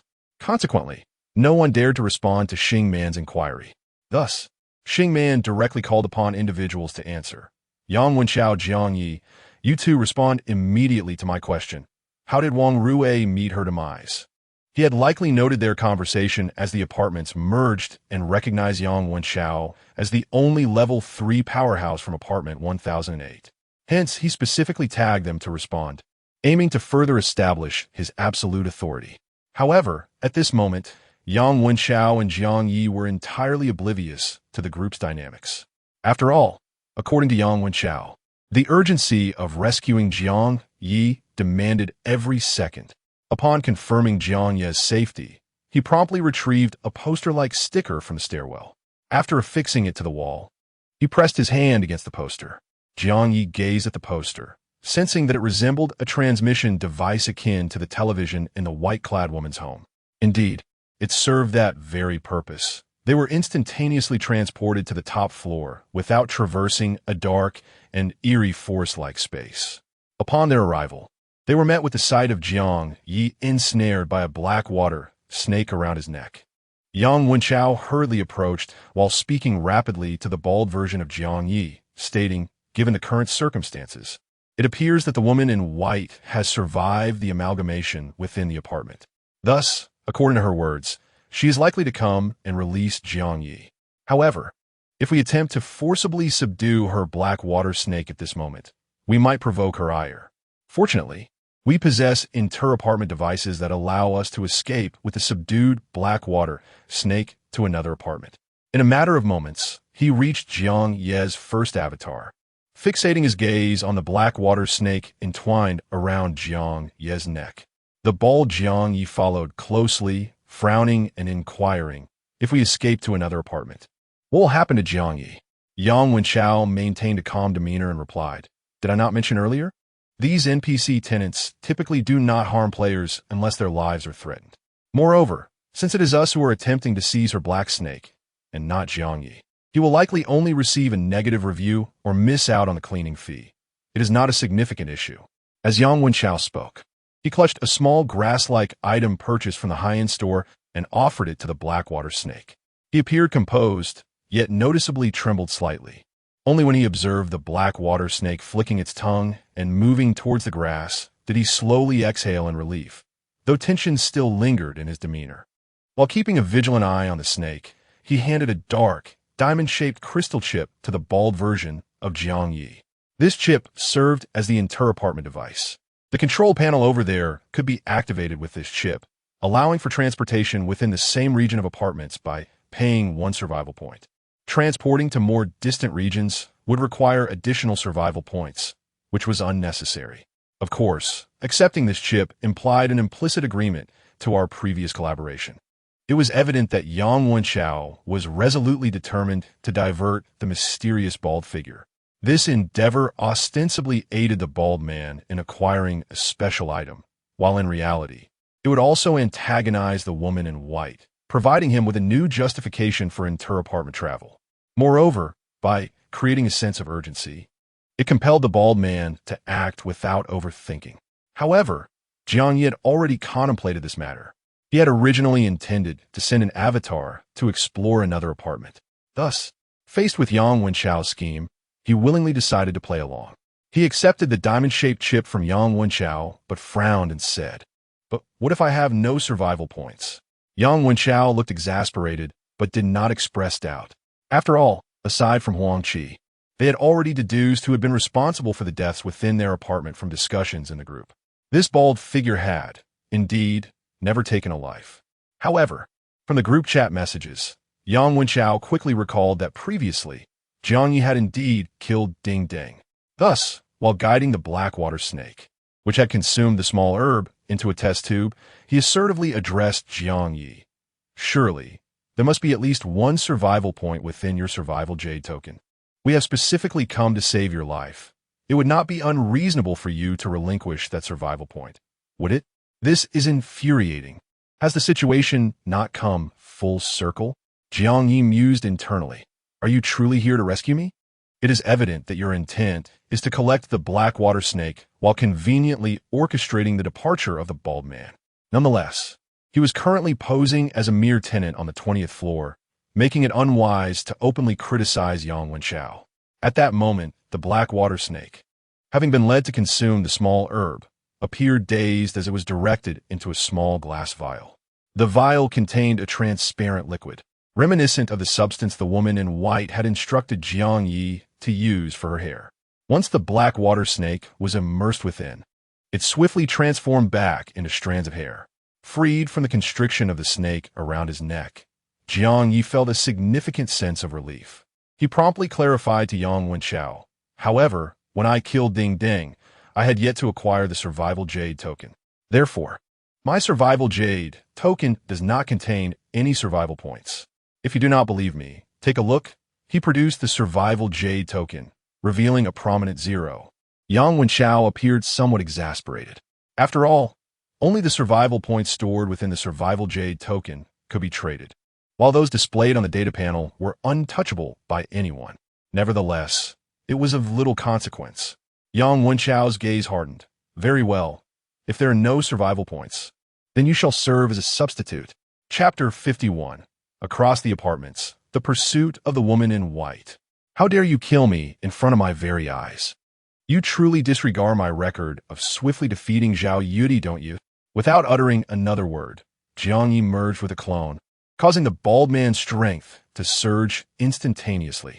Once more, he unleashed the ice domain, drastically reducing Yang Wenchao's speed of movement. Alongside Yang Wenchao, the two unfamiliar classmates who had suddenly appeared on the top floor also found their actions impeded. Wait, unfamiliar classmates? Hold on. Yang Wenchao's fierce gaze seemed directed towards the strangers who had just parachuted in. Jiang Ye, quick to adapt, promptly shifted the range of the ice domain towards the direction of the two newcomers. In an instant, it appeared as though he was coordinating with Yang Wenchao. Simultaneously, he seized a moment to glance at the chat group. Upon doing so, he realized that this newly merged apartment's chat group, despite having more members, was even quieter than before. The displayed chat records were solely comprised of messages from students of the other apartment. Xingman, Yang Wenchao, Jiang Ye, you two. Answer my question immediately. How did Wang Rue die? Xingman. Oh, so you choose to ignore me? Do you still think it's impressive to ascend to the top floor? I heard you're going to the top floor to rescue Jiang Ye? Yang Wenchao. No problem. I'll ensure both you and Jiang Ye meet your demise up there. Then, the group fell into a profound silence. Even the classmate who had previously addressed Yang Wenchao as Brother Chao remained silent. Jiang Ye scrolled up through the chat interface, quickly discerning that the classmates who had merged from the 9th class were, in fact, their former high school peers. However, the camaraderie among the students of Class 9 did not seem to mirror that of Classes 1 and 2. Of the 80 students, a mere 38 remained after the apartment merge. Nevertheless, the messages in the chat indicated that not all members of Class 9 were indiscriminate killers. Rather, a few individuals, led by Xingman, exhibited remarkably aggressive behavior. The 42 deaths from the other apartment were likely attributable to their actions. This group of merciless classmates was exceedingly arrogant in the chat, issuing threats and taunts towards the students of Classes 1 and 2. Ultimately, their sights were set squarely on Jiang Ye and Yang Wenchao. It seemed that Xingman, seeing Yang Wenchao as the strongest in their apartment, intended to make an example of them. Coincidentally, during the apartment merge, the conversation between Yang Wenchao and Jiang Ye had revealed their presence on the top floor. Therefore, was one of the two classmates who had suddenly appeared on the top floor indeed Xingman? Jiang Ye quickly checked the rankings. Good heavens! No wonder these few students from Class 9 were so brazen. They had nearly monopolized the top 10 of the leaderboard. Most astonishingly, Xingman had already reached level 5. Undoubtedly, he was the strongest among the 1,010 apartment residents. With this realization, Jiang Ye's vigilance heightened instantly. He moved with remarkable speed, darting forward and slapping one of the frozen classmates squarely in the face. In the next moment, a chilling mist surged forth, swiftly invading his lungs. Simultaneously, he remained vigilant, prepared to merge his third clone should this strike prove ineffective. At that juncture, the amalgamation of the third clone's reflection and its essence would significantly enhance his prowess, surpassing the 200 battle power he wielded during the defeat of Huang Qi. Overcoming the fifth-level Xing Man should pose no challenge. However, this was merely Jiang Ye's contemplation, for the reality was starkly different. He never even summoned his third clone. The icy mist instantly obliterated the classmate he had pinned down, leaving him frozen in an instant. The other classmate, caught within the high-intensity ice domain, also became instantly immobilized, his face contorted in terror, a slow-motion expression reminiscent of a horror film. Yet, in that frigid state, with his body rigid and thoughts sluggish, he still managed to send a desperate plea in the chat group. Tang Xian, Xinggu, save me. This solitary utterance made Jiang Ye realize that among these two unfamiliar classmates, there appeared to be no sign of Xing Man. That fellow was lurking, having not ascended to the rooftop, instead sending his underlings to confront them. Yet, this was understandable. His subordinates were all level 3. Meanwhile, Yang Wenchao and Jiang Ye were merely one level 3 and one level 1, respectively. Logically, 2 level 3 subordinates should suffice to handle the situation. However, the outcome was quite different. Yang Wenchao was also ensnared within the icy domain, his body frozen, thoughts and actions rendered sluggish. He was experiencing firsthand the formidable power of this enigmatic bald figure. Were it not for his resurrection ability and the safety net of being a gamer, he surmised that the bald man would not hesitate to eliminate him. Otherwise, he would now be engulfed by the dread of death. What on earth? This was the 50-plus battle power that matched Zhao Yudi. Yang Wenchao harbored grave doubts that it was, in fact, a power exceeding 100. Moreover, this skill was undeniably a highly advanced domain technique. Domain skills, at the very least, are classified as A-grade, and A-grade domain skills are exceedingly rare. Common domain techniques typically fall within the S-grade category. As for S-grade skills, it is known that among their apartment residents, both Wang Lingling and Gao Chong possess S-grade talents. Yet, they have not managed to comprehend any S-grade skills. Yang Wenchao was acutely aware that grasping S-grade skills is no trivial feat, let alone domain techniques, which often require the utilization of skill scrolls for understanding. Furthermore, the probability of comprehending domain skills generally increases after reaching level 10. Yet this bald man, what level was he? And yet he already possessed a domain skill? Damn, such luck, such insight, such strength. He needed to swiftly vacate this apartment and cease being an eyesore. Yang Wenchao silently cursed the bald man, while simultaneously feeling grateful that he had opted to divert the tiger from its lair rather than confront him directly. He couldn't help but wonder if, in 3 days, his own strength could surpass that of the bald man. Additionally, he found himself perplexed. How did that love-struck girl develop an interest in Jiang Ye? He, Yang Wenchao, was no less appealing, with a well-defined visage and, most importantly, considerable strength. Generally, do not girls possess a yearning for strength, gravitating towards exceptional and powerful men? Immediately following this thought, an astonishing scene unfolded before him.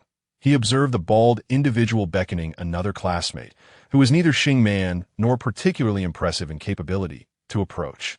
Here, take this head and survival point, he declared, revealing that he was merely playing a dual role.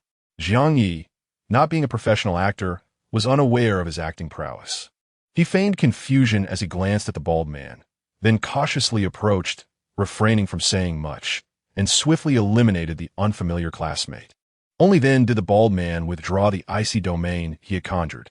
Subsequently, he grasped a diamond-shaped crystal in one hand while summoning Yang Wenchao's Blackwater snake test tube with the other. At the same time, his gaze flickered, seizing the spatial ring adorning Jiang Ye's hand. After placing several attribute fruits purchased from the high-end market into the spatial ring, he returned it to Jiang Ye. Yang Wenchao stood by, utterly stunned. This was beyond mere infatuation. It could only be described as a love affliction. As Jiang Ye received the spatial ring back, he continued to feign an air of trepidation and confusion. The bald man then solemnly addressed Yang Wenchao. Jiang Ye is my close friend. He has saved my life. If I do not see him upon returning to the apartment in 3 days, then our collaboration may not proceed. Yang Wenchao listened interestingly exasperated. How ridiculous. So, in order to collaborate with you, I must also safeguard your little romantic interest. Nevertheless, he had no intention of pursuing the partnership. In 3 days, the balance of power could very well shift. At that moment, Yang Wenchao mused, if after 3 days, his strength eclipsed that of the bald man, would it not be gratifying to mercilessly eliminate Jiang Ye before his very eyes? Lost in this thought, he suddenly sensed a chilling aura. Yet this coldness was unlike that of the bald man's icy domain. It was a different kind of chill, the essence of darkness. An ominous wind surged forth.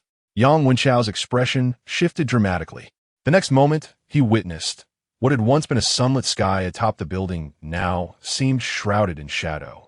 Indeed, a gust of chilling wind erupted almost instantaneously. The bald man reacted swiftly, darting towards the control panel situated in the inner circle of the rooftop. Upon approaching, he noticed a diamond-shaped indentation on the panel. He promptly inserted the diamond crystal, and the control panel activated successfully. The screen displayed a multitude of functions. However, Jiang Ye had no time to investigate. He immediately sought out the most prominent inter-apartment feature. Among the options, an apartment accessible for 1 survival point was numbered from 0000 to 9999. By this calculation, their apartments 1008 and 1010 were relatively low in number. Desiring to avoid familiar faces, Jiang Ye opted for the farthest option available, apartment number 9999, almost at the very moment he departed from the control panel. A black water snake lashed violently towards the spot where he had just vanished. Regrettably, the thicker and longer black water serpent ultimately struck only the control panel.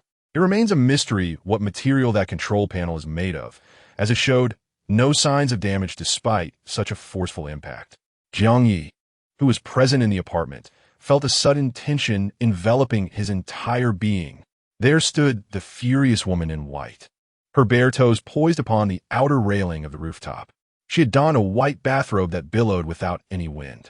Above her head, the black water serpents writhed ominously in the chilling breeze, their menacing forms evoking a sense of dread.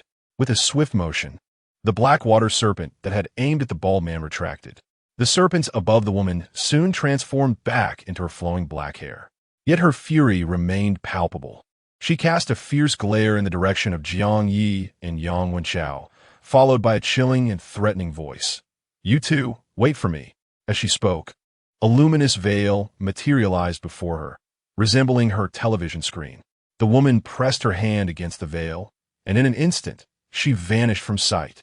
Jiang Ye, taken aback, immediately turned to Yang Wenchao and asked, "Is it possible that this woman possesses the ability to traverse apartments as well?"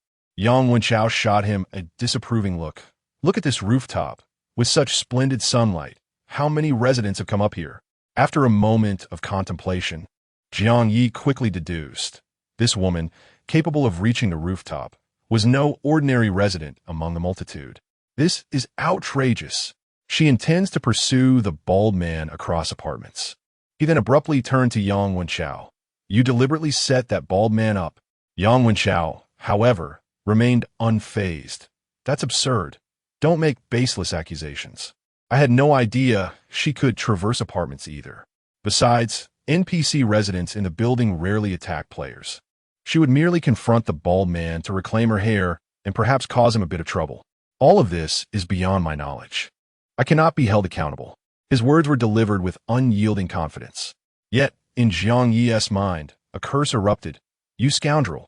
How could you not know? It seems deliberate to me." At that moment, a thought flickered through his mind. Perhaps he should merge the third and mirrored avatars into the first one and teach Yang Wenchao a lesson in humility. However, this notion was swiftly dismissed. After all, Yang Wenchao appeared to possess a resurrection ability, and there might be other hidden cards in play.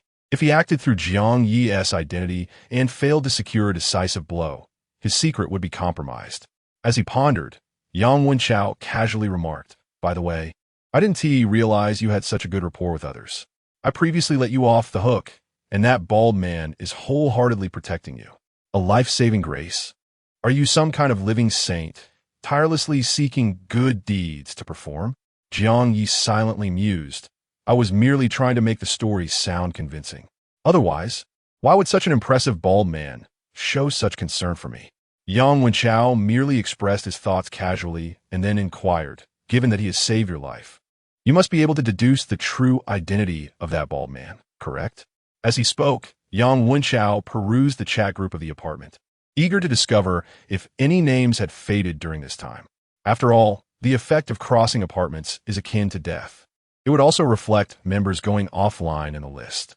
Yet in such a brief span, many had perished.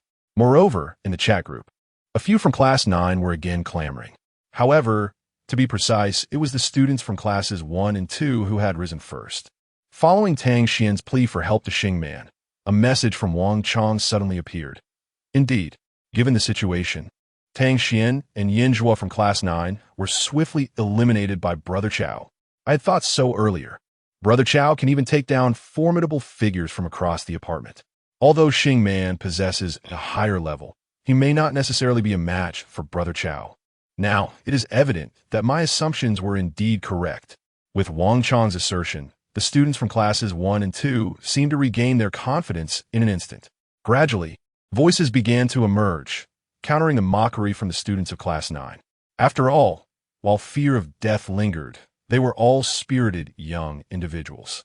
None wished to be ridiculed by those they once looked down upon, too timid to retort. Thus, it was not long before more students echoed Wang Chong's sentiment, believing that although Yang Wenchao's level might not match that of Xingman, his strength surpassed it. However, following these students' comments, the casualties among Classes 1 and 2 began to mount rapidly. Several names in a members' list dimmed in a short time, leaving Yang Wenchao unable to discern which of the students from the cross-apartment bald man had succumbed during this period. Hence, he could only continue to gaze at Jiang Ye, awaiting his response. Chapter 52. Is my apartment safe? Jiang Ye's expression appeared contemplative, as if lost in thought. Yang Wenchao could not help but reiterate, "You can't truly be a living lay phone, have done so many good deeds that you can't even recall them, can you?" Jiang Ye immediately shook his head. "Of course not. In reality, I seldom meddle in others' affairs, nor have I performed any notable acts of kindness." As he spoke, he exhibited a complete lack of recognition regarding the bald man in question. Yang Wenchao, listening to his description, felt an inexplicable daze wash over him. He thought to himself that this fellow had a rather peculiar fate, rarely intervening in others' matters, yet somehow he had involved himself in his, having done little good. Yet he had saved the bald man's life. It seemed as if the world was indeed wondrous. Some individuals spend their entire lives performing good deeds, only to succumb to grave illnesses and meet a dismal end, while others commit a single act of kindness and are abundantly rewarded, living a life of luxury. The adage that good deeds beget good fortune seems to be rather selective. Yang Wenchao even began to doubt. Do only those deemed good receive rewards? Acts of kindness may merely serve as a flimsy excuse when fate favors certain individuals. As he pondered these thoughts, Jiang Ye suddenly appeared to have a flash of recollection and exclaimed in delight, "I remember now. When I was very young, I saved a little girl who was nearly abducted. However, that was a long time ago, and I can hardly recall what she looked like. I only remember that in the dead of winter, she was dressed so heavily that she resembled a plump penguin. Could that little girl have grown up to be my classmate?" Yet, upon reflection, he seemed to focus solely on the fact that he had saved someone, remaining oblivious to the identity of that person. However, one must admit, such a plotline seems far too reminiscent of a melodrama, an early childhood connection leading to a reunion in adulthood. Yang Wenchao felt a strange sensation and cast an odd glance at Jiang Ye, suggesting, "You should check the group to see if any of the girls who logged off recently could possibly be that bald one." Upon hearing this, Jiang Ye instantly realized players crossing between apartments would log off from their original apartments as if facing death. However, after the apartments merged, The raucous classmates of Class 9 had entered a killing frenzy. In such a short span, many classmates had already logged off. At the time of the merger, the member list had displayed 108 individuals. Now, only 96 remained. This meant that, in a brief period, 12 individuals had met their demise. Panic once again permeated the chat group. Yet at that moment, members from the mutual assistance group, who had previously leveled up alongside Yang Wenchao, attempted to stabilize the students' morale in the chat, especially Wang Lingling, who finally stepped forward to take charge of the situation, given the current circumstances. Members of the mutual assistance group should refrain from gathering on the first floor. The safest place for players within the entire novice apartment is each of their own rooms.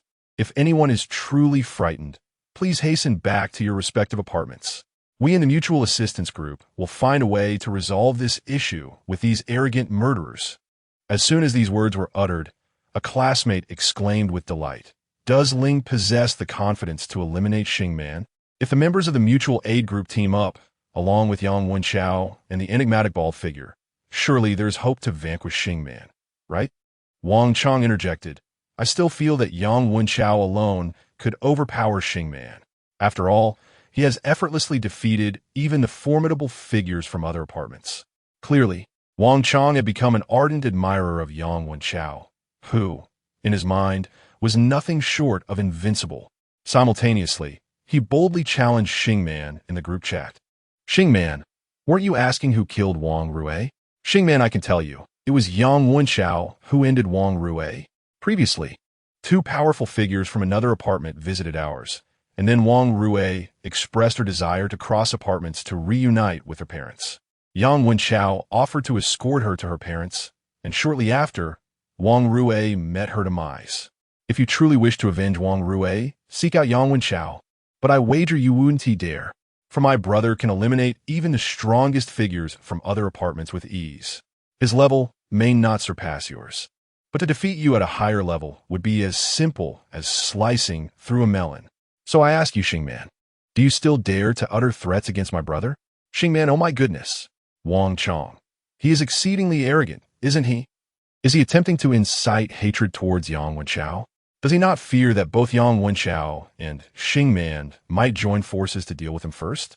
In truth, Wang Chong did not perceive that he was provoking Yang Wenchao's ire. He genuinely believed in Yang Wenchao's capacity to defeat Xingman. He was merely expressing his loyalty.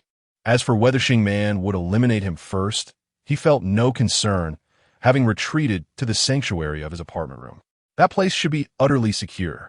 Meanwhile, Jiang Ye appeared to be deducing the bald figure's identity through the member list, yet he was merely observing the group chat. It was at this moment he suddenly uncovered a crucial point. According to Yang Wenchao, the diamond chip from the other apartment was bestowed by the landlord. The condition for winning the landlord's favor was to eliminate all players within the apartment. However, wouldn't players be absolutely safe as long as they remained within their own apartments? How could players hiding in their apartments be killed? Yet Huang Qi also claimed to have eliminated all players in one apartment. Thus, Yang Wenchao must not be lying. This implies that even a player's initial apartment is not entirely secure. This is rather alarming. Jiang Ye instantly felt a surge of anxiety. After all, he was unafraid of his avatars roaming outside. As long as his main body remained unharmed within the apartment, he would be fine. But now he learned that the apartment was not safe. Moreover, his main body had once heard a knock on the door while in room 2025, and to this day, he remained unaware of the specific reason behind it. Jiang Ye's emotions became fraught with tension, concern for the safety of his main body. After all, his main body was currently in a paralyzed state. No matter how strong and integrated his avatars became, if his main body were to be eliminated, he would cease to exist. In an instant, Jiang Ye yearned to return to apartment 2025, to administer the attribute fruit to his main body and protect it with his clones. However, before he could act, he anxiously inquired of Yang Wenchao, "Is it truly safe if we merely retreat to our respective apartment rooms?" Almost simultaneously, a comment emerged in the group chat. "Xingman, do you really believe that hiding in your own apartment guarantees safety?" Upon reading this, Jiang Ye's pupils constricted. 4. According to Xingman, It seemed he could indeed invade others' apartments to commit murder. No, it wasn't merely a possibility. Subsequently, Xing Man boasted with extreme arrogance. I have discovered that you diligent students are naively foolish. Forming some ridiculous mutual aid group is one thing, but registering members with documents? Moreover, the critical detail is that this registration contains not only the initial talents of your mutual aid group members, but also their room numbers. Ha ha ha, how utterly dim-witted. Zhou Qiong, Teacher Zhou, come and see. This is what you often praise in our class, one students. Now, teacher, do you not suspect that these overachievers have completely lost their wits? Xing Man's remarks remained exceedingly arrogant. In that moment, Jiang Ye realized that the players' room numbers might be even more significant than their initial talents. Yang Wenchao was evidently paying attention to the group chat as well. He didn't wait for Jiang Ye to deduce the identity of the bald man, and was unconcerned since the bald man had already left. Whether he would return alive was uncertain. In contrast to the bald man, the excessively arrogant Xing Man was truly irksome. Yang Wenchao frowned and, noticing Jiang Ye's stiff expression, raised an eyebrow. You have revealed your room number as well? Jiang Ye nodded like a chick pecking at grains. Yang Wenchao didn't fool him with that. So foolish. As he spoke, Yang Wenchao did not address Jiang Ye's previous question, but directly commented in the group. Xing Man, shouldn't he be released soon? Didn't he just say something about us dying together on the top floor? Yet the ones who have perished are your two lackeys, Xing Man. Both of your subordinates are dead, yet I remain on the top floor. How come I haven't seen you come up to settle the score with me? Xing Man. Moreover, Wang Chang was right. I also killed Wang Rui. If you seek revenge, do so promptly. On the top floor, I will wait for you for 3 minutes. If you don't arrive in 3 minutes, I'll assume you're a coward. From now on, whenever you see me, just walk around in place and stop being a nuisance in the group chat, Xing Man. His brazen tone was not inferior to Xing Man's. This instantly filled the students of classes 1 and 2 with elation, as if they had found their pillar of support, especially Wang Chang, whose name had been mentioned by Yang Wenchao in the conversation. It felt as if he had reached the pinnacle of his existence. Thus, Wang Chang began to shout excitedly, I told you, Brother Chao is not afraid of Xing Man at all. However, Xiang Man, fully aware that Brother Chao was on the top floor, dared only to send his minions to test the waters. What does this indicate? It suggests he is indeed cowardly. Brother Chao is simply the best. What is Xiang Man from class 9 even worth? The other students were, of course, inspired by this. Especially those who had retreated to their apartments, believing themselves safe, began to taunt Xiang Man. Brother Chao is simply the greatest. Hurry up and deal with that scoundrel Xiang Man. You claimed you would kill Yang Wenchao and Jiang Ye, didn't you? They are waiting for you on the top floor. Go and do it.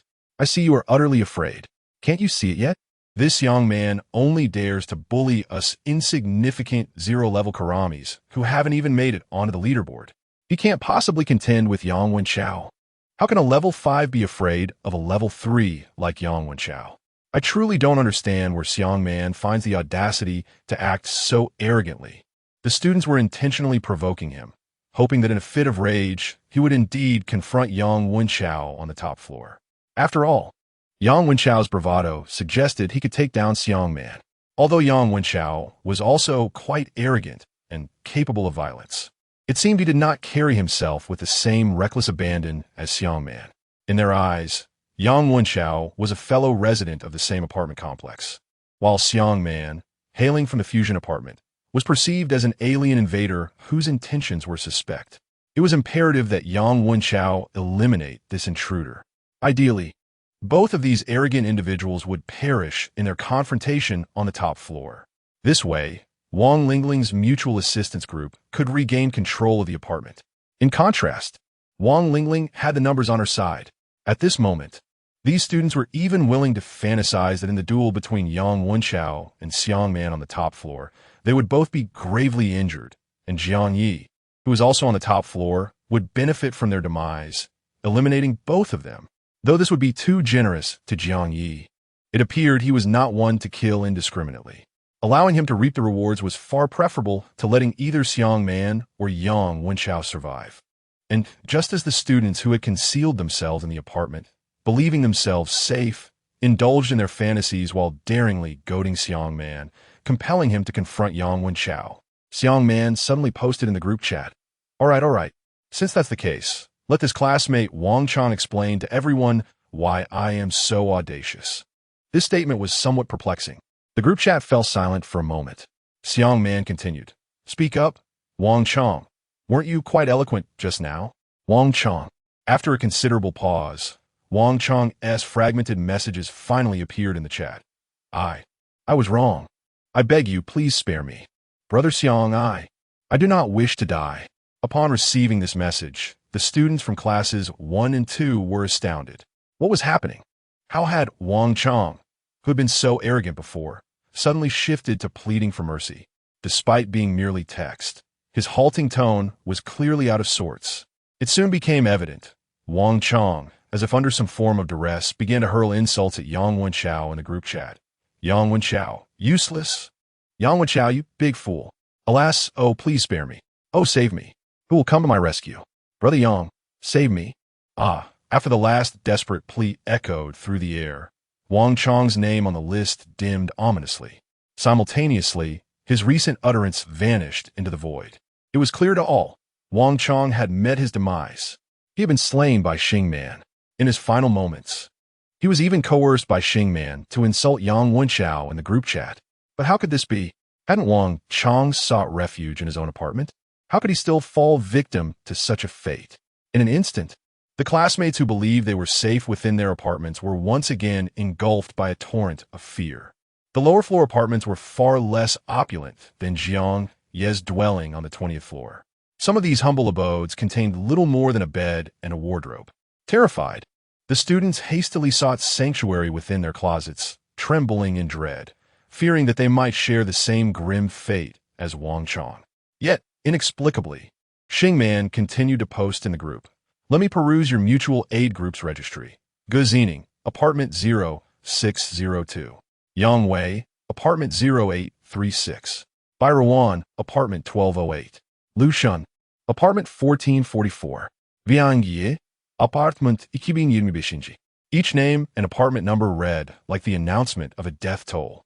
Upon uttering the familiar name of Jiang Ye, Xing Man remarked with a hint of mockery, "Oh, Jiang Ye resides on the 20th floor, does he? But if he is at the top, surely his apartment is unoccupied? As for Yang Wenchao, you expect me to ascend to the top floor? That would be quite a blow to my pride. How about this? You come to Jiang Ye's room, 2025. Let me see if you're merely boasting or if you truly possess some skill." Yang Wenchao. Chapter 53. It's your turn, I knock? Not a bro. Yang Wenchao is provoking you in the group. What does it have to do with me, Jiang Ye? Yang Wenchao killed your little brother, and I, Jiang Ye, am merely an onlooker.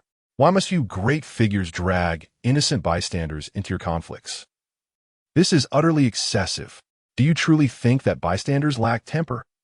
In that moment, both the true form of Jiang Ye and several of his avatars were engulfed in fury.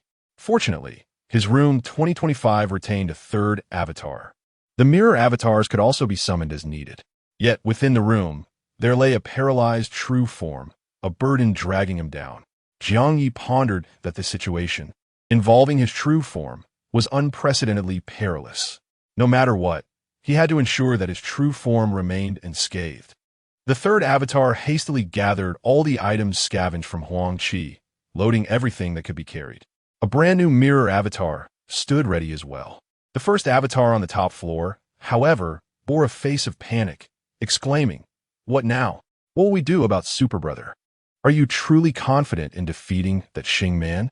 If not, why not just guard my room? The moment Xing Man arrives, you can eliminate him instantly." As Jiang Ye spoke, he felt a sense of unease.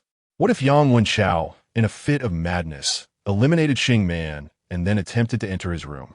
Thus, perhaps Yang Wenchao and Xing Man should engage in a mutually destructive battle? No, that is not right. Jiang Ye reconsidered and realized that the crux of the matter now was to understand the issue concerning this room.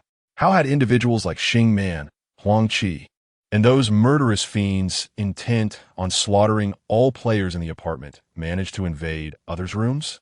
And did the players within the rooms possess any means to thwart such actions? On one hand, his true form needed to guard against and prevent others from intruding. On the other, if the second avatar across the apartment truly intended to massacre the entire building, it would be prudent to master the ability to invade others' apartments as well. He wore a facade of panic while deep in thought. Suddenly, he felt a surge of strength upon his shoulder. It was Yang Wenxiao, calm and composed, resting his hand upon him. "Bro, calm down. Do you honestly believe that Xing Man refrains from coming to the top floor for the sake of face? It's merely because he is unaware of my strength. Conversely, I too lack knowledge of his abilities. Thus, when he asks me to come to your room, I would certainly reject him on grounds of face." Sure enough, as he uttered this, Yang Wenxiao sent a message in the group to Xing Man. "If you wanted to come over, doesn't tea that make me lose face?" With that single statement, Jiang Ye instantly discerned the situation. So that was it. These two were shouting at each other in the group with escalating bravado, as if they could easily annihilate one another. But in reality, they were merely probing each other while putting on a show of strength. Simultaneously, neither was prepared to engage in combat.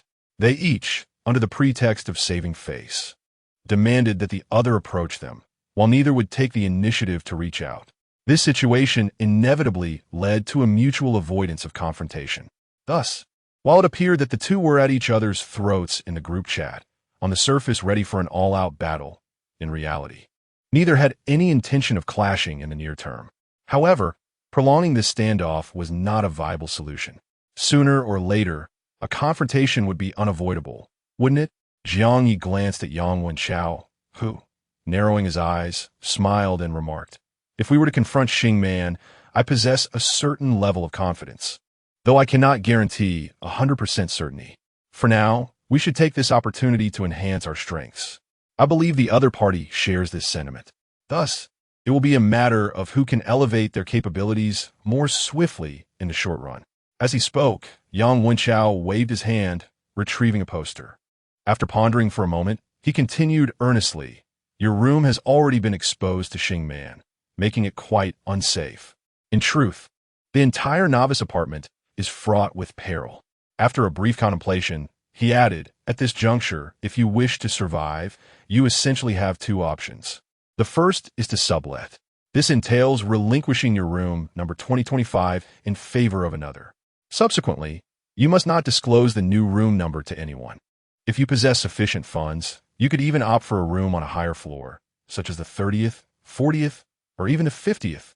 Such heights are currently unattainable for players, and coupled with the undisclosed room number, it would ensure your safety. However, a stark reality remains. You are broke. You lack the necessary funds. Moreover, the first-floor apartment administrator has likely been monitored by Xing Man subordinates. Any attempt to facilitate a sublet there would inherently carry risks. Therefore, we are left with the second option." Jiang Ye listened intently, anticipating that Yang Wenxiao's second option would involve teaming up with him. He had even begun to contemplate whether to join forces with Yang Wenxiao, as it seemed he was poised to enhance his abilities in a short span. Partnering with him might provide insights into swift methods of power augmentation. However, associating with Yang Wenxiao would undoubtedly carry its own dangers, including the significant risk of exposure. He was still deliberating in his mind when, unexpectedly, Yang Wenxiao's second option was far from what he anticipated. Instead, he stated, "The current circumstances are rather unique. That woman in white has gone after the bald man and may not return for a while. This means you could take refuge in her room. You know her room, right?" This suggestion startled Jiang Ye. "Me? Go to the room of the woman in white? Is that even feasible?" Yang Wenxiao raised an eyebrow. "Why would it not be? Were you not employed as a cleaner there? The cleaning order displayed on your badge must still be in an incomplete status, correct?" With this in mind, along with the hurried departure of the woman clad in white, who failed to provide a clear explanation, it is likely that her intellectually challenged domestic assistant robot would not refuse your request for entry. Should the woman in white return unexpectedly, you could simply explain that you were awaiting her confirmation due to the unfulfilled cleaning order. Although such behavior, waiting in someone else's home for confirmation, may seem rather foolish and suspicious, your own demeanor is rather novice, and she would likely not question it. Moreover, the room of the woman in white is essentially an NPC residence, and it is improbable that Xing Man and his subordinates would intrude. Thus, Your safety would be assured until her return. This does seem to hold some merit, does it not? Yet, Jiang Ye could not help but harbor doubts. Could Yang Wenchao be attempting to ensnare him once more? As he hesitated, Yang Wenchao bluntly stated, "How you choose to proceed is entirely your own affair. Regardless of your fate, I assure you, I shall not be concerned. If you do not wish to enter the room of the woman in white, wandering aimlessly throughout the apartment is entirely your prerogative. However, do not even think about dragging me down with you. That is out of the question. How cold and heartless. Upon the return of my bald companion, I shall certainly wield his authority with aplomb." Jiang Ye indulged in his inner monologue. He simultaneously realized that while Yang Wenchao presented him with choices, he had no intention of intervening in his decisions. The choices he made were solely his own. Yang Wenchao merely offered a suggestion. In fact, he did not even wait for Jiang Ye to make a decision before abruptly pulling him along and pressing his hand against the poster. Subsequently, Jiang Ye felt as though he had been thrust into the poster itself. With a stumble, the surroundings shifted dramatically. He appeared to have arrived in the stairwell of the 20th floor. Yang Wenchao left him with a parting remark about his fate lying in his own hands before vanishing in an instant. Jiang Ye, as a mere avatar, possessed rather lackluster abilities. He hurriedly exited the stairwell, racing toward his room, number 2025. At that moment, Xing Man had yet to reach the 20th floor. Following Yang Wenchao's rather humiliating retort, both parties exchanged a few more taunts. Xing Man then proceeded to act upon the death list he had previously recited. Currently, Gu Zining from room 0602 and Yang Wei from room 0836 had already gone offline. Moreover, it seemed they had been coerced by Xing Man to issue desperate pleas for mercy in the group chat just before their demise. Their messages conveyed a sense of despair and agony, revealing the torment they had endured. Yet, Xing Man appeared to be captivated by this form of textual live broadcasting. As Jiang Ye hurried back to room 2025, he caught sight of Xing Man's audacious remarks in the group chat. "Who will be next?" It seems to be the young lady from room 1208 by Ruan. That name sounds feminine, does it not? A subtle reminder to treat the ladies with kindness lingers in the air. The simplicity of 4 lines belies an unsettling undercurrent that seems to echo with the word perversion. A palpable atmosphere of fear permeates the chat group, spreading throughout the novice apartment. At this moment, the majority of students tremble in despair, paralyzed by dread. They refrain from voicing their thoughts in the group, yet harbor deep resentment. Why, oh why, is Yang Wenchao's reputation truly so paramount? The gratitude he garnered from slaying Xing Man surely eclipses the fleeting satisfaction of mere face. Or perhaps, Yang Wenchao is merely posturing, lacking the resolve to confront Xing Man, using his reputation as a feeble excuse? But what are they to do now? Surely they all face death. If only fate would send someone to eliminate Xing Man. Well, that VIP player who orchestrated the apartment merger. Does she not possess privileges? Could she not leverage her advantages to devise a plan to rescue the players of their apartment? The sensation of being engulfed by the terror of death is utterly unbearable. Many students, consumed by hopelessness, find themselves at a loss for where to place their hopes. They had previously lamented the overpriced meals at the low-end market, feeling unjustly deprived when hunger struck. Now they acutely recognize that there exists a despair far worse than hunger. Once, they believed that nothing could be more arduous than their final year of high school. Yet now, faced with the specter of death, they find themselves yearning to return to those tormenting examination halls. Knock, knock, knock. Classmate by Ruan. It is your turn to open the door now. The live broadcast from Xing Man continues unabated. Jiang Ye's first avatar has successfully returned to room 2025. The first course of action was to feed the paralyzed original body with the attribute fruits from a spatial ring, one by one. The initial black iron-grade stamina fruit yielded an increase of 0.5 in stamina. However, upon consuming the second, the increase was only 0.4. When he ingested the bronze-grade stamina fruit, Jiang Ye had anticipated a substantial boost of 5 points in stamina. Considering the price of the bronze-grade fruit is tenfold that of the black iron grade. Yet, the bronze grade stamina fruit only resulted in an increase of a mere 1 point. Thus, After consuming 3 stamina fruits and expending 120,000 game coins, his stamina had only risen by 1. 9. The same disappointing outcome occurred with 3 energy fruits, yielding an increase of merely 1. 9 in energy attributes. Jiang Ye speculated that these attribute fruits must have a consumption limit. After all, the effects of the 2 black iron-grade fruits differ between the first and second, and the efficacy does not align with the pricing. If each fruit had identical effects, the black iron grade would augment stamina by 0.5, while the bronze grade would add 1. Their prices should only differ by a factor of 2. The tenfold discrepancy likely stems from this consumption limitation. Perhaps by the time he consumes the 3rd black iron grade fruit, the attribute increase will dwindle to a mere 0.3. By the 6th black iron grade, it may become entirely ineffective. It appears that the silver grade attribute fruit, priced at a staggering 5 million each, may not possess the potency he initially presumed. Yet, upon reflection, this notion is indeed plausible.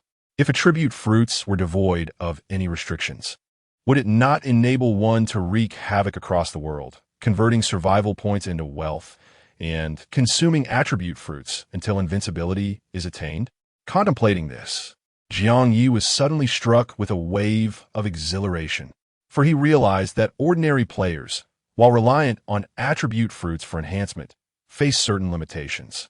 However, he is exempt from such constraints.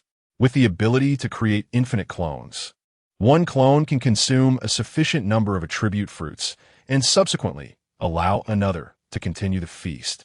Moreover, with the potential for clone fusion, this effectively translates to an absence of limitations, does it not?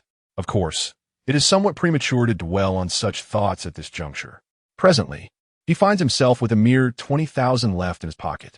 Nevertheless, he remains resolute in his decision not to exchange survival points for currency. Instead, he transfers the survival points acquired from defeating Tang Xian through clone number 1 back to his main body. Subsequently, his main body, having gained approximately 2 points in attributes, generates a 4th clone. This quartet of clones represents the pinnacle of his capabilities for the day. As midnight approaches, he will likely need to select a clone for fusion, significantly elevating the attributes of his main body to ensure the generation of additional clones the following day. In light of this, it would be prudent to ensure that the clone designated for complete fusion consumes as many attribute fruits as possible prior to the process. However, to fully consume the attribute fruits necessary to elevate from black iron to silver grade entails an exorbitant expenditure. Particularly, the silver grade attribute fruits command a price of 5 million. Meanwhile, clone number 2, stationed across the apartment complex, has already stirred considerable commotion in apartment 9999. Much like the unexpected arrival of Huang Qi and Yu Xiangming in their abode, Jiang Ye's sudden appearance at apartment 9999 has naturally captured the attention of its residents. Yet, their focus is on the bewildering thought: what on earth? How does a mere level 1 player dare to venture across apartment boundaries? Chapter 54. A gathering of influential figures at apartment 9999. Upon reading just this line, Jiang Ye sensed something amiss. It was reminiscent of when Huang Qi had suddenly appeared in their apartment 1008. The students' initial reaction was one of confusion. After some discussion, they arrived at the conjecture of cross-apartment dynamics. Yet in apartment 9999, the very first speaker explicitly mentioned the term cross-apartment. Moreover, the tone of this statement entirely disregarded him as a cross-apartment player, instead conveying a hint of condescending surprise at his mere level 1 status. Jiang Ye's thoughts raced, and he swiftly glanced at the ranking list for apartment 9999. The sight that greeted him left him utterly astonished. 9,999 newbie apartment ranking list. First place, Zhu Jing, level 10. Second place, Wang Qingjin, level 10. Third place, Ku Peng, level 10. Fourth place, Jiang Wenhan, level 10. Fifth place, Li Junkie, level 10. Sixth place, Sha Bo, level 10. 42nd place, Yuya, level 10. 43rd place, Chung Kun, level 9. 118th place, Wan Xian, level 8. 119th place, Jiang Ye, level 1. What on earth? Jiang Ye could hardly believe his eyes. The number of players on the ranking list for apartment 9999 exceeded 80. Had there been an apartment merger? Or were there simply too many players crossing over? Regardless of whether it was an apartment merger or cross-apartment influx, the ranking list for apartment 9999 was utterly outrageous. Before Jiang Ye's arrival, the last place on the list was already at level 8. And after he arrived, his position as the 119th ranked player stood in stark contrast to the preceding 118 players. All were uniformly level 10, 9, or 8. Yet here he was, a mere level 1. It was as if a novice had mistakenly wandered into a high-stakes arena, completely out of place. Furthermore, the names of the top 6 players on this ranking list seemed somewhat familiar. If Jiang Ye's memory served him correctly, all 6 names appeared to belong to the tenacious bronze players from the Battle Room's War God list. So, what was the true nature of apartment 9999? Why was it so densely populated with such formidable individuals? Amidst Jiang Ye's astonishment, the high-level players also expressed their surprise at his arrival. Engaging in fervent discussion, a level 1 cross-apartment player, and he happens to come to our apartment in the 90s? How peculiar. Could this kid truly be a complete novice who stumbled into our apartment by chance? Otherwise, I cannot fathom why a normal player would dare to cross to apartment 9999 at level 1. Could there be hidden prowess? Perhaps an SSS grade talent, fully stocked with attribute fruits and donned in a complete survival gear set? After all, under normal circumstances, even a novice would be frightened enough to flee upon glancing at our leaderboard. Wouldn't they? This fellow, having observed our conversation for so long without running away, could he possibly be a cunning expert playing the role of a fool? Or is it that the novice is simply too foolish, having only 1 survival point to cross the apartment, and thus, upon reaching our 9999, he lacked the survival points to flee? Jiang Ye thought to himself, alas, they have hit the nail on the head. He indeed wished to escape, yet he had no additional survival points. This is utterly frustrating. Had he known earlier, he would have dealt with Xing Man's 2 subordinates himself, ensuring he had a means to return. He regretted not thinking clearly at that moment, succumbing to the temptation of acquiring a 4th avatar. He had assumed that crossing into a new apartment would be akin to Huang Qi's experience, entering a strange apartment and confronting unfamiliar players. Moreover, with no survival points left for a return journey, he would have had to muster the resolve to eliminate those strangers. However, the reality was starkly different. While he could indeed harden his heart, did he possess the capability to vanquish these unfamiliar foes? Thus, this second avatar could only seek refuge within the confines of 9,999, patiently awaiting the midnight hour to merge back with his main body. By the way, in such instances of crossing apartments, would merging be feasible? Jiang Ye found the situation absurd. Simultaneously, he pondered about the last-ranked player in this apartment, one Xian, who was at level 8. He wondered how formidable that player truly was and whether he stood a chance of defeating him upon merging with his avatar. Nonetheless, he feared such hope was exceedingly slim. He sensed that the level 8 player within this 9999 was likely on an entirely different level than a typical level 8 player in an ordinary apartment. To think that he could slay an 8 at this location while being only level 1 seemed an arduous endeavor. As these thoughts swirled in his mind, Jiang Ye suddenly felt an uncanny sensation that someone was observing him. Yet, as he scanned his surroundings, he saw no one. Tension gripped him. He placed his hand on the control panel at the top floor, feigning a demeanor of calm observation, ready to cross back to another apartment at a moment's notice. Just then, a message erupted in the group chat of the 9999 apartment. One Xian. Good heavens. Truly a cunning expert in disguise. Can you guess who this level 1 player daring enough to cross apartments is? Yeah. Who is it? The top spender on the game leaderboard? Chung Kun. Even if he were a former top spender, it seems there are no privileges upon entering a real apartment, right? 1Xian, no. You're all mistaken. It's not someone from the game. It's the mysterious bald man who recently caused a sensation in the battle room. Li Junkie, what? The one who defeated Zhao Yudi and seemingly provoked the Dewey organization, garnering the attention of VIP players? Wang Qingjin, are you sure you're not mistaken? The masked bald figure does bear a resemblance. 1Xian, I am certain. I personally witnessed the battle where Jiang Ye was taken down in an instant. There's no way I could be wrong. Wang Qingjin, why don't you come out and respond then? Are you the one who effortlessly defeated Jiang Ye? Jiang Ye, 1Xian, are you here at our apartment to engage in a life-and-death battle? Jiang Ye, Zhou Qi, isn't that incorrect? While the bald man indeed possesses formidable combat awareness, if matched against Jiang Ye, his combat strength would be merely above 50, aligning with his level 1 status. However, with a level 1 and a combat strength exceeding 50, does he truly dare to venture into our apartment? Is he not concerned that with a mere snap of our fingers, he could be reduced to a mere survival point? 1Xian, this fellow must have come prepared. He currently has his hands poised over the control panel, as if ready to teleport away at any moment. He seems to be gauging our intentions. If negotiations are possible, he will engage. If not, he will flee. Wang Qingjin flee? Does he possess such confidence in his ability to escape? If our esteemed Jiang Ye were to take action, even if he presses his hands upon the control panel, no matter how swift his reflexes, he should not be able to evade, correct?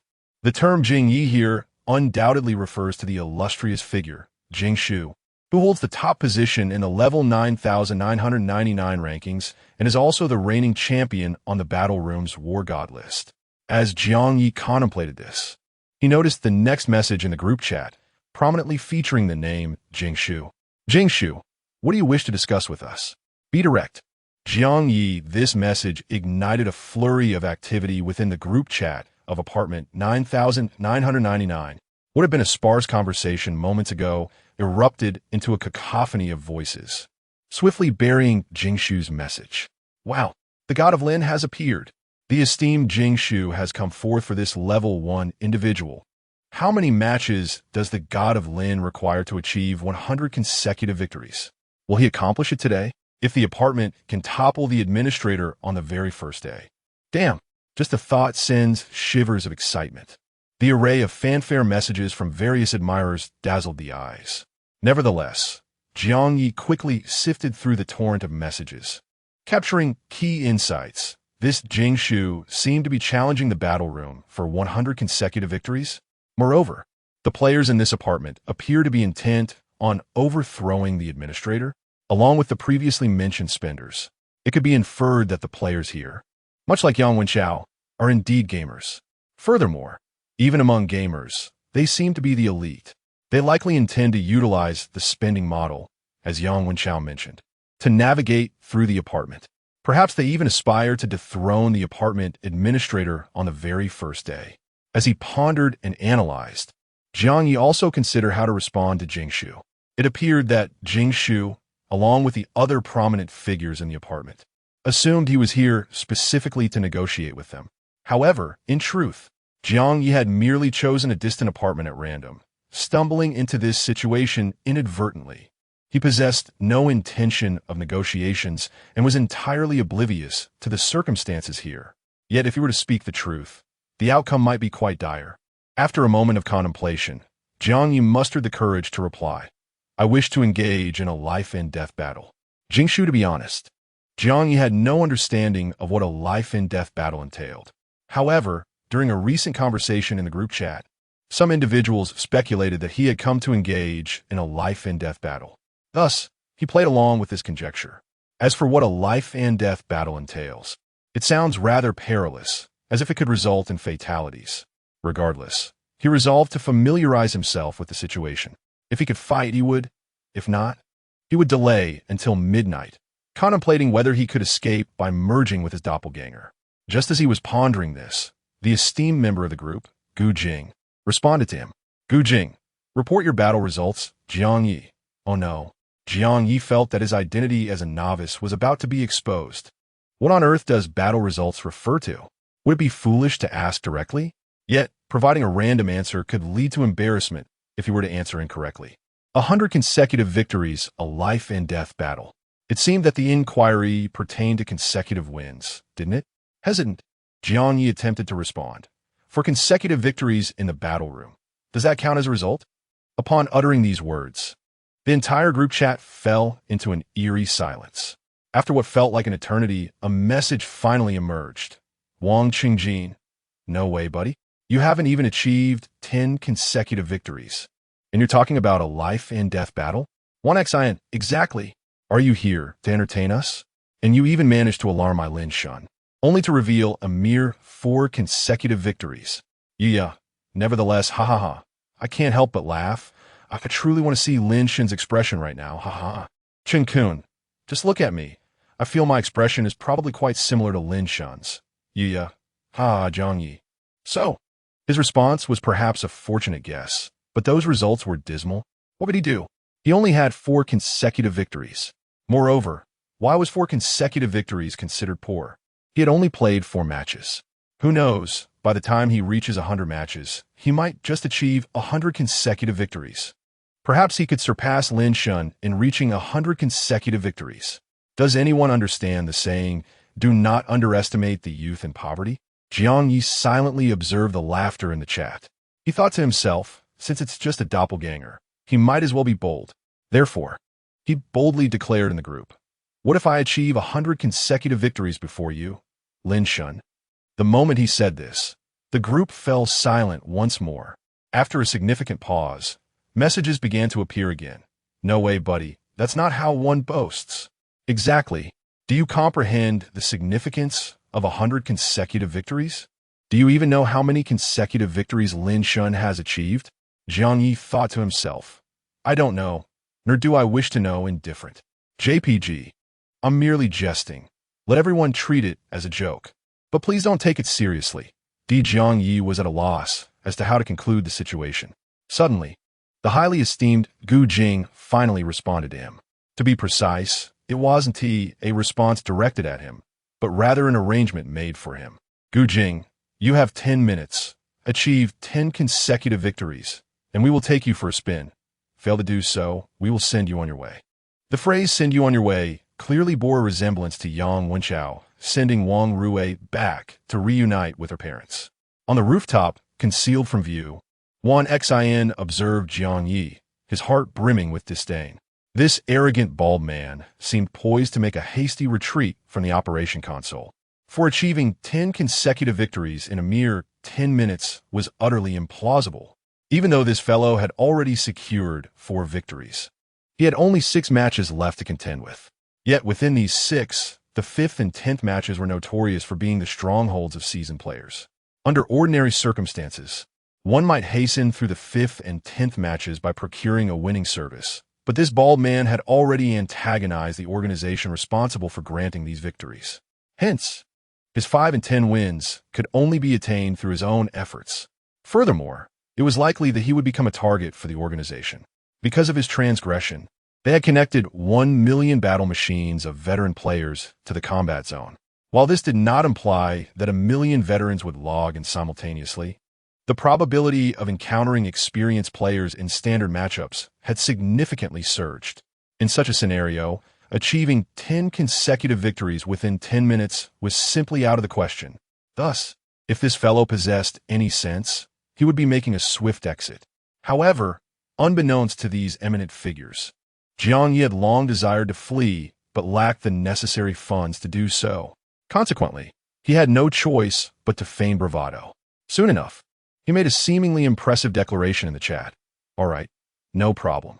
However, since you are all esteemed individuals, I trust you wouldn't go back on your word. Akin to spouting nonsense, would you? This statement reeked of arrogance, as if he truly believed he could secure 10 consecutive victories in 10 minutes, while worrying that Zhu Jing would not fulfill his promise. This audacity rendered the chat silent for a considerable duration before various retorts emerged. Do you really overestimate your own worth? Indeed, a single life amounts to merely 1 survival point. With our Lin Shun's prowess, we wouldn't even bat an eye. Do you realize what it would signify if you could indeed achieve 10 victories in 10 minutes? It would mean your value is equivalent to infinite survival points. In such a case, no fool would dare to go back on their word and kill you. Zhu Jing interjected. 1xin, take him to the 99th floor. Once he enters the battle machine, the timer begins. Chapter 55. The Ambush Plan of the Mutual Aid Group, Floor 99. Jiang Ye's true self was still lying on the 20th floor, while his avatar had already ventured to the 99th. This was truly exhilarating. Observing this group of prominent figures, he discerned they did not seem like individuals who would conspire to deceive him only to turn against him later. Furthermore, lacking any escape funds, he had no choice but to proceed with determination. Thus, when the figure concealed in the shadows of the top floor suddenly revealed himself and beckoned, saying, "All right, regardless of whether you're putting on a show or genuinely confident, those wishing to secure 10 consecutive victories, come with me." Jiang Ye did not hesitate, walking with calm assurance from the console to the outer circle.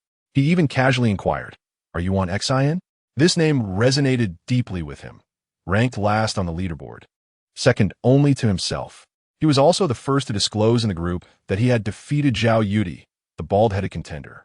Indeed, it was one XIN. The man nodded in acknowledgement.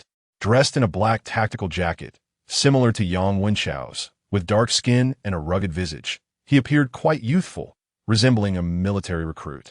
Juan Xin scrutinized Jiang Ye, his eyes reflecting evident surprise. Initially, Jiang Ye was oblivious to the source of his astonishment. A glance at the group chat revealed this fellow had directly shared his data panel in the group. What the heck? Is there no sense of privacy left?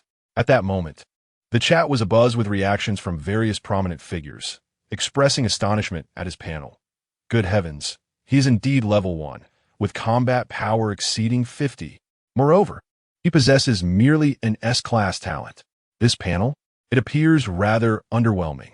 It seems he hasn't even consumed all of his attribute fruits. With this, can he really finish 10 consecutive victories in 10 minutes? Let's be real. Will he even manage to secure those 10 victories? Wait. Have you not noticed the key point? This guy clearly employed ice abilities in his battle against Jiang Ye. It appears he even utilized an ice domain skill. If he has wielded an ice domain skill, why does his panel not reflect any ice talent or skills? I suspect this fellow is concealing his true strength. This talent, Heaven Rewards Hard Work, is merely what he wants us to perceive. He must possess another ice talent. Dual talents? To be honest, the synergy of Heaven Rewards Hard Work with any other talent yields an effect far greater than the sum of its parts. If he truly possesses Heaven Rewards Hard Work alongside an ice talent, this guy is indeed formidable. He has the audacity to be arrogant. Yet that cannot be right, even if he concealed a dual talent. How does he explain his combat power? His match against Jiang Ye had a combat power of merely over 50. Bear in mind, no hidden strength can elude the matchmaking mechanism of the battle arena. True. So, is his panel genuinely as lackluster as we see? Hence, could that ice domain skill be a one-time forbidden spell scroll? Surely not. How much could he earn from defeating Jiang Ye? Even if Jiang Ye is immensely wealthy, capable of earning 5 million effortlessly, the value of a single forbidden spell scroll. 5 million? Even if it were multiplied tenfold, he would still incur substantial losses. Could it be that someone has been hired to deliberately interrupt Jiang Ye's winning streak? With motives beyond mere financial gain? Who would harbor such animosity toward Jiang Ye, so affluent and influential? In any case, Jiang Ye's data panel and his performance against Jiang Ye are starkly incongruous. Moreover, all attempts at explanation are utterly unconvincing. These individuals seem to discuss matters as if Jiang Ye were non-existent, brazenly conversing within the group. Meanwhile, Juan Xin, while perusing the chat, utilized a poster-like teleportation device to bring Jiang Ye to the 99th floor. The entire 99th floor appeared remarkably similar to the top floor, with a vast expanse. Furthermore, there were no hallways or individual apartments, but rather a spacious area akin to the top floor. However, this space boasted a ceiling. Rows of combat machines filled the area, resembling an extravagant internet CAF, or perhaps a luxurious professional esports arena. The series of combat machines appeared even more opulent than the 20 machines on the first floor of the apartment, exuding a grander stature and superior aesthetic quality. Aside from the number 1 combat machine, which had 7 or 8 spectators gathered around, other machines also had a few onlookers scattered about. These individuals were clad in black tactical jackets, which Jiang Ye now perceived to resemble a uniform esports attire. As soon as the formidable players outside the combat machines noticed Juan Xin returning with Jiang Ye, they turned to regard him. In that instant, Jiang Ye felt as if he had been subjected to an innumerable number of probing spells.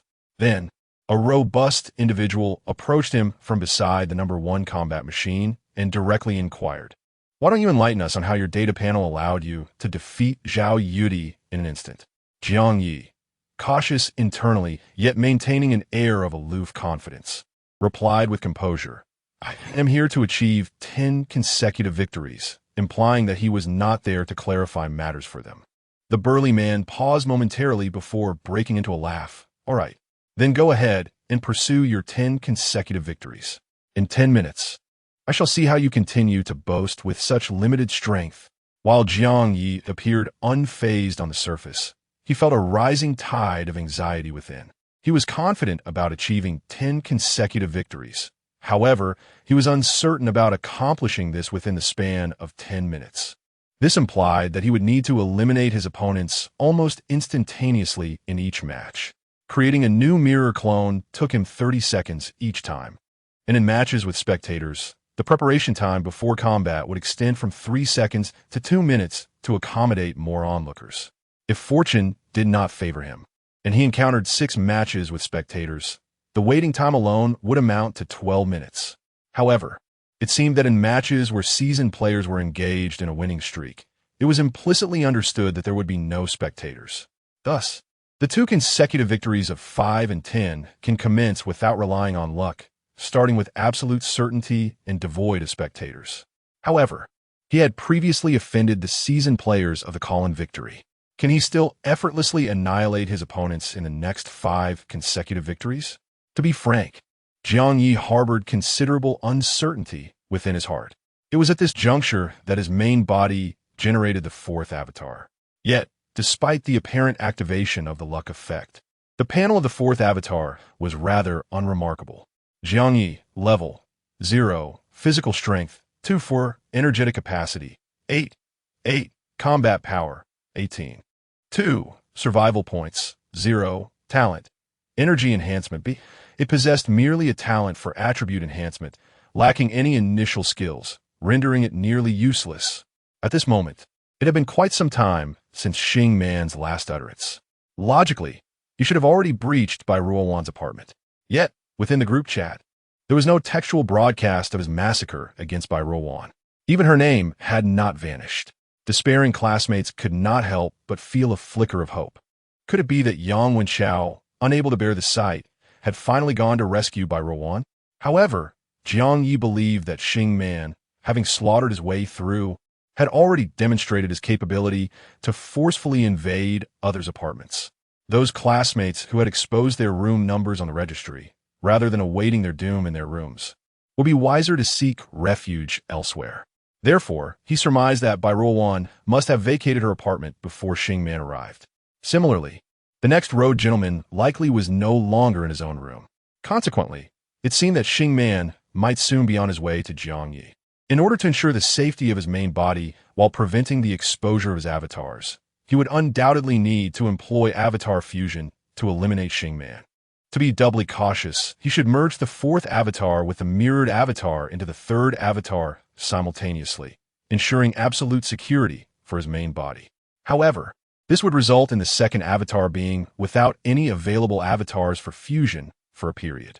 Thus, at apartment 9999, 99th floor, Jiang Ye resolved to slightly postpone the timing for achieving 10 consecutive victories. Conveniently, he possessed an item that could aid in delaying time. Therefore, when the muscular youth and Wan Xian were about to lead him to seek a combat machine, Jiang Ye deliberately produced a small vial containing strands of hair from a woman in white. As he pondered how to weave a story around this object, he was taken aback when Wan Xian, witnessing his action, exclaimed, "Goodness, is this an NPC item? Have you undertaken an NPC quest?" The muscular youth, Wang Chengjin, also regarded Jiang Ye with astonishment. However, he quickly adopted a dismissive tone, saying, "Surely, you do not think that having undertaken an NPC quest will elevate your standing in our eyes? If you fail to complete 10 consecutive victories within 10 minutes, even if you received a world-saving mission from the King of Heaven himself, you shall meet the same grim fate." Jiang Ye pondered for a moment, lifting the small test tube before her eyes, gazing intently at it while questioning, "How is it that you all immediately recognize this as an NPC item?" Meanwhile, Bai Ruan, trembling all over, kept a vigilant watch on the group chat, while weakly moving toward the depths of the corridor. The further she ventured, the dimmer the light became. And at any moment, monsters could emerge. The darkness and uncertainty filled her with dread, but the presence of Xing Man intensified her terror and despair. Her delicate face turned pale, yet when she finally spotted a familiar figure in the depths of the corridor, a tear that had been welling in her eyes fell like a glistening raindrop from an ancient eaves, continuous and pure. Struggling to suppress her fear, her voice quivered with a sobbing tone. "Ling Jie, Wan Wan, and Gao Chong Lushun." She choked back a sob. You are indeed here? Wah." Finding the members of her mutual aid group felt like reuniting with family. The oppressive aura that Xing Man exuded was simply too terrifying. Lacking strength and being targeted, fear was inevitable. Wang Lingling and the others had gathered there, initially engaged in hushed discussion. Upon suddenly spotting Bai Ruan, Suyuan's eyes lit up with delight. "Wan Wan, you truly didn't just stay foolishly in your room. But how did you know we were here?" Bai Ruan sniffled, stifling her emotions as she replied, "I dared not go to the first floor. It felt certain I would be discovered there. I had no idea where else to go. Then I remembered you were previously battling monsters in the depths of the third-floor corridor with Yang Wenchao. So this place is, aside from the first floor, the only location where a mutual aid group has previously concentrated our efforts. With nowhere else to turn, I came here on a whim, and to my astonishment, I found you all." Indeed, communication in the chat group had become impossible. Yet Bai Ruan believed the mutual aid group would not stand idly by while Xing Man acted so brazenly. Thus, she sought them out here. To her surprise, it was true. "You were discussing how to deal with Xing Man, aren't you?" As she spoke, her eyes brightened with joy upon spotting Yang Xiaoman as well. Yang Xiaoman nodded slightly, pursing her lips as she confirmed, "Xing Man is indeed too arrogant. If we do not stop him, he may very well eliminate us all." Bai Ruan instinctively shrank back and hurriedly inquired, "So do you all have a plan?" Ziyu exhaled. "We were just discussing it when you suddenly arrived, giving me quite a fright." With that, they prepared to continue their deliberations. Lucian seized the moment to cast a meaningful glance at Wang Lingling and then remarked, "Given our current situation, even with multiple people collaborating to ambush Xing Man, the success rate remains quite low. Unless, Ling Jie, you are concealing your true strength." He added, "Speaking of which, all members of our mutual aid group have voluntarily revealed their data panels. Only Sister Ling's data panel is presented through the text of the chat group. At that time, I harbored doubts. The data panel displayed in the chat group may not have been authentic. Later, you deliberately claimed to have used Shadow Clone. Yet there was no perspective from a clone.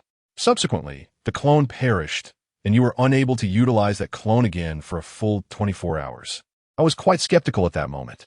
After all, Shadow Clone is an A-rank skill, no clone perspective. Moreover, even if it truly met its demise in the depths of the corridor, it should not result in a cooldown period as lengthy as 24 hours. Thus, Sister Ling, you must possess hidden capabilities, including your later collaboration with Yang Wenchao for leveling up. You must have had some confidence in your self-preservation to agree to level together, correct?" Lu Shun's words were quite self-assured, indicating that he had long suspected Wang Lingling of concealing her strength. However, Wang Lingling merely cast him a glance and refrained from responding. They then resumed their discussion on the topic of ambushing Xing Man. "The location for our ambush on Xing Man cannot be set on the 20th floor since we cannot ascend there. Furthermore, other potential kill sites should ideally satisfy criteria of dim lighting for a successful ambush and be accessible to all members of our team who wish to surround and eliminate Xing Man." Yes, they had just been deliberating over the location for the ambush and how to lure him there. As for the chances of success, they were numerous and included skilled individuals such as Wang Lingling, Gao Chong, and Yang Xiaoman, coupled with the element of surprise. Perhaps there was a glimmer of hope for victory. Just as Lu Shun was about to take over the conversation and continue his analysis, unexpectedly, Wang Lingling paused suddenly. Then, adjusting her glasses, she solemnly stated, "However, before that, there is an even more important matter. An even more important matter? What could it be? The members of the mutual assistance group exchanged puzzled glances. Yet, in the next moment, a cold glimmer flashed from shadows. A figure, wide-eyed, slowly collapsed. Chapter 56. Deception and betrayal. With a resounding thud, accompanied by the heavy sound of footsteps, a body collapsed to the ground. In an instant, the members of the mutual aid group deep within the corridor became tense and rigid. Particularly affected was by Rowan, who had just arrived, her legs trembling to the point of near collapse. She nearly let out a scream, yet the sheer terror rendered her voiceless. In a state of utter fear, she stiffly turned her neck and then beheld, on the floor lay Yuziu, and behind him stood a formidable figure, a skeletal warrior forged of iron. Wait, a skeletal warrior? Rowan abruptly turned to gaze at Wang Lingling. To be precise, the moment they laid eyes on the skeletal warrior, everyone in the vicinity instinctively looked toward Wang Lingling, their expressions tinged with dread. After all, this skeletal warrior must have emerged from Wang Lingling's shadowy abilities. Yet, during their previous team upgrades, she had never revealed such power. At that time, she had relied solely on a black whirlwind coupled with high attributes to become one of the most formidable members of the mutual aid group. And now, her revealed strength indeed corroborated Lu Shun's words that she had concealed her true capabilities. But why had she suddenly resorted to violence? Was it merely because Lu Shun had pointed out her hidden strengths? In an instant, many retreated in fear, as if terrified that Wang Lingling might strike again. However, Lu Shun, though tense and rigid himself, summoned the audacity to address Wang Lingling. Is this what you refer to as the more important matter? Wang Lingling's gaze was calm as she slowly nodded. Lu Shun, his eyes shifting, suddenly feigned nonchalance and turned to the other members of the mutual aid group. In truth, I had my suspicions about Yuzu earlier, but out of respect for our camaraderie, I chose to remain silent. Do you not find it peculiar? The registration ledger of our mutual aid group was managed by Yuzu. Yet now, it has fallen into Xing Man's hands, and Yuzu remains unscathed. Have you not questioned anything? Upon hearing this explanation, the other students instantaneously realized. Indeed, the ledger had ended up with Xing Man, yet Yuzu was unharmed? With his prowess, how could he possibly have escaped from Xing Man? Moreover, how did Xing Man even know that they possessed a ledger in their apartment? Thus, was it true that Yuzu had betrayed them? Yet perhaps it was not so. Wang Lingling had not even posed a single question before delivering a lethal blow. What if she had mistakenly harmed an innocent? Furthermore, Rowan, who had just joined, was engulfed in terror. She feared that Wang Lingling might strike again, ending her life as well. What if, in the aftermath, she too was branded a traitor allied with Xing Man? In a moment of panic, Rowan took 2 steps back. Just moments ago, she had witnessed Wang Lingling weeping as if she had found a long-lost relative. Yet now, looking at Wang Lingling, she felt an unfamiliarity. It was as though she no longer saw her former classmate, but rather a formidable figure. Indeed, in a fleeting moment, Rowan was reminded of a certain phrase.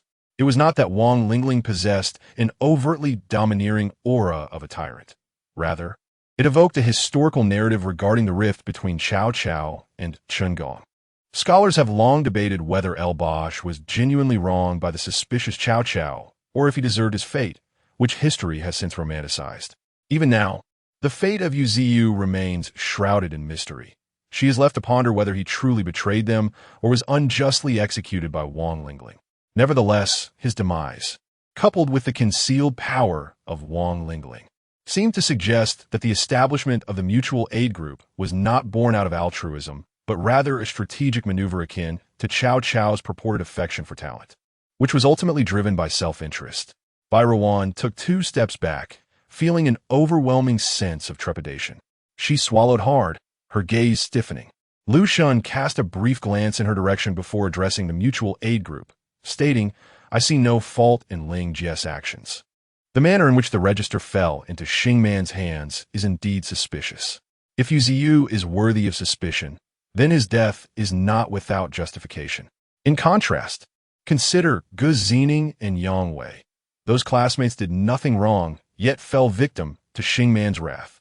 If a formidable figure like Ling Jie faces scrutiny for eliminating a traitor, do you prefer that the strong in this apocalyptic world act with the same reckless abandon as Xingman, killing without cause?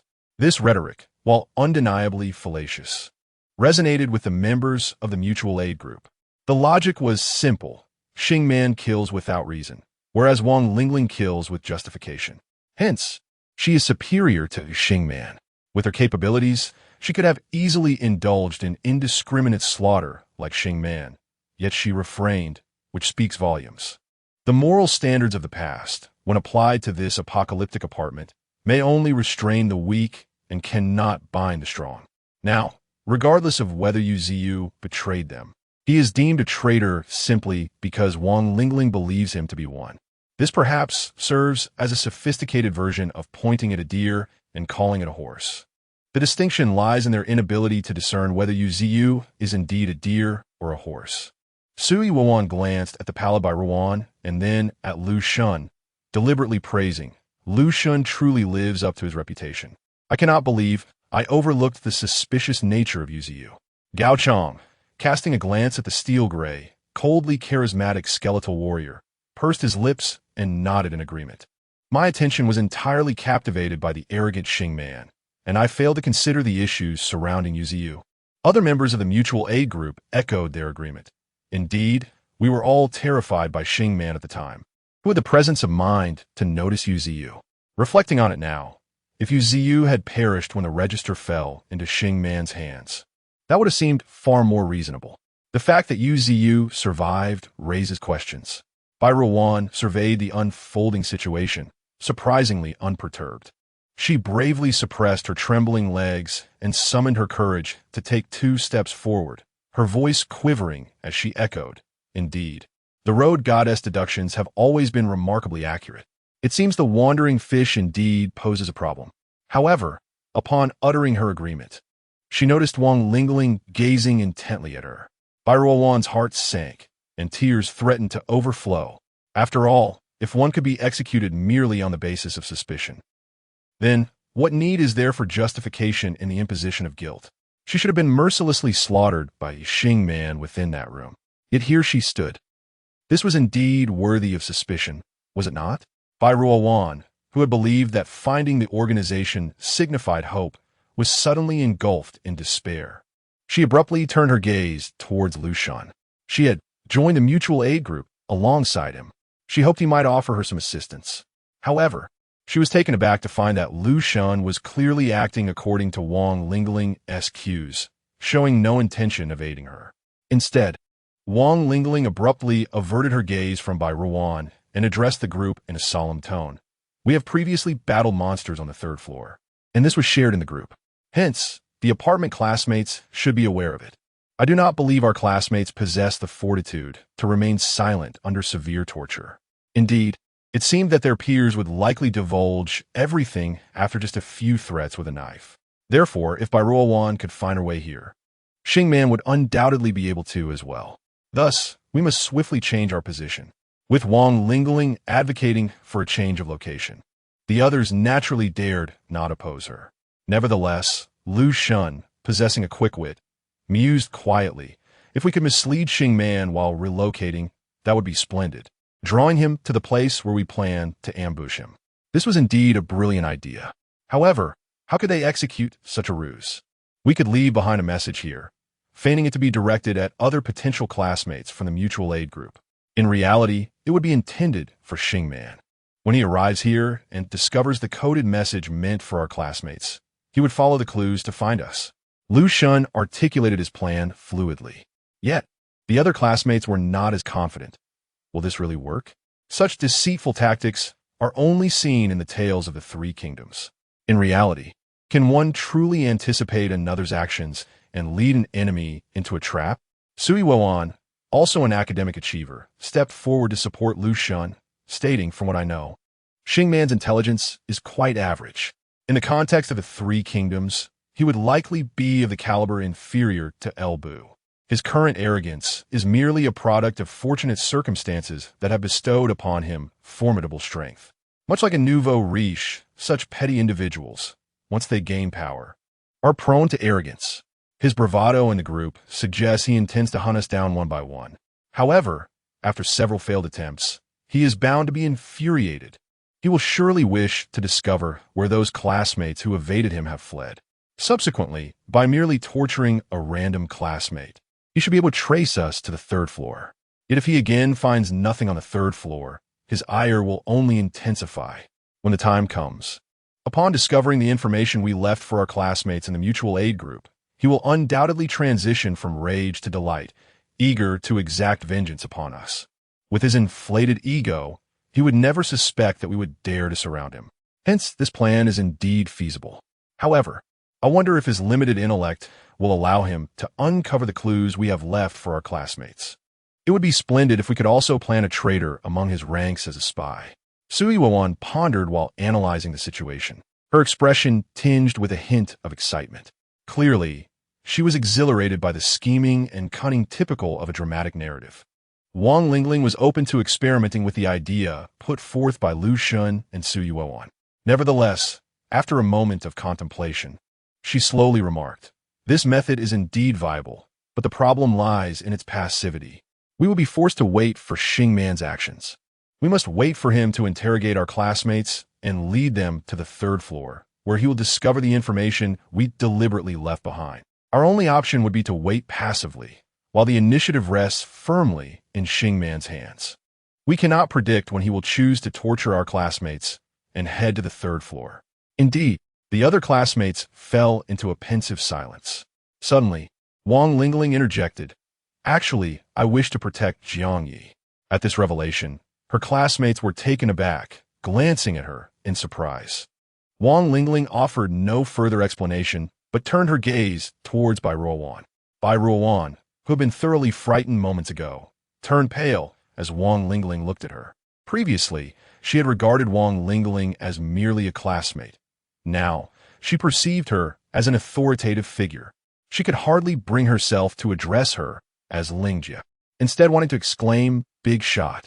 Fortunately, this big shot had no intention of harming her. Rather, she inquired, "I recall you have an affinity for the Three Kingdoms. You must have heard of the bitter meat scheme, correct?" Bai Ruowan instantly comprehended. Am I to play the role of Huang Gai? However, Wang Lingling shook her head. There is no need for such extreme measures as Huang Gai endured. In fact, you need not put your life at risk by approaching Xing Man to perform an act. After all, your psychological resilience is too weak, and your acting skills leave much to be desired, making it likely that you would be easily exposed. Bai, QAQ, so what can I do? Wang Lingling remained composed, methodically laying out her plan. With the recent demise of Yiziu, the members of the group chat must have taken notice. However, given the current circumstances, no one dares to voice their thoughts, which has stifled discussion. Nevertheless, you can speak up in the group, accusing me. Claim that I suspected Yiziu of betrayal, leading to their demise, and that I now suspect you of the same and intend to eliminate you. You should portray a sense of despair in your statements, allowing your words to become somewhat incoherent. Through this desperate and disjointed discourse, you can subtly convey information to Xing Man. This indeed offers a far swifter alternative than waiting for Xing Man to come to us on his own. Moreover, if Xing Man indeed captures attention, it may be prudent to temporarily set aside the endeavor of seeking Jiang Ye on the 20th floor.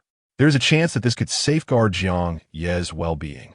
Furthermore, the information divulged by Ruowan indicates that their mutual aid group is rife with suspicion and internal strife, which could further diminish Xing Man's vigilance. Lu Xun and Sui-Wan exchanged knowing glances, agreeing that this strategy could prove effective. However, they needed to prepare further. While they readied themselves, Bai Ruowan's act of betrayal must be executed immediately. Otherwise, if she were to wait until Yiziu had perished for an extended period before betraying Wang Lingling, it would appear disingenuous. Thus, Wang Lingling and the others quickly began their preparations. Simultaneously, Bai Ruowan commenced her performance in the group chat. Feeling stifled by Wang Lingling's earlier criticism of her acting skills, she resolved that this time, her performance must dazzle everyone. Unbeknownst to Jiang Ye, the actions of the mutual aid group unfolded without his awareness. He remained in room 2025, patiently awaiting Xing Man's arrival, contemplating that by eliminating Xing Man, the crisis would be averted. During this time, he noticed Yuziu's name fading from the register but did not dwell on it. After all, in his perspective, once the registry fell into Xing Man's hands, Yuziu was likely already in peril. The delay in death must have been due to severe interrogation by Xing Man's underlings. However, to his astonishment, he found himself in a state of anxious anticipation, not greeted by Xing Man, but rather by Ruowan's sudden plea for help in the group chat. Ruowan, help! Is there anyone who can save me?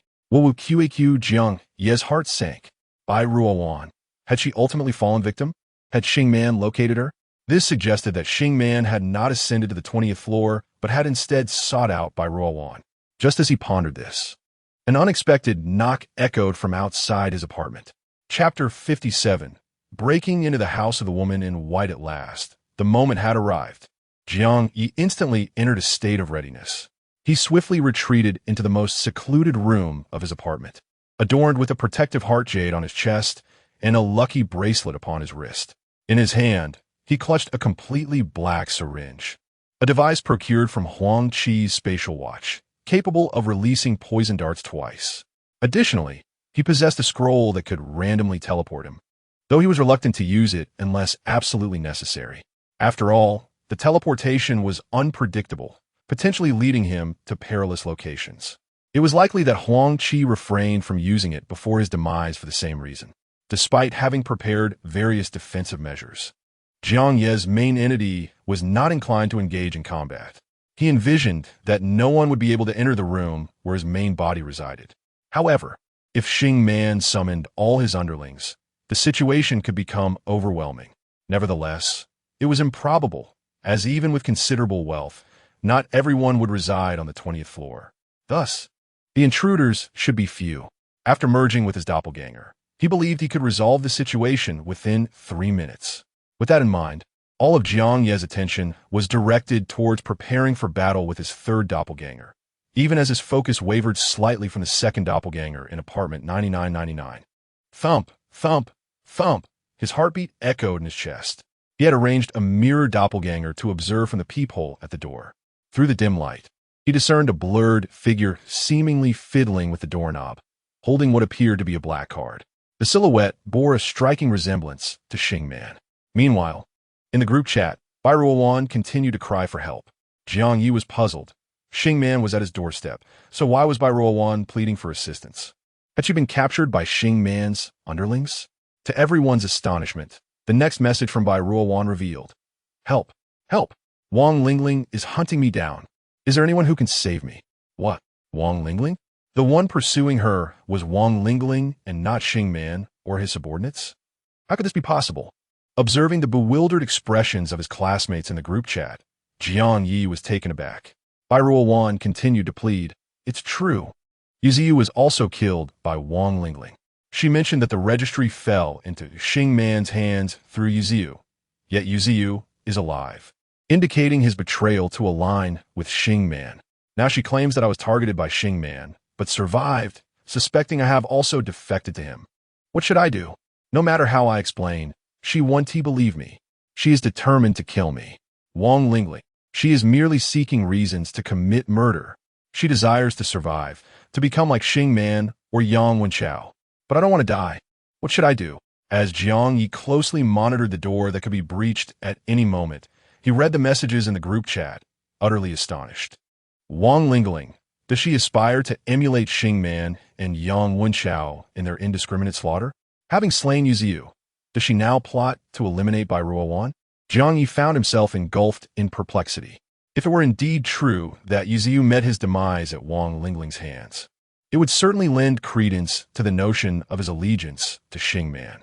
However, the validity of the claim regarding Ruowan remained open to interpretation. Perhaps, as she suggested, Wang Lingling could no longer suppress her urges and sought the exhilaration of taking a life, crafting justifications to eliminate Yuziu and subsequently target her. Yet, it was equally plausible that both Yuziu and Ruowan had indeed allied themselves with Xing Man, and Wang Lingling, having discerned this, proceeded to kill Yuziu, with Ruowan managing to evade her, thereby turning the tables. Of course, It was also feasible that Wang Lingling had misjudged the situation, opting for a wrongful execution rather than allowing anyone to escape, regardless of whether her motivations stemmed from suspicion or selfishness. She undeniably possessed reasons to eliminate Yuziu and Bai Ruan. Nevertheless, Jiang Ye could not shake the sense that something was amiss. It was Wang Lingling who had initially proposed that when faced with an attack, they should promptly expose the assailant in the group chat. Yet now, while she was intent on committing murder, she inadvertently provided her target the opportunity to reveal her actions. Jiang Ye had the nagging feeling that if Wang Lingling truly intended to kill Bai Ruan, the latter would scarcely have the chance to expose her. However, if she did not genuinely wish to take a life, Jiang Ye's mind quickly conjured another scenario, and upon consideration, he felt a slight astonishment. Just how formidable was Wang Lingling's faction? Did they truly possess the confidence to retaliate against Xing Man? As the ruse unfolded fervently within the group chat, Jiang Ye was suddenly startled by a more intense knocking at the door. After waiting an eternity, Xing Man had yet to breach the threshold, and the sporadic thuds were beginning to grate on his nerves. He found himself wavering. Should he take the initiative and open the door himself? However, just as he hesitated, his mirrored doppelganger caught a glimpse through the peephole. There stood a blurred figure, seemingly quite impatient. Clutching a card prop, it repeatedly scraped near the doorknob, exuding an air of frustration akin to that of someone unable to unlock a door. Unable to open the door? Why could it not be opened? Jiang Ye's mind raced with questions, and outside, Xing Man finally ceased his forceful attempts to break in, retreating slightly. At that moment, his indistinct form became clearer. It was indeed Xing Man. Yet, as Jiang Ye grappled with his confusion, he noticed that Xing Man had suddenly tagged him in the group chat. 2025, did you fill a false room number on your registration? Jiang Ye, it seems your mutual aid group is not as united as one might think. One member submitted a fraudulent room number, and now the leader is eliminating his underlings. What a splendid display of human nature. I'm aware that some of you are harboring certain thoughts. Do you truly believe that Yuziu and Bai Ruan have allied with me, thus making Wang Lingling's actions justifiable? Have you not considered that with my strength, I would require the allegiance of such lowly, level 0 Karami? Moreover, I can assure you that individuals like Wang Chong, Gu Zining, and Yang Wei, they welcome death while wishing to serve me, merely seeking to survive. However, I have no need for such worthless cattle. So, have you come to a clear understanding now? Wang Lingling is not merely doubting the traitor. Rather, she has finally discerned the true nature of the Doomsday apartment and is beginning to awaken. She is learning from me. She aspires to become a formidable force like myself. Alas, it is regrettably a bit too late. Wang Lingling, you have missed the opportunity to grow into a strong individual. Unexpectedly, this wave of Bai Ruan's accusations against Wang Lingling prompted Xing Man to boast about himself. In an instant, the entire chat group seemed to transform into his personal domain, with his domineering proclamations flooding the conversation. Oh no, there were also Bai Ruan's desperate pleas for help, surfacing at an opportune moments. Xing Man appeared to grow impatient, directly tagging her with a message. Where are you being pursued by Wang Lingling? I will come to rescue you. Bai Ruan. Under normal circumstances, Bai Ruan would not have believed such words. However, she was clearly in a state of panic and lost all rationality. Her frantic cries for help in the group were so scattered that even her response to Xing Man was delayed. Grasping at the proverbial lifeline, she seemed not to notice that it was Xing Man offering her assistance, and simply replied, "It's south the place we leveled up before, the corridor on the 3rd floor. Hurry, come save me." Only after did she seem to realize it was Xing Man, and panic ensued again. Why is it Xing Man? No, please don't. Is there anyone else coming to rescue me? Wu QAQ. Bai Ruan appeared to be on the brink of madness. Xing Man did not respond further, but headed directly toward the red light elevator. This left Jiang Ye in the apartment bewildered. Wait, buddy. Wasn't he supposed to break down the door? The door hasn't even been breached yet. No, this guy clearly came knocking. So why is he claiming the room number he filled out on the registry is false? Is it because he failed to break in? But why? Could it be a ruse? Or did he sense danger? Or perhaps, to break the door, there are other conditions? Is Jiang Ye's apartment not meeting the criteria for a break-in? Jiang Ye had made ample preparations for battle, yet the opponent suddenly fled. This left him feeling rather awkward. Should he chase after and eliminate Xing Man? What if this was the opponent's scheme, and by stepping out, he would fall right into their trap? Or what if Xing Man possessed some extraordinary life-saving item or lethal weapon? Jiang Ye hesitated in his heart, ultimately deciding against pursuing him. Instead, he sent out his fourth avatar to guard the entrance, keeping a watchful eye at the peephole. Meanwhile, in apartment 9999, where his second avatar resided, when he inquired how Wang Qingjin and Wan Xian recognized the NPC items, the two exchanged peculiar glances. This left Jiang Ye feeling uneasy, questioning whether he had inadvertently revealed his novice traits. Fortunately, Wan Xian, perhaps oblivious to his own thoughts, directly explained, "Of course, with our investigative skills, the only items that could appear as question marks in a novice apartment must be NPC items." Jiang Ye pondered for a moment. After all, if he failed to achieve 10 consecutive victories within 10 minutes, it would be quite disastrous. Thus, he felt no apprehension about revealing his novice tendencies. He inquired further, even when utilizing survival points to exchange for items, is there still no possibility of encountering an entire array of question marks? His question was merely a casual one, aimed at seeking further enlightenment. To his surprise, the expressions of the two individuals shifted dramatically. Their gazes, once indifferent, now held an air of astonishment and peculiarity. Wang Qingjin, who had previously regarded him with disdain, suddenly exhibited a complex demeanor.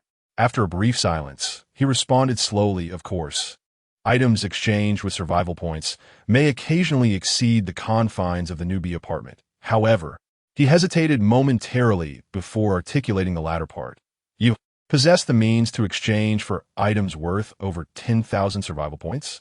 This statement, while seemingly provocative, was laden with gravity. Clearly, Jiang Ye's two novice inquiries had prompted these two esteemed figures to engage in speculation. They were oblivious to Jiang Ye's true novice status and instinctively perceived that a mysterious figure such as him would not pose trivial questions. Thus, the implication of his inquiries suggested that the item he possessed might indeed not be an NPC artifact. However, for a non-NPC item to manifest an entire array of question marks within their probing techniques, what an extraordinary survival point item that must be. 10,000 survival points? This was merely an estimation. Hence, could it be that the item within that test tube was the very reason the enigmatic bald man had stirred the Crossing Disaster Organization and effortlessly dispatched Zhao Yudi? Perhaps, with such an item, he could genuinely achieve 10 consecutive victories within 10 minutes? In that moment, both Wang Qingjin and Wan Xian could not help but entertain certain clandestine thoughts. Yet, uncertainty lingered in their minds. After all, how could one accumulate over 10,000 survival points in such a short span? Jiang Ye, on the other hand, remained blissfully unaware of the musings of these two esteemed individuals. His inquiry was purely innocent, aimed at broadening his horizons.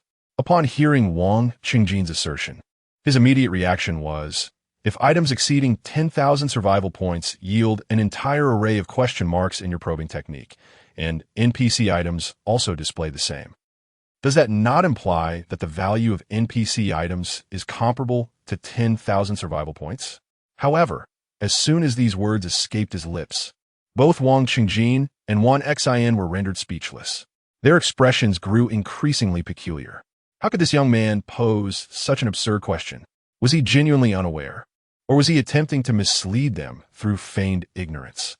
Could it be that he had discerned their covetous glances towards the item in his possession, and thus sought to allay their suspicions regarding its non-NPC status?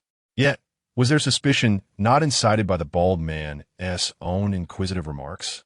The two esteemed figures found themselves increasingly perplexed by this bald man, particularly Wang Qingjin, who, instead of responding, furrowed his brows and queried, "Are you truly engaging in subterfuge, or merely stalling for time?" Jiang Ye felt a sense of helplessness within. He wished to exclaim, "I genuinely do not know. Is it too late for me to claim that I am merely a novice who has stumbled into this situation?" Clearly, it was far too late. Previously, He had boasted excessively in the group chat, which resulted in significant disapproval from the two prominent figures. It was as if he was determined to demonstrate an impressive streak of 10 consecutive victories within a mere 10 minutes. At this moment, not only did they refrain from answering his inquiries, but they also hastened their pace, guiding him to an idle battle machine. Juan Xin promptly produced a timer, declaring, "Let not be said that we are bullying you. I shall commence timing only after you have entered for 30 seconds. Now begin your challenge." This method of timing was indeed rather considerate. However, Jiang Ye, ever the troublemaker, turned to Juan Xin and inquired, "By the way, may I borrow some game coins from you? Alternatively, I could seek a loan from the apartment manager. After all, I aim to profit from this series of 10 consecutive victories." Juan Xin was left speechless. Beside him, Wang Chengjin interjected, "Enough of your prattling. Hurry up and finish. Then meet your demise." His tone was so fierce that it seemed he would gladly kick Jiang Ye into the battle machine. With no other options, Jiang Ye reluctantly approached the battle machine. Meanwhile, his first clone was also on the move. Departing from the apartment, he did not pursue Xing Man, but instead cautiously made his way toward the apartment number 2064, where the woman in white resided. Indeed, he had resolved to heed Yang Wenchao's advice. Taking advantage of the absence of the woman in white, who was busy chasing after the bald man, he planned to conduct a thorough cleaning of her residence. Just as his second clone was about to enter the battle machine, and the first clone was nearing apartment 2064, Wang Chengjin, urging Jiang Ye to enter the battle machine, suddenly erupted with a terrified exclamation, "What the hell?" Chapter 58. Multiple choice questions. The atmosphere was thick with exclamations of surprise. "So easy," echoing throughout the room. Meanwhile, an eerie chill, unique to the Dark Realm, swiftly enveloped the entire 99th floor. The formidable warriors within the high-end combat machines remained unaffected, but those outside felt an overwhelming sense of dread. In an instant, everyone was on high alert, even though no visible enemy was present. Only a select few, possessing acute perception, swiftly deduced that the chilling breeze emanated from the ceiling of the 99th floor. They quickly looked up at the ceiling, towering over 5 meters high, and beheld a sudden proliferation of fine black lines, which from a distance appeared as cracks in the darkened surface. However, they soon realized these were not mere fissures. After all, no crack could move, could it? The lines they observed seemed to writhe across the ceiling, even emitting a faint hissing sound. Thus, it appeared these were not mere lines, but perhaps some form of living entity. As the other powerful players remained astonished and vigilant at this unexpected turn of events, Wang Chengjin and Juan Xin suddenly fixed their gazes on Jiang Ye. No, more precisely, they were focused on the test tube in his hand, containing strands of hair. Wasn't that hair akin to those black lines?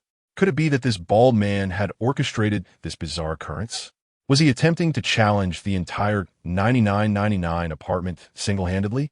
Just as they speculated that Jiang Ye was the source of the disturbance, a chilling voice from above suddenly resonated, dripping with an ominous authority. "Before I truly lose my temper, return my hair to me." The final 3 words were articulated with a deliberate cadence, creating an oppressive atmosphere. Upon hearing this voice, Wang Chengjin and Juan Xin abruptly realized that this upheaval was not the doing of the bald man. The true scenario seemed to be that this bald individual had stolen an NPC item and was now being confronted. Due to the ominous wind and the palpable pressure overhead, Juan Xin dared not speak out loud, and instead opted to voice his thoughts in the chat group. Isn't this guy a bit too audacious? He not only offended the Douyi organization, but also the NPCs? Wang Chengjin could only respond with helplessness, so he came to our 9,999. Surely it's not for a life-and-death battle, but rather to seek refuge? The other apartment members, still oblivious to the situation, began to inquire. What? Is that ominous presence from the ceiling targeting the newcomer Jiang Ye? Juan Xin confirmed, indeed. It seems he has stolen an NPC item. What the heck? He stole from an NPC? How explosive is that? So he really did come to our 9,999 seeking shelter? Does he truly believe that the warriors of our 9999 possess the audacity to confront these NPCs head-on? Even if we had such courage, we wouldn't risk ourselves for him. What is this fool thinking? The key point is, don't you all find this absurd? He has crossed over from another apartment, which means the NPC he has offended also belongs to that other apartment. An NPC that transcends apartments. The significance of this is self-evident, is it not? In the realm of novice apartments, such a being must rank just below the apartment owner, would it not? To encounter such a presence might even surpass the apartment administrator. The audacity of this individual to offend a boss-level NPC is indeed remarkable. Wan Xin remarked, I suspect he might have some issues with his mental faculties. Truly, at this moment, Jiang Ye, who has been suspected of lacking sanity, could only calmly lament, damn it, Yang Wenchao, just wait and see if I return to deal with you. Meanwhile, in apartment 1008, Yang Wenchao sneezed. He found himself in a quandary. Should he seize the opportunity to raid room 2064 while the white-clad woman was preoccupied with chasing the bald man? Ultimately, he decided against it. After all, that NPC possesses the extraordinary ability to transcend apartments. Such a formidable presence is best left undisturbed. To be frank, when he assisted the bald man in acquiring the NPC item, it was not his intention to lead him into trouble. Indeed, an NPC capable of crossing apartments is exceedingly rare. Typically, according to his reasoning, if the bald man fled with the NPC item, the NPC would be powerless against him until he voluntarily returned to the apartment. Generally speaking, ordinary NPCs cannot cross apartments. Who would have thought he would encounter an NPC with such capabilities? This cannot be blamed on Yang Wenchao. If blame is to be assigned, it should fall upon Jiang Ye. Jiang Ye's luck was truly unfortunate. Simply taking a cleaning job led him to encounter an NPC of such high caliber. However, the thin line between abysmal luck and fortuitous luck is often perilously close. It all depends on whether the bald man possesses the ability to turn the tide. Though, it seems unlikely.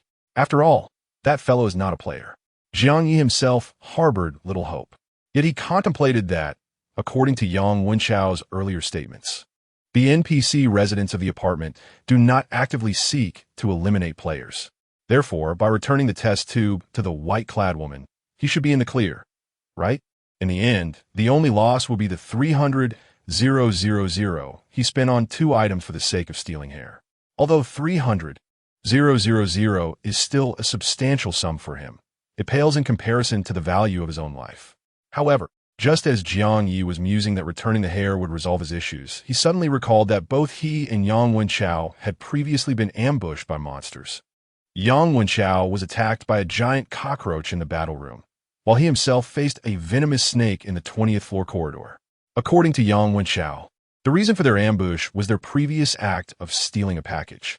Yet, the package they pilfered belonged to an NPC, and the creatures they encountered during the ambush were monsters. From this perspective, perhaps NPCs indeed cannot directly attack players. But could they not employ the monsters they nurture to ambush players instead? Could it be that he had just returned the hair, and in the next moment, a formidable monster would emerge and eliminate him instantly? However, on the other hand, given the prowess of the woman in white, she could have simply seized her hair by force. Yet, she refrained from doing so, instead granting Jiang Ye the opportunity to surrender it willingly. Suddenly, a flash of insight struck Jiang Ye, reminiscent of his previous experience while cleaning. At that time, the domestic assistant robot belonging to the woman in white had remarked that every strand of hair was exceptionally precious, and any damage incurred would bear dire consequences. That statement resurfaced in Jiang Ye's mind, and he realized with sudden clarity that the reason the woman in white had not acted with aggression might stem from her concern about harming her hair. Thus, the object in Jiang Ye's possession was akin to a hostage. If he were to relinquish it directly, it would indeed spell disaster. Clutching it firmly, it became a bargaining chip. Contemplating this, Jiang Ye tightened his grip on the test tube, applying enough pressure as though he could shatter it at any moment. Simultaneously, his expression regained its composure as he directed his gaze toward the ceiling and spoke. Sister Bai, please temper your anger. Yes, you. I have no interest in your hair. However, if you intimidate me too much, causing me to inadvertently harm this strand, it would be a loss for both of us. Wouldn't it? His tone, while sounding amicable, carried an undercurrent of threat. Instantly, a chilling atmosphere enveloped the entire 99th floor. Numerous players could not suppress a shiver, as if a venomous serpent had slithered up their spines, infusing them with cold dread. Meanwhile, they observed this bald man, audaciously confronting the NPC with such boldness. Calmly messaging in the group chat, Jiang Ye, by the way, do you all know what happens to these NPCs when the novice apartment is destroyed? A sudden hush fell over the group.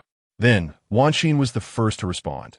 NPCs in the game appear to be pure data when the novice apartment is annihilated. The NPC data should also be obliterated. Yet, we are unaware of the specific circumstances regarding this real-world novice apartment. Yuya added, it is likely that, like the data, it will be destroyed along with the novice apartment. Jiang Ye inquired further, what about the apartment owner? Wanxin answered with clarity, the apartment owner is certainly unharmed, as after we clear the novice apartment and transition to the apocalypse apartment city, we will still have the opportunity to interact with the apartment owner. Thus, the apartment owner should be considered a high-level NPC that transcends the limitations of the novice apartment. Wang Qingjing concurred. Indeed, the novice apartment is likely a trivial asset for the apartment owner. Even if we players stir up chaos within the novice apartment, the apartment owner generally pays little heed, entrusting matters entirely to the apartment administrator. During this time, the apartment owner is likely engaged in a larger apocalypse apartment city beyond the novice apartment. As the group engaged in this brief discussion, the voice of the woman continued to resonate from above. This time, her gaze fixed directly on Jiang Ye. Icy and unyielding. Are you threatening me? The tone of her voice suggested that the woman in white was thoroughly enraged, ready to strike at any moment. However, Jiang Ye maintained his composure, exuding an air of tranquility, his voice as steady and calm as ever. Of course not. Before I return your hair, I wish to discuss another matter with you. The woman in white fell silent, offering no reply, yet she refrained from launching an immediate attack. Jiang Ye, not one to withhold information, tightened his grip on the test tube and directly inquired, are you aware that the apartment will face destruction in 10 days? Upon hearing this, the leaders of apartment 9999 were taken aback, their expressions a blend of shock and disbelief. What was this young man thinking, speaking such things to an NPC? Did he have a death wish? Typically, when a novice apartment nears its demise, it is between the 8th and 10th day, coinciding with the arrival of seasoned players. The NPCs throughout the apartment would invariably become agitated, sensing the impending doom. This included moments of apartment fusion, which would also incite NPC unrest. An unruly NPC posed significant danger. Driven by the threat of death, they would disregard the rules and turn against the players. Jiang Ye's proclamation regarding the apartment's destruction seemed calculated to incite an NPC uprising. Surprisingly, however, the cross-apartment NPC stationed on the ceiling showed no signs of emotional upheaval in response to Jiang Ye's words. It appeared she was already aware of the impending catastrophe.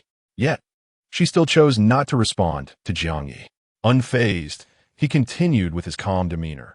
Whether it is the fusion of apartments or their destruction, it must surely pose some challenges for you, correct? If I were to say that I am willing to alleviate your troubles, would that interest you? The moment those words left his lips, the leaders of apartment 9999 were left in a state of utter astonishment. Wait, does this guy even realize what he is saying? Alleviate the NPC's troubles?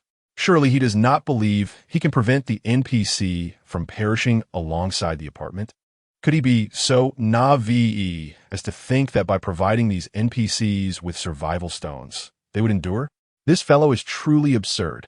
He appears to be actively seeking quests from the NPCs. Moreover, he is asking for an utterly impossible task. Not only the players, but even the woman in white herself was equally astounded.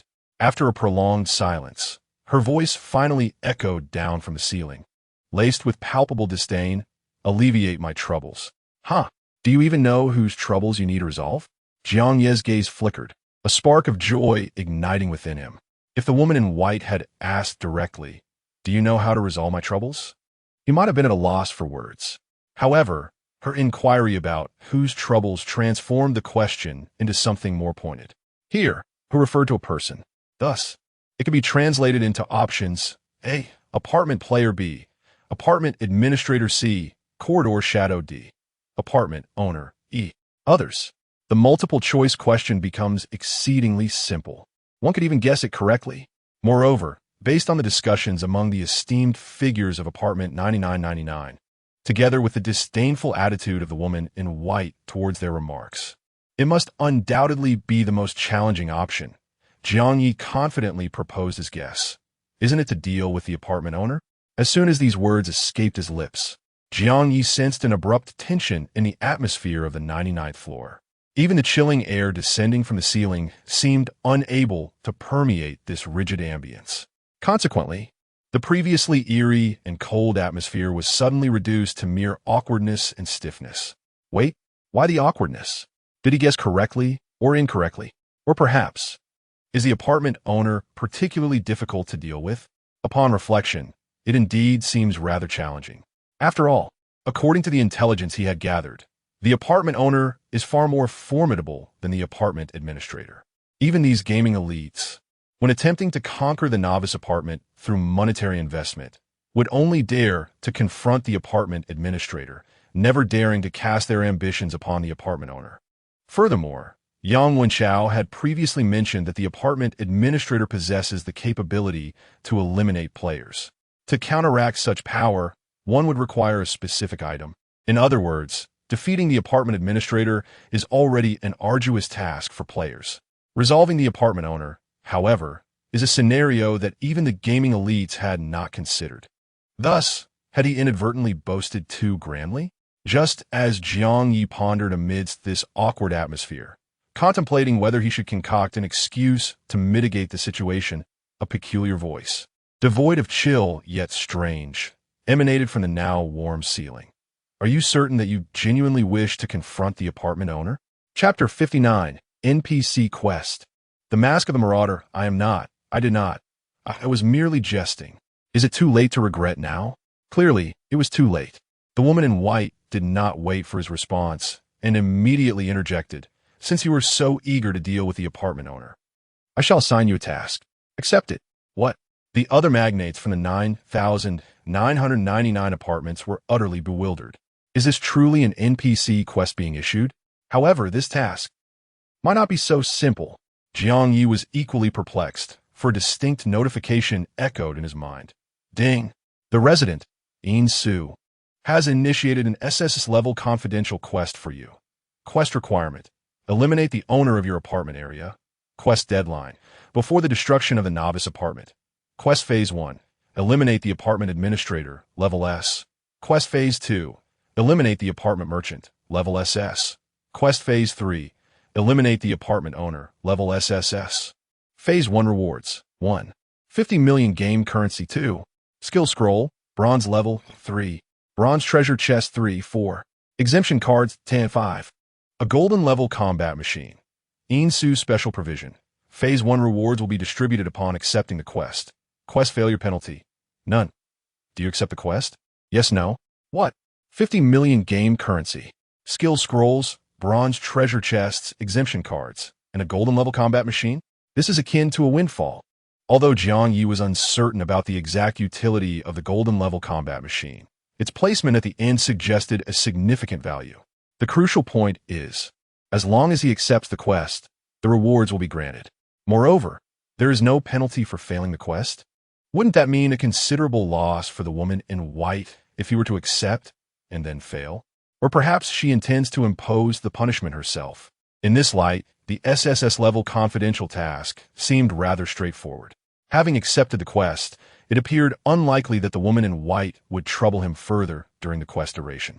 Furthermore, the first phase of the task seemed to align perfectly with the objectives of the other players. If he mingled with the players and eliminated the apartment administrator, it should pose no issue. Thus, shall I accept this quest? Just as Jiang Ye contemplated this, the option in his mind of yes-no automatically selected yes. Immediately, another notification resonated in his mind. Ding! Congratulations on accepting the SSS-level confidential quest. Ding! You have drawn the attention of the apartment owner. Jiang Ye felt an unsettling sensation, as if he had plunged into a trap.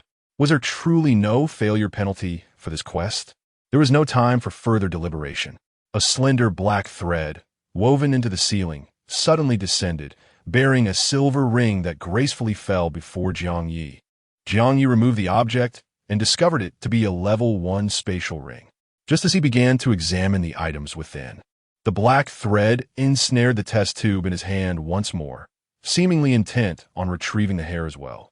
Noticing that the items in the spatial ring corresponded closely with the task rewards, he hesitated briefly before relaxing his grip on the test tube, allowing it to ascend to the ceiling alongside the black thread. Moments later, a voice from the ceiling, belonging to a woman in white, echoed, "You are surely aware that to acquire the madman's mask, necessary for slaying the apartment administrator, one must achieve 100 consecutive victories in the combat room for a chance to obtain it. Thus, I have provided you with 10 exemption cards and a golden level combat machine. Strive to secure those 100 victories swiftly and claim the madman's mask to eliminate the apartment administrator. Upon completing the first phase of your task, I shall bestow upon you a tremendous surprise." Jiang Ye couldn't shake the feeling that the word surprise uttered by the woman in white bore an unsettling undertone. He pondered voicing his concerns, but noticed the black threads in the ceiling darting away, vanishing in an instant. The atmosphere on the 99th floor seemed to revert to normal. Clearly, the others present had not heard the task prompt that had just resonated in his mind. However, they had caught the woman's final words. 1xin could not contain his astonishment. 10 exemption cards and a golden level combat machine. You must have anticipated that you could obtain NPC tasks from the NPC's pursuit, and that the rewards were conveniently tailored to expedite your 100 consecutive victories? Is that why you so boldly proclaimed you could achieve 10 victories in 10 minutes? And earlier, deliberately delaying your entry into our combat machine? Was it all to await the NPC task, granting you the golden level combat machine? 1xin's indignation was palpable, his gaze piercing as if he wished to strip Jiang Ye of his very skin. Even Wang Qingjin couldn't help but cast an odd look at him, remarking, "No wonder you dared to claim you would surpass Lin Shun in achieving 100 consecutive victories. It was all thanks to the golden level combat machine." In truth, Jiang Ye was entirely unaware of the specific advantages the golden level combat machine conferred. However, he was intrigued, for it seemed, based on the woman's earlier words and the comments from the two before him, that the golden level combat machine had the potential to facilitate a swift attainment of 100 consecutive victories. Just as he contemplated inquiring about the benefits of the golden level combat machine, a cacophony erupted from the vicinity of combat machine number 1 on the 99th floor, punctuated by the excited chatter of strong players. Lin Shun has emerged." Upon hearing this commotion, Jiang Ye swiftly turned towards the direction of combat machine number 1, where he beheld a slender young man clad in a black tactical jacket stepping out from the machine. He navigated through the throng surrounding him and, with deliberate strides, made his way towards Jiang Ye, synchronously inquiring, "The task you accepted is to eliminate the apartment administrator?" Even though some players have succeeded in the game, the administrator of the novice apartment is not so easily defeated. Firstly, when a player attacks him, he gains the terrifying authority to eliminate the player instantly. This dreadful privilege can only be countered by the frenzied mask, which is awarded for achieving 100 consecutive victories in the battle room. However, the reward for 100 consecutive victories allows for the selection of only 1 out of 3 items. This means that the probability of selecting the frenzied mask is merely 1 in 3. Therefore, the rarity of this item needs no further elaboration. The critical aspect is that its effect in countering the elimination privilege is limited to a mere 3 minutes. In other words, even while wearing the frenzied mask, one must eliminate the apartment administrator within 3 minutes. I recall in the game that a group of wealthy players formed a team of 10, and only with great difficulty did they manage to defeat the administrator. Prior to that, they had endured countless failures. This implies that it is virtually impossible for an individual to single-handedly kill the apartment administrator during the novice phase. Is that true? Does it take at least 10 players to collaborate in order to defeat the apartment administrator? Furthermore, those 10 must be among the strongest in that novice region, I presume? Thus, Jiang Ye cast a glance at the 99th floor of the 9999 apartment, filled with battle machines, and directly inquired of Jiang, "Are you all gathered here for the frenzied mass from the 100 consecutive victories to deal with the apartment administrator?" Jiang Ye posed this question quite casually. At the same time, Jiang approached him. This prominent figure, with his rugged features and serious demeanor, suddenly smiled at him, implying, "You are indeed not a gamer." Jiang Ye did not attempt to conceal the truth and nodded directly. After all, it is easier to feign being a scholar than to masquerade as a scholar when one is not. He had indeed never played the game Apocalypse Apartment, so he could be exposed at any moment. Moreover, these prominent figures in the 9999 apartment had prematurely assumed him to be a gamer. If they had pondered a moment longer, it should have been easy for them to realize he was not a player. I accidentally eliminated a cross-apartment player and, through his cross-apartment chip, unexpectedly arrived at the distant 9999 apartment. He stated this candidly. The esteemed players present were taken aback, especially Wang Qingjin, who suddenly realized, "Wait, so you genuinely didn't know about NPC items when you asked me?" Wan Xin was also astonished. "So you're not a gamer, yet you eliminated Zhao Yudi instantly? What about that 3 consecutive victories? Are you the bald guy targeted by the Crossing Misfortune organization?" Jiang Ye, maintaining a serious facade, replied, "There are many bald individuals using disguise masks. It may not necessarily be me. I'm unsure." Wan Xin shot him an incredulous glance. "Stop pretending. The announcement reported the seat number. Doesn't it match yours? How can you be unaware?" "Oh, it seems so." Nevertheless, Jiang Ye stubbornly maintained his innocence. "I truly don't know if it was me." Wan Xin rolled his eyes again, completely unconvinced. At this moment, the numerous onlookers could not help but engage in animated discussions. What a remarkable lad. He has managed to acquire the items from cross-apartment players and has arrived at our 9999 apartment. Can such coincidences truly happen? How on earth did we not anticipate the possibility of a newcomer stumbling in? After all, it is merely the first day. Which novice could possibly navigate across apartments on their very first day? And what a stroke of luck it is that he ends up in our apartment. Yet, this newcomer is no ordinary player. He possesses remarkable audacity. He has even attracted NPCs from other apartments to pursue him, ultimately securing an NPC quest. The crux of the matter is that this NPC quest has inexplicably rewarded him with a golden level battle machine. Amidst these discussions, Jiang Ye chose to remain unfazed. His primary concern was the combat prowess of the apartment administrator. He pondered whether there were any other detailed strategies for defeating the administrator, aside from the madman mask. Just as he intended to inquire with the stoic elder, known as Zhu Jing, he noticed the young man's expression shift slightly as he contemplated before narrowing his eyes. Then intently stated, "Given your circumstances, it seems you may not be suited to wield a golden level battle machine. Do you remember our previous agreement? Achieve 10 consecutive victories within 10 minutes, and we shall play together. Otherwise, you'll be sent on your way. At this juncture, you need not rush to demonstrate your prowess through a 10-win streak. Simply hand over the golden level battle machine to me, and I shall guide you. What do you say?" "What do I say?" "I say no." Jiang Ye furrowed his brow, casting a peculiar glance at Zhu Jing, and replied with equal seriousness, "Why should I surrender the golden level battle machine to you when I can achieve 10 consecutive victories within 10 minutes? As soon as these words left his lips, the surrounding atmosphere abruptly stiffened. The whispers that had previously filled the air fell into an immediate silence. Zhu Jing's face, typically devoid of mirth, appeared even more austere. After a moment of silence, he solemnly responded, "When I say I will guide you, it also includes assisting you in confronting the apartment administrator." He paused before continuing, "Essentially, within our novice zone spanning 199.99, players who have a significant chance of achieving 100 consecutive victories and obtaining the Madman Mask, as well as potentially making an impact during the battle with the administrator, are all gathered in the 9999 apartment. In other words, without joining us, your task of defeating the apartment administrator is virtually unattainable."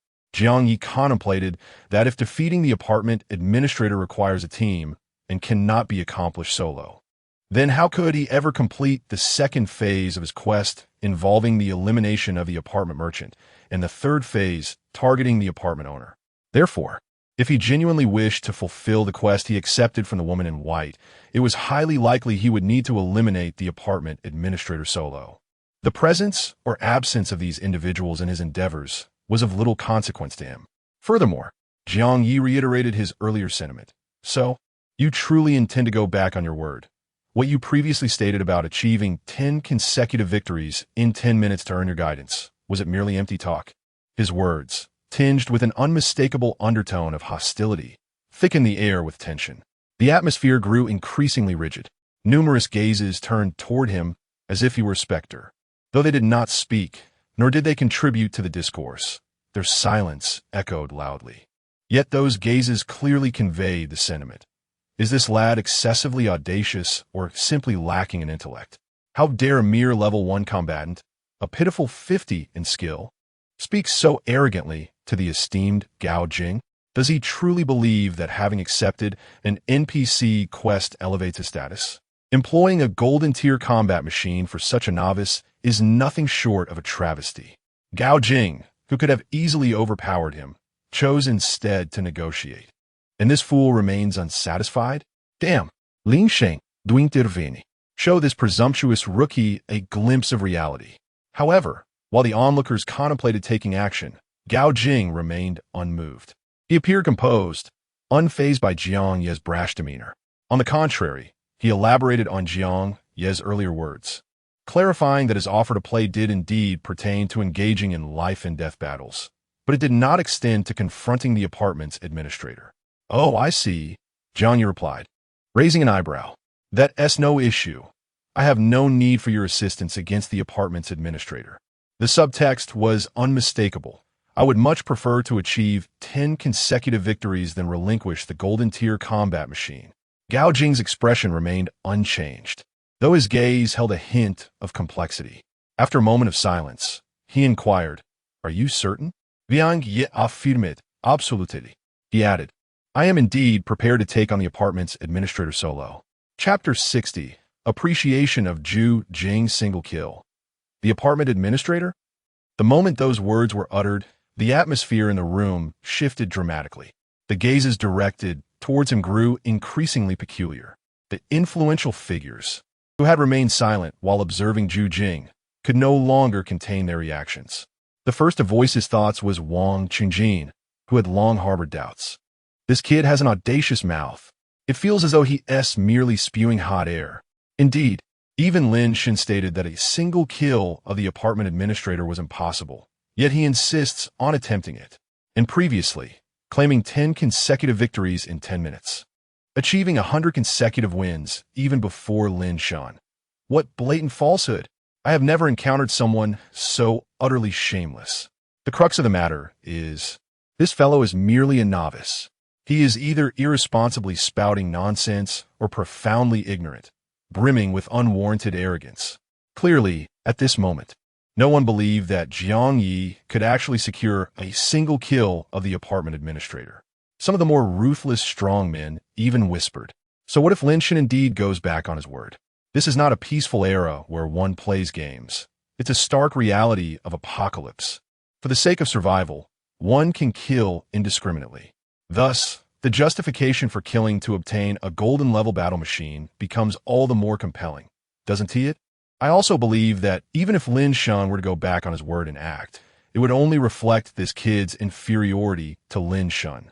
To be frank, I suspect that the NPC across the apartments actually desires us to eliminate this kid.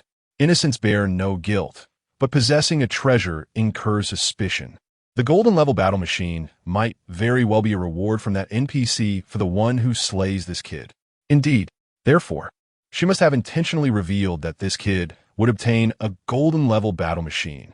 Moreover, don't NPC tasks typically dispense rewards only after the completion of the task? Why should this kid receive the reward first? By heavens, that makes sense. So these task rewards are potentially meant for the players who eliminate this kid? Yes, absolutely. Do not forget, that NPC has come here specifically to hunt this player. As the influential figures continued to analyze, their reasoning seemed increasingly plausible. Even Jiang Ye found himself momentarily swayed by doubt. Could that woman in white truly be offering such generous rewards to incite these powerful individuals to slay him? Were these rewards genuinely intended for them? However, just as he grappled with these uncertainties, Lin Shen's gaze swept across the room. That commanding look instantly silenced the players of apartment 9999. Zhu Jing then addressed those players directly. Is it necessary to offer a golden level battle machine as a reward for a level 10 player to eliminate a level 1 player? Generally speaking, task rewards correlate with the difficulty of the task. If the golden level battle machine is indeed a reward for the one who slays Jiang Ye, it only indicates that, in the eyes of that NPC, Jiang Ye is formidable, not an individual who could be easily dispatched. Moreover, Zhu Jing found it rather unnecessary for the NPC to go through such elaborate means to design a mere level 1 Karami. She truly wished to eliminate Jiang Ye through an NPC quest, directly assigning tasks to other players without any convoluted detours. Thus, the speculations of these 9,999 players were purely self-serving. If they had employed even a modicum of thought, they would have felt a twinge of embarrassment. Zhu Jing's gaze shifted from them back to Jiang Ye. He remained silent for a moment, his tone oddly peculiar. The task you accepted cannot merely be to slay the apartment administrator, can it? Although your prior conversation with the NPC sounded rather absurd, the task you undertook must be to eliminate the apartment owner, perhaps? Framed as a question, Zhu Jing's tone bore the weight of a statement, laced with an inexplicable complexity. Jiang Ye frowned, sensing a hint of calculation and ill intent behind Zhu Jing's words. He chose not to respond, yet it seemed that an answer was unnecessary for the other party. After a brief contemplation, Zhu Jing slowly remarked, as I previously stated, achieving 10 consecutive victories in 10 minutes when we offer to play with you implied engaging in life and death battles. However, the Golden Tier combat machine also possesses the capability of life and death combat. Hence, I believe our prior agreement is no longer requisite. Yet you seem to interpret it as my coveting your Golden Tier combat machine. Truth be told, Jiang Ye, I hold a considerable admiration for you. While they regard your solo kill of the apartment administrator as mere bravado, I find that your confidence surpasses many.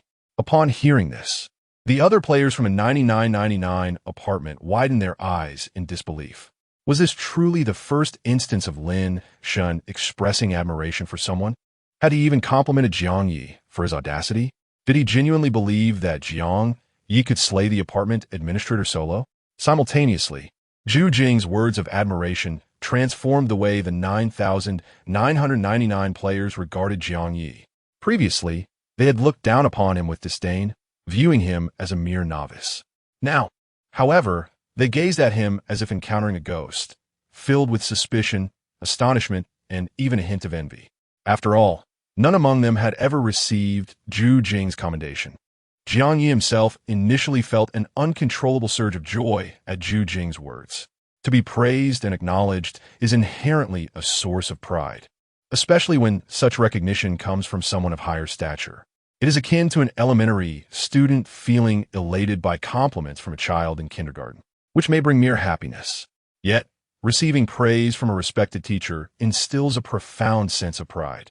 Within the confines of the 9999 apartment, Zhu Jing epitomized the esteemed figure of authority. Thus, his utterance of admiration resonated deeply with Jiang Ye's emotions. However, he quickly regained his composure, becoming increasingly vigilant within. How did the black-cloaked figure, who achieved 3 consecutive victories, meet defeat? How was the cross-apartment Huang Qi eliminated in an instant? Jiang Ye remembered all of it. He felt that Zhu Jing's comments were rather abrupt. This admiration likely concealed ulterior motives. Thus, he maintained a calm demeanor, his expression unchanged, quietly observing Zhu Jing. This display incited the strong players of apartment 9999, leaving them gnashing their teeth in frustration. Yet, Zhu Jing appeared unfazed, continuing to extol, in my view. Among the entire apartment 9999, perhaps only you truly possess the qualifications to stand shoulder to shoulder with me. Upon hearing this, the surrounding strong players were even more perplexed. their gazes towards Jiang Ye filled with complexity. Zhuo Jing chuckled, lightening the atmosphere. Before reverting to the original topic, perhaps you indeed have the strength to single-handedly eliminate the apartment administrator. But tell me, on which day do you plan to undertake this task? Tomorrow? The day after? Or perhaps 5 or 7 days from now? Tomorrow or the day after. Your strength may not be sufficient to reach the level required to defeat the administrator. 5 or 7 days later, even if you possess the capability. The time you leave for the task of slaying the apartment owner will be exceedingly limited. Therefore, I would prefer that we collaborate on the task of eliminating the apartment administrator. Let's strive to ensure that it is accomplished within 3 days. As for the golden level battle machine, if you are unwilling to provide it, I will not press the issue. However, while the elimination of the administrator is our mutual objective and cooperation would yield a win-win outcome, you have indeed accepted the task of defeating the administrator, which gives you an advantage. Thus, I hope to be involved in the subsequent endeavor to eliminate the apartment owner. What do you think of this approach to collaboration? This, rather than a cooperative strategy, it seemed more like Zhuo Jing was genuinely assisting him in completing his task. Jiang Ye could not help but harbor doubts. Why was Zhuo Jing being so accommodating, expressing admiration, acknowledging him, and now even aiding him in his tasks? On the surface, his proposal was to eliminate the apartment owner. Yet, in reality, this request was also aiding Jiang Ye, was it not?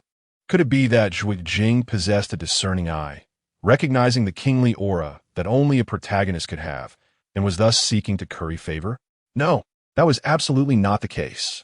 Zhuo Jing was undoubtedly problematic. Jiang Ye grew increasingly cautious in his thoughts. Nevertheless, he feigned a touched demeanor at Zhuo Jing's kindness. After a moment of silence, he finally took the initiative to speak. So, with this in mind, does that mean the 10 consecutive victories within 10 minutes are no longer necessary? Zhuo Jing smiled again. Of course. After all, I do not have a right to lead you in play, but rather I wish to fight alongside you. Jiang Ye remained silent. The other players of apartment 9999 were even more reticent. They could scarcely believe their eyes as they witnessed the revered Lin Shun bestowing such favor upon a player. What on earth? Who exactly was this Jiang Ye? Could it be that he is an extraordinary figure, one who even the renowned Lin can only look up to?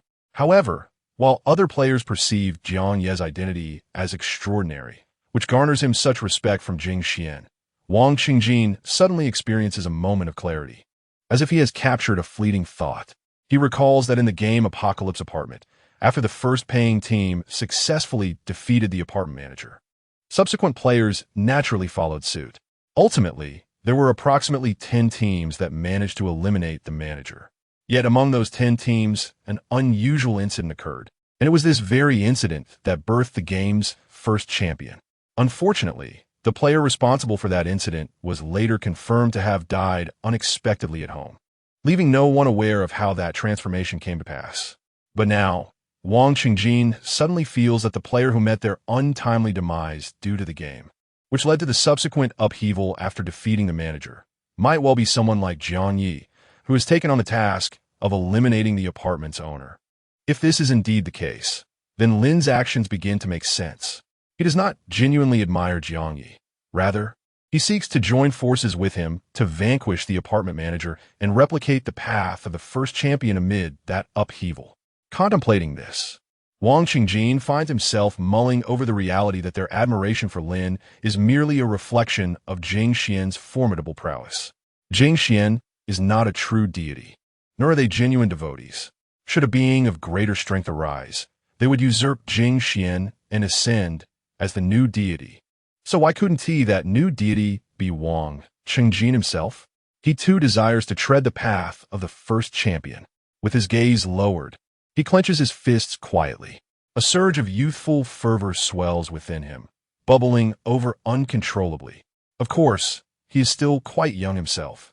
He ought to be brimming with ambition, commanding respect from thousands, rather than merely revering them. As he reflects on this, his peripheral vision catches sight of Jiang Ye, this novice and fearless novice, who serves as an essential stepping stone on the path to becoming the first champion. He eagerly anticipates who among them and Jing Xian will first step onto this stepping stone. Wang Qingjin's fists tightened further, as if a spirited youth is now setting lofty aspirations. When he raises his head again, his eyes shine with newfound intensity. While other players speculate about Jiang Ye's identity, he approaches with flattery, abandoning his previous mockery and disdain, and exclaims loudly, well, I never expected you, young man, to possess potential that even Lin admires. It seems I misjudged you. Please do not take it to heart. By the way, since I've been calling you bro, young man, you must be male, right? Can that bald look be changed? The other players, witnessing Wang Qingjin's abrupt change in demeanor, scoff internally, deeming him a sycophant. Wang Qingjin, however, remained indifferent, consumed by thoughts of surpassing Jiang Ye and becoming the unrivaled powerhouse beyond Fang Jing. At that moment, it would be these individuals who would seek to curry favor with him. Meanwhile, Jiang Ye had no intention of discarding his bald persona. He was uncertain of the schemes that Fang Jing and Wang Qingjin were concocting. Yet for the time being, it appeared that a tenuous peace could be maintained. With 10 consecutive victories, there was no urgency to engage in further battles. In truth, he harbored a desire to return to his apartment directly, but doing so required a point of survival, which he currently lacked. Moreover, he sensed that Fang Jing would not permit his departure until he had eliminated the apartment administrator. Thus, he refrained from mentioning his wish to return to his residence. Instead, under the pretext of checking the task rewards, he approached the administrator on the first floor and rented an apartment on the 20th floor. Subsequently, he organized the rewards for the tasks given by the woman in white within his new abode. On the other side, the woman in white, having regained her hair, returned to apartment 1008, her dwelling at 2064. Upon entering, she found no trace of Jiang Ye. The life assistant robot remained silent, offering no commentary. With a composed gaze, she surveyed her apartment before striding directly towards the large television in the living room. With a smirk directed at the screen, she casually pressed the remote control. Instantly, the television sprang to life, displaying the eerie forest that Jiang Ye had traversed with her on their way to the rooftop. However, the scene soon shifted, as if a pair of eyes were scouring the shadowy woods for something. Before long, those eyes focused, and there amidst the trees, the figure of Jiang Ye's first clone emerged unmistakably. Chapter 61. Exchange list. Jiang Ye's figure stealthily navigated through the eerie woods. Initially, his doppelganger No. 1 had just infiltrated the abode of the woman in white, while doppelganger No. 2 was being enlightened by the prominent figures of 9,999 about the formidable nature of cross-apartment NPCs. A sense of foreboding washed over him. As soon as doppelganger No. 1 entered room 2064, thoughts of escape began to permeate his mind. Strangely enough, gaining entry to 2064 was a breeze, as the service robot permitted him access without hesitation. However, when he sought to leave, he found the door utterly unyielding. The service robot had no intention of allowing his departure. Thus, while doppelganger No. 2 was cursing the inefficacy of Yang Wenchao, doppelganger No. 1 was equally vexed. Eventually, doppelganger No. 2 received a mission indicating that the woman in white had likely vacated the premises. This revelation sent a jolt of anxiety through doppelganger No. 1. In that moment, he resolved to take a bold step. He grasped his identification badge and began to explore the television set in the woman's home. Remarkably, just as before, he was transported through the screen to the ominous woods. He was uncertain of when the woman in white would return, but had previously noted the location of a white sheet in the woods that could teleport him to the top floor of the apartment building. Thus, if he could reach the rooftop before her return, surely he would be safe. And so, he found himself weaving stealthily through the sinister trees. Unbeknownst to him, at that very moment, the woman in white lounged on her living room sofa, leisurely watching the scene of his traversing the woods on television. Her gaze drifted, and she pondered, could this young man truly eliminate the landlord of the apartment? Typically, when NPCs assign tasks, they harbor the hope that the mission will be completed, believing that the chosen player possesses a considerable likelihood of success. However, to accomplish the assassination of a landlord, even she found that implausible. This lowly, stealthy level 0 character on the screen, leaning back on the sofa, she shook her head slightly, bemused as to why she had assigned him such a task. Yet, moments later, Her expression hardened, and with a swift movement, a slender black thread shot forth towards the television screen. Meanwhile, in the eerie woods, Jiang Ye finally discovered the white sheet leading to the top floor of the apartment. The sheet hung from a barren, leafless tree, its pristine surface untouched by blood. Just as Jiang Ye prepared to dash towards this target, suddenly, a blood-stained white sheet from a nearby dead tree violently drew him in. What the hell? Jiang Ye's countenance shifted in shock, and in the blink of an eye, he found himself in a drastically altered environment. Though still enveloped in an uncanny eeriness, the sky now bore a dark crimson hue, and the air was thick with a fog of blood. With every breath, he detected a damp, chilling scent of blood that left his body feeling weak. As his strength waned, he realized his doppelganger number 1's already meager attributes had taken a turn for the worse. The first avatar was rendered utterly feeble, reminiscent of the original form when its attributes had not yet been enhanced, and it mirrored the state of controlling 3 avatars simultaneously.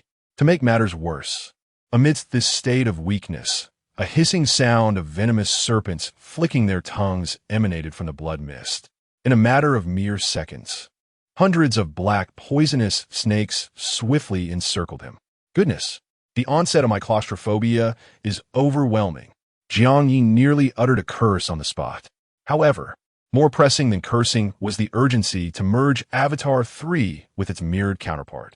Typically, the fusion of 2/3 avatars would assuredly elevate his combat prowess beyond 200. Yet, under the influence of the blood mist, his attributes were halved. The fusion of the 2 avatars yielded nearly the effect of just one. Fortunately, upon unleashing the ice domain, the encroaching serpents were ensnared, their movements significantly hindered. This time, Jiang Ye truly grasped the formidable strength of the domain skill. Without delay, he unleashed the icy mist, swiftly assaulting the serpents. Concurrently, notifications echoed in his mind.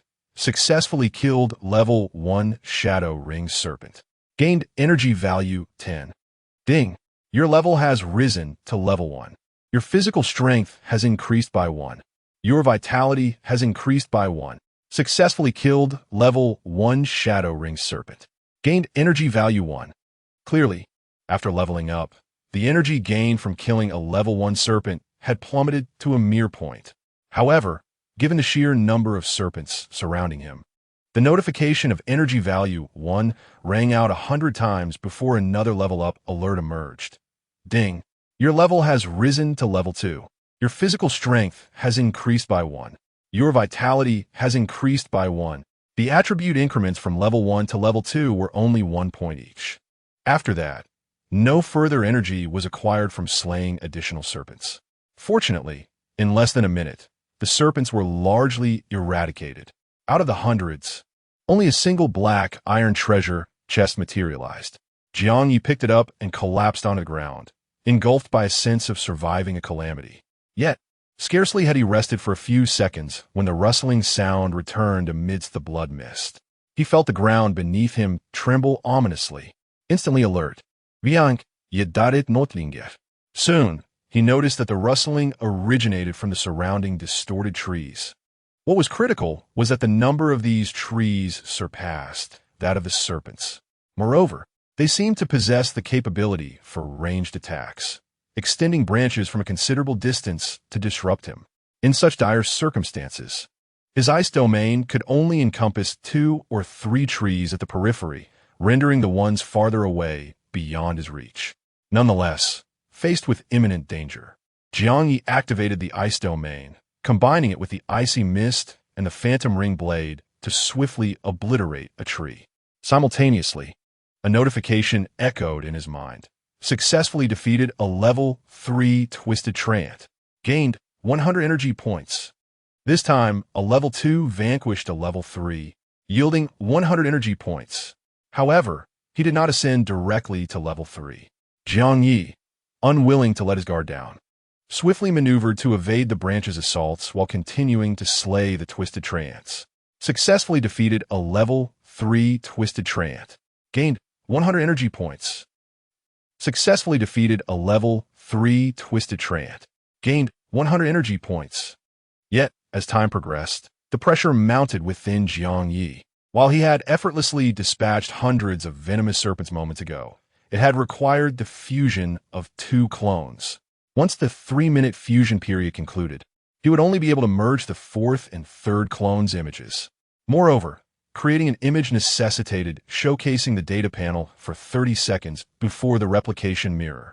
In the midst of a perilous battle, 30 seconds could easily spell disaster. So what should he do? Was the first clone destined for sacrifice? Just as Jiang Ye grappled with this overwhelming crisis, 2064, Su reclined on her sofa, gazing at the television screen, lost in contemplation. This must be clone fusion?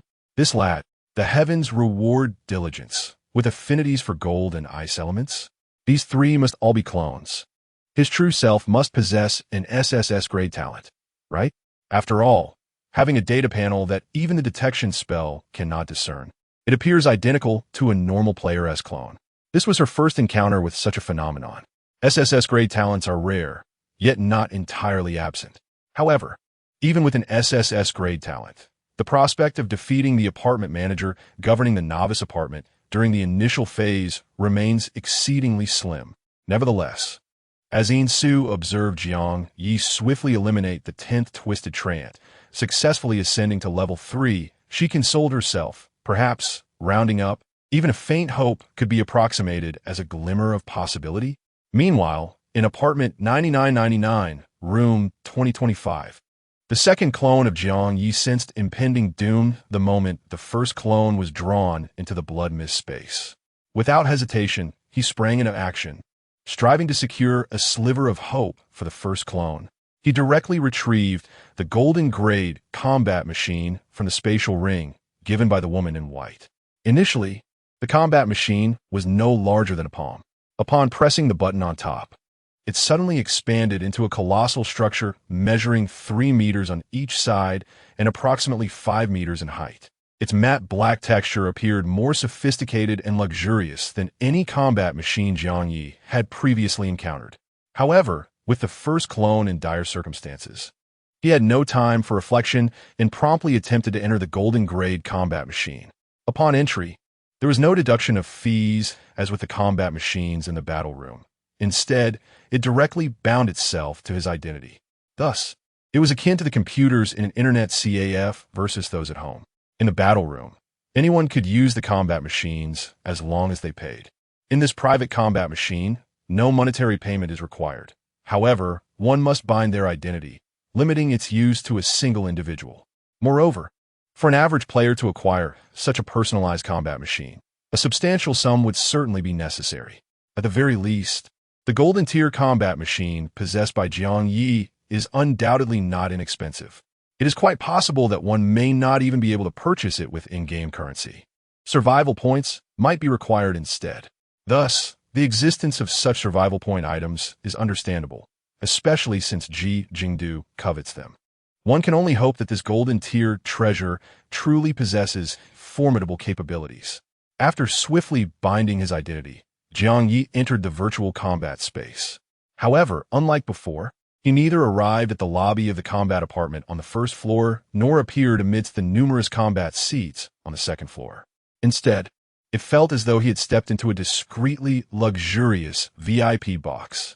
The box was furnished with sofas, coffee tables, a wine cabinet, a bookshelf, and even a projector for watching movies and sound equipment for karaoke. Such amenities, found within the entertainment section of the apartment's low-end mall, would require payment to enjoy. Yet, he could indulge in them directly within the golden tier combat machine. However, Jiang Ye had no time to relish these luxuries. He immediately began to explore the specific functions of the golden tier combat machine. Soon, he discovered that the 4 walls of the box seemingly corresponded to 4 distinct functions. On the wall facing north, his personal information was displayed. Jiang Ye combat power, 54. Winning streak, 4-100. Title, Nameless Black Iron. Game currency, 50, 020. 000. Points, 0. Survival points, 0. Items, Announcement Card 3, Privilege Card 3, Exemption Card 3, Rapid Completion Card 1. Wait, what is this item? Where did he acquire such an abundance of items? After a swift examination, he discovered a silent notification within the operation panel in his mind. Upon your initial login to the Golden Tier combat machine today, you automatically receive Announcement Card 3, Privilege Card 3, Exemption Card 3, Rapid Completion Card 1. Also, the Golden Tier combat machine not only provides access to a VIP box, but also grants daily automatic item cards. How much would these cards be worth if converted into game currency? This essentially means that by utilizing this combat machine, he incurs no costs and even receives a daily income. Truly, the Golden Tier combat machine lives up to its reputation. Nevertheless, these advantages do not alleviate the predicament faced by his first avatar. Thus, Jiang Ye did not even take the time to investigate the purpose of the rapid completion card before continuing to explore other features. On the eastern wall of the box, he discovered options for combat modes: novice mode, standard mode, and survival mode. These options also failed to address his immediate concerns, prompting him to hastily move to the southern wall. This time, as his palm pressed against it, a redemption list appeared. Its primary function allows for the exchange of game currency, points, or survival points for the items displayed on the list. Furthermore, depending on one's title, one could enjoy certain discounts during the exchange. However, the title of Unnamed Black Iron offers almost no advantages whatsoever. Therefore, if we liken the high-end mall within the apartment to a physical store in reality, then the exchange list corresponds to online shopping, does it not?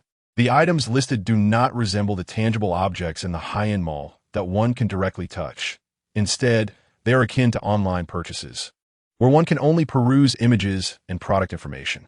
The beauty of online shopping lies in its freedom from the constraints of physical space. There is no need to wander around for hours. A multitude of products can be swiftly browsed through the list, and the presence of a search function adds to its convenience, saving a significant amount of time. Currently, Jiang Ye is limited to the exchange list that utilizes game currency. Fortunately, he possesses a staggering 50 million game coins. Essentially, he can afford nearly everything that catches his eye. The issue, however, is that these items will only appear with his second avatar. This includes the skill scrolls from the quest rewards given by the woman in white. He wishes to use them for his main body, but how can he transfer them over? As his gaze swiftly scanned the numerous items, Jiang Ye's eyes suddenly lit up. He unexpectedly discovered a rather familiar item. The Express Box. Black Iron Grade Express Box. Price: 100 game coins. Effect: delivery to the designated apartment's errand service station within 3 days. P.S. The Black Iron Grade Express Box offers no defensive capabilities, posing a risk of lost packages. It is advisable to purchase additional shipping insurance. Bronze Grade Express Box. Price: 1,000 game coins. Effect: delivery to the designated apartment's errand service station within 1 day. P.S. The Bronze Grade Express Box possesses some defensive capabilities, yet still carries a certain risk of package loss. Additional shipping insurance is recommended. Silver Grade Express Box. Price: 100,000 game coins. Effect: delivery to the designated location within 3 seconds. P.S. The Silver Grade Express Box has an extremely low risk of package loss and is recommended for the delivery of luxury items. Chapter 62. New skills of the entity within a mere 3 seconds. The mission is accomplished. This Silver Express Box is truly remarkable. However, the cost is utterly outrageous. To simply send a package, it demands a staggering 100,000 game coins. Therefore, the items dispatched using this box must be valued at least in the millions or tens of millions, correct? Moreover, it is not entirely secure. While the risk of package loss is exceedingly low, it does not equate to zero. Additionally, if someone were to specifically target the Silver Express Box for robbery, they could potentially seize items worth millions in one fell swoop. Jiang Ye, however, lacks the capability. If he knew how to rob the Silver Express Box, he would certainly entertain the thought. Thus, the Silver Express Box does not guarantee safety. He wishes to explore whether there exists a Golden Express Box. Yet, he had previously observed that, regardless of the upscale mall in the apartment or the exchange list for battle machines, the highest item grade currently visible is solely silver. Indeed, the Express Box lacks a golden tier. Under normal circumstances, Jiang Ye might have hesitated to utilize the silver express box due to safety concerns. However, at this moment, his primary clone is undoubtedly more valuable than those paltry game coins. Hence, after a brief contemplation, Jiang Ye promptly purchased a silver express box. Subsequently, he hastily selected the items he intended to dispatch. Although the risk pertains to the primary clone, Jiang Ye remains unaware of its precise location. Therefore, he plans to send this package to his original self. For the original to assist the clone, his primary focus naturally lies in acquiring skill scrolls. If he could obtain a skill as formidable as clone fusion, perhaps it would alleviate the peril faced by the primary clone. Aside from that, he has also contemplated his impressive streak of victories. The esteemed figures of the 9999 apartment have made achieving 10 or even 100 consecutive wins sound exceedingly difficult, which has caused Jiang Ye some trepidation in the past. If, at this stage, he were to fuse the second clone with the third clone's mirror version, achieving 100 consecutive wins would undeniably pose challenge. Even securing 10 consecutive wins could lead to a downfall. The reason for this difficulty lies in the fact that the third clone has yet to mature.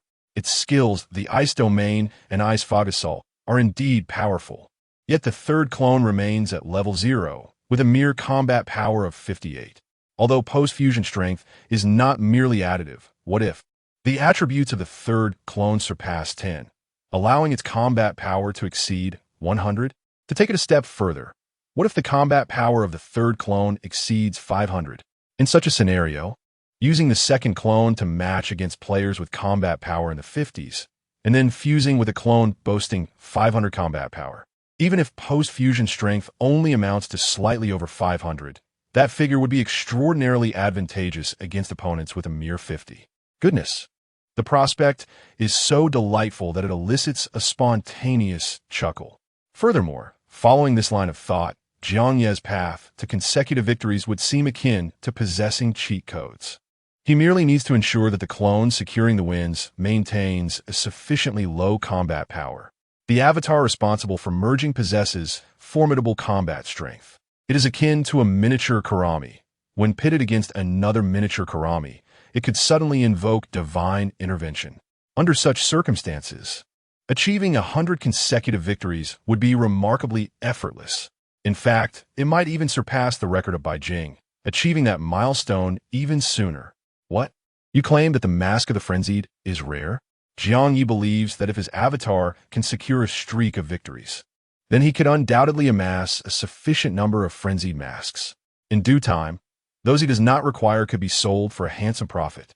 The mere thought of it elicits an involuntary smile. Thus, the items dispatched this time include not only skill scrolls for the main body, but also, more importantly, resources to cultivate the third avatar.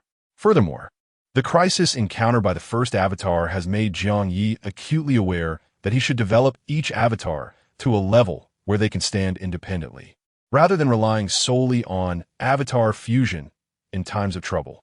While avatar fusion is indeed powerful and can resolve many crises without the replication mirror car bug, given his current number of avatars, they would have long succumbed to cooldown, rendering fusion impossible for a time. Therefore, he cannot overly depend on items, but must strive to elevate each avatar to a peak level of strength. Thus, Jiang Ye spent the 50 million game coins without hesitation. First, he procured skill scrolls, which are significantly more expensive than attribute fruits.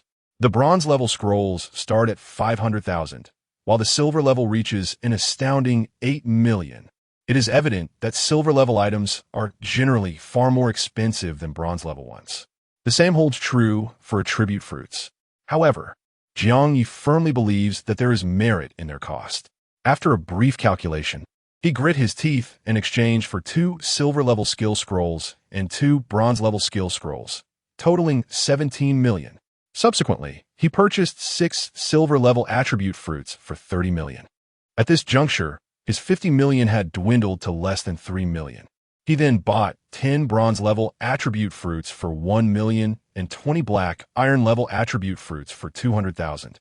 Following that, he resolutely acquired a single silver-level treasure chest for 120,000, adding in the silver express box. This round of expenditure amounted to a staggering 49,500,000.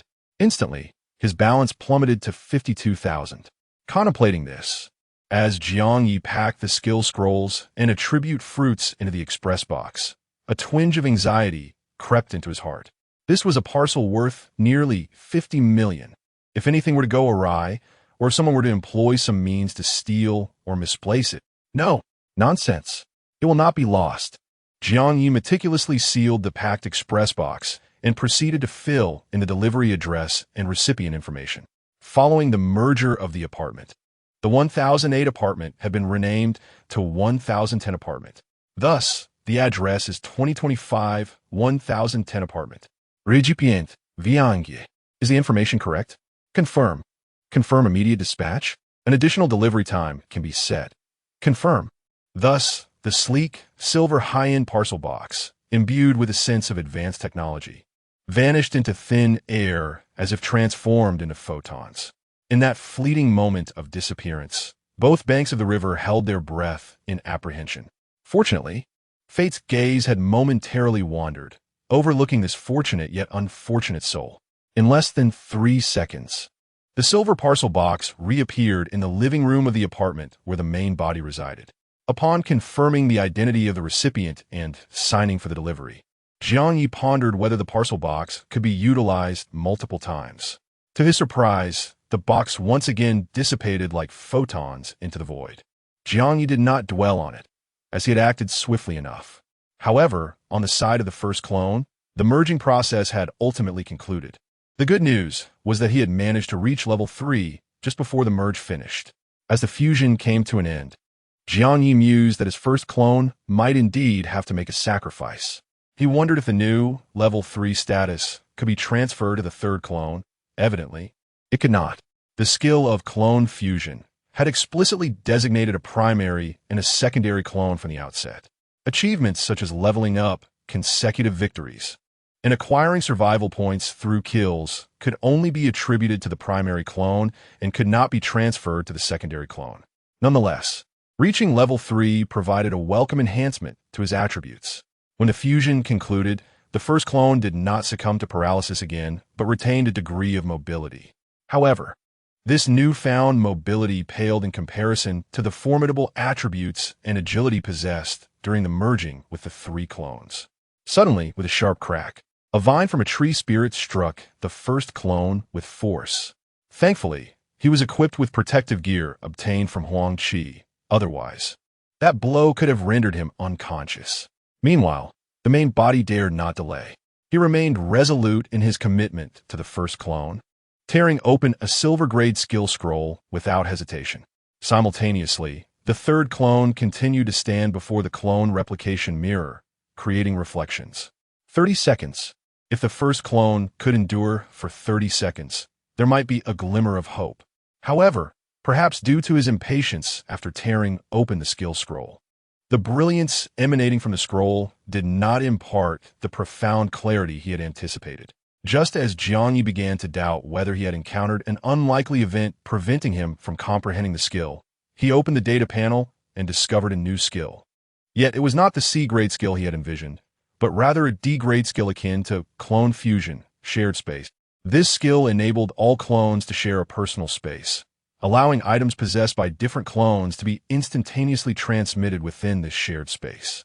While this skill could not be deemed inadequate, indeed, it surpassed by Ruowan's personal space by a considerable margin. It presented a solution that did not alleviate his immediate crisis. Is it possible to place the silver attribute fruit in the shared space for the first clone to consume? However, Jiang Ye intended to use the attribute fruit to enhance the third clone, facilitating the consecutive victories of the second clone. Time was of the essence, leaving him no room for contemplation. He took a deep breath, striving to adjust his mindset.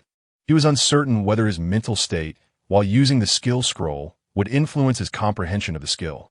Nevertheless, he had to force himself to remain calm and attune his senses to the radiant light that emanated once the scroll was torn open.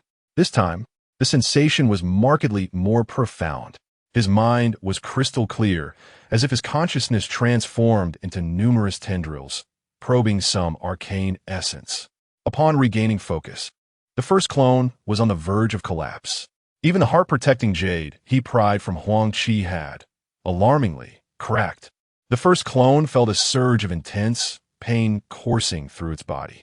This agony drastically diminished its capacity to act, rendering it nearly incapable of evading the twisted trench strikes. Furthermore, those twisted treants appeared almost sentient. Previously, they had been deterred by his ice domain and icy mist. However, now that he no longer released the domain, they struck him repeatedly, unscathed by the icy mist. The Trent's assault intensified in an instant. Under such circumstances, the first clone might not endure for even a few seconds. Even if it consumed the attribute fruit at this moment, it would likely be futile. In room 2064, Insu leaned back on the sofa, watching the screen where the powerless youth resided, shaking his head in disappointment. 3 minutes of clone fusion. Was there truly no other trump card? With such capabilities, could he dare to speak of defeating the apartment owner? Insu had witnessed clone abilities before. Jiang Ye's clones were unique primarily due to their player panels, making it difficult to discern them as clones. Yet, the strength of each individual clone was woefully inadequate. They appeared somewhat useful for menial tasks in the apartment, playing the role of the underdog or portraying multiple characters. However, the theme of the Doomsday apartment was never about labor or cunning schemes. The sole undeniable truth here was the power of the fist. Yet, the fists of this clone on the screen were astonishingly feeble. Even 100 or 1,000 of them could not threaten a single hair on the apartment owner's head. In fact, even confronting the apartment manager would be a formidable challenge. Insu felt a deep sense of disappointment and, observing coldly, had no intention of offering any assistance. However, just as the twisted treants escalated their assault, launching a more ferocious strike towards the beleaguered and weakened Jiang Ye, he appeared to transform in that instant. As if all his pain had dissipated, his reaction's speed soared, enabling him to narrowly evade the strike, akin to oil slicking beneath his feet. With a deep exhale, Jiang Ye released a breath he had been holding. In truth, evading that blow had been quite arduous. Yet soon after, the mirror image of the third clone was successfully created and swiftly fused. The tide of the situation began to shift, albeit slightly. Jiang Ye dodging while casting the ghost ring blade, unleashing the frozen domain, and once again engaging in a fierce battle with the twisted treant. This encounter, although not as effortless as the previous one where he had merged 3 avatars, was nonetheless invigorating. Although his attributes were not as formidable as before, the enhancements from absolute focus and combat posture significantly augmented his reflexes and combat awareness, clearly surpassing his previous capabilities. His evasive maneuvers against the Trent's attacks flowed with remarkable finesse. Indeed, at that very moment, the figure shrouded in the blood mist was no longer the first avatar, but had transformed into the second. The reason was quite simple. Jiang Ye's main body had acquired a new C-level skill. Avatar Exchange C. Designate 2 avatars for exchange. Note, there exists a possibility of failure under certain special circumstances. Although he was uncertain if the Blood Mist realm where the first avatar resided could be considered a special scenario, Jiang Ye found himself with no alternatives. He had initially intended to swap the third avatar with the first. However, the third was currently before the avatar replication mirror. Should he attempt the exchange then, the replication would fail, costing him an additional 30 seconds. Thus, he opted for the distant second avatar in apartment 9999 for the exchange. Fortunately, the swap succeeded. The diligent second avatar, while lacking the formidable offensive skills of the third, possessed an almost innate combat instinct. Jiang Ye even realized that it seemed in times of adversity or dire straits, the second avatar's absolute focus and combat posture could unleash their maximum potential. This had a remarkable effect on evading the Trent's onslaught. He even contemplated utilizing these treants to enhance his own combat awareness. Alas, time was not on his side.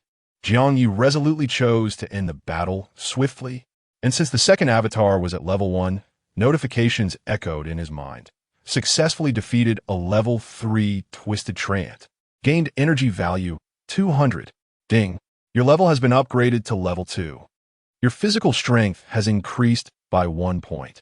Your stamina has increased by 1 point. Successfully defeated a level 3 Twisted Treant. Gained energy value 100. Chapter 63.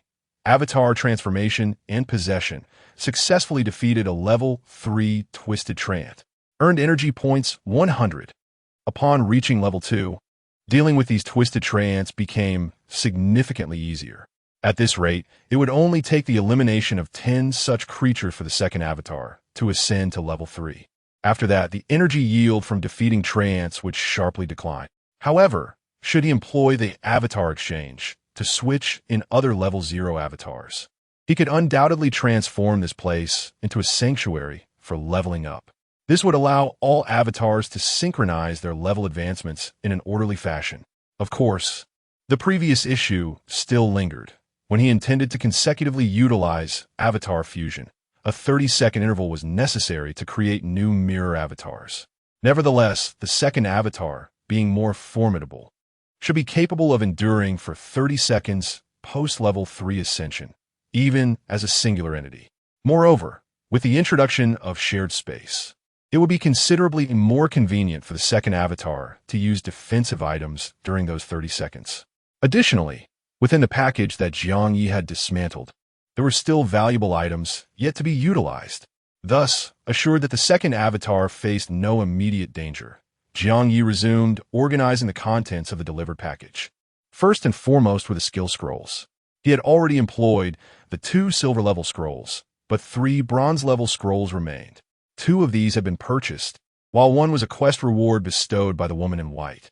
At this moment, Jiang Ye felt a remarkable sense of tranquility without needing to adjust his mindset significantly. Yet he took several deep breaths before slowly unraveling the bronze-level skill scrolls in succession. These scrolls bore a probability of failing to impart their skills. However, fortune favored him this time, as all 3 bronze scrolls imparted new skills, each at a D rank. Avatar Transformation D. When generating a new avatar, one may choose a different name and appearance from the original entity. This skill, while lacking in combat enhancement, allows for diversification among his avatars. Otherwise, should he reach the capacity for infinite avatars, it would be rather conspicuous to have countless iterations of Jiang Ye roaming about. Anyone would suspect something amiss. Utilizing transformed avatars would substantially diminish the likelihood of detection, rendering this skill quite advantageous. Yet, what truly delighted him was the second D-rank skill. Avatar Possession D. Up to 3 designated avatars may possess the original entity, fully augmenting its attributes, talents, and skills for a duration of 3 minutes. This skill bears resemblance to Avatar Fusion, yet the subject is now Jiang Ye himself. At last, his original form possesses a means to confront crises. Moreover, if he is not mistaken, the mirror avatars should also be capable of possessing him. The third D-rank skill is rather mundane. Détection technique D. Investigate item information. Investigate player information. This detection technique is indeed a step above the E-rank detection technique of Little Ice. Furthermore, possessing his own detection capability is far more convenient than relying on Little Ice's. After all, one's own investigation technique allows for discrete inquiries into other players' information. Utilizing Xiaobing for such scrutiny can easily attract attention. Furthermore, within Huang Qi's previous items, there were several that Xiaobing could not uncover. Now, it is time for him to personally test them. Jiang Ye's initial target is a silver light strip. It appears ethereal, and holding it offers no tangible sensation. At first, he did not perceive it as a formidable item. Yet surprisingly, Xiaobing's probing could not reveal its nature. After researching for a considerable time and attempting to place the number 4 clone on his wrist, he yielded no results. This time, upon re-examination, he finally gleaned the information. Critical strike ring, worn around the weapon's grip, ensuring that the next attack will inflict a critical hit. Usage limit, 2-3. It turns out to be designed for the weapon's grip, explaining why it was ineffective on his wrist. However, this item is somewhat cumbersome to use. The weapon he typically wields cannot continuously bear the critical strike ring. Given its mere 3 usages, which likely yield substantial power, it is best reserved for critical moments. Yet, in dire circumstances, there may not be sufficient time to equip such an item. Thus, it is prudent to prepare an additional weapon to don it, serving as a backup lifeline. Jiang Ye stowed the critical strike ring and then directed his investigation toward a bag of chocolate beans. The result revealed carnivorous flower seeds. When forcefully thrown, various types of carnivorous flowers will rapidly sprout, attacking surrounding creatures. P.S. The carnivorous flowers will engage in indiscriminate attacks. Exercise caution to avoid collateral damage. Goodness, they were not chocolate beans after all. Fortunately, he refrained from impulsively allowing his clone to consume them. The key point is that these seeds emit a distinctly chocolate aroma. After tossing the bag of seeds into the shared space of his clone, Jiang Ye proceeded to investigate an oil lamp, slaying green lamp, also known as the emotion-clearing lamp. When ignited, it can dispel most low-level illusions. Limit: 120 minutes. Illusions? Based on this limitation, Huang Qi must have utilized it for 20 minutes already. What kind of illusion had he encountered? Or was it merely for amusement? No, lighting it for mere fun should not extend to 20 minutes. Thus, it must have been employed to dispel a certain illusion. Contemplating this, Jiang Ye suddenly questioned, could that eerie forest, draped in white sheets, also be under the influence of an illusion? And what about the blood mist space where the number 2 clone is currently battling? Could it be a form of illusion as well? Uncertain. However, the blood mist space appears to pose no immediate danger. On the contrary, it offers opportunities for leveling up. Therefore, he decided against using the slaying green lamp and instead stored it in the shared space for now. Next, the remaining items he could not investigate were a string of prayer beads and a wooden ornament.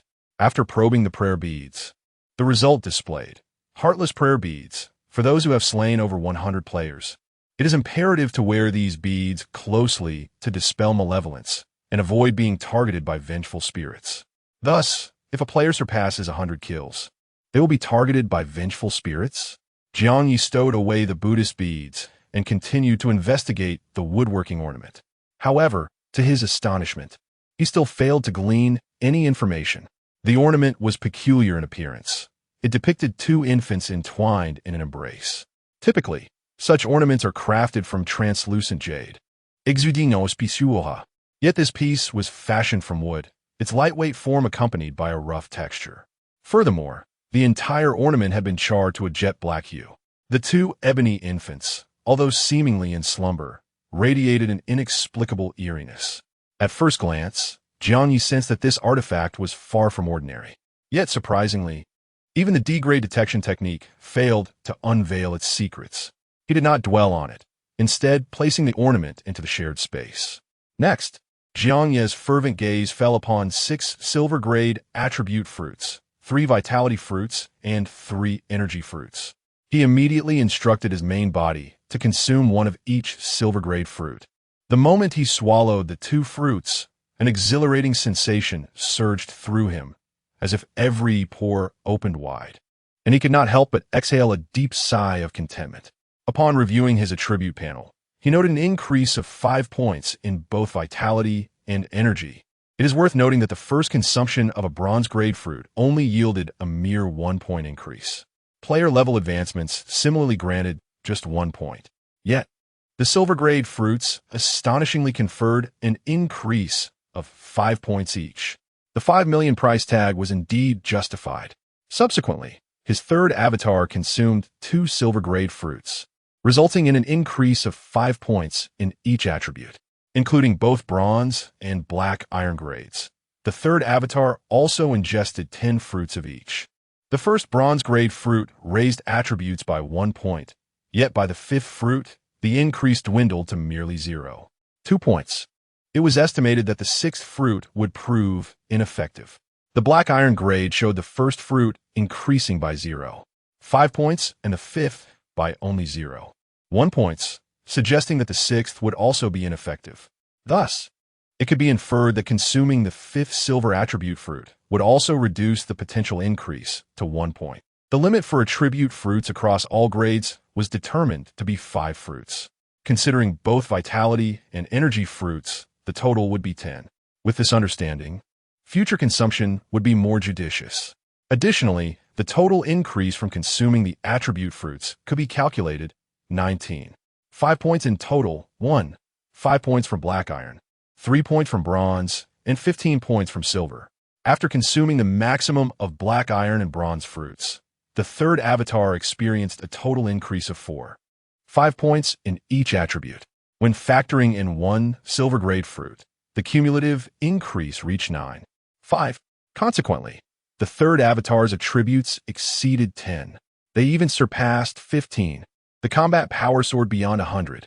Furthermore, subsequent fusion of avatars would yield even more formidable results. Remarkably, this third avatar, currently at level 0, had already begun to demonstrate the capability to stand on its own, even venturing into the blood mist realm without the need for avatar fusion. He could still contend with those warp trance. At this juncture, the third avatar had truly matured. However, he found that only 10 black iron-grade attribute fruits and 2 silver-grade fruits remained. Jiang Ye devised a simple plan and made a decisive choice. He would feed the remaining 2 silver-grade attribute fruits to the third avatar. Indeed, both stamina and energy increased by 4 points once again. Consequently, the attribute panel for the third avatar transformed into Jiang Ye, level 0, stamina 19, 3, energy 20, 7, combat power 177, survival points 0, talent, ice element affinity S, skills, ice domain S, frost assault A, Arctic ice blade B. It was almost unfathomable. This was indeed a level 0 data panel. Thus, the third avatar had fully matured. Yet, Jiang Ye was not content. He aspired to have all avatars consume their full quota of attribute fruits. Therefore, he needed to earn money swiftly. However, this earning would no longer involve menial labor. Instead, it would be through the use of the gold-grade battle machine. He would simultaneously strive for 100 consecutive victories while rapidly accumulating wealth. At that moment, in apartment 2025 of the 9999 complex, the battle-scarred first avatar was attempting to activate the gold-grade battle machine. To his dismay, it displayed a message indicating it was unusable. Did this mean the gold-grade battle machine was only available for the second avatar? Just as he pondered this, the first avatar noticed the group chat in the 9999 apartment was abuzz with discussions about him. This kid has suddenly leveled up to 3. Could he have used 2 upgrade cards directly? Are there upgrade cards among the daily items received from the gold-grade battle machine? I don't recall there being any. Perhaps he bought the upgrade cards himself? Given that he's using the gold-grade battle machine, he must be quite wealthy. Jiang Ye, observing this, thought to himself, who is wealthy? I'm utterly broke. I'm still preoccupied with thoughts of making money. With these thoughts swirling in his mind, a bold idea emerged.